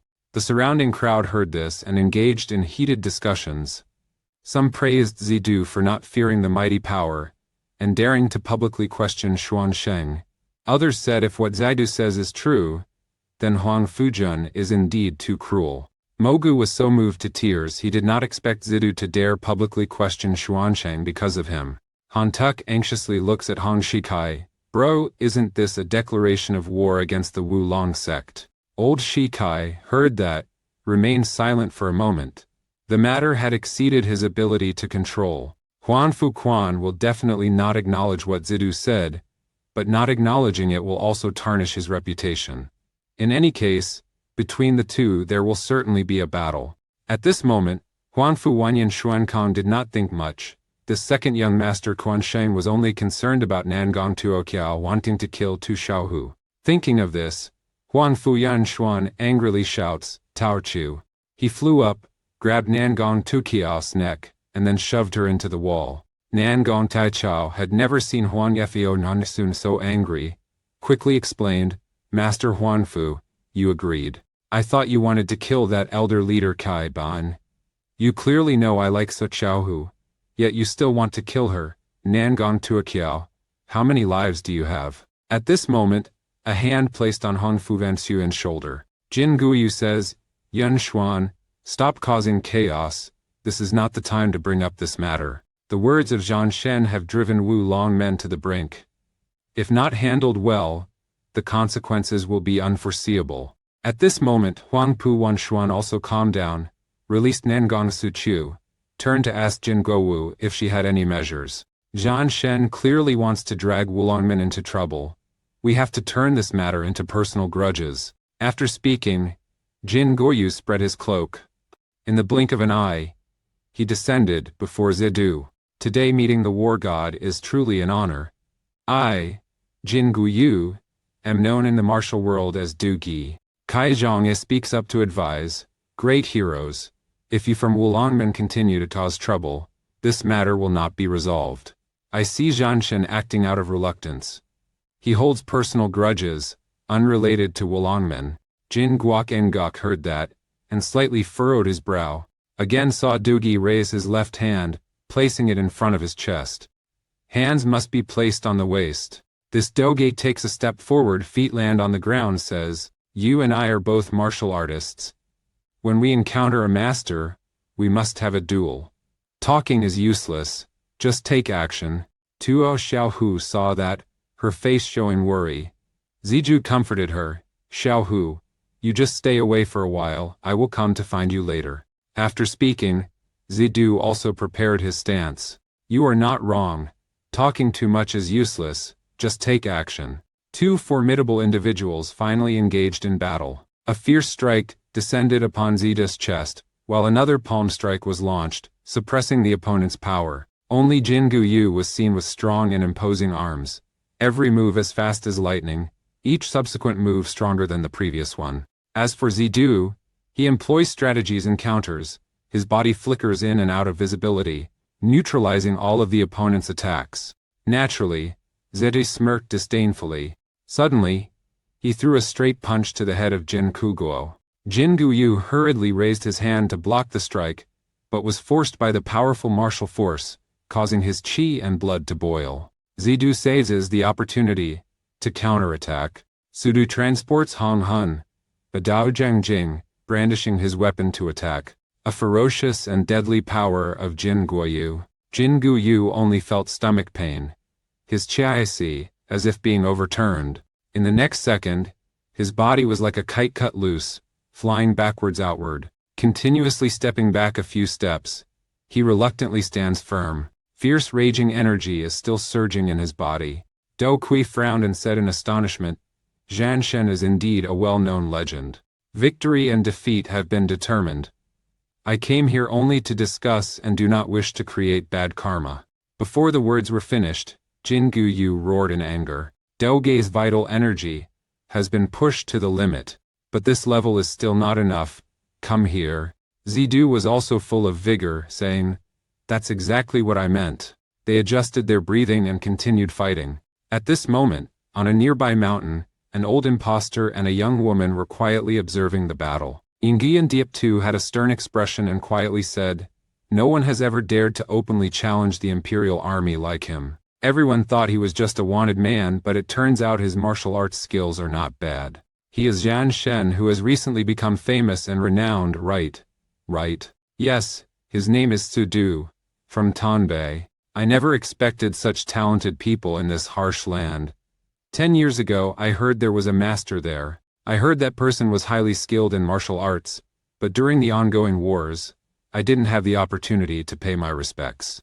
I don't know if this Zhang Shen has any relationship with that master. At the same time, on another floor, there was also a father and son pair observing the battle. Zhihao Shen rotated the pair of battle reins in his hand and said in a deep voice, if this is the entire strength of the battle god, then I, the old husband, am somewhat disappointed. That girl from Dai Thakong Duan has risked coming to beg. Speaking of which, Zhihao Shen pondered, feeling that he had spoken too much, but when facing the battling devil, he really should not expect too much. Triat Mu beside asks, "So father, do you think Zhang Shen will lose?" Currently, the outcome is not yet determined, but Doogie is not an easy class to handle. What do you know about him? Jaimu only heard that the opponent's strength was very strong, but in recent years the martial world has had no news about Doki. 5 years ago, Jin Sekai Zhangxi appeared in the Jianghu, earning the nickname Demon Slayer. From then, he began to live in seclusion, seeking masters for decisive battles. It includes both long-established renowned masters and respected sect leaders. Before battling Do Gi, they were all renowned and famous figures. But in the confrontation with Do Kuai, all were disastrously defeated by him. There is also Tegu Shengong, the #1 master of Dongshan, also was attacked by Jin Guyu with a blow that broke rib bones and severed the aorta. Many people say that if he continues to develop, he could be on par with Isan. But the old man did not expect him to become a bodyguard for the imperial household. That old imperial general always struts arrogantly, believing that being a deity allows him to look down on his subordinates.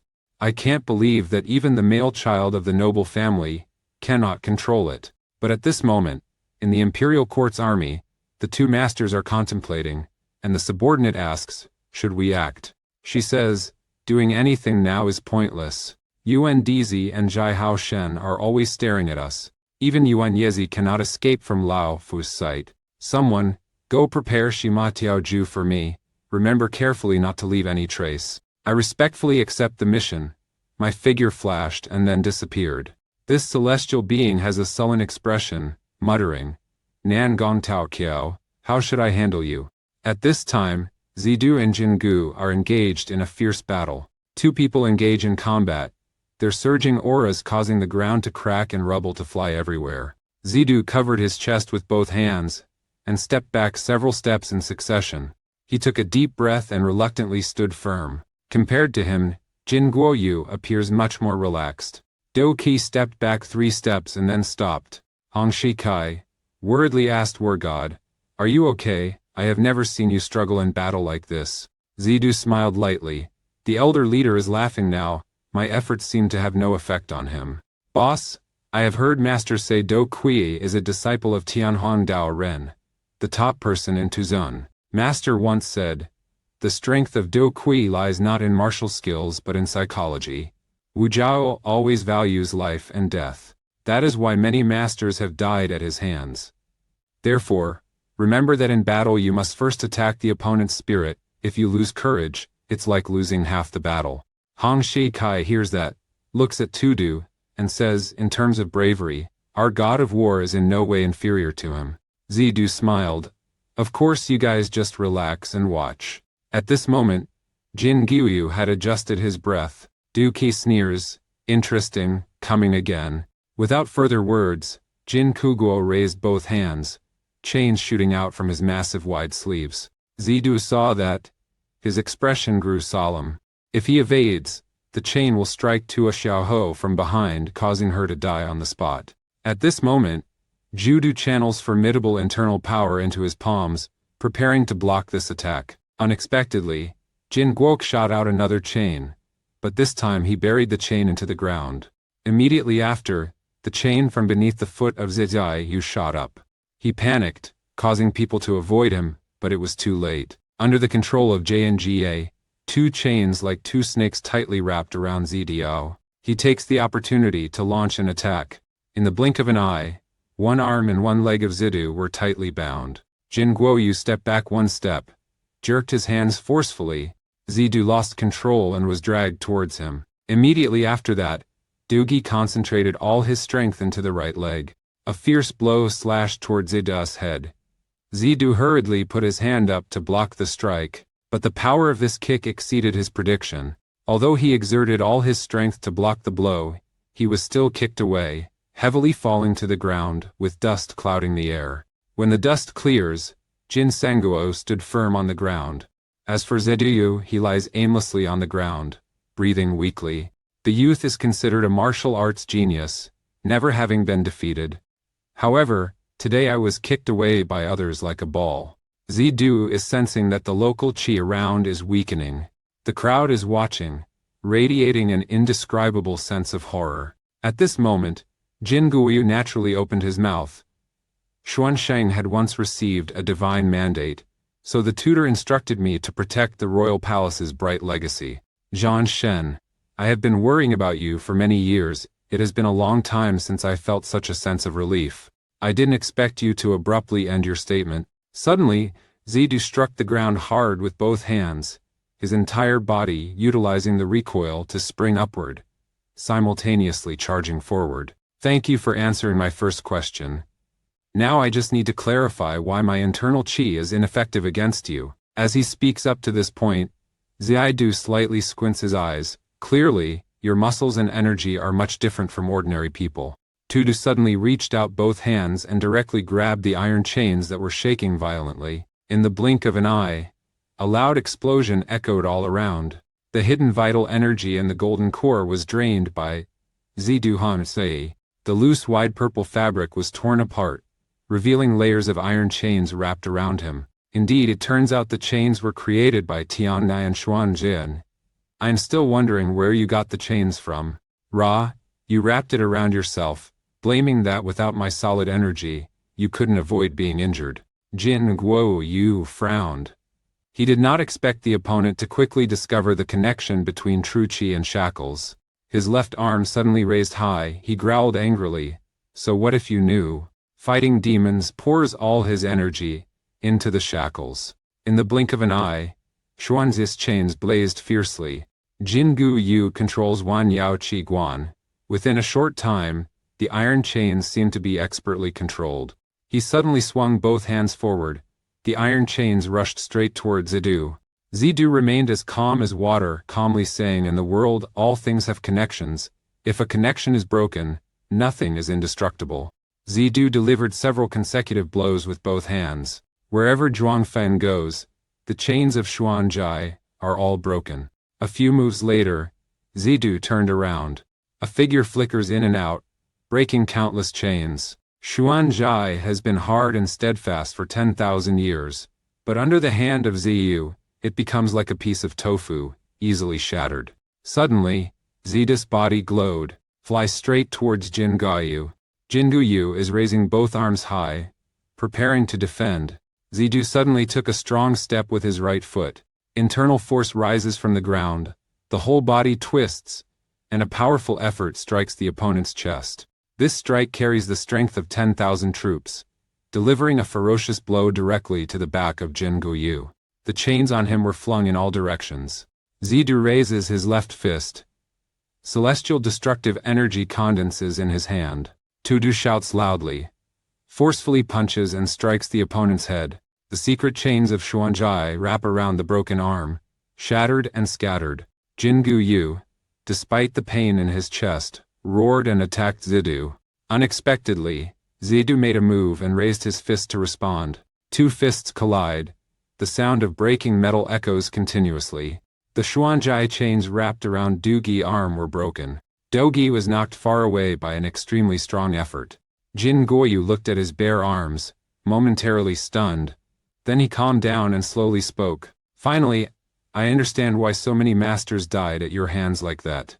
The title God of Battle is indeed well deserved. When talking about this, he suddenly laughed loudly. This life and death feeling truly makes people nostalgic. Dougi's determined gaze, Zhan Shen, be careful, this is my final move.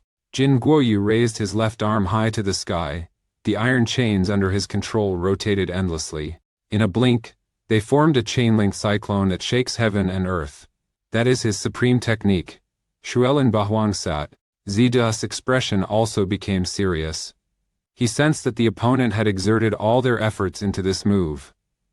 The chain tornado approaches, charging straight towards Zidu.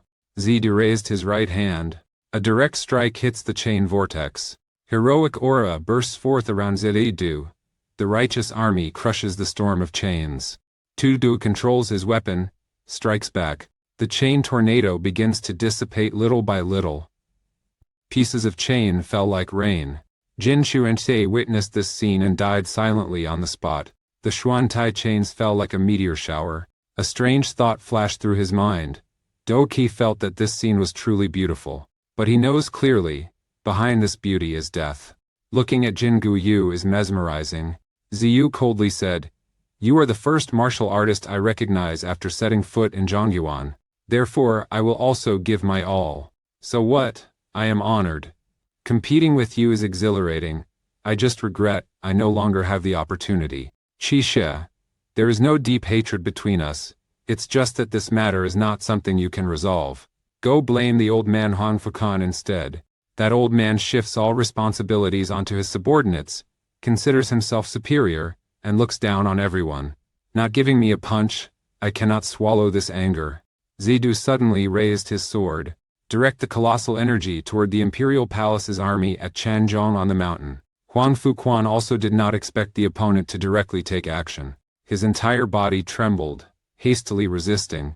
Didn't expect Jiao Long to have such bad luck. A kid even dares to take on Lao Fu. Huang Fuzhen's army roared. The penis tightens, the erect shaft throbs and pulses condensing in the hand. The old man stands firmly on two legs. His vital energy flows throughout his body. A strike is delivered with steadfast heroism in a direct confrontation. Two streams of kinetic energy intersect. The surroundings seem about to explode. Huang Fuzhen let out a muffled grunt. His qi and blood surged. Two forces collide, then disperse. The remaining energy causes steam to billow thickly. Huang Fian is trying to suppress the qi and blood, surging within the body. Steam still lingered on his right fist, showing that in the recent clash, he couldn't gain the upper hand. When his breath stabilized, Huang Fuzhen laughed coldly. "That young master. Welcome here. I will treat you very well." Zidu heard this and smiled slightly, coldly replied, "I am very much looking forward to your performance." Huang Piach Quan. Huang Fuquan threw up his sleeve and left, returning to his small palatial chamber. He sat down, looked at his right hand. At this moment, a voice rang out. "I have prepared everything, just waiting for Xuan Sheng to give orders." Huang Fuquan heard this and scolded you. "Dang Wuxian is a master sent by Zhang Luoyuan's sect. Isn't it too regrettable to let him go?" Dang Wuxian respectfully replied, "I find that he is too rigid and antagonistic with other elders.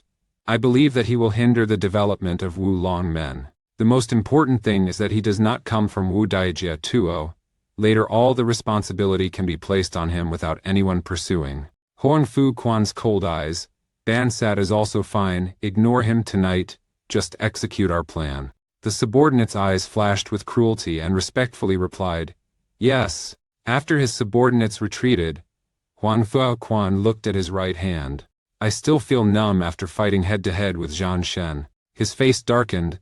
This young master absolutely cannot be underestimated. If Nangong had not accused Chao Zhou of concealing MSECA, the matter would not have come to this country. Thinking of this, Huang Fuquan's eyes suddenly sparkled. He extended two fingers and pressed a meridian point on his own body. A bright red flower was instantly revealed after being hidden. After finishing these tasks, Huang Fuquan coldly thought to himself, indecision leads to great disaster. The red flower taken out clearly showed his final choice. Zidu is cold and arrogant, shocking people's hearts. Even Xuan Sheng had to suffer losses under his hands. Seeing his trusted bodyguard killed, Huang Fuyuangshuan stepped forward, his face dark and solemn. "This guy dares to kill my bodyguard openly. Clearly he does not respect Wu Long men. Where are you? Capture this scoundrel, imprison him at Dai Lao, and wait for my master to handle him." Jin Guyu struggles to suppress his anger. "Huang Fuwanshuan, keep your mouth shut for me. I already said it. This is a battle initiated by me, not related to Wu Long men. Moreover, fighting is a matter of life and death. If I lose, I would sincerely respect you. Why do you need to disgrace me like that?" Hearing that, the people observing around are abuzz with discussions. Both sides have equal martial prowess. Even Wu Long men cannot use force to oppress the people. The loud and noisy crowd demands that Huang Fu Vansuyen release the person. Huang Fu Wanshuan was furious, her face turning crimson, and in her heart, she grew even more resentful of Zidu. Zidu calmly looked at Jingu Jing, thinking to himself, in the end, he also understands what a treacherous underworld is. Young hero, you also need not pity me. Today I die without regret, but you must be careful of my master, a heavenly favored righteous person. He is very conservative and obstinate. Knowing that I died at your hands, I will surely seek revenge against you. After Do Kui finished speaking, the surrounding crowd buzzed with discussion. Ma De Shuangduan also has people in the crowd. Hong Shikai and felt ashamed looked at each other, their faces puzzled. Han Tuk says, this is too much of a coincidence. He not only provokes Huangfu Wenyuan Xian, but also publicly challenges Xuan Sheng. But until now Wu Long Men has not taken any action. Certainly, Zida's strength makes them cautious, and furthermore, they are also concerned about public opinion. Hong Chuang said, Daga, Miss Tu, why aren't you worried at all? It's been 10 years since they met again, just let them confide. In the hall, Zidu and Tu Xiaohu are telling each other about the things they have experienced in 10 years. Tu Xiaohu asks Han Wu back whether he has come to Zhongyan. Zidu said Master had retired from the Jianghu 10 years ago. Tu Xiaohu heard that, showing a gloomy expression on his face. Ju Du comforts her. That year, the Master attained great detachment and enlightenment, considering his wish fulfilled. However, to be fair, Lao Renjia still has an unfulfilled wish. Speaking of this, Zidu looked at to Xiaohu. Xiaohu, do you know Rujia Hanjia? The young lady nodded. Naturally, I understand. Although the Han clan has declined now, it was once the prestigious and powerful Anhui clan. Furthermore, the Lady of Hanjia is one of the 3 great beauties of Daoming. Joining Shi Ziming further, earns the favor of Wu Jai Daoba. At this moment, Bainende hurriedly ran to report, Miss, someone from Jiumen has captured Jia Qian of Modaixi. I heard it's because Zhang Luoyuan of Wulong Men gave the order. Currently, the top master of Jiumen is on the way there. Seems like he wants to kill people and silence them. Judu heard that and hurriedly asked, which direction are they going? Bichne points in one direction to Tu Ho says, I will go with him. Zidu said we're out of time. Xiaohe, take good care of the young lady. Zida's daughter has directed towards Binei. He didn't expect Hoan Fu Quan to use such childish tactics. Suddenly a voice echoed in Suda's head, impossible, Jia Quan of Majie was captured. Dang Wuxian, you are not dead yet. We have found evidence that you conspired with Bai Ren. Before joining Wu Long Men, you surrendered to Bai Ren, and then you always provided information to us. Previously, you detained people from Shima Tiao Bureau to harm Wu Long Men and divide the Wulin Central Plains. Do you still want to deny it? Zidu listened, determined the direction, and then flew away. In the juvenile detention center, Dang Vuhian is loudly shouting, Nonsense, I am a righteous Zhongwen martial artist. How could I possibly sell out the Tuanen's information to the northern people? I know what you are thinking. Talking too much is useless. Dang W. Qian, you conspired with the northern people.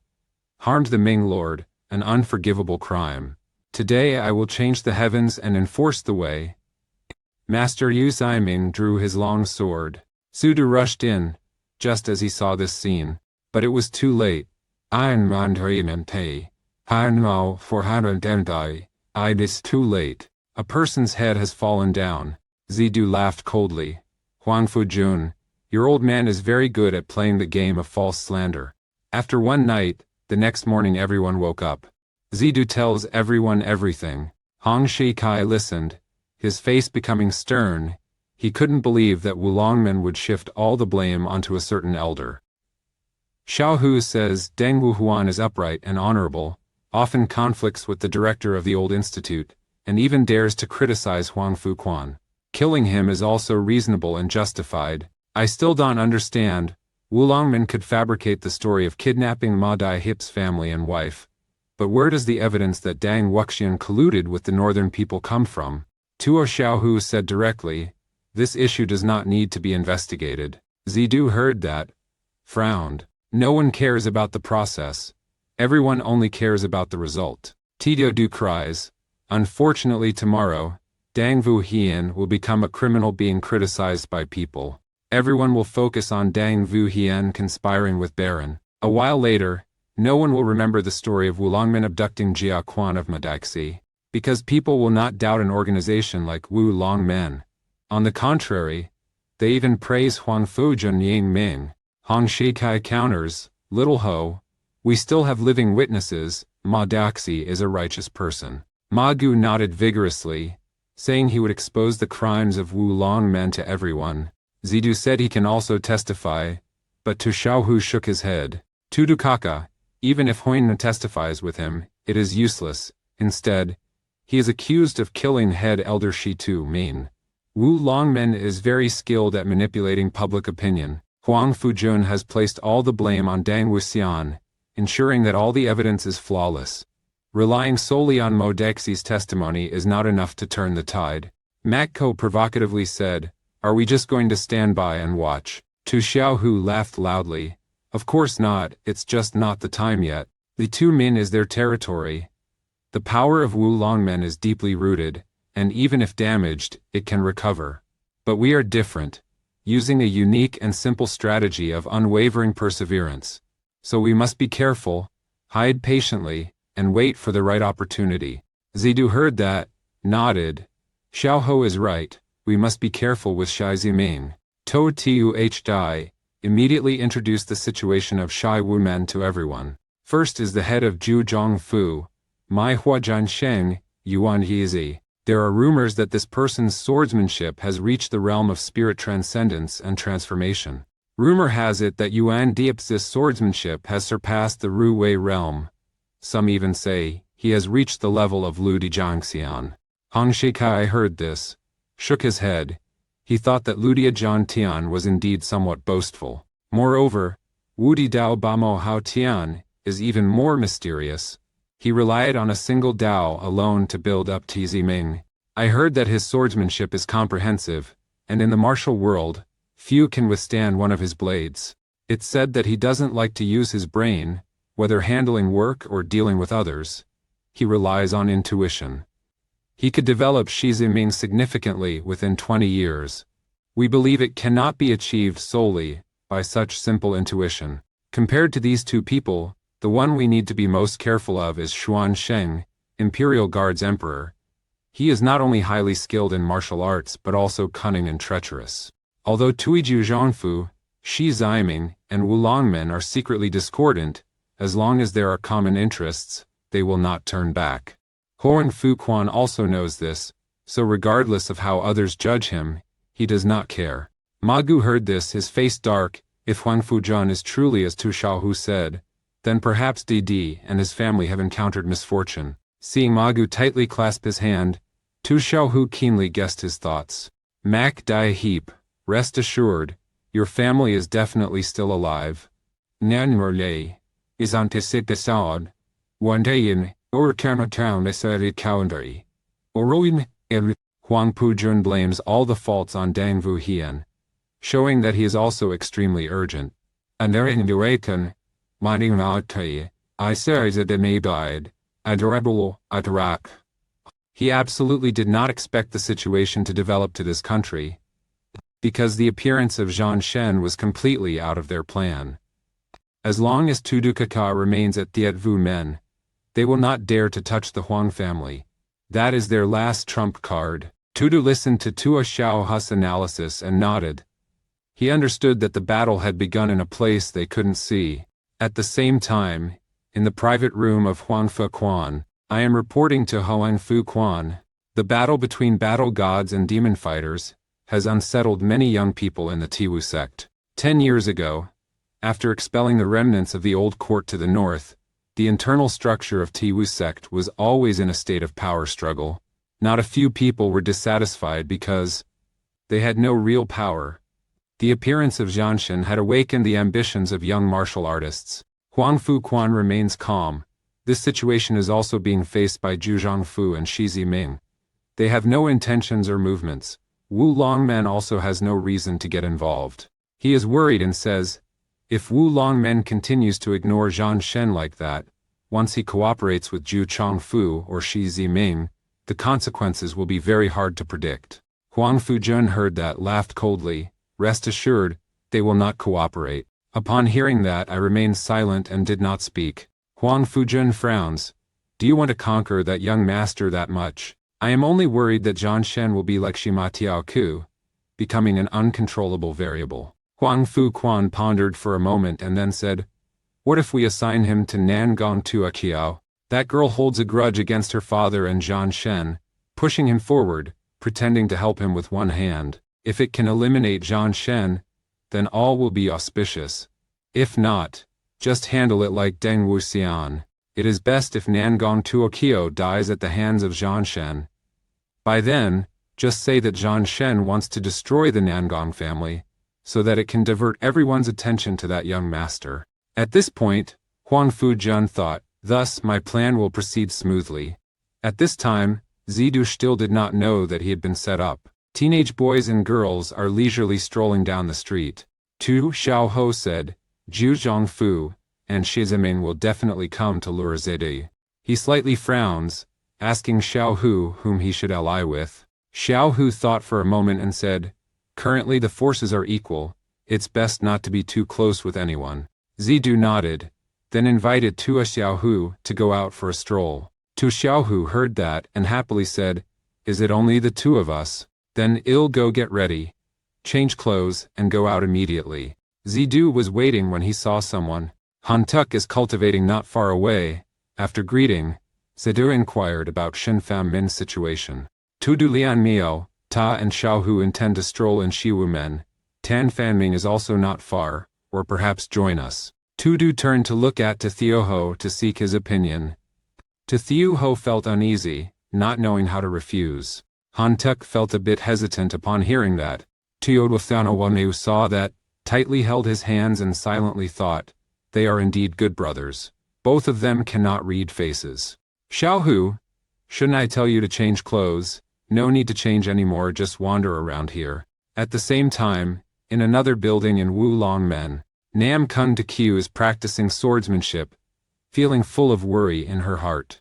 She realized that the imperial forces were dissatisfied with her. Xuansheng has never forgiven those who failed. She has failed to assassinate Zhang Shen multiple times, but Huang Fujun still keeps her, probably only out of respect for the Nangong family.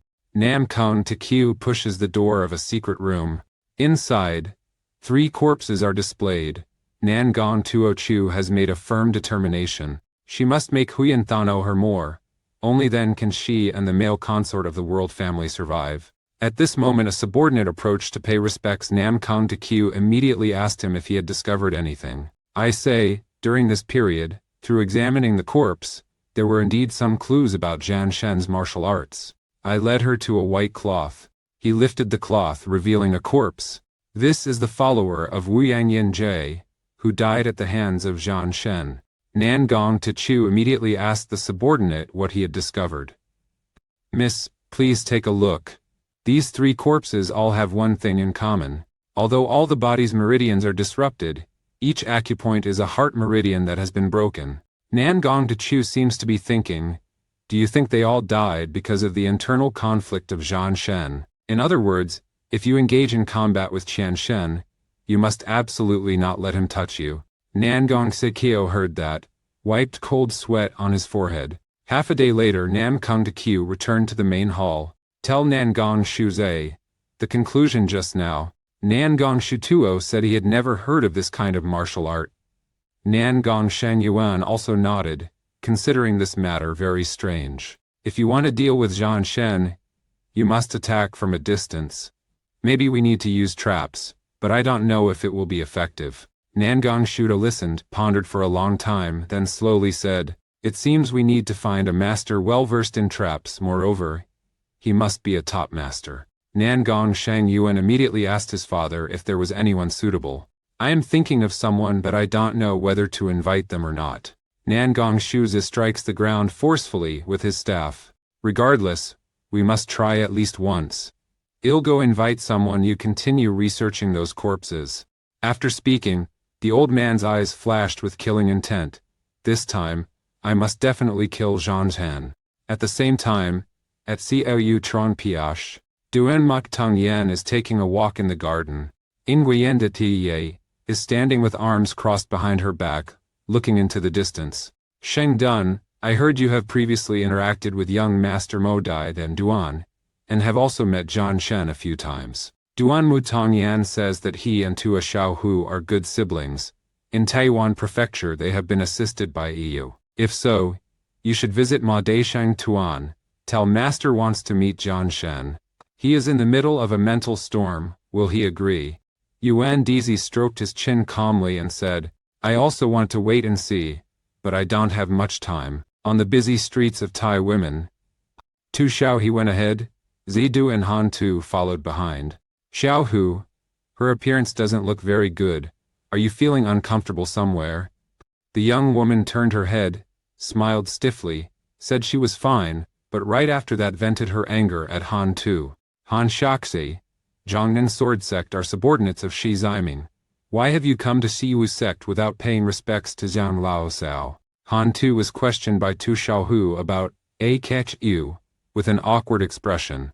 At this moment, a sarcastic voice sounded. I also want to ask, a disciple of Zhongnan Sword Sect comes to Shiwu Sect without paying respects to me. In your eyes, do you still look down upon your sect? Seeing the person who just arrived, Han Tu realized it was Zhao Wenhai, the leader of the Zhongnan Sword Sect. Han Tu hurriedly proceeded to the ceremony.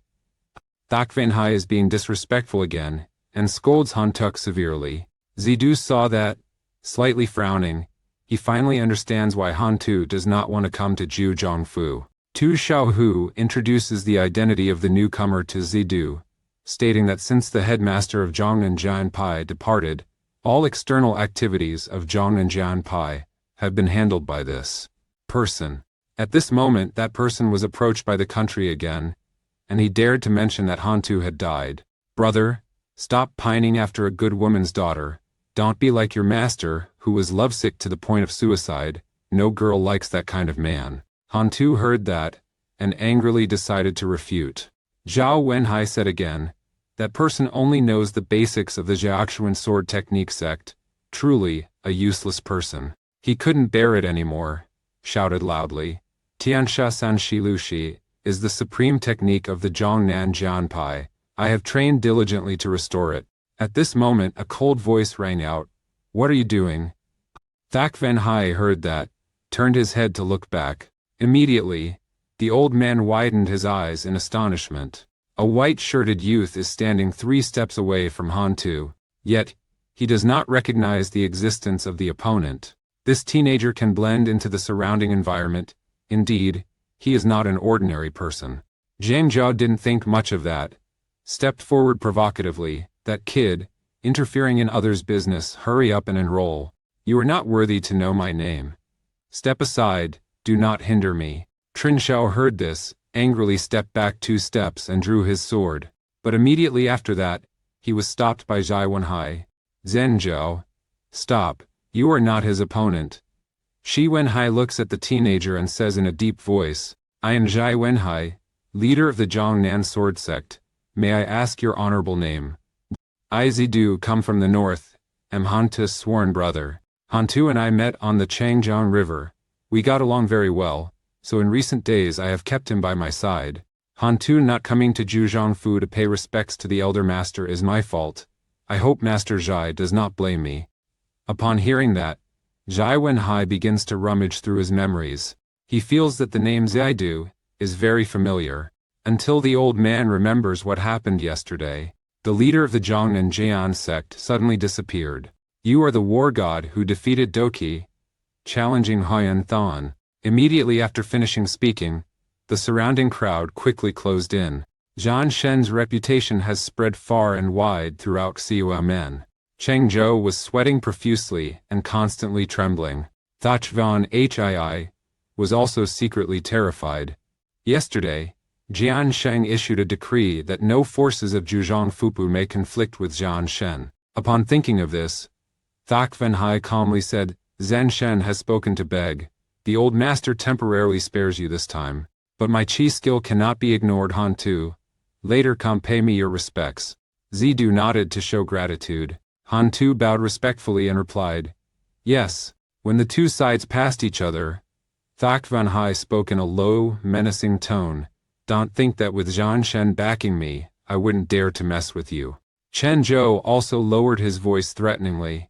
Shu Han, soon I will swiftly take over your advanced teachings. Just as the Zhang and Sword Sect members were preparing to leave, Zidu suddenly spoke. Zhang Lao, please stop. Thak Van Hai heard that and stopped. Cheng Zhao raised her ears to eavesdrop, fearing Zhan Shen might suddenly become angry. Zidu, who had a calm expression, said, perhaps now you all do not value Hanta's martial arts. But there is a saying, heroes come from youth. His future achievements, you cannot compare. Thak Van Hai heard that.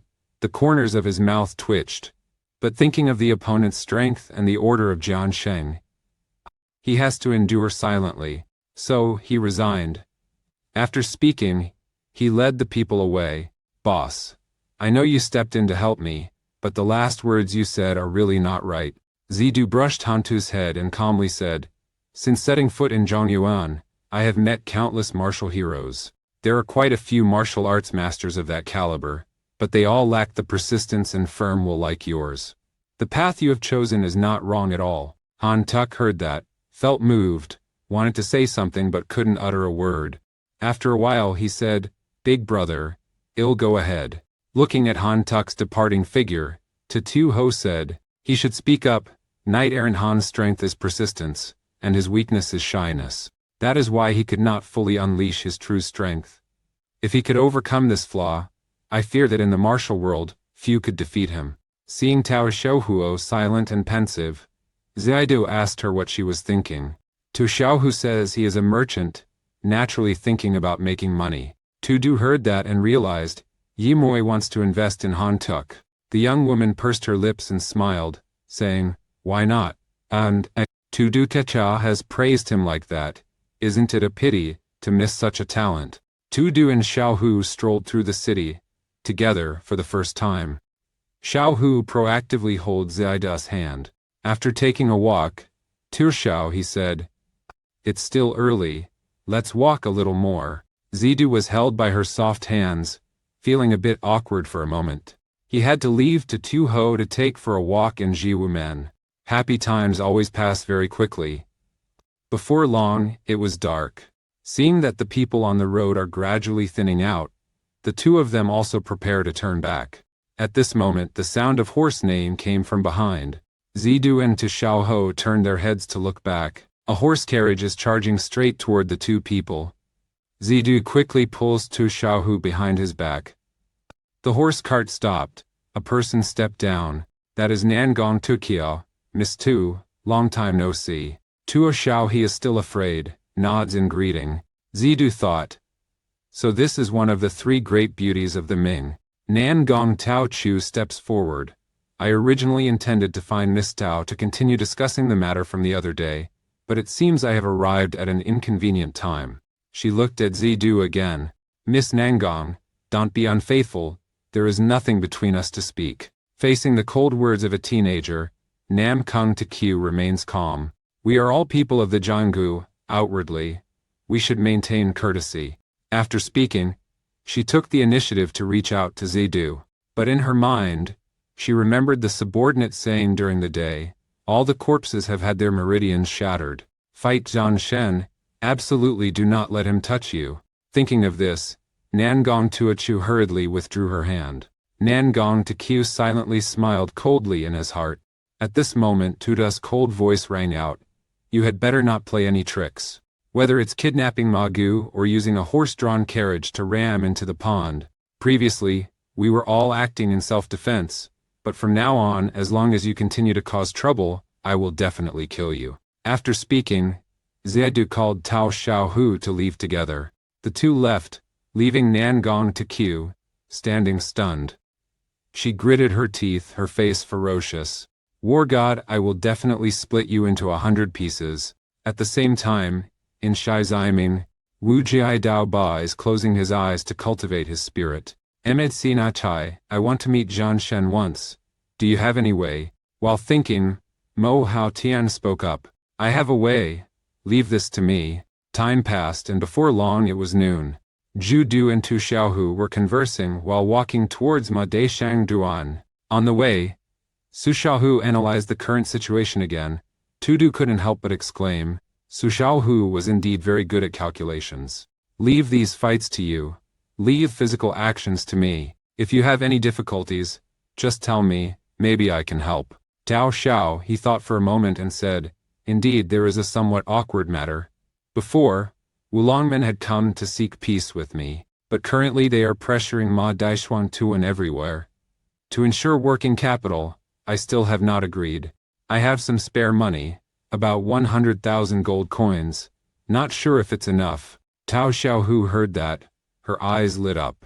But she asked Zidu where he got so much money from. Zidu then recounted the entire previous story, how he had managed to profit from the conflict between the parties, and how to quickly get ahead, find the emperor's treasure. I hid that gold treasure at Dongmingshan, in the northwest outskirts in a remote area. You can take as much as you need from there. Tu Xiaohu upon hearing this was filled with emotion, saying this amount of money will be used for its intended purpose.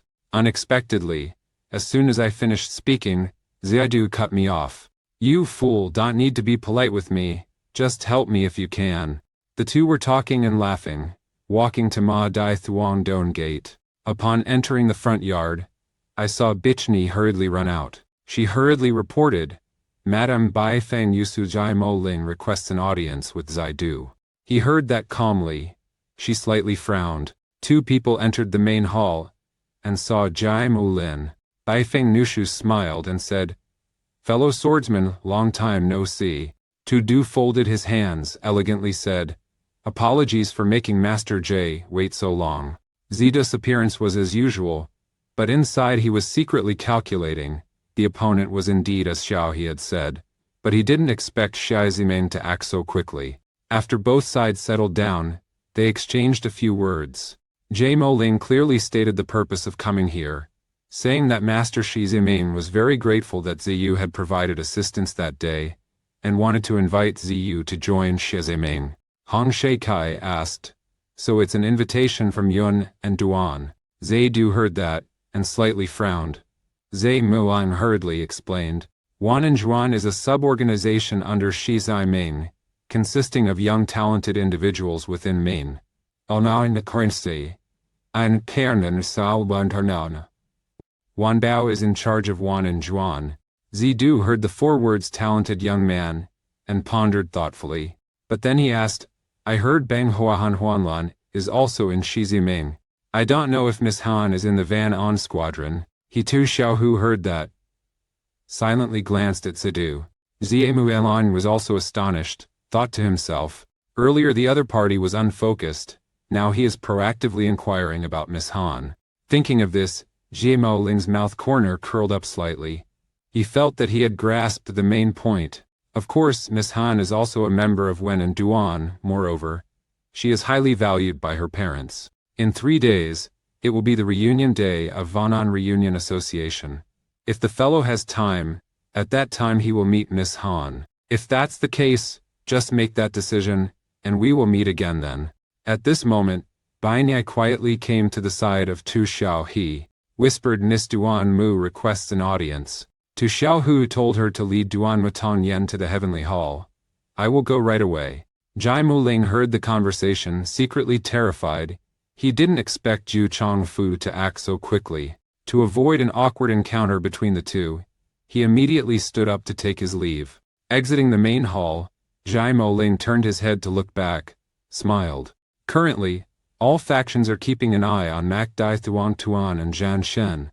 Among them Wu Longmen has dispatched many masters. But Zidu does not hold back, meeting me and Duan Mo, Tongyen. He seems completely indifferent to the fact that Huang Fuquan's guards are tracking him. Young Master Tiju Ming began to feel a bit hopeful.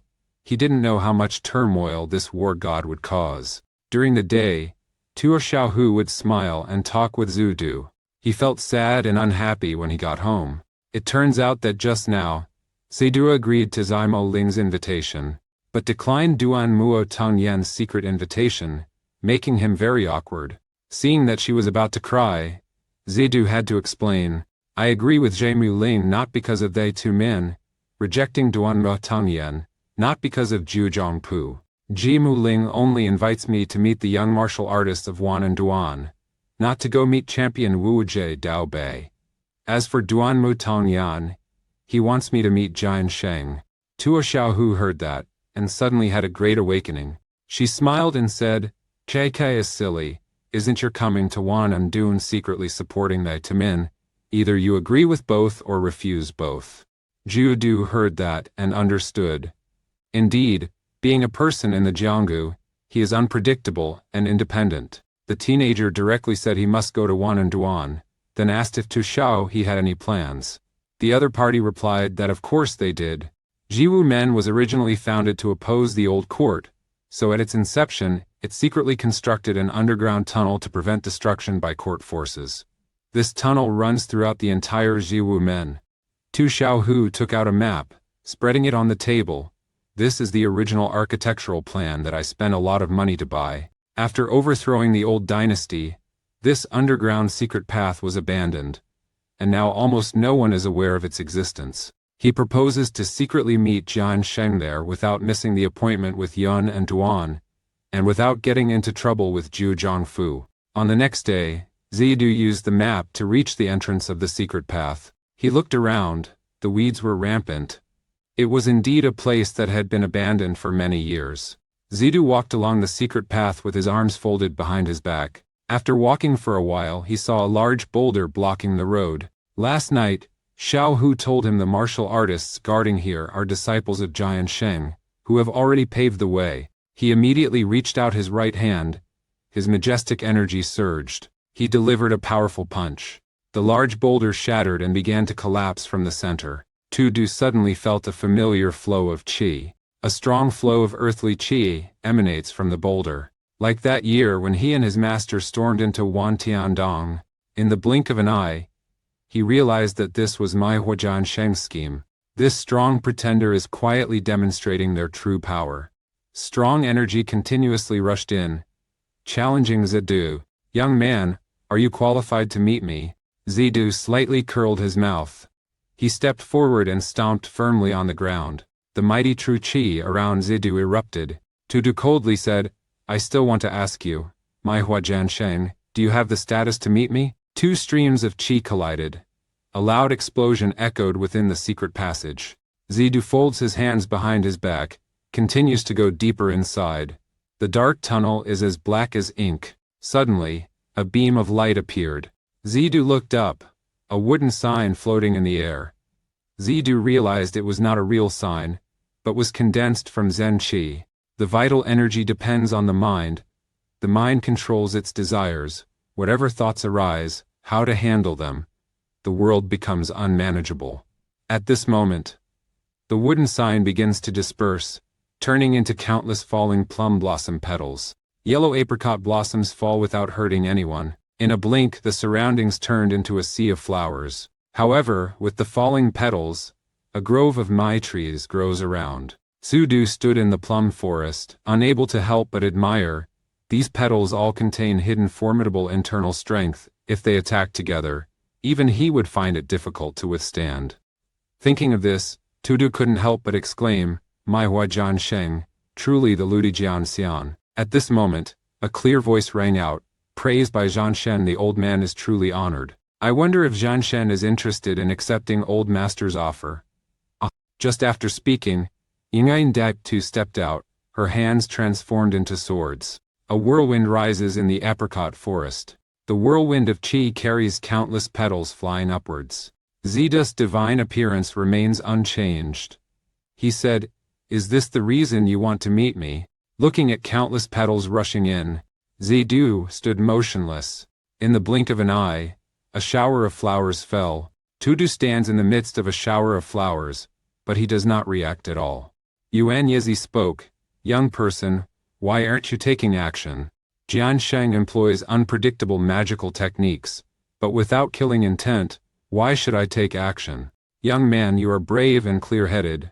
Old man Yuan Yibze, currently the head of Zhu Zhongpu, meeting Manhwa Jian Sheng, your servant Zidu. Zidu slowly stepped in front of Yuan Dizi. He also sat cross-legged and performed rituals with the sword saint. Lao Fu has one question: if at the final moment I want to kill you, what will you do? Or do you have the confidence to withstand Lao Fu's intentions at the final moment? I have not trained any special martial arts, I can only sense the opponent's breath. So I can determine if Jian Sheng's attack has lethal intent. But if I judge incorrectly, naturally, death is inevitable. But I believe the elder has come here personally. He probably has no intention of killing me. Yuan Yizi heard this, smiled faintly. He had never heard that such a martial art existed in the martial world. So, according to you, how is the old man breathing now? Senior practitioners with true qi and internal refinement have clearly reached the realm of reverse qi mastery. But there is one thing I do not understand. At this point, Zidu's eyes sparkled. I sense the true qi in my predecessor's Einmai is in turmoil. Could it be that Jian Shen is seriously injured? Yuan Dizi stared intently at the teenager in front, silently not speaking. At the same time, at Mo Deishangduan, Bai Tian was cleaning the room while saying, Jian Sheng took the initiative to invite Jian Shan to meet, which is very rare. Tuo Xiaohu is worried that Zidu is coming to Yunnan, obviously because Han Xianglan has just accepted Jie Muling's invitation. Bichni said Banhoa Han Xianglan is famous throughout the world, and the young knight probably just wants to admire her beauty. Tuo Xiao he did not hear a word Bai Ni said. Now she is only thinking about their romantic relationship. Could it be that Zidu came to Luzhou that year, not because of the Nangong family, but because of Binghua Han Xianglan? Unable to think, Tuo Xiaohu immediately issued orders, requesting the Sternhui division to thoroughly investigate all details about Tudu in Luzhou. Miss Fenhui Anhui has responded already. Why doesn't Miss directly ask Xiao Shui? Tao Xiaohu stamped his foot and said, if Tudu Kaka really goes to look for Miss Han, then what should be done? Stop talking nonsense. Quickly issue orders to the Anhui division. Furthermore, all the places Zidu Kaka has been to, he must investigate each detail clearly. Do not omit anything, understand? Inside the secret passage, Yuan Diepzi pondered for a moment and then said, have you ever heard of Bangling Gu? Zidu gently shook his head, saying he had never heard of it. He also had to rummage through the archives to find a few pieces of evidence.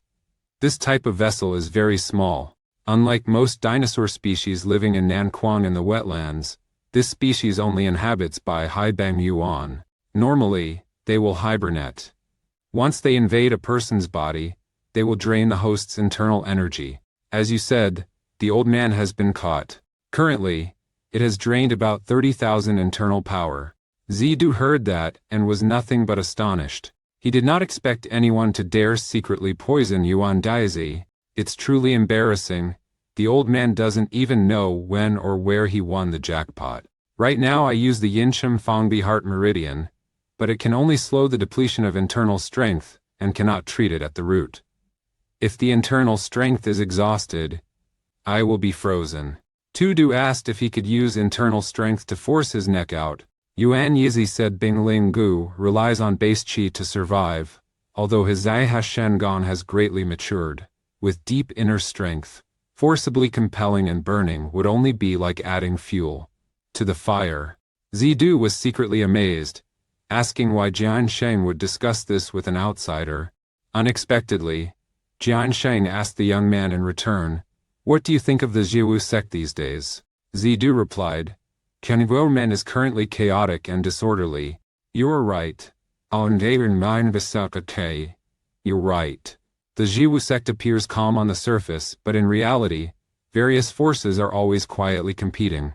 Especially in recent months, dozens of masters have disappeared without clear reasons. Yuan Yezi analyzes that all these matters are related to his poisoning. Furthermore, the person who poisoned him is very likely a person from Zhujiang Fui. At this point, Yuan Dizi suddenly asked, do you intend to help me investigate the true nature of the events in the Shiwu sect? He is Lu de Jian Tian, Anakasper Keri, Anastanemonao, of Litantian. Today, he is again asking a young man new to the martial world to help. Yuan Diepzi recounts the entire incident of her being poisoned. Hope Tudu can help the old man investigate the culprit in Shiwu Men. The old man senses a great danger approaching. The young knight does not belong to any faction. Your appearance is the most suitable. Moreover, the young knight's martial arts are formidable, and in the Shiwu sect, many young people admire you. hoping that you will assist for the sake of righteous martial endeavors. Unexpectedly, Zidu did not pay any attention to Yuan Di's praise, outright rejecting the request of this avenging flower sword saint. Hearing that, Yuan Di scowled and asked for the reason. The young man straightforwardly said he did not want to get involved in the internal struggles of the 5 dragon sects, and, with a large number of disciples in the Zhujiang division and numerous masters, if someone betrays, the Zhujiang division can handle it on their own. He is an outsider. If we meddle, not only would we fail to solve the problem, but we could also cause new conflicts. Nguyen Diep too heard this, and, in a deep voice, thoughtfully and carefully considered Tuda's words. A moment later he sighed and said, "All right."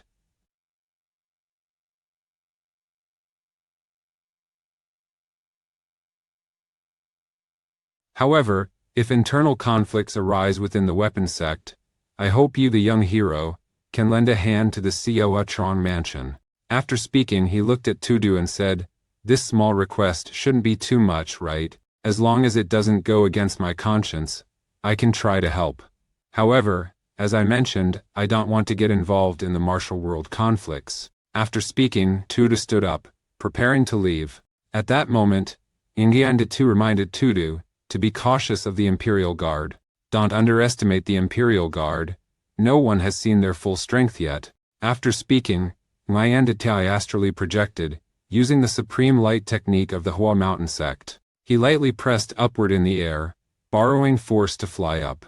In the blink of an eye, he completely vanished without a trace, leaving only a passing gust of wind. As the peaceful tide calmed, wind and clouds surged. A young person, the future of the 5 dragon sect, the rivers and mountains determined by you. Tidu raised his head and watched the sword saint leave, silently admiring the Hua Mountain sect's light technique is indeed marvelous.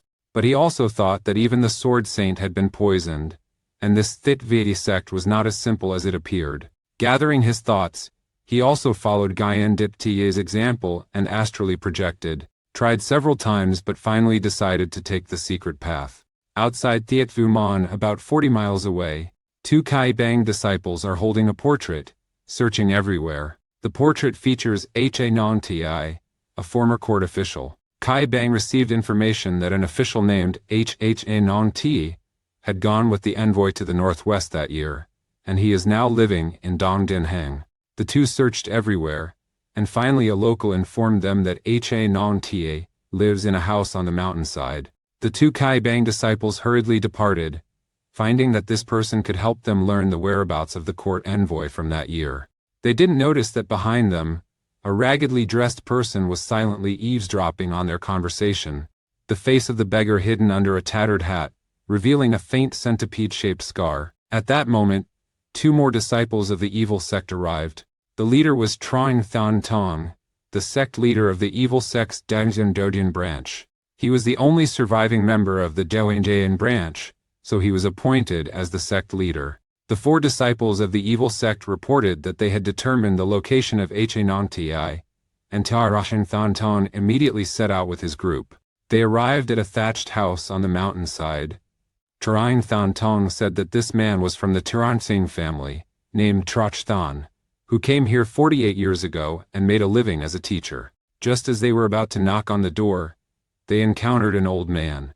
Nong Ta and Traden Troch Than were old acquaintances, and upon seeing him arrive, they looked somewhat astonished. Zhang Zhaichen clasped his hands and said, "You are brothers of the Kai Bang, and you've come here to inquire about the year when you came to the northwest." Upon hearing this, Ezianong too was shaken, and sweat beaded on his forehead. He turned his head to look at the 4 Kai Bang disciples, their faces pale. Upon hearing this, Xianong too was frightened and after a moment's thought, trembled as he spoke. "I will go with you. Let me gather my belongings first." The Kai Bang disciples watched the old man turn towards the house, and one worriedly asked if he was going to flee.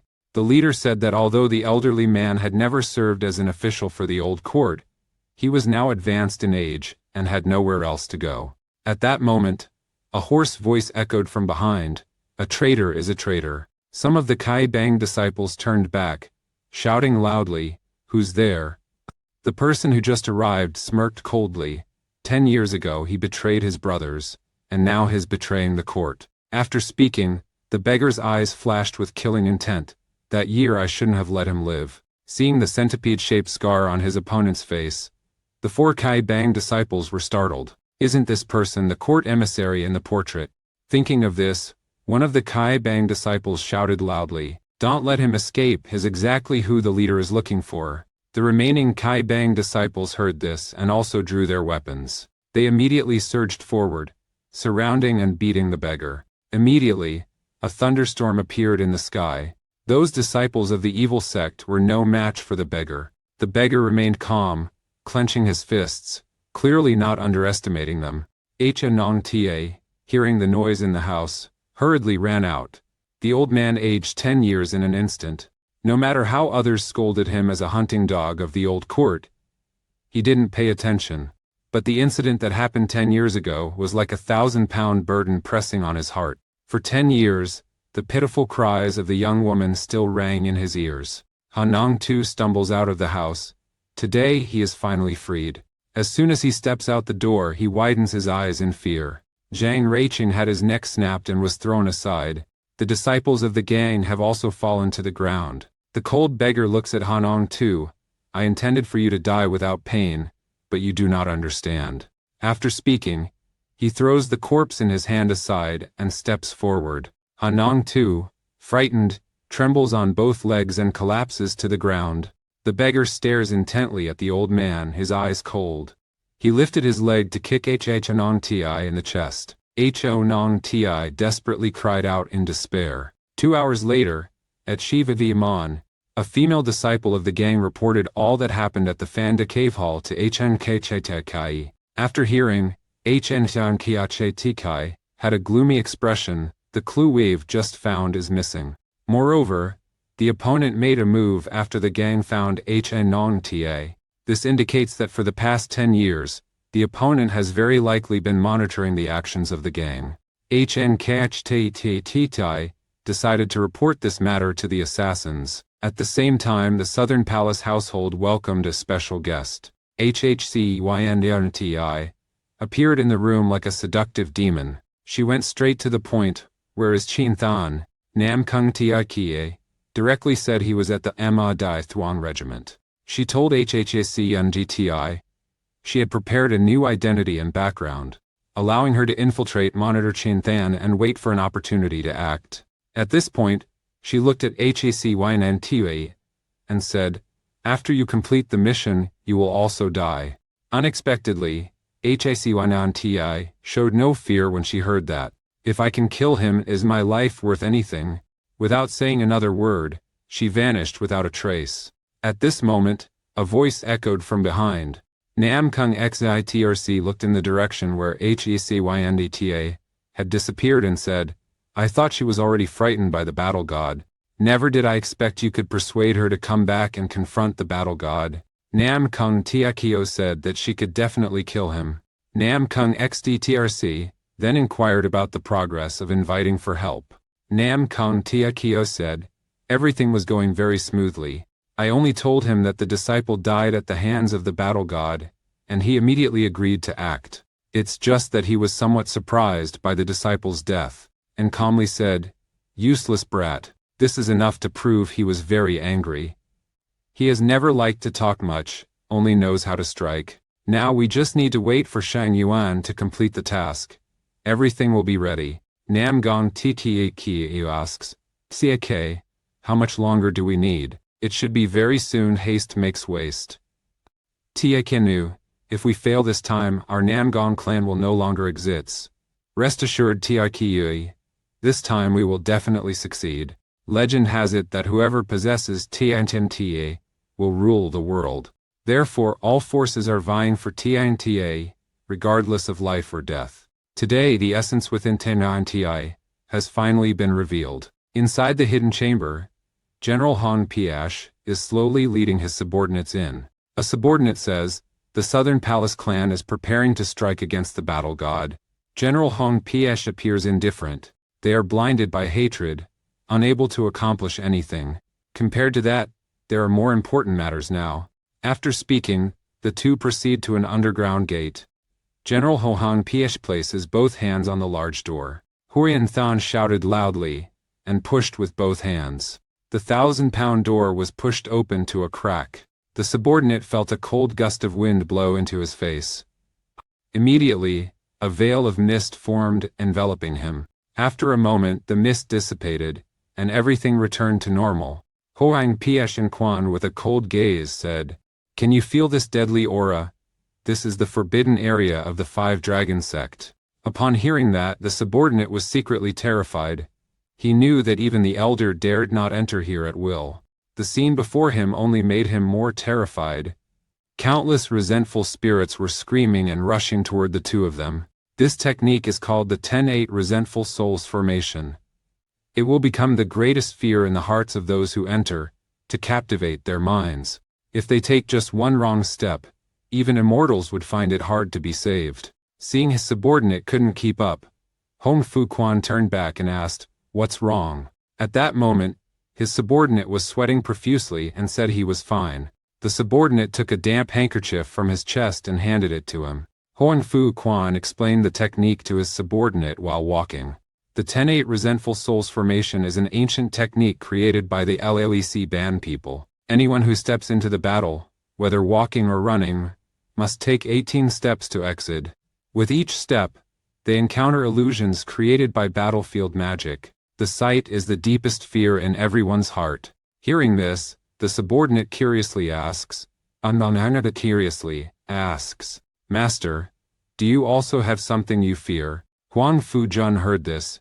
His expression unchanged, his voice deep says, "I have roamed the martial world for 60 years, trampled on corpses and crossed a sea of blood to reach today.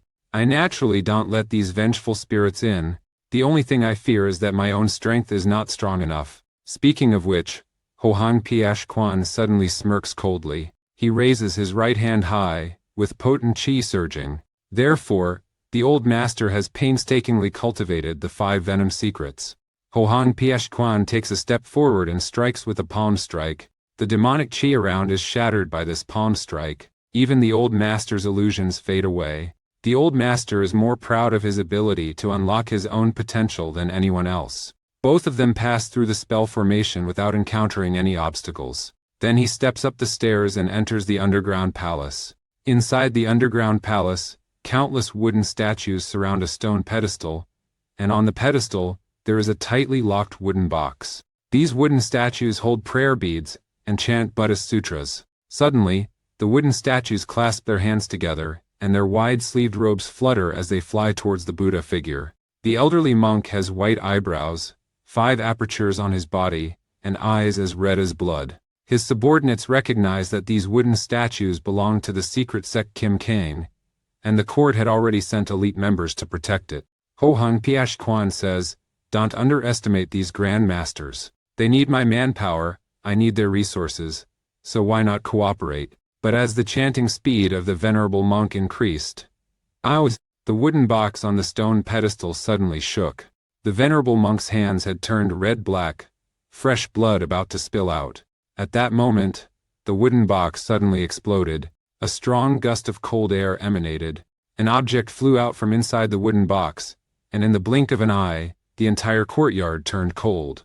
A moment later, the surrounding steam condensed into ice, forming a strangely shaped ice block. The Hong Piesh army was incited, though it was not the first time the Venerable had obtained this. But witnessing firsthand the extreme ice crystal breaking the seal still made this Huayutan extremely exhilarated. At this moment, the extreme ice crystal was still radiating intense cold air. Powerful cold air spread around, causing the surrounding wooden Jinchang statues to collapse one after another. The old Hoathang angrily shouted, "You cruel people, do not take it away. But the Jinchang guys had been injured by the cold air, unable to sustain their combat spells. The old Hoathang concentrated all his strength trying to suppress the extreme ice crystal, but to no avail. At that moment the Hohang Piesh guards rushed in like a bolt of lightning. 6,395. I didn't have time to react, and there was no time left. The old monk hurriedly shouted, "Master Min, no! Extreme cold ice essence is a yin-yang weapon. If touched by hand, it would freeze into a stone statue. Ho Hung Piashan Quan paid no attention to the old monk's words. He didn't hesitate to use his ultimate technique Thian Long Traro, thrusting his right hand directly into the ice block. If even his body cannot overcome it, how can he qualify to be Master Min? Ho Hang Piashan Quan suddenly clenched his hand, gripping the extreme cold ice essence tightly. Cold chi piercing the person is immediately transmitted into the body.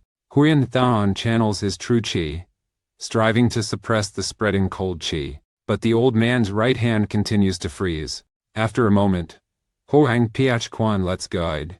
The Arctic cold ice essence has been absorbed by the old man. Huyan Than bursts out laughing. This is the 5th Arctic cold essence I've acquired. After everything returns to normal, his subordinates bandage Han's right hand. Although it has been bandaged, the old man's hand is still injured. The old monk bows his head and says, "It's my fault. But Lord Min, he is being too careless. Did he forget that Bac Line's Bang Hday is primarily formed by this? So, 500 years ago, the Bac Lin region had many Cic Han Bang Tin, but they couldn't be destroyed, so they still exist in Bac Lin. Unexpectedly, due to climate change, the entire Bac Lin region froze." Ho Hang Piashan Quan, upon hearing the elder monk's criticism, nodded. "Indeed, I have been negligent. But considering that this could be used to cultivate supreme divine techniques, the uncle was somewhat stirred." At this point, Huyan Than's eyes lit up. "We should go see how the other person is doing." After speaking, the group proceeded toward the secret chamber deep within the underground palace. On the way, Ho Hang Piach Quan said to the elder monk, "The Mo Dung clan has sent 7 chests, and with the Archmage's help, we've opened 5. The venerable monk said, "This is something I must do. If it weren't for Master Min's patronage, we would have nowhere to go." As he spoke, the group approached the door of a secret chamber. Horn Fu Quan coldly says, "Are you still alive?" "And is a non koderi. Awam amadasan thou adiwateri." The man in the secret chamber heard this and replied, "Hoang Fu Quan, do you think I still resemble a living person?" The man had a wound on his chest caused by the extreme cold ice crystal, and his upper body had been corroded by icy energy. The man shouted, "I wholeheartedly wanted to avenge my father. Initially I followed your orders, obediently obeying you, and yet you treat me like this. I did it because I wanted the best for you. The battle spirit could easily sever the Huyen Thietao, but you couldn't endure its icy energy. Now to let you go seek revenge is nothing short of seeking death."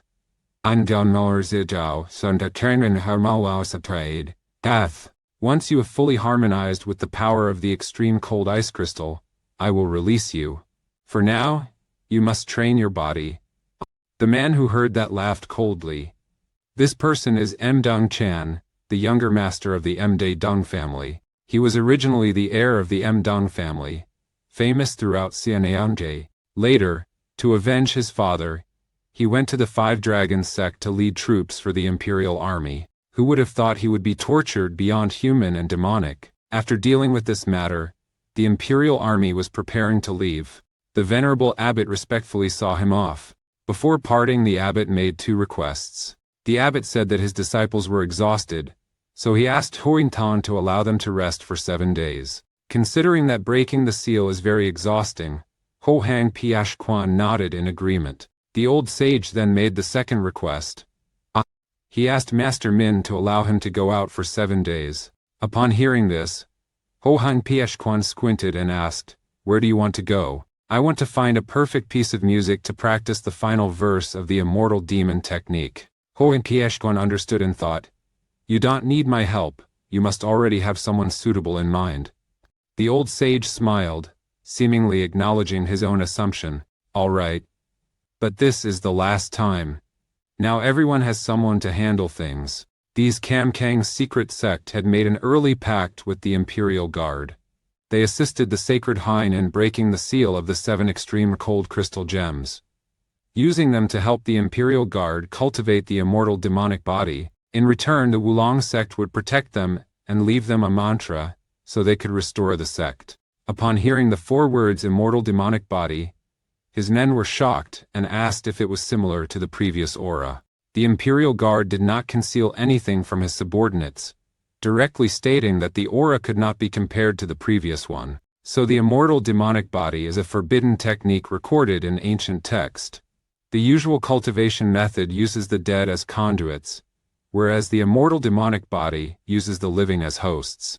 It's a very harsh training method. Just a slight mistake can cause the cultivator's soul to be shattered and scattered. Until 500 years ago, a monk of the secret sect invented the extreme cold frost crystal, using yin energy to suppress the yang energy in the cultivator's body, using secret methods to restrain and control the cultivator's aggression, making the cultivation of the immortal demonic body feasible. The Batta Ma Than retain their spirit without losing their rationality, but their bodies are much more powerful than ordinary people. The most terrifying thing is that, although they can think for themselves, they have lost their basic humanity. When they become enraged, they can even kill their own family members without any hesitation. In essence, they are nothing but killing machines. There is also a legend that 500 years ago, a branch of the Maitong sect went into exile to the northwest. They secretly forged the ice spike in a forest, preparing to train the Batta Ma Than to dominate the Jianggu. But they were discovered by the North Forest Grandmaster, the #1 martial artist in the north at that time. Batta Lin Dia worried that Batta Ma Than's appearance would bring calamity to the world, so he went there alone to eliminate all the secret sect's monks. After obtaining the 7 CIC Hanbeng Tin stones and cultivating them, Batta Lin Dia felt the oppressive cold energy and its earth-shaking power. So he wanted to use his cultivation prowess to destroy it. Unexpectedly, it was extremely dark and sinister. Even Batta Lin Dia's profound inner strength couldn't suppress it. Under the continuous assault of the formidable true energy, causing the cold energy inside the CIC Hanbang Tin to erupt outward. In the blink of an eye, the entire cave was filled with cold energy. The entire cave quickly turned into a sea of ice. Although Batta Lin Dia possesses formidable martial skills, he could not escape this fate. He increasingly believes that this item's release will surely cause great chaos in the world. Therefore he spent the rest of his life in the cave, guarding the extreme cold ice core. This cave is also called the Myriad Immortal Cave because of that. 500 years passed. 20 years ago, Mo Dung Dong Thian accidentally discovered Batta Lin. At that time, Batta Lin Dia was only left with a skeleton. Mo Dung Dong Thian realized that the person before him was indeed Batta Lin Dia. 7 chests were still hanging from the skeleton. Additionally, Mo Dung Dong Thian obtained remnants of Batta Lin Dia's works, and the method to create the ice wheel, but he did not immediately tell anyone. Until the elder realized he couldn't open those chests, he sent a letter to Hoang Piash Quan, who had always been concerned about the Batta Lin Great Territory. The letter stated that he was willing to hand over the relics of the Batta Lin Great Territory and the 7 chests in exchange for Hoang Piach Quan agreeing to let M. Ah Dung's family join the Wulong sect, and awarding M. Dung's family 100,000 taels of gold. All the surviving Mi Kang sects at that time had surrendered to the Wulong sect. Hoang Piach Quan knew the value of the 7 chests well, so he agreed without hesitation. That's why Thit Montio Cic was tasked with transporting the 7 chests. After telling the whole story, Hoang Piach Quan laughed coldly. The immortal said, "The Wulong sect will not exist for much longer." At the same time, at the MC de Danmai, the Song group, Tidu is talking with HHNG Kchatki. HN Chang Kchatki looks curiously into the young man's eyes, seeing that Macci is sad and unhappy. HN Kchatki understands Tidu's meaning and says, "We have also done our best, but now there is truly no other way." Tidu doesn't reply but asks why Han Tus hasn't been seen lately. HN Kchatki says that a few days ago Han Tuk went to the Central South Sword Sect. Since returning from the Central South Sword Sect, he has been isolating himself in his room. I'm pretty sure he ran into something there, but I have to speak frankly, am not a magician, how could I know everything? Tudu sensed that Lao K's words had hidden meanings, so he told the old man to speak directly. Han Kat Kai hesitated for a moment, eventually deciding to tell the truth. There is a clue about the Imperial Envoy delegation that year. A few days ago, we discovered a man named Ai Sion Tu, who 10 years ago traveled with the imperial envoy delegation to the northwest. Upon hearing that, Zidu expressed his desire to meet this person. He has gone missing, no one has seen him alive or found his body. The Kai clan has lost 4 disciples, so he is likely dead too. Upon hearing this, Zidu widened his eyes, momentarily unable to accept it. He is at Dong Din's base, 400 miles away. I saw he wasn't too far and intended to bring him to surprise you, but didn't expect him, sorry. Zidu clenched his fists tightly, his hands shaking. 400 miles with his speed might not take much time. Just give him 1 day, and he could find a clue about the consort. Thinking of this, Zidu immediately took out the picture. Hong Gahte Kai said, I didn't expect it to be like this. The enemy kept Nongstu alive for 10 years, but just when our gang found him, he was killed. Zidu took a deep breath, calmed himself. Boss Hong, this is not your fault. Looking into Tiida's cold gaze, Hn Kai Chai Ti Kai was trembling with fear. He sensed the hidden anger beneath the other party's calm exterior. Zidu turned around and said with a serious expression, I was too negligent about this matter. The two began to analyze the situation. Hn Kai Chai Ti Tai didn't understand why the other party didn't kill Hn Ong Ti directly, but waited until the Kai Bang found him before making a move. Zidu analyzed, it's very possible the other party has been silently monitoring, wanting to investigate the Kai Bang's background through Hn Ong Ta. Hn Kh Ti Kai, puzzled, said, such a secretive organization would leave traces when they act. Could it be that the other party is intentionally leaving traces to investigate the Kai Bang? Suddenly a thought flashed through Hn Kh Kai's mind. His strange thought startled him. I don't understand why the old man suddenly thinks of Hock Landai Cat. On that day, Hoch Landai Cat said he wanted to go into trade. Now the old court has occupied the northern regions and changed the national name to be Han. Hong Cat Kai silently followed Zidu, hesitating whether to reveal his own suspicions to the other party or not. Zidu said he had to go to the 2 men, telling the old man to go ahead. Today he has an appointment with Van On Duan. Hong Cat Kai didn't advise any further, carefully cautioned, be cautious in all things. Inside, he was calculating to send someone to thoroughly investigate Hock Landai Cat.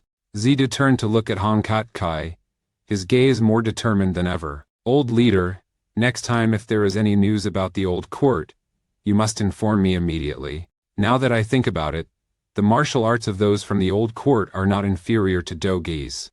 But that was 10 years ago. If in these 10 years his martial arts have improved, the Kai Bang acted recklessly and will surely suffer heavy losses. After speaking, Tiidu turned around and left, heading towards the Taimin.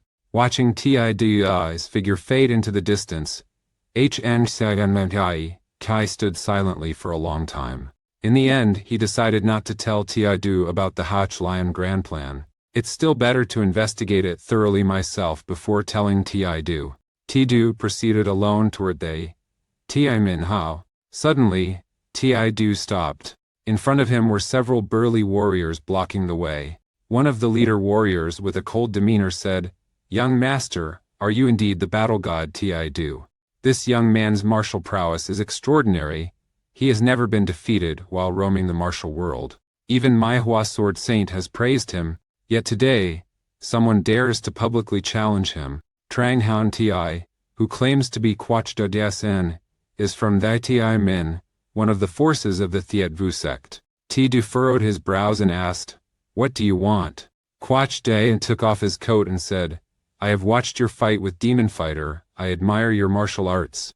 After saying that, Quach Dae threw his coat to the side and reached out his hand. Young man, do you dare to fight me in a match? Tiidu hadn't even had time to respond before he saw a flash in front of him. The youth dodged aside. Master the Taimin was slightly surprised. But right after, the corner of his mouth curled up into a cold smile. If that's the case, then don't blame me. Quach Dae shouted loudly and suddenly attacked. He threw a powerful punch towards Tiidu's back. But right after, a sound of collision echoed from behind. In front of the Taimin gate, Treat MC LNH was pacing back and forth. He had arranged to meet Tiidu at Injin hour, but it's already end hour and he still hasn't seen his opponent. Suddenly, he saw a figure appear in the distance. Mo Ling hurriedly approached to greet him, clasping his hands in salutation. Zidu, I'm sorry, I had some matters to attend to on the way, hence my lateness. Mo Ling saw the other party, walking straight to the meeting place, accurately gauging about 7 or 8 aspects in his heart. He then led Zidu inside. Inside, dozens of people were waiting, who were the talented young members of the Van On troupe. Mo Ling introduced, these individuals are all elites of the forces serving the Zuming. They are not only proficient in their own sect's martial arts, but the family patriarch has also imparted the Zuming's martial arts to them. It is no exaggeration to say that they are the future of the Zuming. Therefore the family patriarch values them greatly. Zidu looks at the members of the Van On squad. His gaze immediately stops on a girl in white. He had once seen the appearance of Bang Ho Han Hechangan at the Han family's residence, La Chau. He immediately realized that this girl was Han Humdan Lan, whom he had always been searching for. In the youth's mind appeared the advice of his master from that year. Zidu, if the girl lives poorly, help her, if she lives well, just leave her alone.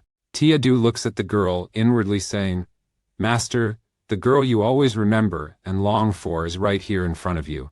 The girl is living very well, you can rest assured now. Tri-MC, LNH witnesses this scene. Young Master Di, Tiamen smiles. Zidu's gaze at Bang Ho is anything but ordinary. It seems everything is unfolding as he predicted. Thinking of this, Trite MNC Elenantro actively says, Young hero, let me introduce you. This is one of the 3 great beauties. Han Hechangan, the eldest daughter of the Han family from La Chau. She is also the current deputy leader of the Van On group, highly respected by her family. Han Hechangan speaks, her voice pure, pleased to meet you, Chan Than. Zidu also courteously responds. At that moment, heavy footsteps echoed. Zidu and Mo Ling turned around to look back.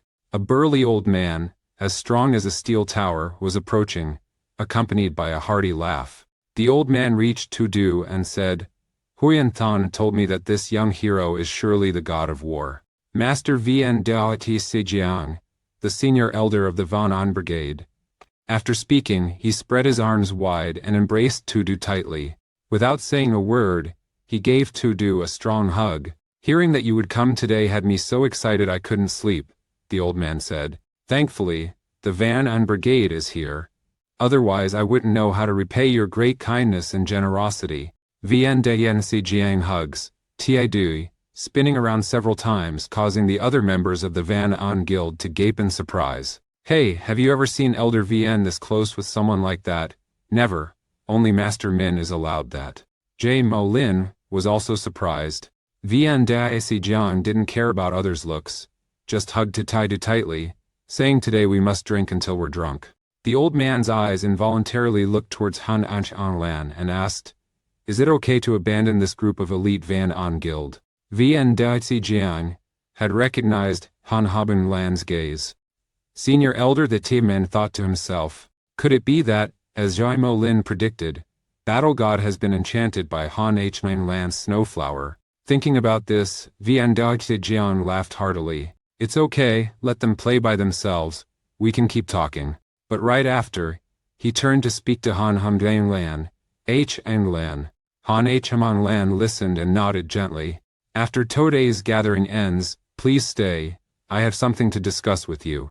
Han H. Hamang Lan maintained a blank expression, nodding slightly. The two went to the main hall, sat at a table, and Vien Dobesi Jiang once again expressed his gratitude. Chief Thai Tiamen spared no praise for Tiadu. The appearance of Chan Than has made the martial artist's blood surge. Tiadu calmly says, You're too kind, elder, I do not dare to accept. Vien Dayan Si Jiang laughs heartily and says that the other party is too modest. Am not exaggerating, many young martial artists admire you greatly. At this point the leader, Elder Thai Tiamen, changes his tone, 72 heavenly lords, 36 continental slayers, and the 4 great heavenly kings. These names have existed for too long. They have been famous for decades, and currently, the sect of swords remains their domain. Do you find this reasonable? The sect of swords owes its present state to them, but its stagnation is also their doing. They are old, yet they refuse to relinquish power to the younger generation. The old court has now weakened, so the sect of swords should be disbanded. Upon hearing this, Tudu curiously asks, could it be that you wish to disband the sect of swords? Vian Dacheng looks at Tudu and says, of course not, I'm only testing you. Perhaps you still haven't realized, you have become a storm sweeping through the sword sect. At this moment dark clouds are gathering. The rain outside still shows no sign of stopping.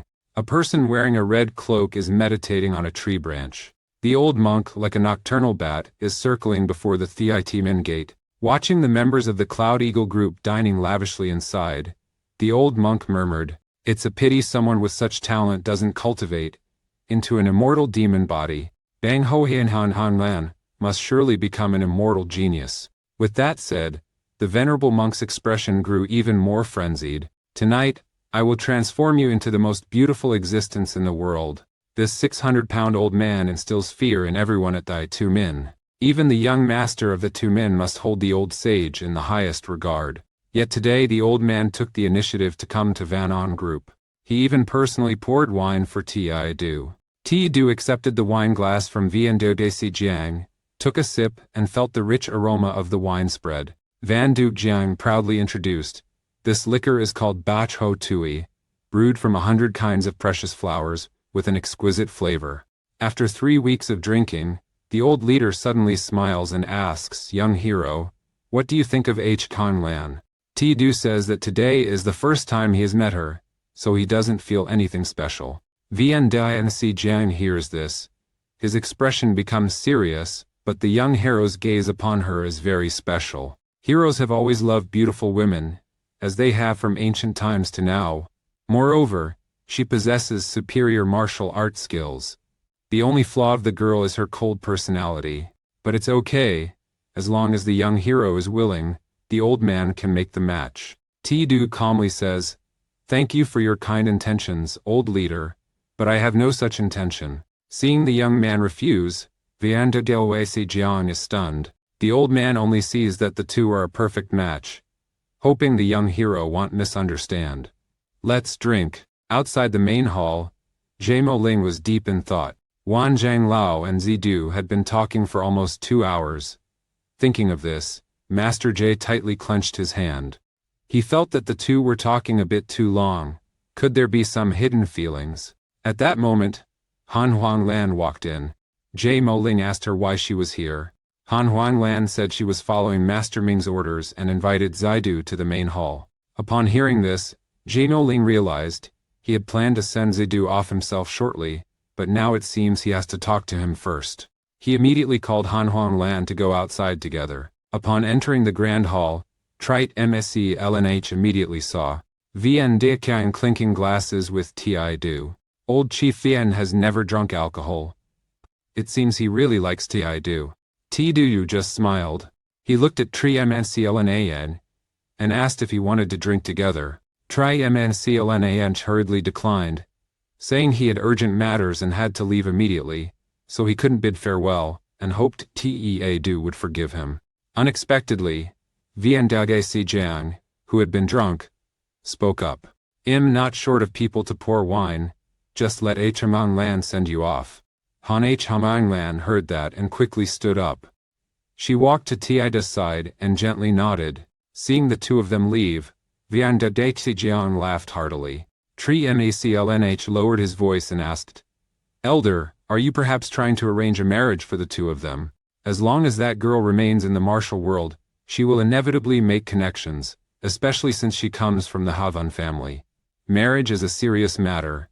If Ti Du has any feelings for her, even just a little, arranging a marriage for them is not a bad thing. If they form a marriage bond, not only Vanan de Goan but also the Ti Min will have an additional powerful ally. At this point, the elder leader laughed and said, if they both refuse, then it's all right. After speaking, Trite MNCLNHA went outside alone. Han Huang Lan's heavenly talent impressed him. Her martial skills were even better than his at that time, and her future in the martial world was sure to surpass. It's just a pity that due to her origin from the Han family, She could only be the deputy leader of Van An Tuan. Perhaps marrying her to Chin Than is indeed the best choice. Master the two men watched the two walk away, deep in thought. Chin Than's age was not much different from hers, but he had only entered the martial world less than 3 months ago, yet his reputation had already resounded. First at Shenyang he defeated Mo Dong Tian, the head of the Mu Dong dynasty family. Then at Thianguyen he defeated 2 masters of the Five Dragon sect. In Anhai, the grand disturbance of the Nam Kung family, he killed Nam Kung Vu Kin, the head of the Nam Kung dynasty family. Next, he defeats 2 disciples of the Yango Dai Anjian family and the Than Diashing sect. On the southern road, he also defeats 18 masters along the Long River. Even Do Chi, a disciple of the celestial sect master, dies at his hands. Jie Muling silently thought, if he had also gone through such things, I'm afraid he would have died long ago. But fortunately, he has a father with great ambition, although until now his father has not taken any action.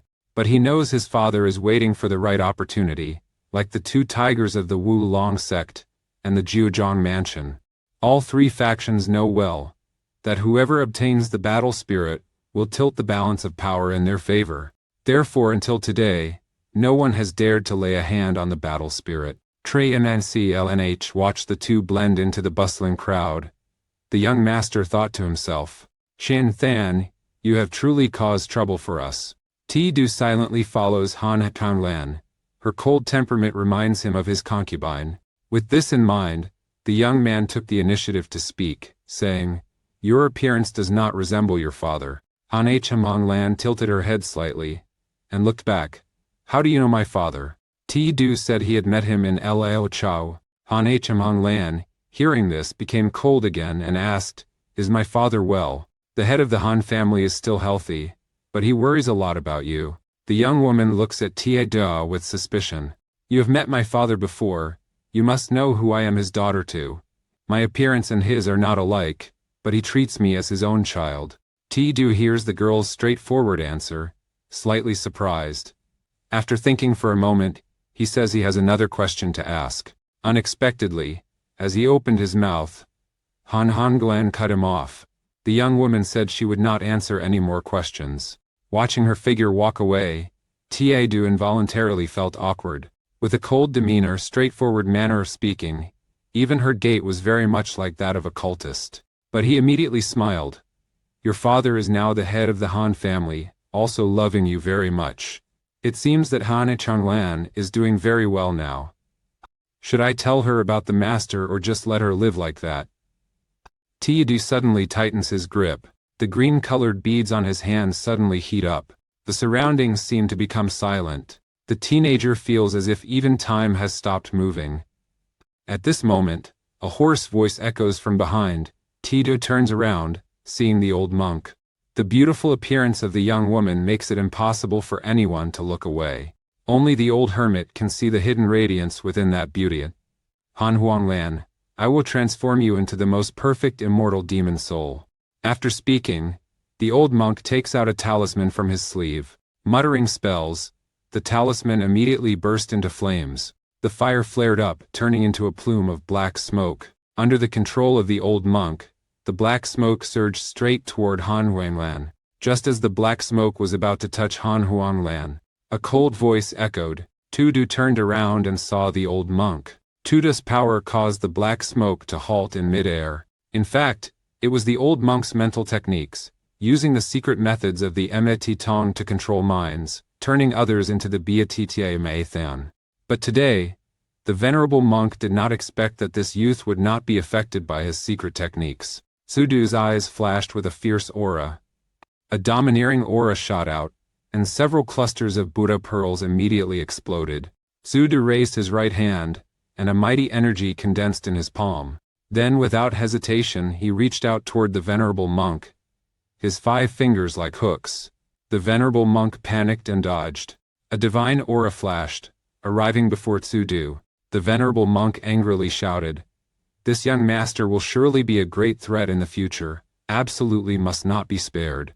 He did not know that the heavenly destruction divine art that Zidu practiced was to use adversarial skills, following one's desires, perverting and returning to the fundamental. Tu-du suddenly turns around, like a fierce tiger pouncing on its prey, and strikes a blow directly into the opponent's chest. His strong chi forcefully strikes the old monk away. Tu-du withdraws his hands, joins them behind his back, and the black smoke immediately disappears. Only a talisman remains, burned to ashes. Tu-du turns around, looking at the old monk lying on the ground. The old monk's mouth and nose are bleeding, his face pale. Tu-du's eyes gleam with murderous intent. The old monk looks at Tu-du, his face pale, but right after that, the old man's gaze became resolute. I will never give up on her. The old monk suddenly disappeared. The talisman fell to the ground, and everything around returned to normal. This 500-year-old monk is also a master. With just a talisman, he can control others' minds, turning them into undying ghost bodies. Unexpectedly today he was countered by Tu-du, and was severely injured. The old man used the secret technique of instantaneous teleportation to escape. The old monk left, and everything around returned to normal. Han Huanglan didn't understand what was happening, so she asked what just happened. Tu-du looked at her with a complicated expression. If it weren't for him practicing Tianfei Shengong, Han Huanglan was afraid that she would have been killed recently. Tianfei Shengong has been passed down for over 1,000 years. Generations of Tianfei martial heroes have fought countless times, many of which encountered heretical demons. Therefore, the Tianfei elders have continuously summarized their experiences, developing the ability to discern good and evil and sense the opponent's breath. That's why Tu-du wasn't affected by the old hermit's secret techniques, could even dispel the elder's focus. Tu-du silently thought, if the master is correct, and Han Huanglan inherits the Moon Soul Sword technique from her senior lady, once she fully masters the technique, she will also attain the realm of supreme mental clarity. However, her cultivation level has not yet reached that realm, so she cannot discern the elder abbot's dark techniques. Tu-du turned around and looked back. He was certain he could no longer sense the elder abbot's breath, but for some reason, he still felt that someone was silently watching him. Looking around but seeing nothing, he said to Han Huanglan, "Nothing's there, let's go." Turning his head back, Tu-du saw the strange look in the young woman's eyes. Tu-du calmly asked, "Why are you looking at me like that?" The cold-hearted young lady asked, "Why did you buy me that bamboo flute?" Tu-du said his bamboo flute was broken. Han Huanglan didn't believe him.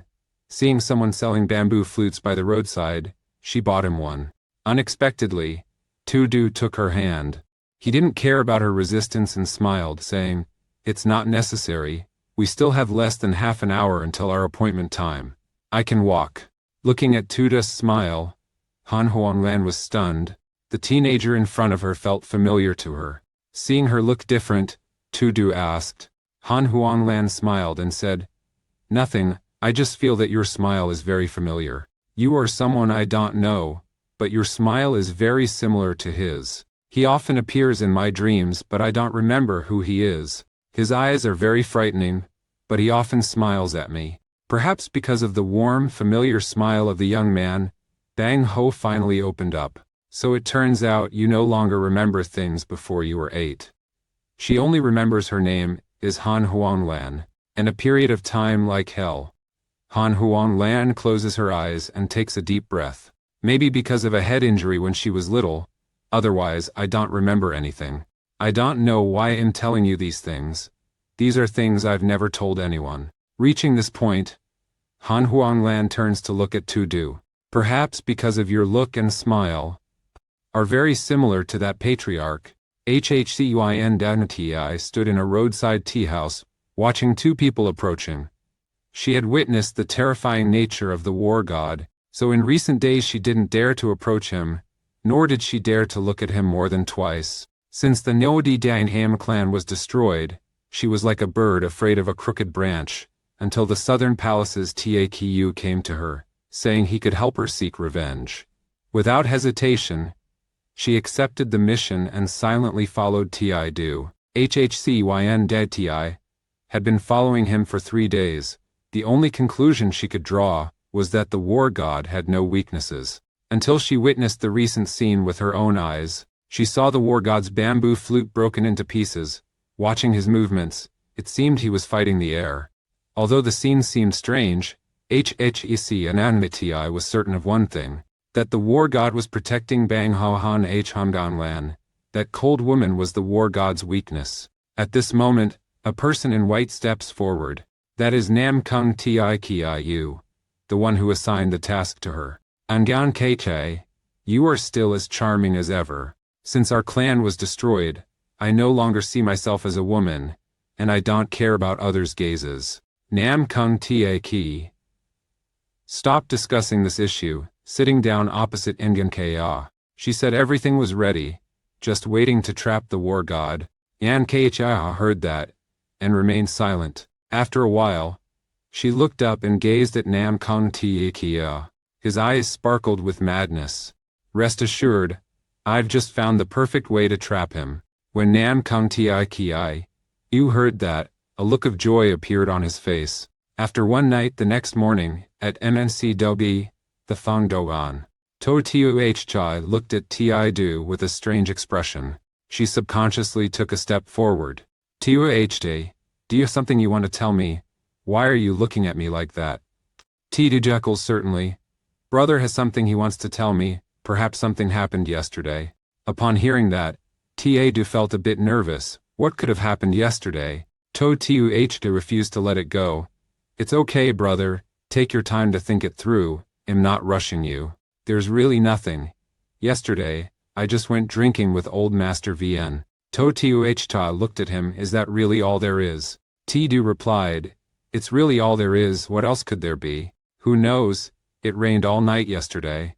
Maybe Tidu walked with Bang Ho under the rain, or used the same umbrella together. Upon hearing that, Tidu was stunned on the spot.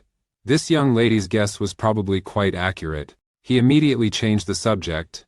Tiwha, do you still remember my master? When To Tiwha saw him change his expression, she decided not to pursue further, and said that she naturally remembers. Although that old man with white hair looked somewhat eccentric, he treated her very well. Like Tidu, they are all her precious memories. She immediately asked Tidu why he had moved from Bang Ho to Lao Jiajia. Tidu said that Han En Hong Lan is the daughter of their master. Upon hearing that, To Tuh felt struck by lightning and couldn't believe it for a moment. Tidu said that this story was too long to tell and had to begin from 10 years ago. 1 hour later, To Tuh died quietly. Her eyes flashed with a complicated expression. She couldn't imagine Han Hong Lan going through such things. After hearing this, Hchen Kachtai Kai was also very moved and asked Tidu if he intended to tell Bang Ho. Tidu said he hadn't decided yet, then looked at To Tuh and asked for her opinion. Before To Tuh could speak, Hchen Kachtai Kai said, I think you should tell the little one everything. After all, the little one has the right to know the truth about her background. As for which fate she chooses, let her decide herself. To Tuh nodded. You are right. You are the only heir of the old family. Only you can tell her the truth. Moreover, Ngen Longmon is lurking. Indeed, we shouldn't delay any longer. You heard it that way. How could you ask, how is Ngen Longmon doing?